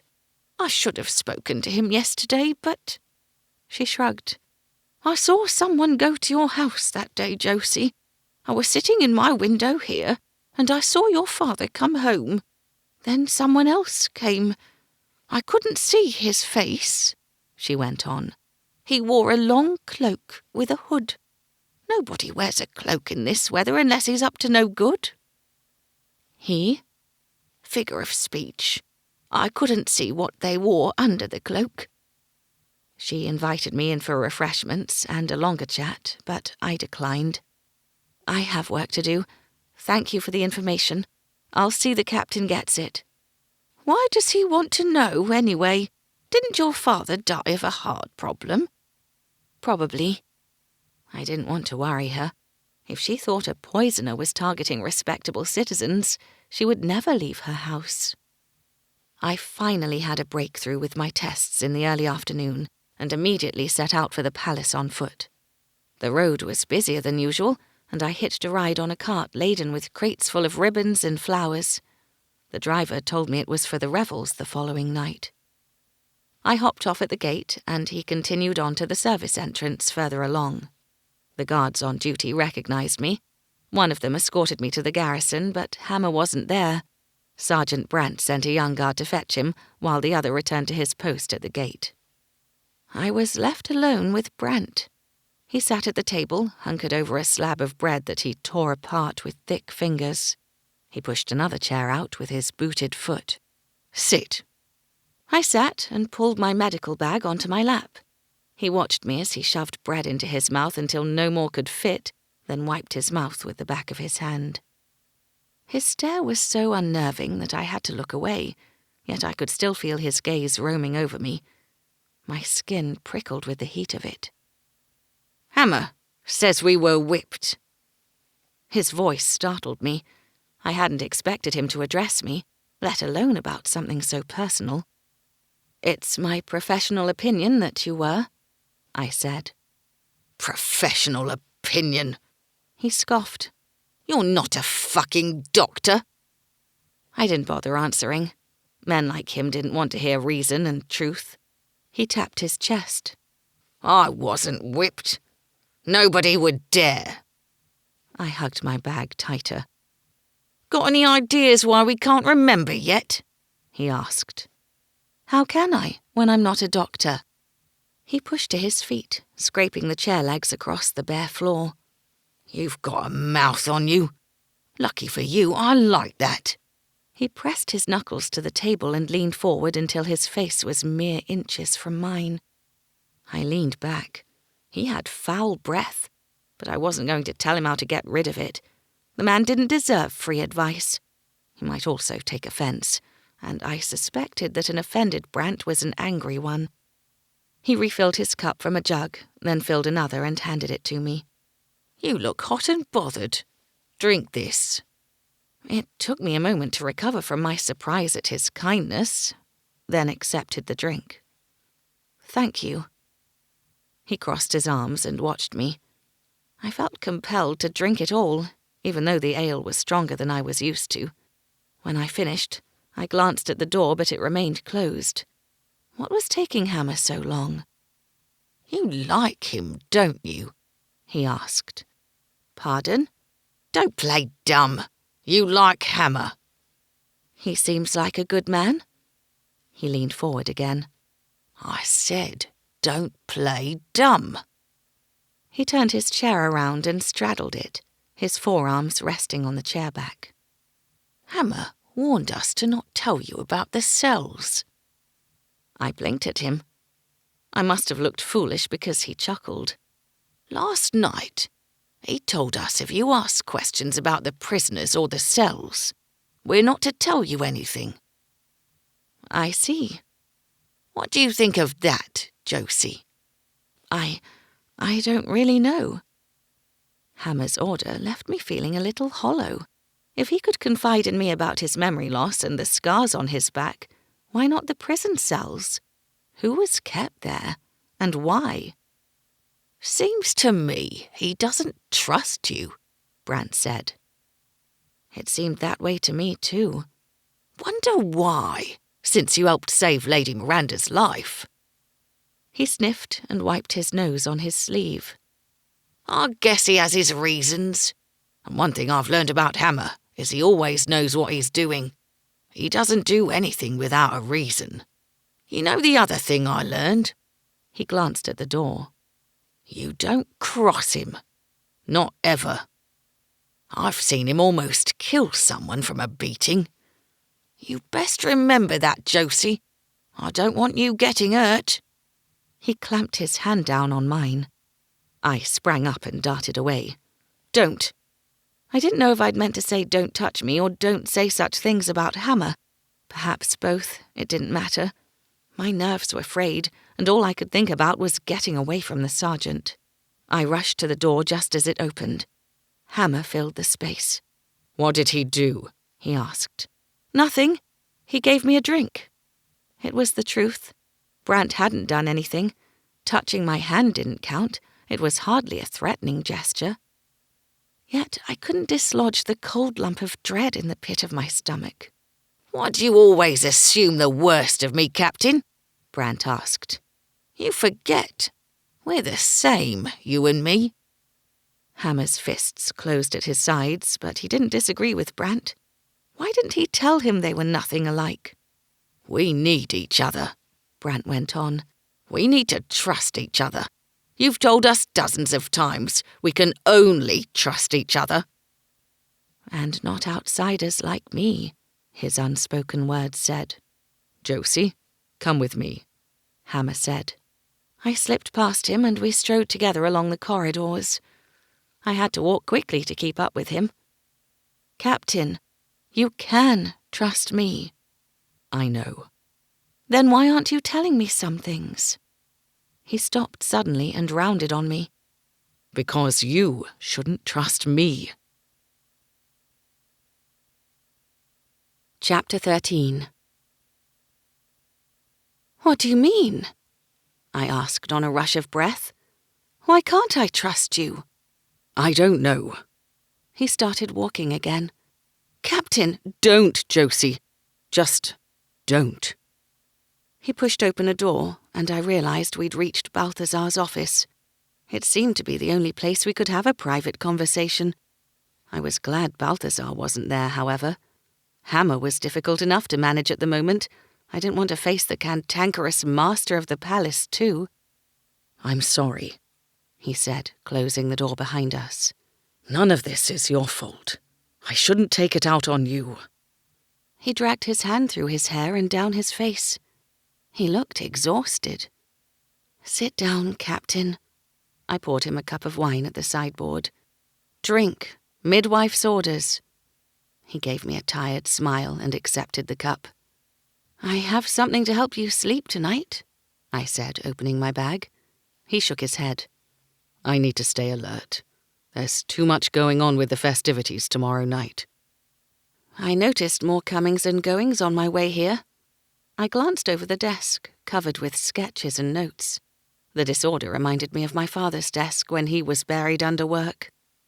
"We can't stay long," Hammer said. "Balthazar is at the sunken garden, but he'll return soon. I'd rather be gone by then." "In that case, I'd better give you my report." I dug through my bag and pulled out 5 vials. "I've made an antidote for the poison." "Finally, some good news." He accepted the vials and pocketed them. "Thank you. That is a relief." I also learned that a hooded man entered my house after my father returned on the day of his death. Unfortunately, I can't tell you anything more. "How did you learn that?" A neighbour told me after I came back from questioning my father's patients. He lowered the cup. "You questioned your father's patients? Josie, you need to be careful. Someone killed your father because he knew their identity, or the poisoner thinks he knew. If they hear you're making inquiries, they may come after you too." Asking my father's patients a few questions is hardly going to worry the poisoner, particularly when I learned nothing. "Even so." "He was my father. I want to find out what happened to him, and I cannot sit idly by while I could be doing something." My anger dissolved as quickly as it flared and was replaced with hot, burning tears. His jaw softened and he lowered his head. "Promise me you'll be careful. If you learn anything, send for me." "I may sometimes say things that get me into trouble, but I rarely do anything foolish. You have my word, Captain." My promise seemed to satisfy him. "I have some more work for you." He set the cup on the desk and removed a small blue ceramic bottle from his pocket. "After what you told me about the Duke of Gladstow holding a grudge against the Claypools, I searched his rooms." I gasped. "You're allowed to do that?" "I am the captain of the guards." "Yes, but he's a duke. He outranks everyone except the royal family, of which the king is the sole member at the moment." "And I have the king's authority to search rooms in times of danger. Or I would if I told him what I was doing." He handed me the bottle. "I found this hidden behind a panel in a drawer." You want to know if it contains poison? I removed the stopper and smelled the contents. It was pleasantly musky. I also questioned the Gladstow servants, but learned nothing of use. It does seem that this is the first time the Duke has seen either Lord or Lady Claypool in over 20 years. Only his Grace's valet remembered what the feud was about. He confirmed that the Duke had once been unofficially betrothed to Lady Claypool, but she ended it to marry Lord Claypool. His Grace was livid at the time, and took many years to accept her decision. Apparently, he expected her to leave Lord Claypool and return to him, tail between her legs. He finally gave up only a few years ago and decided to marry. You learned all that from a long-time servant. He's not very loyal. I can be persuasive. Watching him stand, his powerful frame towering over me, his broad shoulders and chest filling his uniform, I could well understand it. He held out his hand to me but retracted it when the door opened. Balthazar sighed upon seeing us. Again, Hammer? Find me an office of my own, and I won't need to come in here and drink your wine, Hammer said. You have a bedchamber. You want me to take Josie to my bedchamber? Balthazar looked as if he was about to say something, but Hammer's quelling glare stopped him. He limped past me instead. I hope you haven't been peeking at my plans, Josie, Balthazar said as he slid a paper on the desk beneath another. The entertainments are supposed to be a secret. I wish I could see them, I said. It sounds like it will be glamorous. It's going to be a triumph. The most dazzling thing those spoiled brats have seen. His eyes shone, and I couldn't help smiling at his enthusiasm. They won't believe their... He suddenly leaned heavily on the desk and dropped his walking stick. Hammer caught him and guided him to the chair. You're overdoing it, he said gently. You need to rest. After tomorrow, if I rest now, the festivities will become the most pathetic thing the nobles have ever seen. He shoved Hammer away. Leave me be. I have work to do. Will you let me take a look at you? I asked. I can prescribe something to calm you. I don't want to be calm, and you shouldn't be prescribing anything. I'm not pregnant. His words stung, but he was right. I shouldn't have offered. If he told anyone, I could be in trouble. Hammer led the way out and shut the door, but not before I saw Balthazar lean both elbows on the desk and lower his head into his hands. The ceramic bottle contained nothing more harmful than fragrant oils. It was intended for a man, if I weren't mistaken. I was about to send word to Hammer when I spotted a boy watching my house from across the street. He looked familiar, but it wasn't until he came closer when I beckoned that I recognized the sick child from the row whose mother Dora helped me escape. You look much better, I told him. Ma says I nearly died, but you've saved me. He blinked up at me through strands of dirty blonde hair, his eyes wary. Illness lingered in the shadowy hollows of his cheeks and the thin limbs poking out of 2 small clothes. He was nothing but angles and edges covered by pale skin. What's your name? I asked.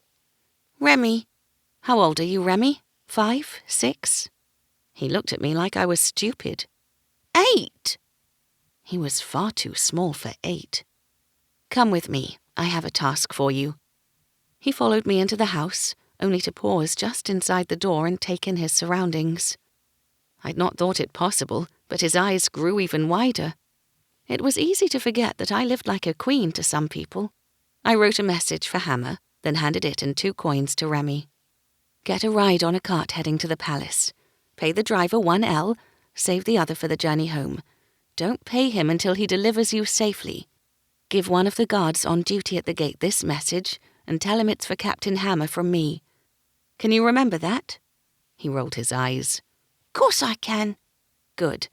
Now, something for you for your trouble. I plucked a carrot from the bowl in the larder and gave it to him, along with another L. I really needed to go to the market. Remy bit down on the carrot, mumbled something unintelligible, then left. He returned an hour later, full of wonder. "It's made of gold, Miss Cully." "The palace? There's some gold on it, yes." "And it's ginormous.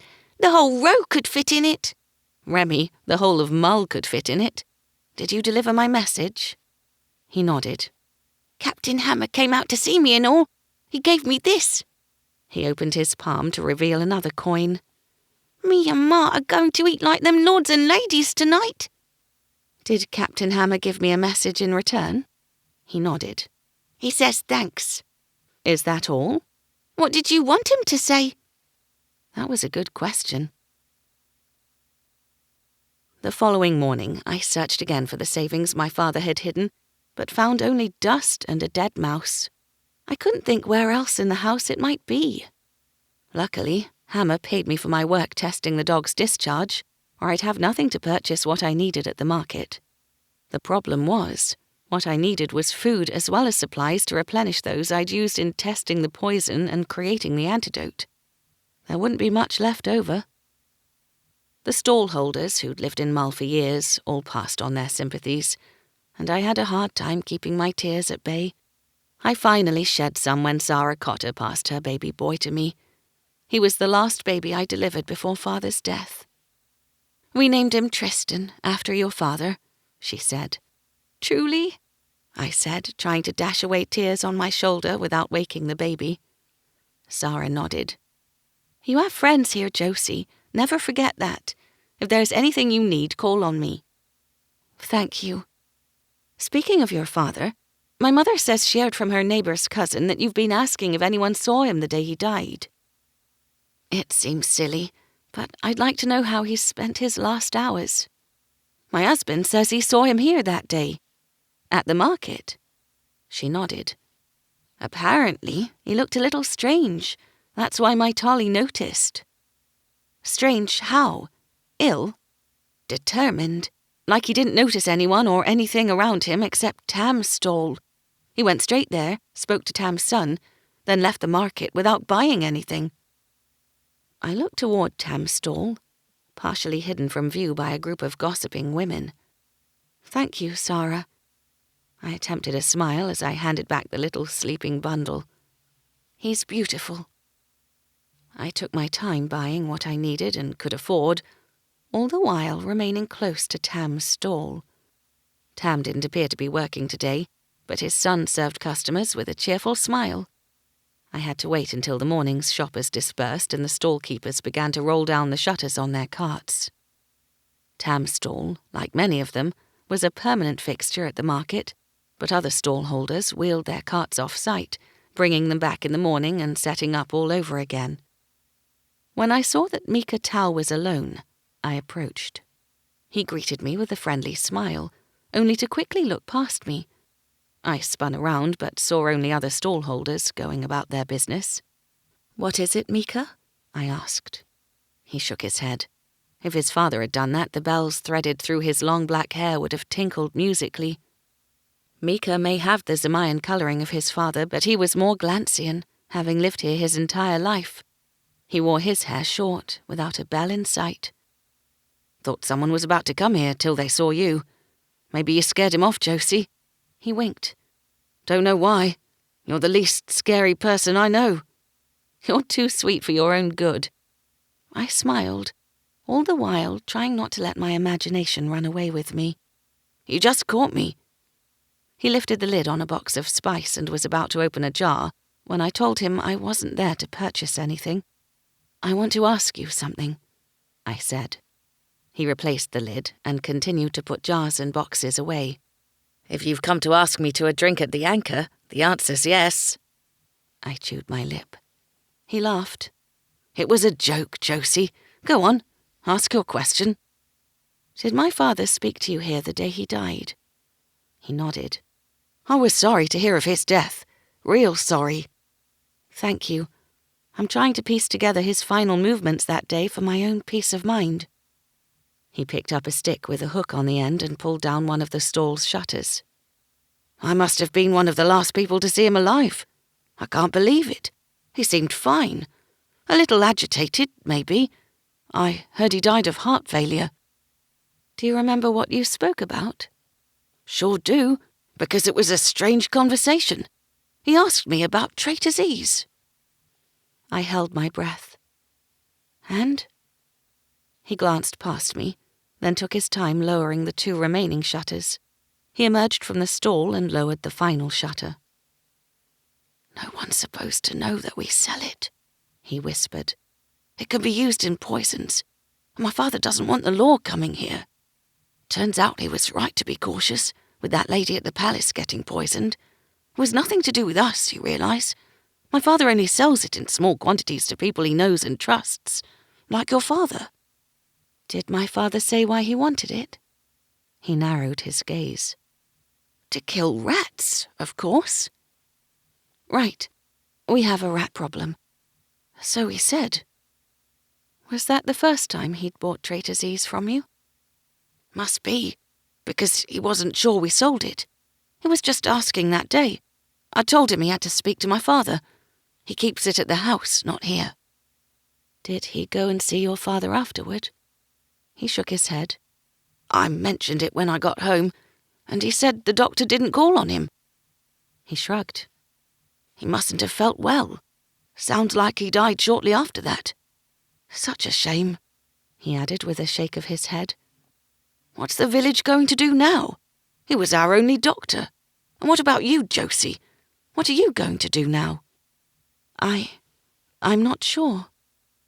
Why not come home with me? My father would like to see you, and my mother won't mind. She doesn't like going out, but she's happy to have guests. He was so friendly that I was positive he had nothing to do with my father's death. Tam, however, was in the thick of it.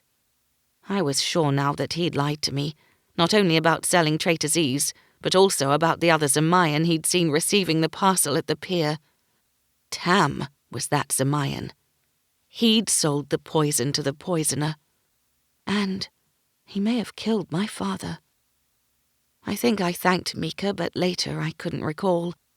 Nor could I recall hailing a cart on the road to the palace, but I did remember sitting alongside the driver, who talked of nothing else but his theory on how the palace might have been built without anyone seeing the builders. Quentin was on duty at the gate and smiled upon seeing me. "Josie, you look—" He peered into my face. "You look terrible. What's wrong?" "I need to see the captain urgently. Please find him and bring him here, now." Go!" He hurried off. A few moments later, he returned with Hammer, whose longer strides easily outpaced Quentin. "What is it, Josie?" he asked. "It's Tam Tao," I whispered. I couldn't say it louder. It was far too shocking. "He sold the poisons to the poisoner. I'm sure of it." "Go on." "My father asked Mika, Tam's son, if they sold Treacheries. I think my father specifically asked Mika, not Tam, knowing Mika would trust him. Mika confirmed they did, then told his father about the conversation. That afternoon, my father died." "Didn't Tao tell you he didn't sell it?" Quentin asked. I nodded. "That's the point. He lied." Hammer ordered Quentin to take a message to the stables to prepare 6 horses and a carriage. "Josie, wait here," he said, already striding off toward the commons. Hammer rode hard to the village, flanked by 5 guards. I rode in the slower carriage. The driver had orders to take me directly home. Hammer shouldn't have bothered. I would have gone straight home anyway.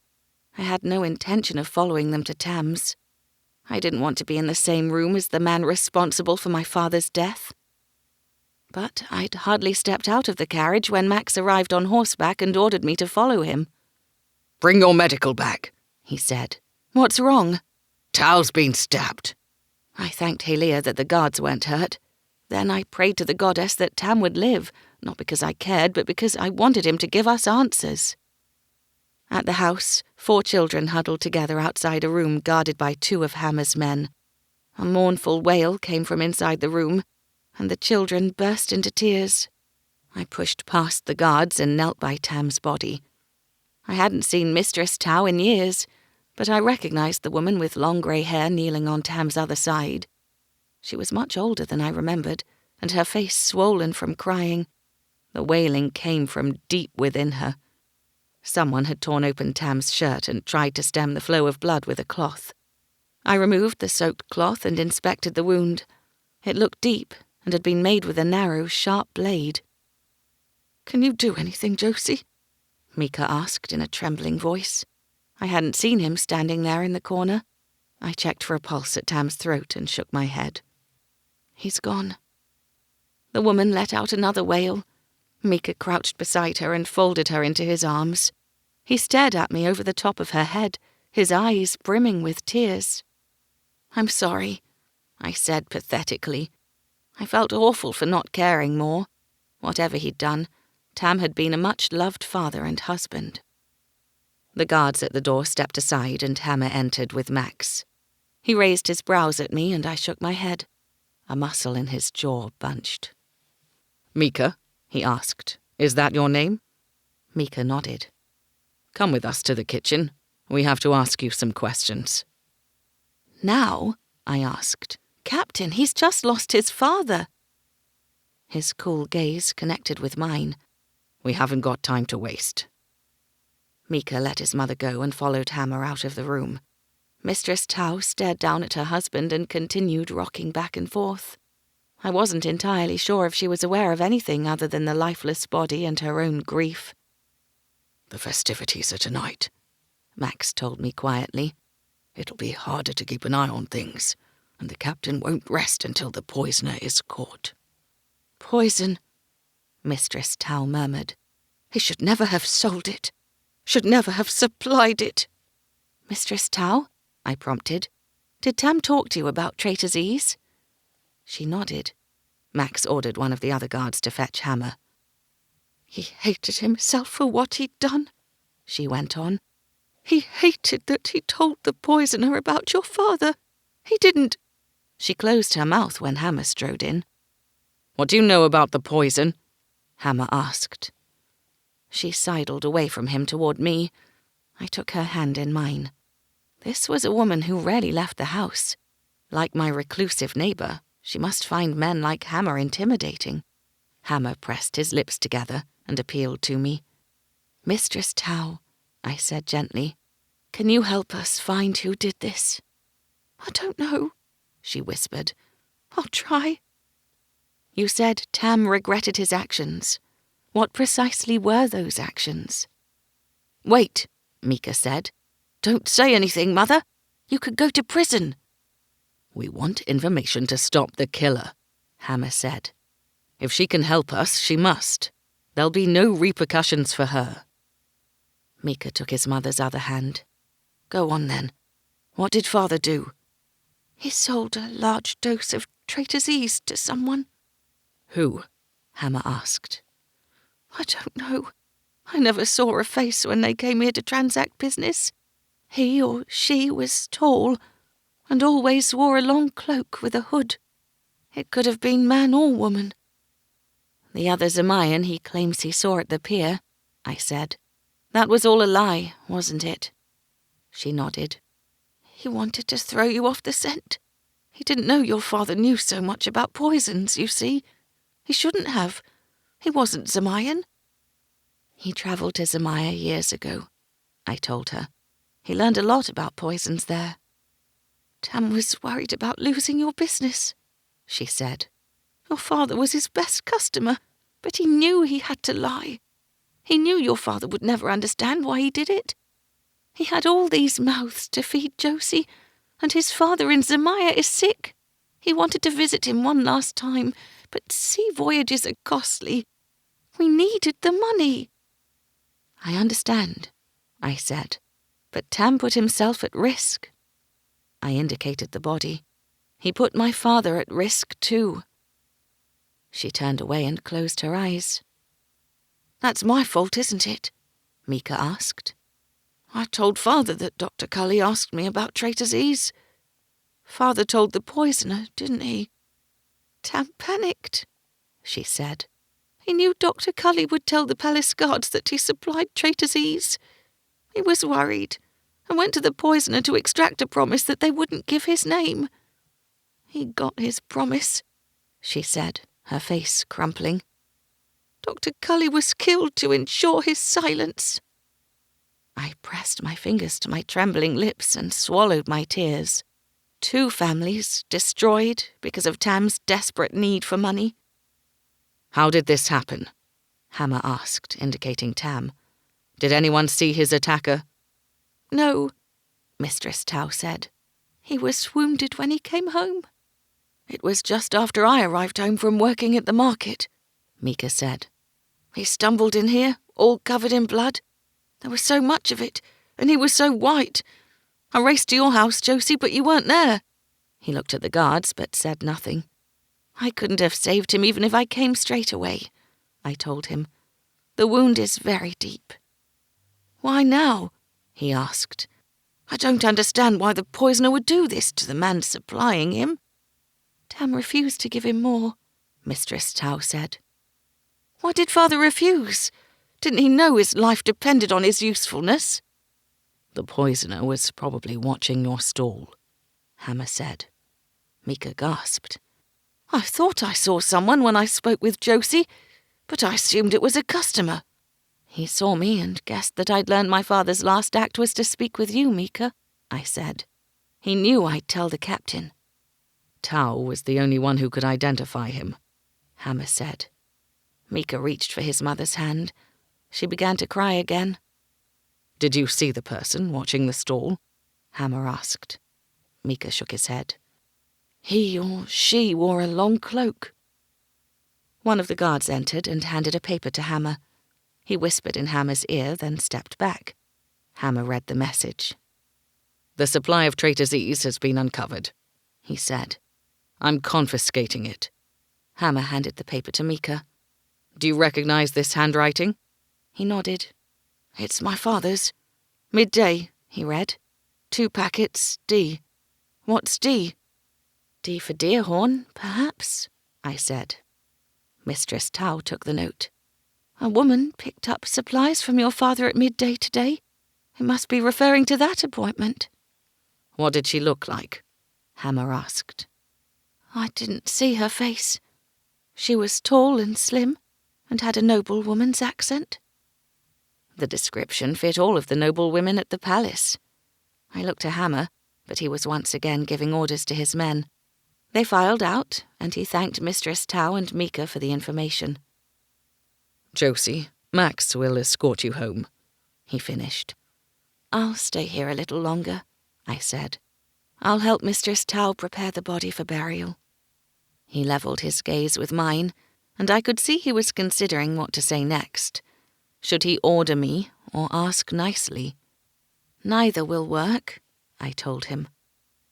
If he understood, he didn't let on. He didn't divulge any of his thoughts to me or to anyone else, not even through a twitch of an eyebrow. He simply stood there and waited for me to go with him. There was no sign of anger that I didn't obey, no sign of worry, simply a stoic presence that was more commanding than mere words could ever be. Sergeant Brandt's entrance broke the standoff. He had not been one of the original 5 guards with Hammer, so must have just arrived from the palace. He spoke quietly to Hammer, and then they both looked at me. You're needed at the palace, Hammer said, indicating I should leave the room ahead of him. I said quick goodbyes to the Tal family and grabbed my bag. What is it? I asked as Hammer held the carriage door open for me. Is Lady Miranda all right? It's the king. He's been poisoned. Chapter 14. The king sat propped against pillows on a vast bed, a sheet covering his legs to the waist. Several serious-looking gentlemen stood on one side of the bed, while Theodore hovered on the other. Yet another man held up a bottle of amber liquid to the bedside lamp, inspecting it. He must be Dr. Clegg. With the thick curtains pulled closed against the afternoon sunshine, the lamp's flickering flame and the dozens of candles spaced around the chamber provided the only light. "Miss Cully," the king cried upon seeing me. "Thank Helia you're here." He flipped his hand at the man holding the bottle. "You're dismissed, Doctor." Merdu. The gentlemen exchanged glances. Dr. Clegg chuckled, until he realised the king was serious. But she's a woman, yes. In my experience, women can be as capable as men, given the right training. Miss Cully learned about poisons from her father. A more knowledgeable doctor on the subject you won't find anywhere on the Fist. He was a village healer, sire, Dr. Clegg sneered. What papers has he written? What classes has he taught? If a doctor is spending time writing papers and teaching classes, he's not gaining experience. Now, please leave, all of you. The king shifted his weight and winced. His hand fluttered at his stomach. Quickly, Miss Cully. The poison is working through me. I can feel it. You haven't been poisoned, Your Majesty, Dr. Clegg said in what sounded like a practised monotone. In my professional opinion... I said, get out! Go! If you don't leave immediately, my guards will throw you out of the palace. The gentleman couldn't leave fast enough. Dr. Clegg handed the bottle to Theodore, picked up his bag, and backed through the door, bowing as he did so. He lifted his gaze in the moment before Hammer closed the door on him. It was ice-cold and full of hate, and it was directed at me. Miss Cully, the king said on a groan, do you have an antidote in your bag? I have to do some tests first to see what poisons were used. I looked around for the bedpan but saw none. Have you vomited? No. Purged your bowels? Not lately. I asked him to sit on the side of the bed, then checked his vitals. His heart was regular, and his eyes seemed clear. Theodore, please open the curtains and put out the candles. Open a window, too. Hammer helped Theodore as I checked the king's temperature. He was a little hot, but not dangerously so. Describe your symptoms, I said. The king indicated his stomach and winced again. It aches here. I lifted his shirt. When did the pain start? He sucked air between his teeth as I pressed into the soft flesh. Just after lunch. Describe the pain to me. He pointed to the exact location, and I felt there. It's not sharp, but not dull either. Does your stomach feel as though it's churning? No. Do you feel as though you want to throw up? No. After a moment in which I continued to press into his stomach, he said, It must have been the duck. It tasted off. Did anyone else eat the duck? Hammer asked. I don't know. I ate alone in my dining room. His breathing became deep, ragged, and I stopped inspecting his stomach. It seemed to be upsetting him. Take regular, slow breaths, sire, I said, gentling my voice. I can't.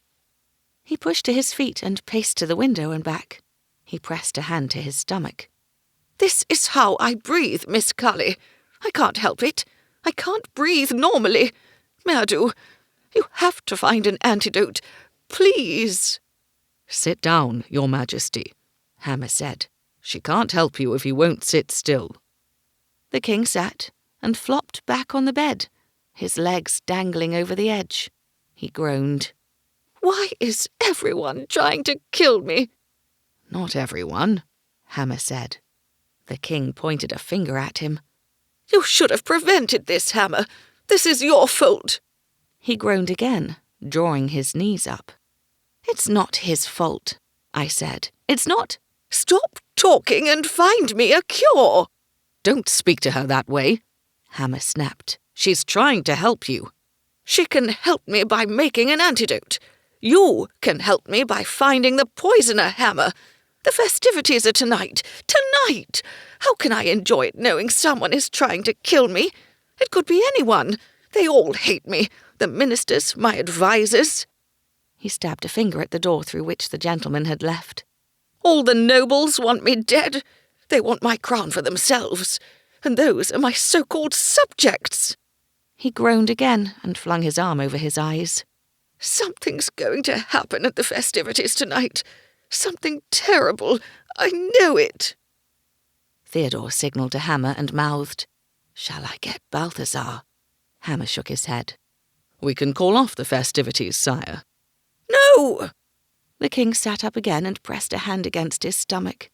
This is my opportunity to show them how powerful I am, how full my coffers. They'll be dazzled into submission and will never doubt my right to sit on the throne, never doubt my ability to be a proper king. But, Hammer, you must stay with me at all times. Station your men where you think necessary, but you must be with me every moment. Do not leave my side. Understand?" Hammer gave a curt nod. "You have mere hours, Miss Cully," the king said. "I want an antidote before then." "It's not necessary," I told him. "Dr. Clegg was right. There's no evidence of poisoning." Theodore slumped back against the windowsill. "Thank God and Goddess." "Not even a little?" Hammer asked. "Could it have been a mild dose?" "Surely you're mistaken, Miss Cully," the king said. "I am in terrible pain." "There's no discharge of any kind and no other symptoms," I said. "Then what's causing this ache?" If the king were an ordinary patient, I would tell him he was constipated without hesitation. But talking about bowel movements with the man who ruled the country, particularly when I wasn't qualified to do so, was not a task I wanted to undertake. "Josie?" Theodore prompted. "Miss Cully," the king began, "if you're not capable of a diagnosis, I have to call Dr. Clegg back." "That's not necessary," I said. "I know what the problem is. You need to empty your bowels, sire." He stared at me. Then he snorted. "You're wrong. I've been poisoned. It's obvious to anyone. Well, obvious to a proper doctor." Sometimes the only way to reason with petulant children was to call their bluff. Perhaps we'll see what Dr. Clegg says after all. Since he's the finance minister's doctor, he'll need to report to his employer and the other ministers. They'll want to know what ails their king after all. I nodded at Hammer standing by the door. "Please fetch him." "No." The king scooted back up the bed and folded his arms over his stomach. "I can't trust him. He's on their side." "There are no sides, sire," Hammer said with surprising gentleness. "Your ministers aren't trying to kill you." "You don't know that." Theodore cleared his throat. "Josie, do you have something that can make the king feel better?" "Not in my bag, but the kitchen will have the ingredients I need. It'll work quickly and he'll feel better in a few hours." Theodore understood my meaning and thanked me. "I don't have to mention the need for confidentiality, do I?" "You know you don't," Hammer said with a glare for the king's valet. Theodore apologized. "I don't know what's got into me, Josie." "It's all right," I told him. "I won't tell a soul. I'll tell the kitchen staff I'm making the king a tisane to improve his general health." "Good," the king declared. "I just need a draught to counteract the poison. It must have been a mild dose after all, or perhaps the duck had spoiled." None of us contradicted him. It seemed the best course of action to take to maintain the peace. The king got up, winced, and headed for an adjoining room. "Theodore, help me choose an outfit for tonight." "You've already chosen one, sire," Theodore said, trotting after him. "You preferred the silver and black." "I'm having second thoughts." The king's voice sounded distant, as if he'd entered a long cave, not the next room. I went to take my bag, but Hammer had the same idea. Our hands touched. His fingers twitched, brushing mine. I didn't know if it was intentional or an innate reaction. He did not pull away, however, and neither did I. Our gazes met, and everything seemed to stop. My breathing, my heart, time. The king's voice faded altogether. It felt like just Hammer and me in the palace, alone. His thumb stroked my wrist, with aching tenderness, and heat banked in his eyes. Something behind me caught his attention, and he let go. His gaze slipped away. "Hammer!" The king's shout shattered the bubble I'd found myself in. Had he been shouting long? "Captain, get in here, now!" Hammer strode past me without a backward glance. I followed him into what appeared to be a dressing room. It was as big as the bedchamber, with sofas, dressing tables, chairs, chests of drawers, trunks, and more mirrors than one man needed. Theodore stood by a round table, studying a small wooden cabinet inlaid with gold in the shape of sunbeams radiating from one corner. The sleeves of the shirt he held brushed the floor, forgotten. He seemed worried. The king looked more ill than when I'd entered his chambers. "It's been moved!" he cried, shaking a finger at the cabinet. "For Merdu's sake, I've told you both, no one is to touch it." "It must have been a maid," Hammer said with a shrug. "Is it damaged?" "No," Theodore said. "Just moved. It used to be over there." He pointed to another table. "Hammer's right. The maid must have shifted it. I think it looks well here." He tried to sound positive, but I heard the uncertainty in his voice, saw the way his worried gaze flicked to Hammer. It was at that moment I remembered Miranda's story about the lady who'd touched a cabinet in the king's rooms and had been expelled from the palace for her impertinence. This must be the same piece. What could be so important about it that the king would be sent into a frenzy whenever someone touched it? The king smacked Theodore's shoulder with his open palm. "I told you to tell the servants not to go near it. That includes the maids." Another smack.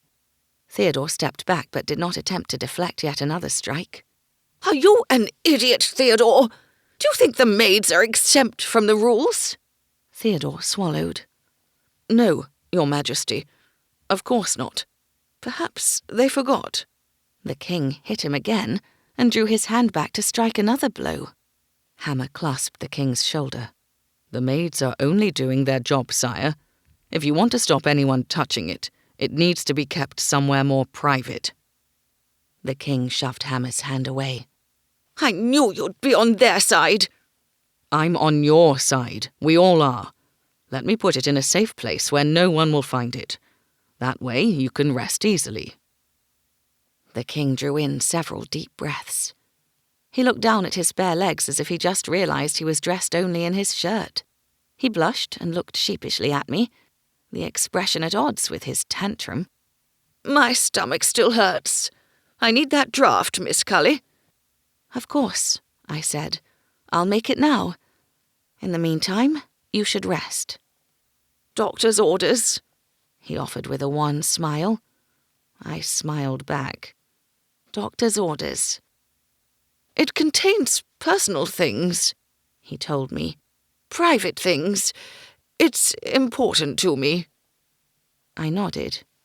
"The maids have been informed not to touch it. If they broke it—" He thrust out his chin to Hammer. "Take it somewhere safe, Captain." Hammer picked up the cabinet, only to put it down again. He stared at it. "What is it?" Theodore asked. It felt strange. "Just take it!" the king shouted. Hammer continued to stare at the cabinet. Then he slowly picked it up again. He held it out from his body as if it smelled foul. "Where will you put it?" the king asked, following Hammer out of the dressing room. "Wait, don't tell me now. Later." He tried so hard not to look at me that I suspected my presence was the reason for his reticence. So be it. I couldn't expect him to trust me completely. I picked up my bag and left with the captain. He acknowledged the guards at the door, then walked quickly along the corridor to the hidden door. I opened it, and we entered the labyrinthine service corridors. "Where are you taking it?" I asked. "To a safe room that hardly anyone will look in. The maids don't go in to clean it." "Are we going there now?" "I am. You're going to the kitchen." "After I go with you to the safe room." Hammer kept walking in silence. After a moment, he said, "I've never seen him so anxious. The poisoning is playing on his mind, and tonight's festivities are important to him." "It's a pity he wouldn't consider delaying them." Another silence then. "He's not always like this. The anxiety is making him do and say things he normally wouldn't." We stopped at a fork in the passages. Can you find your way to the commons? No, it was the truth. The hidden corridors were too complex for me.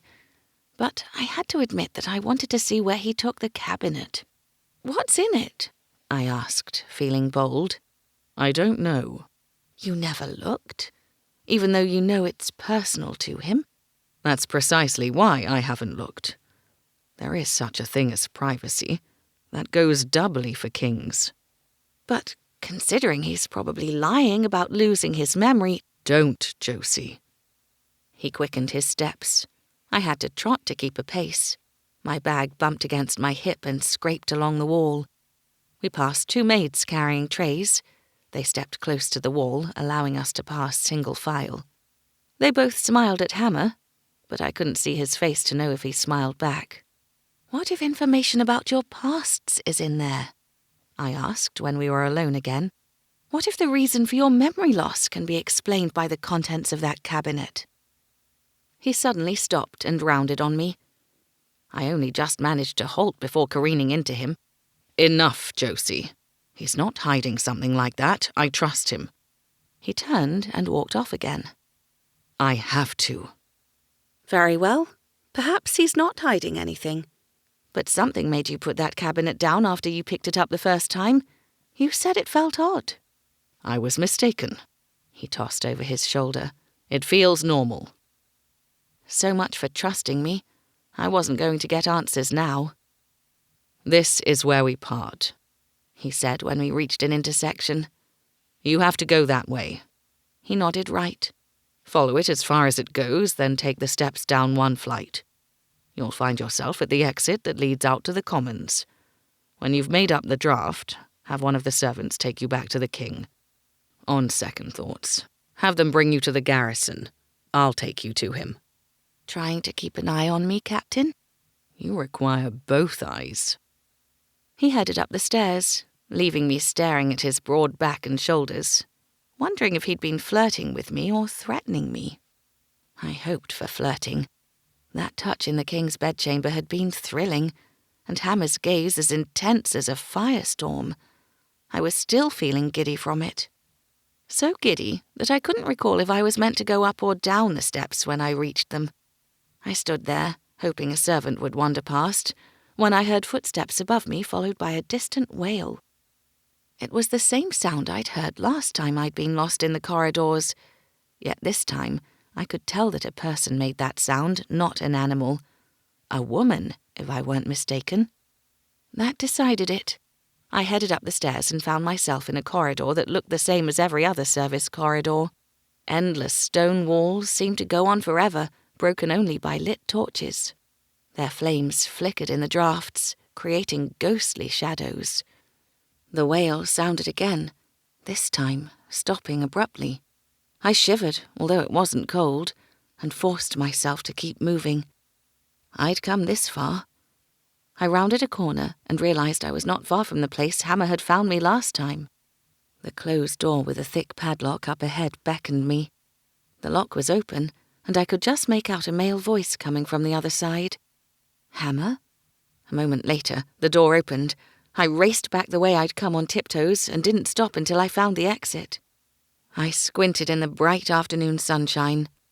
A footman eyed me curiously as he entered the palace, a vase of fresh flowers in his arms. I walked quickly to the kitchen in the square commons block and informed the cook that I had to make up a draft for the king. He pressed his lips together as he wiped his hands on his apron. "I'm supposed to be preparing food for tonight," he growled. The kitchen did seem extra busy, with every bench and table surface covered with ingredients, pots, bowls, platters, and utensils. Smoke swirled in the rafters high above us, its lingering smell mixing with a myriad of delicious ones, too numerous to identify. Staff stirred pots, chopped and measured ingredients, and kneaded dough, while yet others seemed to do little more than fetch and carry. "Miss," the cook prompted, "did you hear me? I'm too busy to play tour guide to you." "The king requires a healthful tisane," I said. "I won't get in your way, sir." He grunted. "Oren will help you find what you need." He jerked his head at a young man. Oren put down the knife he'd been using to chop herbs and came running.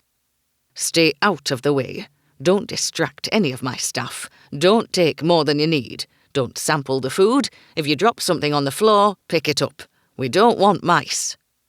He walked off, still wiping his hands on his apron, and barked orders at a terrified kitchen maid arranging flowers on a platter. "Mice wouldn't dare come in here," I whispered to Orrin. He laughed, only to suppress it when the cook suddenly turned and glared at us. He had excellent hearing. Orrin fetched what I needed, and I brewed up the tisane, drawing the familiar, minty smell into my lungs. It was calming, and allowed me time to think. But I could only think of one thing. Hammer had taken the cabinet to a room where a woman was kept prisoner. I looked up from the bubbling pot. The kitchen staff went about their assigned tasks under the watchful eye of the cook. He stood like a general on a raised step, barking orders at his soldiers. Did he know about the cabinet? Did any of them? I poured the tisane into a jug. I thanked Orrin, then left the kitchen and its heat and chaos behind. It wasn't until I reached the service entrance at the palace that I realized I didn't know how to reach the garrison. There'd been 2 entrances to it, one from the maze of internal service corridors and another from outside. It was that entrance I decided to find since it would be more direct. I was about to ask a palace footman rushing toward the kitchen when I spotted a guard carrying a lidded pail by the handle. He rounded the pavilion, crossed the large forecourt, and passed the northern pavilion. He kept on walking, always far enough ahead that I couldn't shout out without attracting too much unwanted attention to myself. I already felt conspicuous with my medical bag under my arm and the jug in hand. The nobles must think it odd to see me in their midst. The guard kept going, leaving the more populated part of the palace grounds behind. Sweat dampened me in uncomfortable places and my bag grew heavy. The tisane would have cooled by now, but it was probably nicer that way in this weather. The end of the palace was in sight. I could just make out the guards practicing their sword fighting through an arched gate to the north. I began to wonder if the guard I followed was going to the garrison at all, when he suddenly pushed open a door. Finally! I put my head down and rushed after him. The door was heavy, and I had to put my shoulder into it to push it open.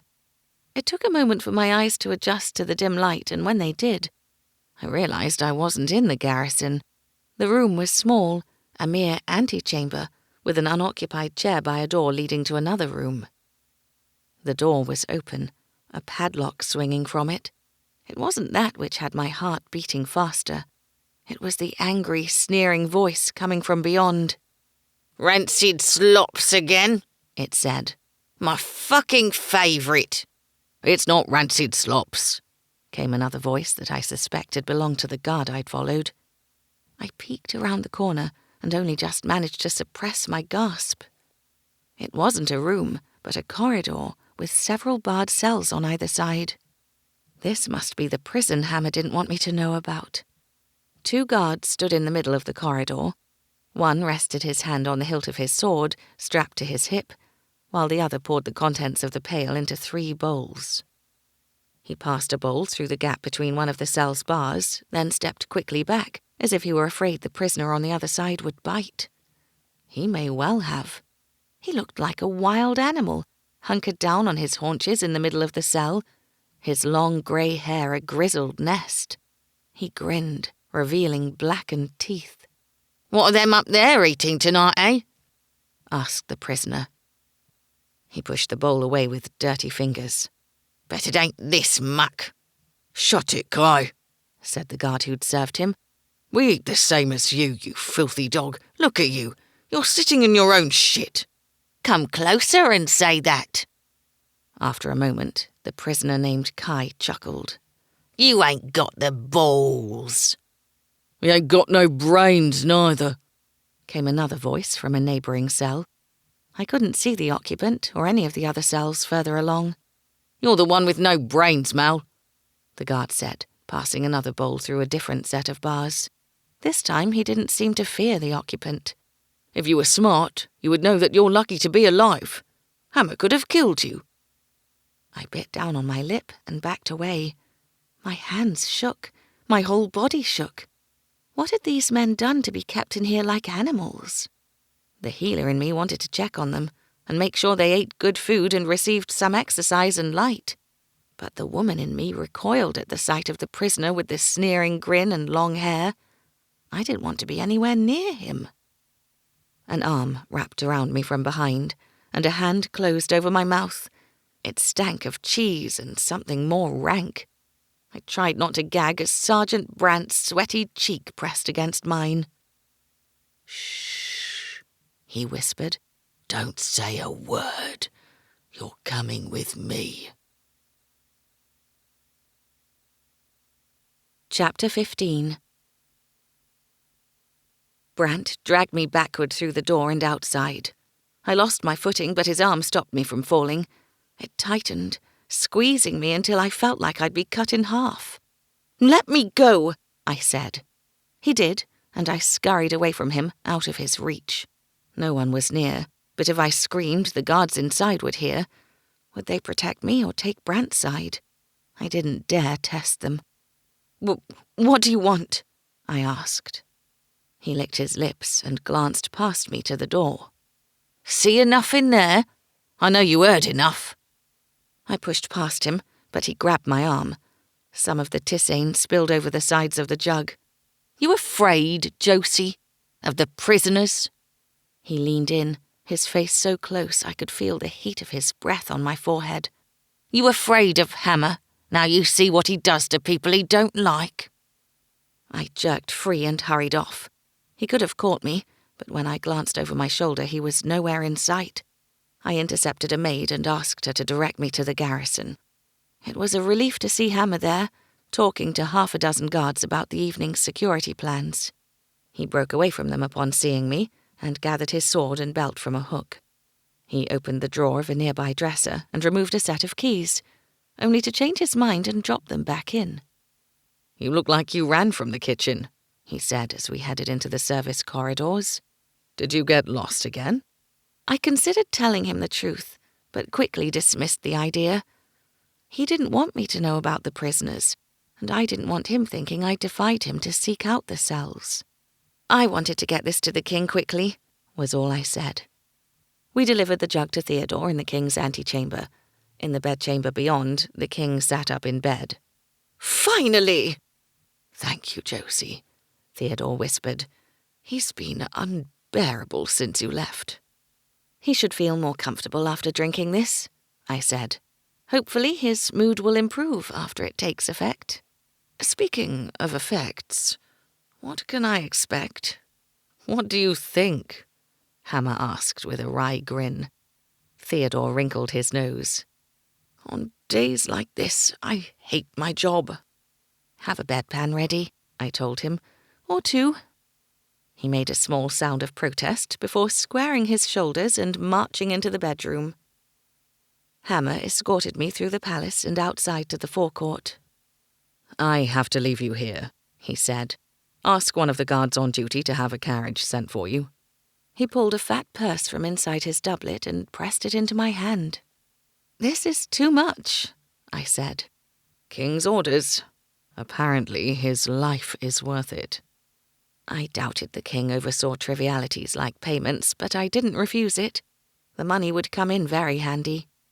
"I have to go," he said, his gaze darting around the courtyard. Whenever he was outside, he always seemed on heightened alert, checking faces for unfamiliar ones, or looking out for potential trouble. "Good luck tonight," I said. "I hope you catch the poisoner before then."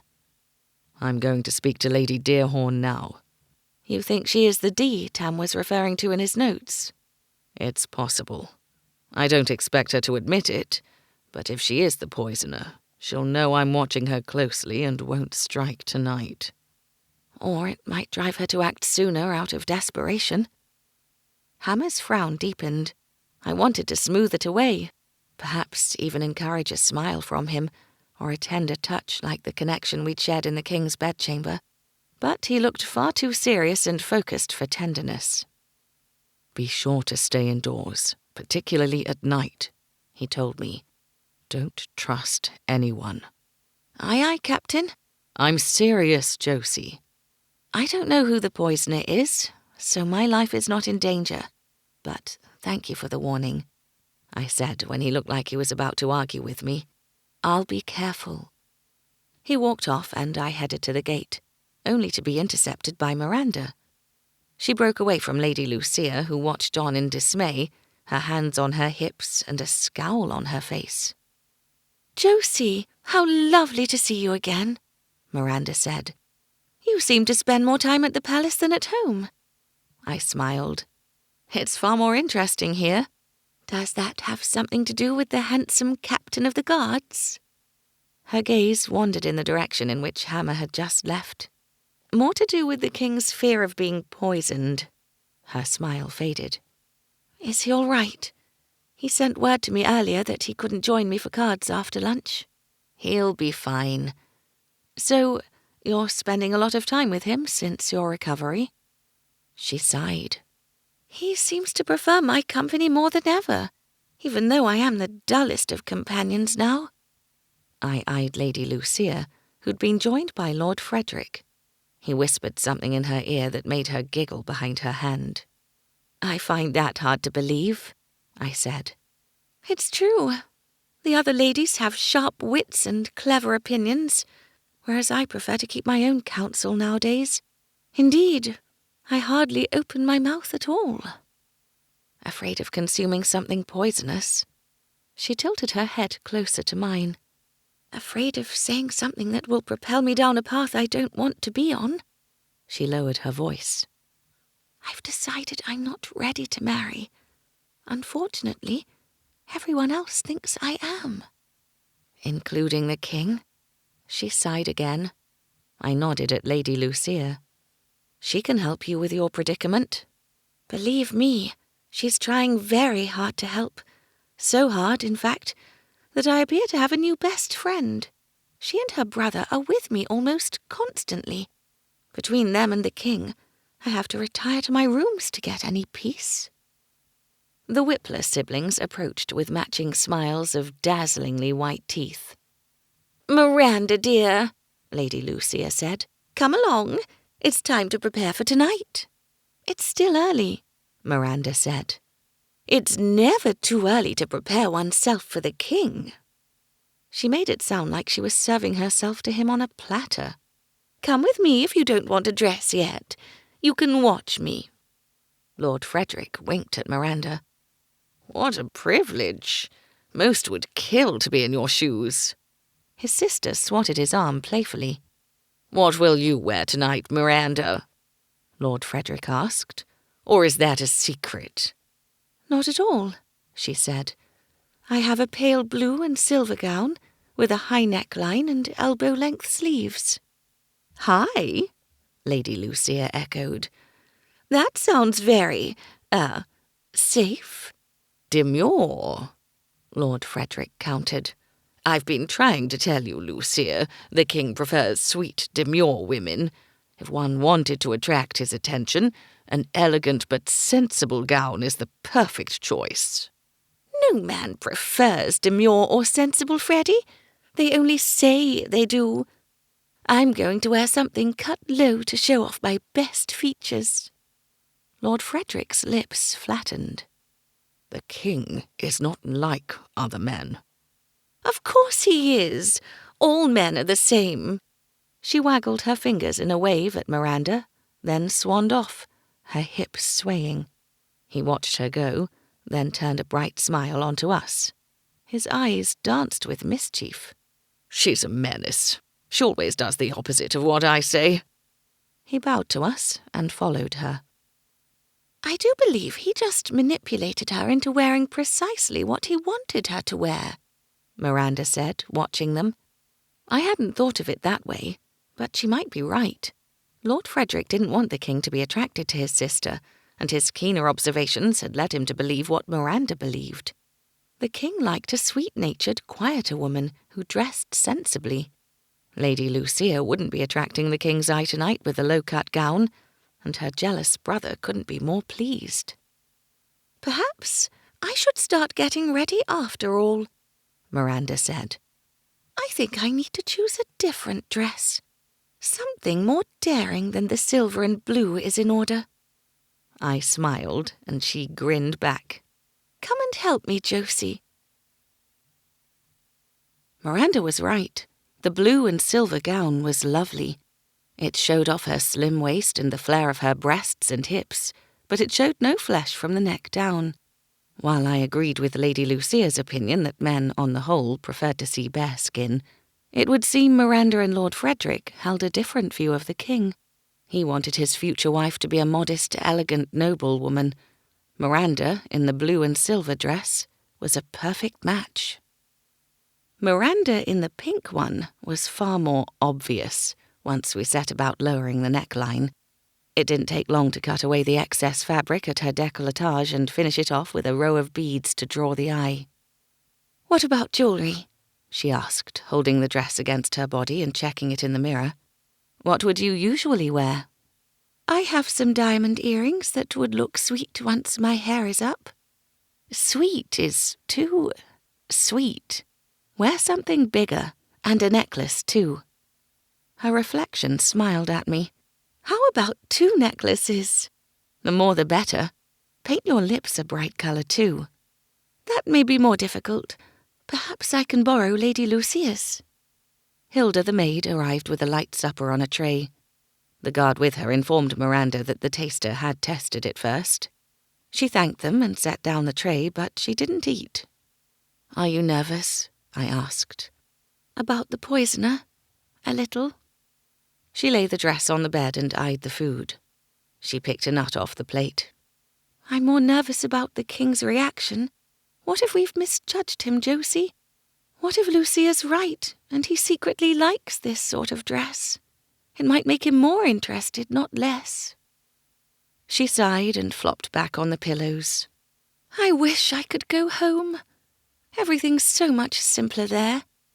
Here there are more intrigues than people, and friendships are formed according to political alignments. Ever since the king showed interest in me, I felt as though the eyes of the entire court follow my every move." She patted the space beside her on the bed, and I sat too. "You're lucky you get to go home." "There are certain benefits to living in a palace that I can see." I indicated the platter. "Someone cooks you delicious food and serves it to you." "I do like that part." "There are lovely grounds to walk around at your leisure." "The problem is, I have too much leisure time. There's nothing to do except walk and gossip. Some like to gamble." "You attend parties dressed in beautiful gowns," I said. "They're just trimmings, Josie. Don't envy me because of those." She hooked her arm through mine. "And, anyway, you have a lot that I envy. Chief among them is your freedom. You can choose whomever you want to marry." "I can now," I murmured. She hugged my arm. "I'm sorry. That was insensitive of me." I gave her a smile, determined not to let thoughts of the loss of my father dampen my spirits. I'd enjoyed helping Miranda with the dress and plotting ways to diminish the king's interest in her. Hilda returned with a pot of Lady Lucia's lip colour. She helped Miranda dress in the pink gown and fixed her hair. Miranda insisted in wearing it in a loose, slightly messy arrangement with flowers threaded through it. I didn't think the style suited her, which was perhaps why she chose it. "The torches in the garden are being lit," I said from my position by the window. "It'll look so pretty once it's completely dark." Miranda joined me and pointed out the path the torches made. "We've not been informed what will take place or where, but I think we'll be led off that way through the garden. It'll smell lovely at this time of the evening." "It seems to lead to that bank of trees to the right of the big lake." "That's Lake Grand, and those trees hide a sunken garden. It's been off limits for days. I imagine there'll be some kind of performance there." I sighed. "It sounds wonderful. I wish I could see it." She smiled a slow, devilish smile. "You can." She grabbed my hand and dragged me to the bed where the blue dress still lay. She picked it up and held it against me. "No, oh, no, I can't," I said. "You can. We're the same size." "I'm not a noblewoman." "Nobody will notice. There are so many here at the palace, and we don't all know one another. Just keep your head down if you pass someone who might recognize you." It was a very bad idea, but sometimes bad ideas are the most exciting and refuse to be dismissed. The dress certainly was beautiful, and the thought of seeing the festivities up close would be a sight I'd never experience again. "Say yes," Miranda said, pushing the dress into my arms. "I know you want to." I held the dress against myself and checked my reflection. It was simple yet elegant, with silver threads embroidered into the hem and down the central panel in a wave pattern. The bodice was a plain ice blue all the way to the neck. "I do want to," I said, "but that doesn't mean I should. What if I'm found out?" "Who will find out? Everyone will be too busy watching the king and the entertainments he has planned for us." "But I should go home." She rifled through a box on the dressing table. "Don't take this the wrong way, Josie, but why should you go home?" She was right. It wasn't as if I needed to be home for anything or anyone. None of the expectant mothers were due soon. "Change in my dressing room. Hilda, where is that brooch? The crystal one shaped like a sun?" I changed into the dress, but Miranda wouldn't let me look in the mirror until everything was complete. Hilda spent more time doing my hair than her mistresses, positioning a crystal comb at the back to complete the arrangement. Miranda pinned a matching brooch to the gown at my throat, then stood back. "There," she said on a breath. "Lovely. You wear it better than I ever did." "I doubt that." Miranda turned me to face the mirror, and I gasped. The woman in the ball gown wasn't me. It couldn't be me. I was a simple village girl who barely remembered to brush her hair in the mornings. The woman in the reflection was elegant and pretty. "A little colour on your lips and cheeks," Miranda said. "Not as dark as the one I'll wear." Hilda handed me a pot of the palest coral, and Miranda positioned me in front of the mirror again. I watched her apply a vibrant shade to her own lips and copied her technique with the coral. We finished by smoothing the lightest amount on our cheeks. A trumpeter blasted a tune from the garden. Several others joined from positions throughout the palace, like a call to arms. The palace filled with their brassy chorus. "It's time, my lady," Hilda said. "If Miss Cully is to go unnoticed, she should stay here while you take the guard with you. Then she can join the others assembling downstairs." "Good plan." Miranda gave me another thorough inspection before announcing I was ready. "Remember, head down, and don't engage anyone you know in conversation. Avoid the guards." She gave me a brief hug. "Most of all, enjoy yourself. I'll meet you back here afterward." I bit my lip and nodded. "Don't do that to your lip," she scolded. I nodded again. Just as she was about to leave, I remembered I had advice for her too. "Please be careful tonight, Miranda." "I'll be perfectly fine. The captain is assigning 2 guards to me at all times. I'm not sure it's necessary, but I am grateful." "If the captain thinks it's necessary, then it is. Don't eat or drink a thing." "I won't." She raced out of the room, and I followed a few minutes later. The guards had left with Miranda, and the corridor was empty. I descended the grand staircase behind a group of nobles. They complimented one another on their outfits and speculated on the type of festivities the king had in store for them. They were as giddy and giggly as children presented with a shop full of sweetmeats. Perhaps they were already drunk. There were so many ladies and gentlemen milling at the twin ponds outside that it was easy to blend in, dressed in Miranda's ball gown. Nobody paid me any mind. Even so, I quickly scanned the faces of those nearest me. I recognized none. I drew in a deep breath, but the air was filled with a cloying mix of perfumes that caught in my throat. I coughed uncomfortably, earning me a glare from those nearest. A footman passed with a tray of drinks, and I plucked off a crystal glass. The cool wine washed away the irritant and steadied my nerves a little. They returned when I spotted Lady Violet Moregrave talking to a gentleman. I dipped my head, but kept her in my line of sight. Fortunately, she did not look my way. The ebb and flow of conversations suddenly stopped, and a wave of whispers flowed through the crowd. The king. All eyes turned to the palace, where the king stood at the top of the steps, flanked by Hammer and Max. Lady Lucia dropped into a graceful curtsy, and only rose when the king bade her to. Beside her, her brother bowed, but the king only had eyes for Lady Lucia. Other ladies curtsied too, but it was too late. Lady Lucia already occupied the king's left arm. His right remained free. He searched the faces, but not finding the one he wanted, he headed down the steps. Lady Lucia's smile widened. The crowd parted for them, gentlemen bowed, and the ladies curtsied in a sea of rustling silks. The king strode slowly among them, looking comfortable and benevolent. My tisane must have worked. "Follow me," the king announced. "Follow me into a magical world filled with wondrous sights. Prepare to be dazzled." The crowd made suitably amazed sounds and fell into step behind him. We formed a long line that snaked slowly through the partitioned gardens.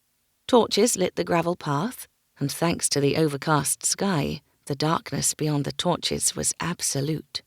Behind, however, the palace was brightly illuminated. Every window was ablaze with light as if it were on fire. The sight in itself amazed me. Our promenade continued through vast, formal gardens that I'd only ever seen from palace windows and Lookout Hill. Paths divided the garden into sections, with each section featuring a different colour grouping of flowers laid out in patterns, stars, circles, diamonds.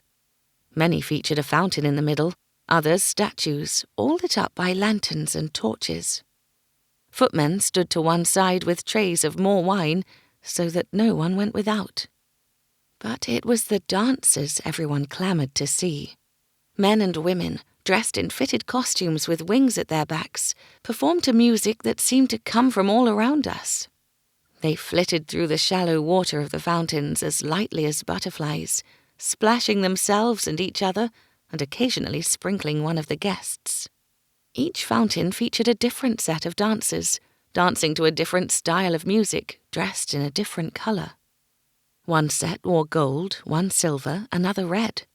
I'd never seen such graceful moves, such daring outfits that sparkled in the light, and was one of the last to leave each performance.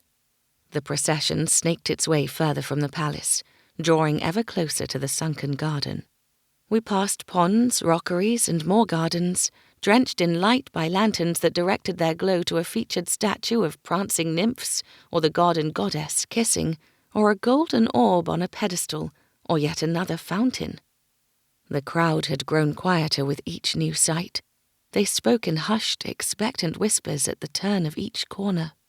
Finally, we reached Lake Grand, where we paused for refreshments. 2 long tables were set up on the lawn, each decorated with tall white vases overflowing with pristine white flowers. Platters were piled high with pink marzipan, and others held crystallized plums, oranges, and peaches. What appeared to be yellow flowers turned out to be nuts covered in Barodi spice. The bed of green leaves in which they nestled was an edible confection that melted on my tongue and left it tingling. Small cakes formed pyramids at intervals along the tablecloth, each one iced with a delicate touch so that it appeared to be covered in lace. Beads in pink, blue, and green topped each cake. When the nobles flocked to the cakes like gulls to the fishing boats, I realized they weren't beads but gemstones. The cakes were all gone before I had the chance to take one. When the procession set off again, there was nothing left of the towers, and crumbs littered the lawn. With the formal gardens behind us, we traversed a path lined with shrubs and trees a little taller than me. Instead of torches to light our way, lanterns hung from the boughs. Floral garlands draped between them, their sweet scent lingering in the warm, still air. The path opened up to a grove surrounded by trees, also lit with lanterns. The grove itself was the sunken garden Miranda had mentioned. There were no flowers in this garden, only an empty expanse of lawn. It could hardly be called a garden either. It was more like a circular theatre. The tiered seating around the perimeter were covered in lawn, as was the raised dais down below. A throne of gold decorated with pink and white flowers on vines stood in the middle of the dais. It looked as if it had grown out of the lawn.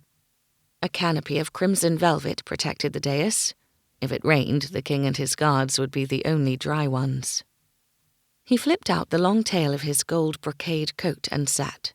He crossed his feet at the ankles, showing off his gem-studded shoes, and spread out his hands, welcoming his guests to the grove. Hammer and Mac stood on either side of him, slightly set back in the shadows. I couldn't see Hammer's eyes, but I knew his gaze would be darting around the crowd. I had expected to see more guards. Perhaps they were hidden, like the musicians. Footmen ushered guests to the tiers to sit, and it wasn't until one drew near me that I realized the guards had been disguised as footmen. I refused his assistance and quickly turned away, hoping he hadn't recognized me. With everyone settled, the king stood. He raised his arms to the sky, puffed out his chest, and bellowed, "Let the entertainments begin!"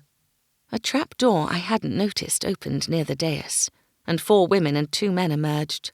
The women wore bands over their breasts and skirts no bigger than a handkerchief, and the men wore nothing but loincloths. Their oiled skin gleamed. They danced and tumbled, performing acrobatics, sometimes with fire. When they finished, another act followed, then another and another. Some acts incorporated magic tricks. The final performance, with 6 horses that the acrobats leaped over while the horses trotted around the arena, had the crowd gasping in awe and me on the edge of my seat.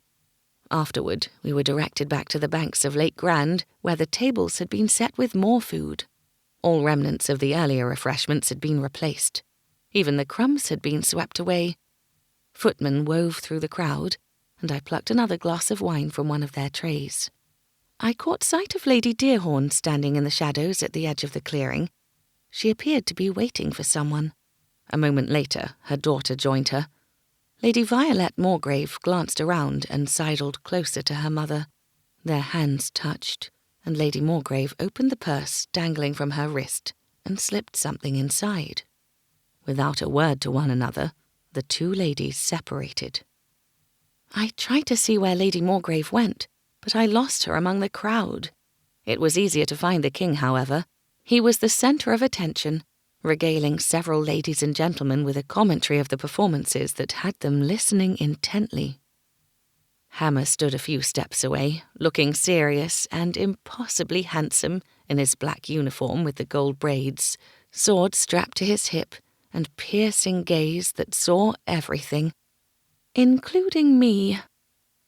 I knew the moment he realized I was there, when his eyes briefly widened, then tightened at the edges. I suspected I was not a welcome sight. Even with the possibility of a scolding, however, I had to warn him. He moved away from the king and positioned himself where he could speak with me and see the king at the same time. His gaze darted back and forth and didn't settle on me again. "You didn't go home," he said simply. "I wanted to see the entertainments." It was hardly a good defence, but considering I didn't have one, it was all I could offer. Miranda loaned me a dress. "I didn't think you'd brought it in your medical bag." "There's no need for sarcasm, Captain." His gaze met mine. "Would you prefer I tell you how angry I am?" He looked away again. "Sarcasm is fine." "Now that the revelries are over, you can leave. The sooner the better.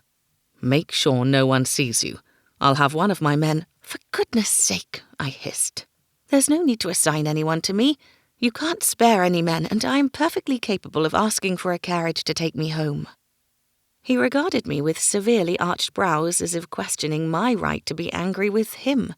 It was unnerving. "I know I don't belong here," I said hotly. "I know this dress doesn't hide the commoner I am underneath." His jaw softened and he shifted his stance. "If the king sees you here, he'll be furious. He won't allow you back to the palace, not even for a medical emergency. That's not what I want. Do you?" Well, when he put it like that, it was almost flirtatious. "I'll go," I muttered. But first, I need to tell you that I saw Lady Dearhorn surreptitiously pass something to Lady Moorgrave just a few moments ago. It was small enough to be concealed in her hand. Thank you. Did you speak to her about buying poisons off Tam? She denied it, he said. She denied going to his house at all, but she was lying. How do you know? I can usually tell when someone is lying. Good to know. I smiled. He scowled. I'm going. I took a circuitous route back to the palace, avoiding the king and the people near him. Lady Lucia was still glued to his side, but he often glanced around, looking for Miranda, perhaps. I spotted her near one of the tables, surrounded by gentlemen who couldn't keep their gazes off her. 2 guards dressed as footmen stood nearby, holding trays. I hoped Hammer could see her from his vantage point. I glanced back at him, only to find Lady Dearhorn right behind me. We both gasped, but she recovered from the surprise quicker. She grabbed my wrist. You're the doctor's daughter. I tried to pull away, but her grip tightened, cutting off my circulation. What are you doing here? She snapped. I jerked free, picked up my skirts, and rushed away. This time I did not look back. I followed the path into the formal gardens, only to stop again when I heard a distressed woman's voice coming from behind a hedge. Stop this, Lucian, she said. It sounded like Lady Claypool. Stop what? The man's voice was familiar, but I couldn't quite place it. Stop loving you. I can't. I've tried, and I can't. I'm a married woman, and happily so. It was definitely Lady Claypool. Happy? Living in the middle of nowhere with that arrogant prick?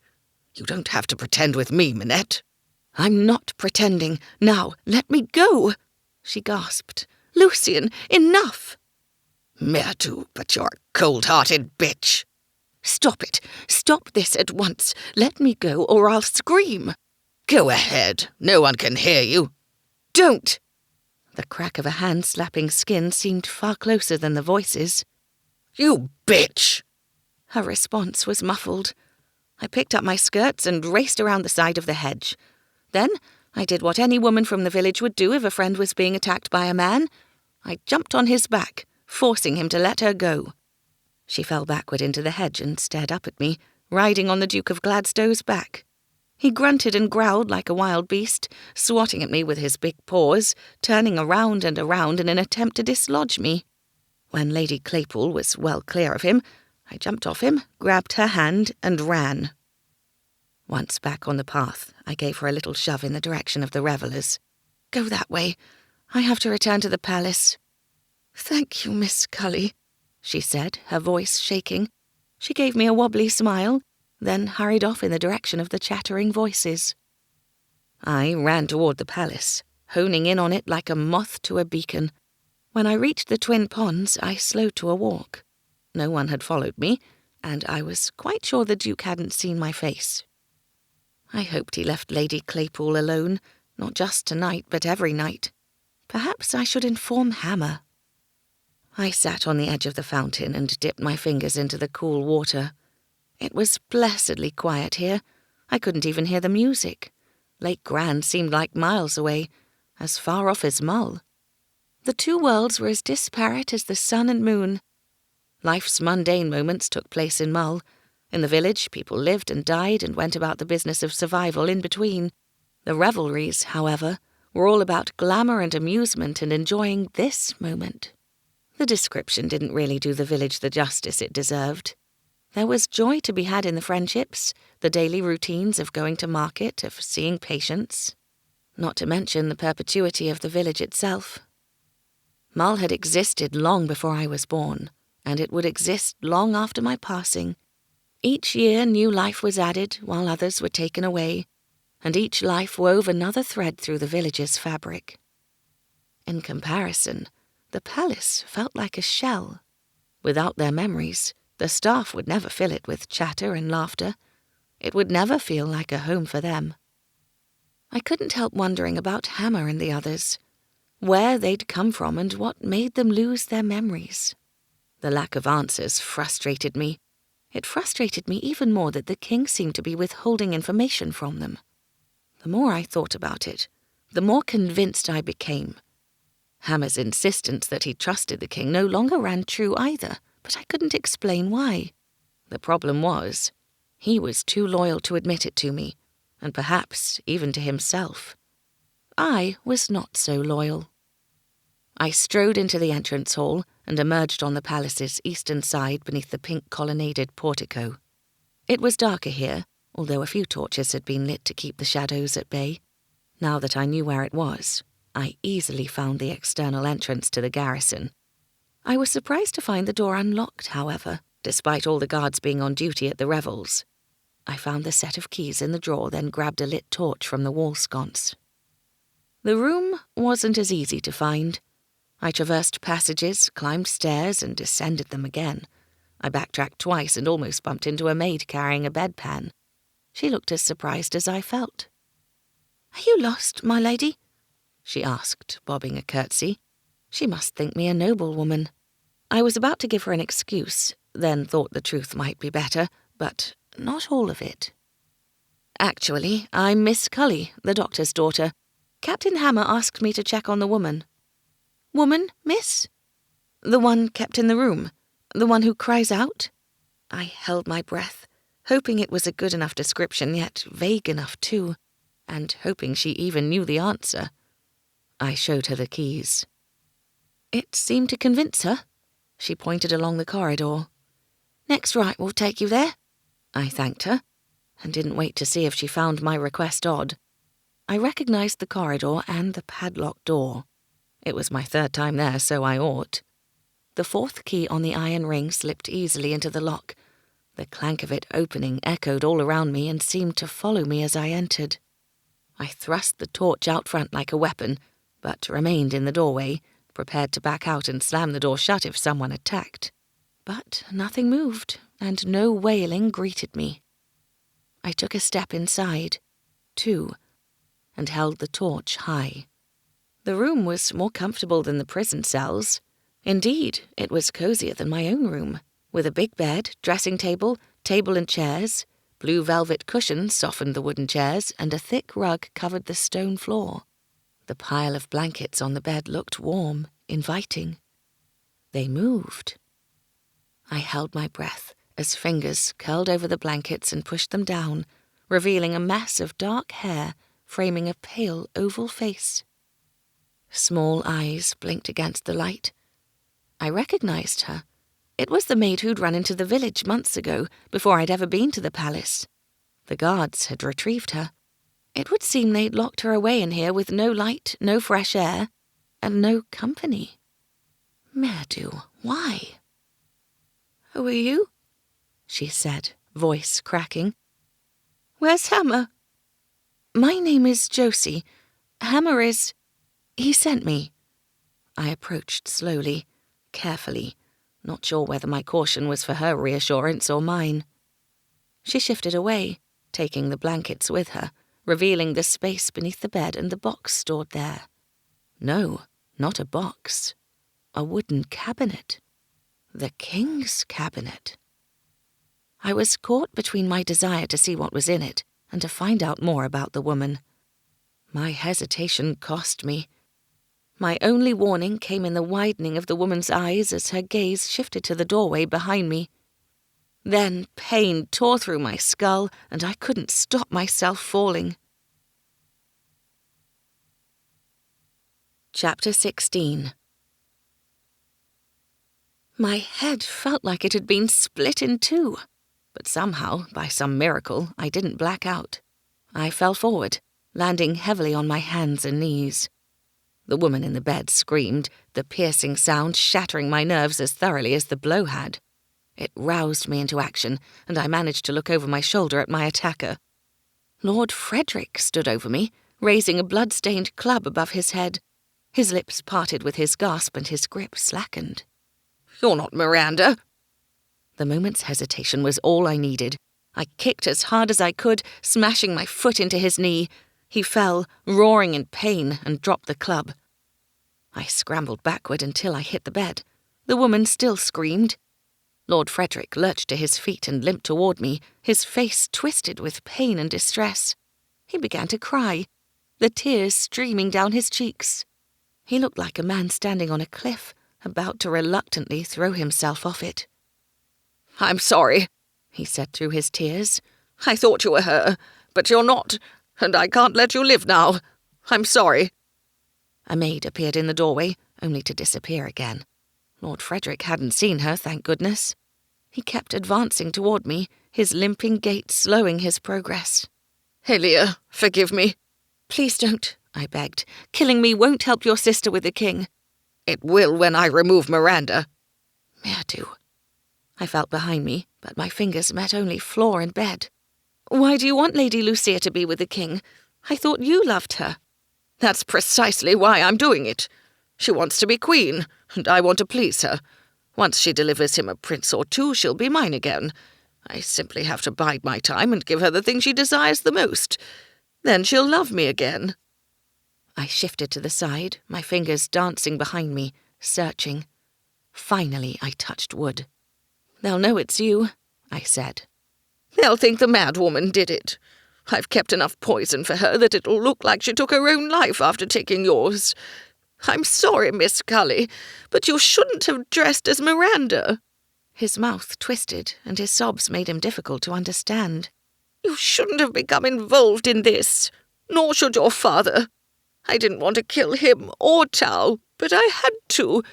Your father's prying left me no choice, and now you leave me no choice." He bent to pick up the club.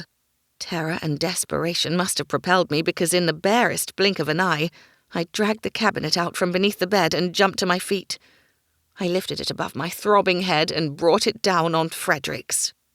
He collapsed onto the floor, face first, unconscious. The woman did not stop screaming, but I had no capacity to comfort her. My heart felt like it would smash through my ribs, and my head was on fire. I could do nothing more than sit on the floor and lean back against the foot of the bed. Running footsteps echoed along the corridor, and Eric appeared. He took in the scene and swore in his native tongue. He nudged Lord Frederick with the point of his sword. Frederick groaned, but did not get up. "Are you hurt, Josie?" Eric asked. I touched the back of my head. The hair was sticky and my fingers came away bloodied, but it seemed like the bleeding had stopped. "Not too badly." He helped me to my feet, then leaned over the bed. "Hush, Leilani. It is over. You are safe." Her scream changed to a wail, the same one I'd heard before. She looked terrified. Eric sighed and moved away. He nudged Lord Frederick with the toe of his boot. "Why did he want to hurt you?" he asked. "He thought I was Lady Miranda," I said. His gaze took in my dress. He nodded. "He is poisoner?" More footsteps thudded along the corridor, and Hammer stepped into the room. "Josie!" Brant bumped into him as he passed, and Hammer had to put his hand on the doorframe to regain his balance. He leaned heavily on it for a moment, then pushed off with effort.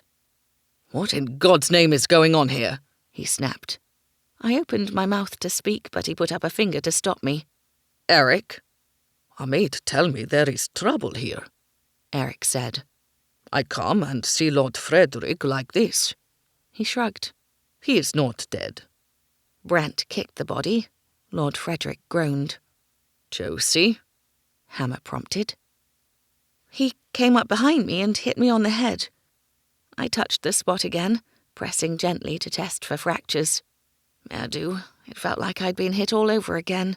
I tested for fractures on others dozens of times under my father's guidance, but never realized how much pain that alone caused the patient until now. When I turned around, he saw that it was me and hesitated. I went on. He thought I was Miranda. I was able to take advantage of his hesitation and hit back. All three men looked at Lord Frederick as he groaned again. He managed to roll over and open his eyes. He closed them again upon seeing the guards and whimpered. "You are a strong woman." Eric clapped my shoulder. "Good." Brant's gaze scanned my length and heat flared in his eyes. Well, well. She can heal and kill. Impressive." "He's not dead," I shot back. "He could be." His fingers tightened around his sword hilt as he arched his brows at Hammer. Hammer gave his head the slightest shake. Brant sighed and released his sword. "He is poisoner," Eric announced. How could he mistake me for Miranda? I folded my arms and rubbed, but a chill sank into my bones anyway. We looked nothing alike.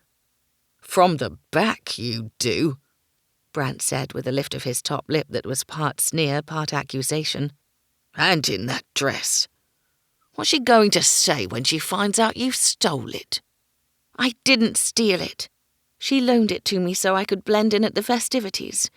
As to looking alike, everyone in Glancier is tall and blonde. Half the women at court look like this. Why would he... Oh. I touched my temple and looked down at my clothing. I remember now. She told him she was wearing a blue dress with a high neckline. Then she changed her mind and wore something else. "It was foolish to borrow her dress," Hammer growled. "It was foolish to join the others at the sunken garden and to come here." I bristled. I disagree. The first two should have been a little harmless fun. There hasn't been a lot of fun in my life lately, and I wanted to forget my troubles. As to your third point, not even you could have foreseen this, Hammer, so do not lecture me. His back stiffened and his jaw hardened. He would not back down and apologize, and I wouldn't allow him to make me feel guilty. Everything between us would change now, and that I did regret. There'd be no more easy conversations, no more flirting, if that's what it was. There would only be his words hanging like a weight between us. I liked him, but not enough to allow him to speak to me in such a manner. He finally looked away and drew in a deep breath. "Eric, escort Josie to the garrison." "Not Mull?" he asked. "Not yet." Was I a prisoner too, or merely temporarily restrained? It would have been a more palatable order if he directed it at me, not at his guard. "Brant, take his lordship to the cells," Hammer went on.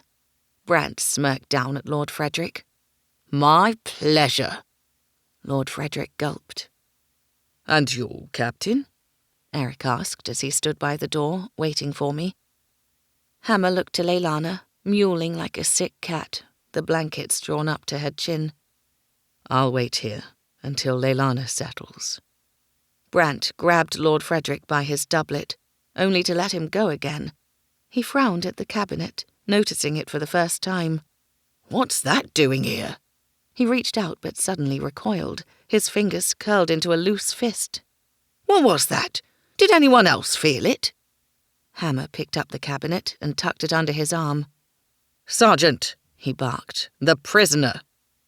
Brant swallowed and tore his gaze away. He pulled Lord Frederick up without a care for his injuries and forced him from the room. "You're hurting me," Lord Frederick whined. Brant merely grinned.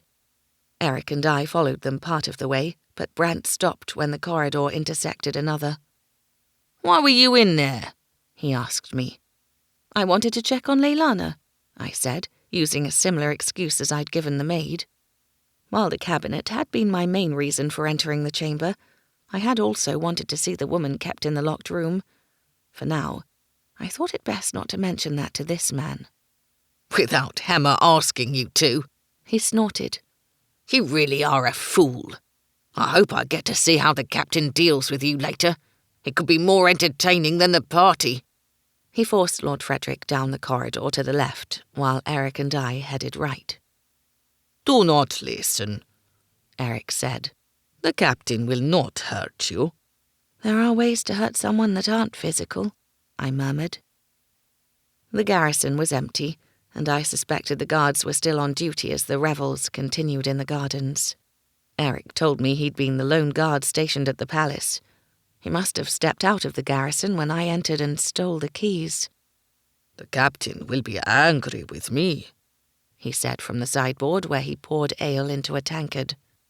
"I'm sorry. I'll tell him I tricked you." He thanked me, but we both knew it wouldn't save him from a scolding. "Did you hear Leilana screaming?" I asked. "Is that why you came?" He nodded. "I see maid too, and tell her to get the captain." I would say you are lucky I come, but you do not need me. He handed me the cup and I drank, only to splutter at the strong, bitter taste. It wasn't ale. Drink, Eric said. It helps the heart. He tapped his chest. I was sceptical about its health benefits, but it did slow my racing heartbeat a little. That is, until Hammer returned. Eric, take Brant and return to the king's side. Stay with him until I return. But there is no danger now, Eric said. I thought him brave for speaking at all. A glare from Hammer sent him on his way, however. Hammer waited for the door to close before perching on the edge of the table. He crossed his arms and watched me. He didn't speak, and the only movement came from the steady rise and fall of his chest. His gaze held neither heat nor ice, but it stretched my nerves to breaking point.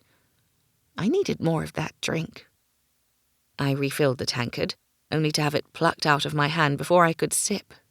I hadn't heard Hammer move. He stood close, trapping me against the sideboard. My heart raced, my breath quickened. Every piece of me became very aware of every piece of him.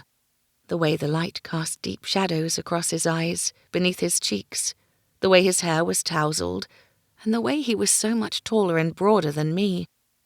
Very much that. Josie, he began, then did not continue.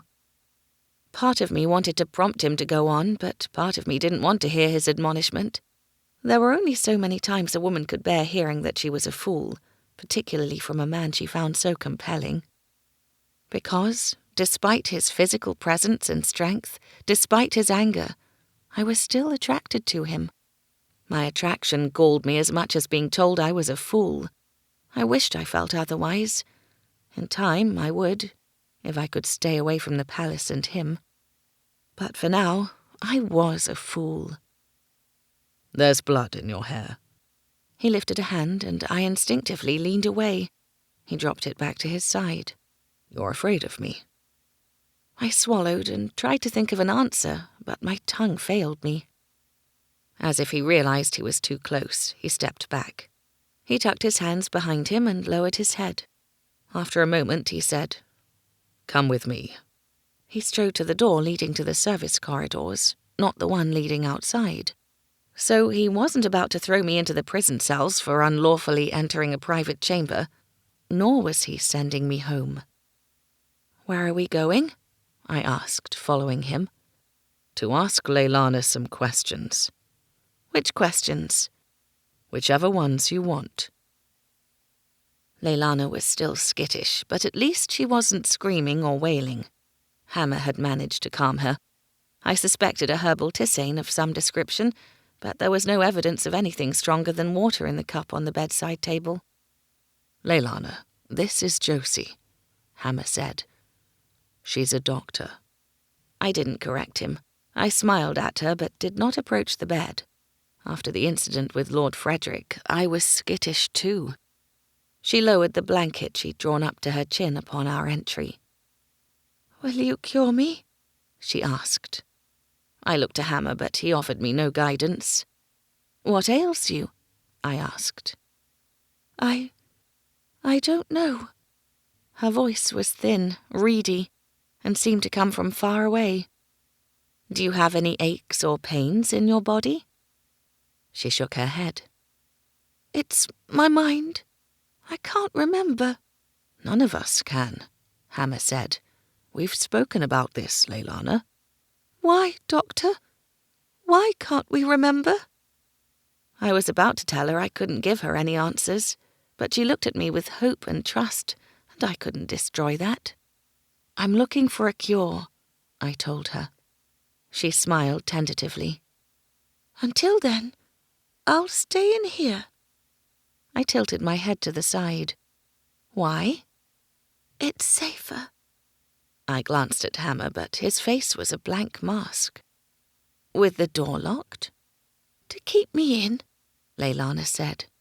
"I've run off before when I had a turn. I don't want to do that again. I want to wake up here afterward." She smoothed her palm over the blanket. Sometimes I think I remember this room. What do you mean by a turn? I asked. You tell her, Captain. I don't remember them. Leilana has episodes where her memory is wiped clean, he said. I gasped. All of it? He nodded. Her name, her recent experiences. It's worse than our memory loss. We at least remember everything that has happened to us from the moment the palace was completed. Leilana loses her memory again and again. Sometimes it happens 2 or 3 times a week. Sometimes she can go a few weeks without an episode. That's awful. So she can't remember any of you? She doesn't remember the palace, or your problem with memory loss? He shook his head. How frightening, I said. No wonder she screamed in terror and wailed mournfully. Imagine knowing nothing about yourself and those around you. Imagine waking up surrounded by strangers. Do any of your memories ever return, Leilana? No. I do have a vague sense of belonging in this room, though. She clutched the blankets to her, as if those were the only constant in her ever-changing world. Captain, why didn't you tell me? I asked. Finally his mask slipped. He lowered his head, shrugged. I don't know. You don't trust me, I murmured. His head snapped up. I trust you. He swallowed. I trust you, Josie. Was he trying to convince himself or me?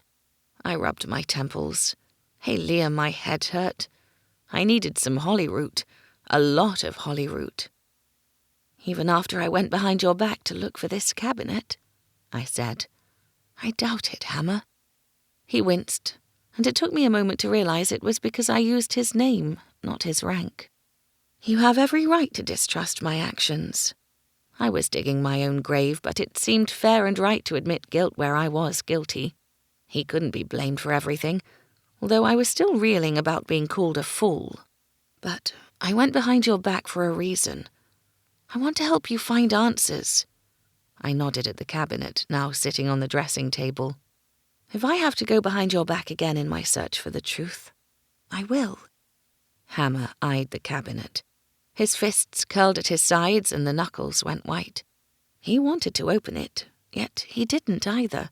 It was the first sign of a crack in his iron-willed resolve. I could widen that crack, if I was careful. What are you afraid of? I asked. He said nothing, just stared at the cabinet. A different tactic was required. I understand why you trust him. I understand why you want to trust him. But he's lying to you. You know he is, Captain. He rubbed his thumb over his fisted knuckles. I do. So why don't you open it and find out what he's hiding? I will. But he didn't move toward it.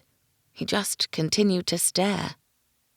I've been biding my time, gathering information, looking elsewhere for answers and clues. But you found none, have you? I kept my voice calm, gentle, the way my father spoke with distraught villagers after they'd lost a loved one. For all his briskness toward patients, he could be the most caring man when he tried. The answers may be in there, I went on. They may not be bad answers either. They might be good ones. But you won't know until you open it. He'll have my own men throw me in the cells if he finds out. I know that's not worrying you. I know you're more afraid of losing a friend's trust than going to prison. He looked sharply at me.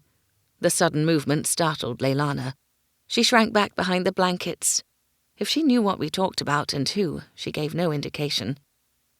Hammer seemed to trust her enough to have this conversation in front of her, although he did not mention the king by name. He's not your friend, Captain. He's keeping secrets and lying to you. He doesn't deserve your loyalty.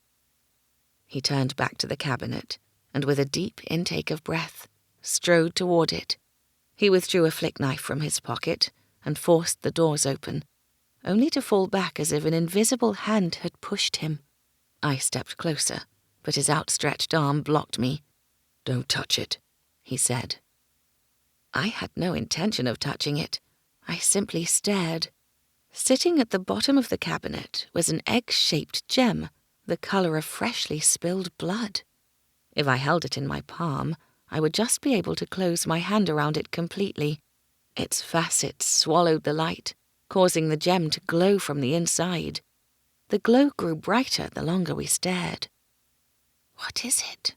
I whispered. A stone, Hammer said. "A cure?" Leilana asked. It's just a stone. Hammer removed the gem, studied it, then went to put it back. Only he didn't return it. He slipped it into his sleeve, then dipped his hand into his pocket. He closed the cabinet doors. His sleight of hand must have been to trick Leilana because I'd seen everything. May I borrow this blanket? He asked Leilana. She nodded, and he wrapped the blanket around the cabinet. He tucked it under his arm and bade Leilana good night. I'll see you in the morning with breakfast, he said with a smile that didn't reach his eyes. "Flat cakes?" she asked. With syrup. She smiled. "Good night, Leilana," I said. "I hope I can visit you again, if that's all right." She nodded, but looked uncertain. Perhaps she wondered what I'd think if I returned and she'd forgotten me. Hammer locked the door, and together we headed up to Lady Miranda's rooms and fetched my bag and clothes before exiting the palace altogether on the forecourt side. The revellers must still be in the gardens, enjoying the music and wine in the warm night air. If I listened very hard, I could hear laughter on the breeze. The 2 guards on the gate stood to attention and greeted their captain. As we drew close, a faint glow shone through his pocket, only to recede the further away we got from the gate. No, not the gate. The men. "Captain, the gem," I said when we were out of earshot. "It responded to those guards." He opened the flap of his pocket and looked inside. How? "It glowed." It's still glowing. I looked into his pocket. "Yes, but not much. When you opened the cabinet doors, it began to glow. The colour brightened when you touched it. I think it becomes more active when it's around people." He checked the vicinity. We were halfway between the palace gates and the stables and coach house. No one was near. This side of the palace was empty, silent. He pulled out the gem. Its glow strengthened. Hold it, he told me. I put out my hand and he dropped the gem onto my palm. The glow diminished but didn't extinguish. Do you feel anything? He asked. I caressed it with my thumb. The facets were smooth, their edges sharp. It was cool but not cold. No. No pull? Like it's...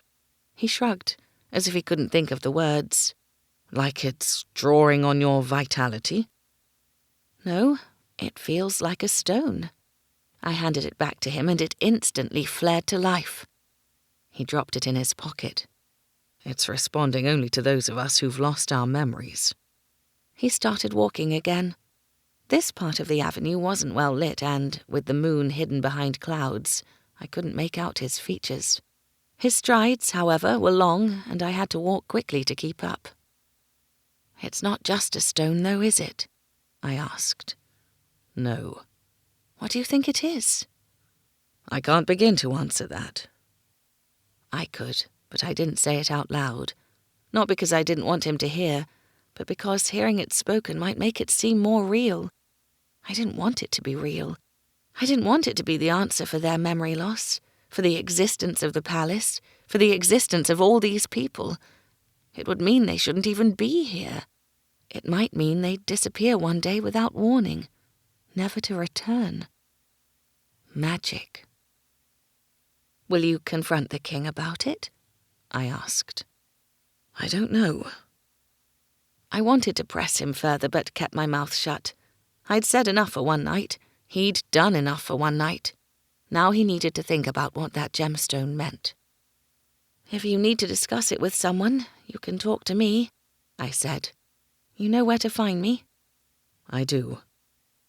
It was impossible to gauge his intention from those 2 words. It was entirely possible he never intended to speak to me again. Part of me wouldn't blame him. I'd caused him a few problems and undermined his loyalty to the king, but all of me would be very disappointed.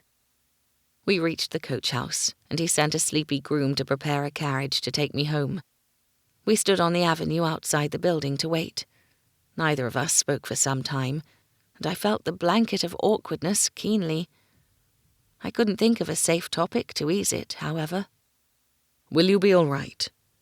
Hammer eventually asked. "Your wound?" "It'll be fine. There are no fractures. Just a headache the size of the palace. A tisane of holyroot and a good night's rest will get rid of it." "Send word to me if it doesn't disappear by morning. I'll bring Dr. Clegg out myself." I smirked. He'd love that. Tending the midwife who thinks she's a doctor will give him a laugh.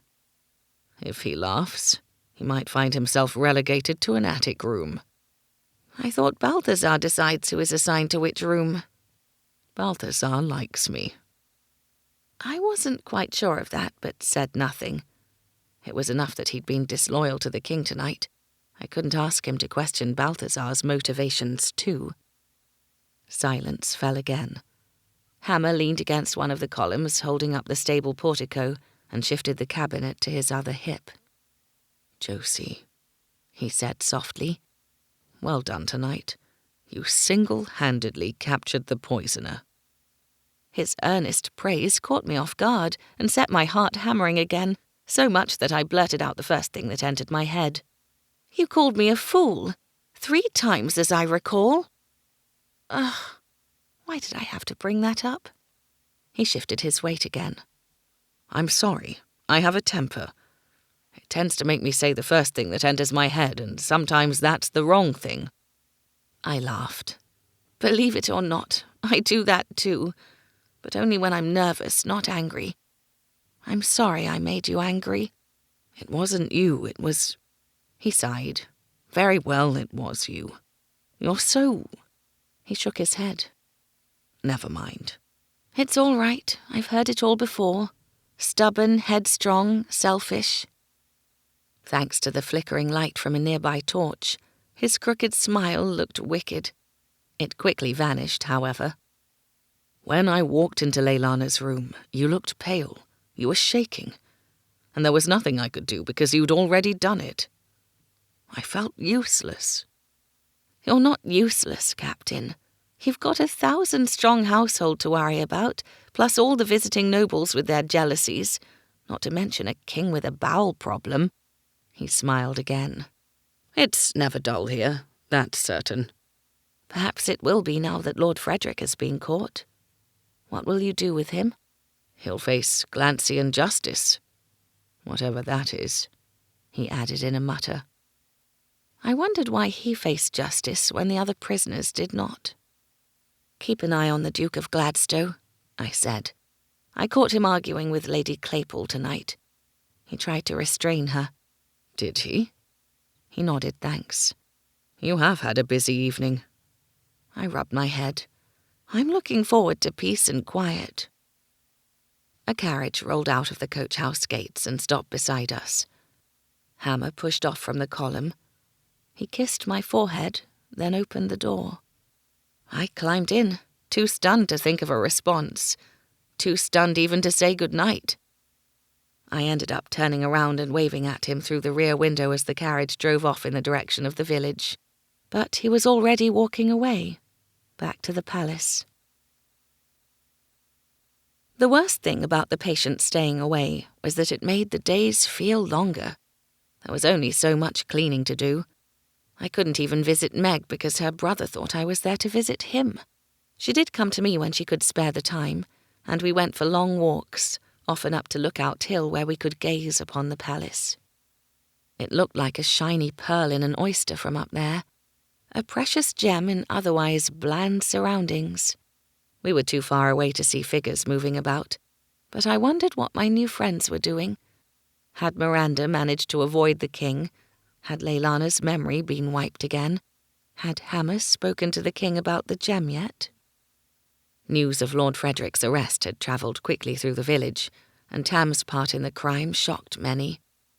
I'd mentioned the Tal family's innocence to everyone I knew, but they must have been feeling the weight of the villagers' censure. Mika, in particular, seemed to withdraw into himself. He still manned the family spice stall, but he wasn't the same friendly youth anymore, and business appeared to be suffering. Many customers frequented the other spice cellar in the market, and without my father's business, the stall must be struggling. I must continue to purchase my supplies for medicines from him, but not yet. It was too soon. Seeing him reminded me of his father's hand in my father's death. At least I was allowed to continue with the apothecary work and midwifery, but I wouldn't grow rich from either. It would barely cover my living expenses. The worst part about being bored was it allowed me time to think, not just about the palace and its inhabitants, but about my parents and how much I missed them. I visited their graves every day, usually sitting with my back against one of the headstones until it became too hot. On the 4th day after the palace revels, I strolled to the graveyard just outside the village in the afternoon, but found I wasn't the only visitor. Hammer knelt behind the headstone marking my father's grave. He appeared to be digging, but it wasn't until I looked over the headstone that I saw he'd just finished planting a seedling. The sight was so unexpected that I giggled, only to smother it when he looked sharply at me. "Gardening is one of your many skills, I see," I said. "I don't think so." He pushed his sword out of the way and sat back to admire his work. "I had to get instructions on what to do from the palace's head gardener. This is a riverwort plant." "I know. Why are you planting a riverwort plant behind my father's headstone?" I couldn't keep the amusement out of my voice. It was so absurd to see the captain gardening in a graveyard that I couldn't summon the solemnity the sight required. My parents wouldn't have minded. "Once it grows, you can harvest the leaves, dry them, grind them, and use the powder in poison antidotes. I thought it a fitting tribute for your father." "Very useful. He'd like that. Thank you." He thrust the trowel into the soil and dusted off his hands as he stood. "Why is it called riverwort when it doesn't grow on riverbanks?" "I don't know. It's one of life's many mysteries." "The gardener told me it'll require watering every day while it's young." "I'll bring a jar of water with me when I come here." "He also said you should talk to it." He looked at the plant. "I don't think it's much of a conversationalist." I laughed. "So you do have a sense of humour?" "That depends on who you speak to." "Don't flatter yourself. I don't speak about you to anyone." He smiled and, for once, it reached his eyes. They sparkled. "How is your head?" "Fine, thank you." "Will you sit with me under that tree?" He walked with me between headstones to the shady spot. "I'm glad you're here," I said, settling between 2 thick tree roots at the base of the trunk. He adjusted his sword and sat beside me. "I've been dying to know if you spoke to the king about the gem." "Not yet. I haven't told anyone, not even Theodore."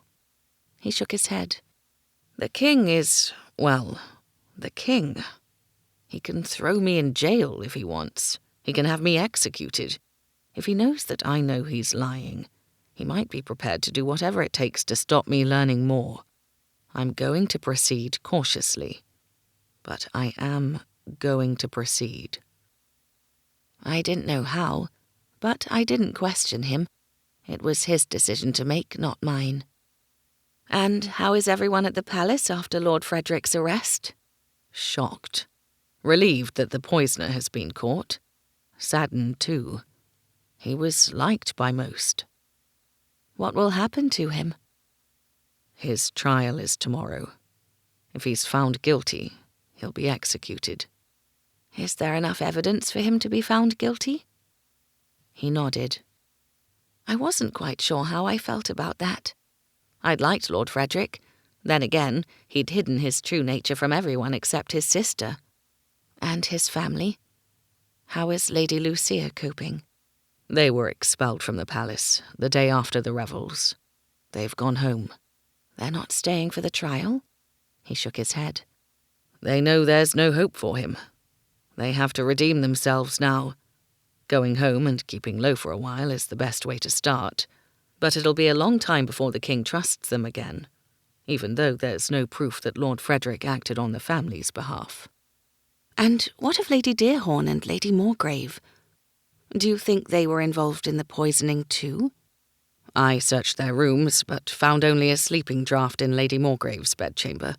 When pressed, she confessed that her mother bought it from Tamworth Tow. Lady Morgrave planned on giving it to her husband in the evenings to send him to sleep. Did he confirm it? He didn't know about it and still doesn't. She begged me not to tell him. He stretched out his long legs. She was going to use it on him that night and sneak out for a rendezvous. With whom? She refused to tell me, but I suspect with the king. I blinked at him. I thought he wasn't with anyone in that way. He hasn't been, but if she'd succeeded, that would have changed the night of the revels. Oh, I see.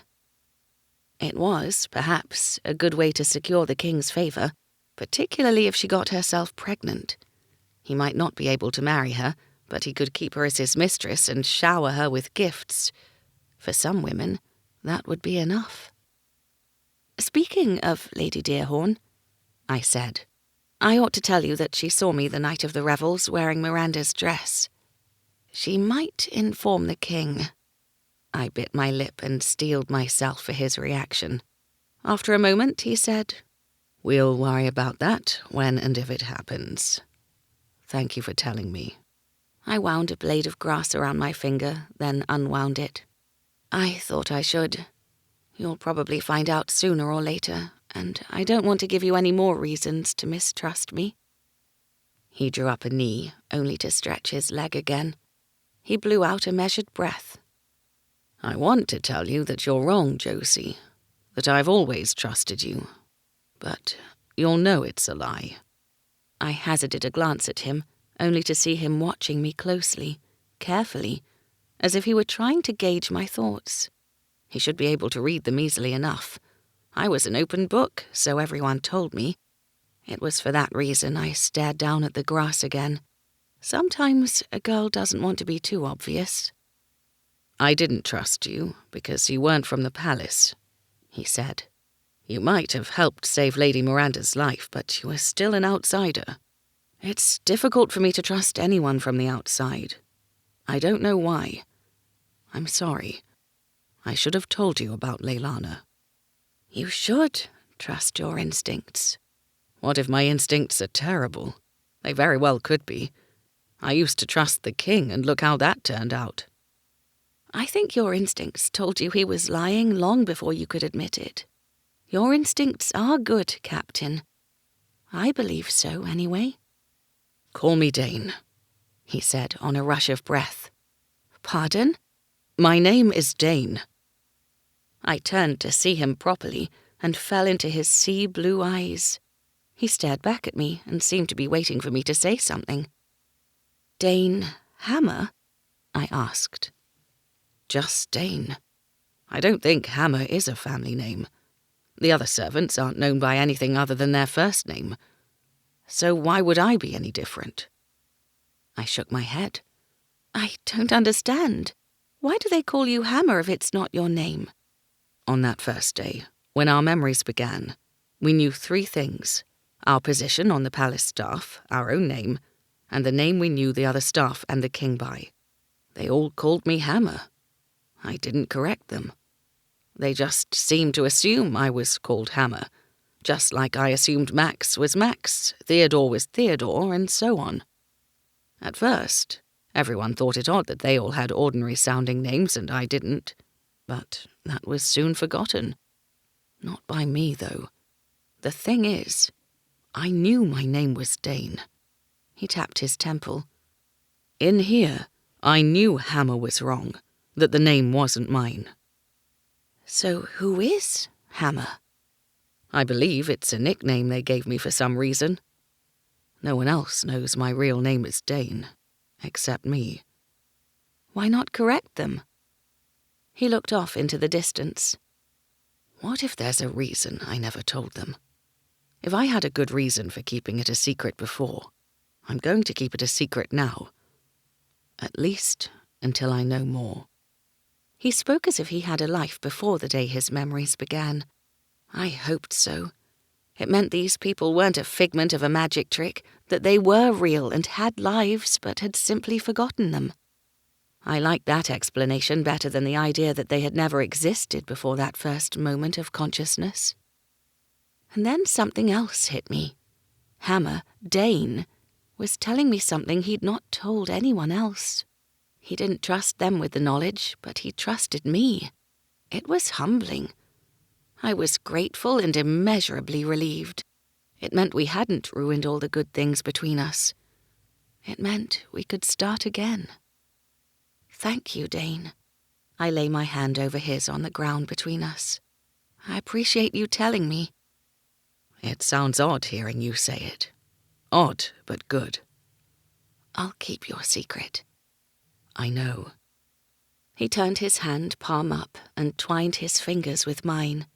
He held tightly, as if anchoring himself to me. Perhaps that's what he needed. A safe port to harbour, somewhere outside the palace, somewhere immune to its influence. I was happy to be that port. I needed the connection now too. I wish I had something important to tell you too, I said. Something that shows you I trust you. But all I have is a story about how I stole a handful of sugared almonds from Old Man Ollie's stall when he wasn't looking. I was 6 and they tasted delicious, but I was sick the next day. I smiled at him, but he was still staring into the distance. My story hadn't amused him in the slightest. I wasn't sure if he'd even been listening. He untangled his fingers from mine and stood. You shouldn't trust me, Josie, he said, striding past the headstones. My heart dove. Why did he have to ruin a perfectly pleasant moment? I'm aware of your temper, Dane, I said, following him. But I know you won't hurt me or anyone who doesn't deserve it. If Brant has tried convincing you otherwise, he's wrong. That's not it. He pulled the trowel out of the soil where he'd plunged it near the seedling. Since you mentioned Brant, you should know he's the reason you can't trust me. I frowned. That doesn't make sense. We both have similar scars on our backs. We were both whipped. That links us, links our pasts. I don't trust Brant. Nor do I, but... Then you shouldn't trust me either. Not until we find out why we both have those scars. I folded my arms and glared at him. That's absurd. I can't trust myself, Josie. Not until I know for sure what happened, who I am, and what I've done in the past. I can't expect anyone else to trust me either. I don't want anyone else to trust me. Especially you. I'd been about to argue with him again, but his final words stole my breath. I could only stare at him. Why especially me? He looked away. Stay vigilant around me, around anyone from the palace. It's wise to be wary. He thrust the trowel through his belt as if it were a knife. I have to go. He strode off. I stared at his back, too stunned to move, until he reached his horse, tied to a tree on the far side of the graveyard. I picked up my skirts and raced after him, but he rode off without a glance back. Perhaps it was just as well that I hadn't had the opportunity to ask if I could visit him at the palace. He might have forbidden it. This way, I didn't have to defy him. I could just show up in the garrison without guilt. I would need to be armed with a good excuse, however. One where he couldn't send me on my way as soon as I arrived.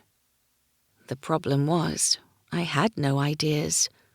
No ideas, yet a keen sense that I was needed. Not just by Hammer, Dane, but by everyone in the palace.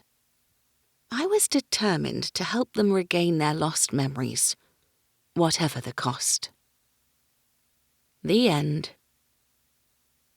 Look out for The Echo of Broken Dreams, Book 2 in the After the Rift series.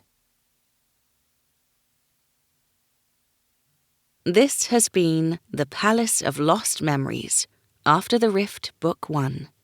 Written by C.J. Archer. Performed by Marion Hussey. Copyright 2018 by C.J. Archer. Production copyright 2018 by C.J. Archer.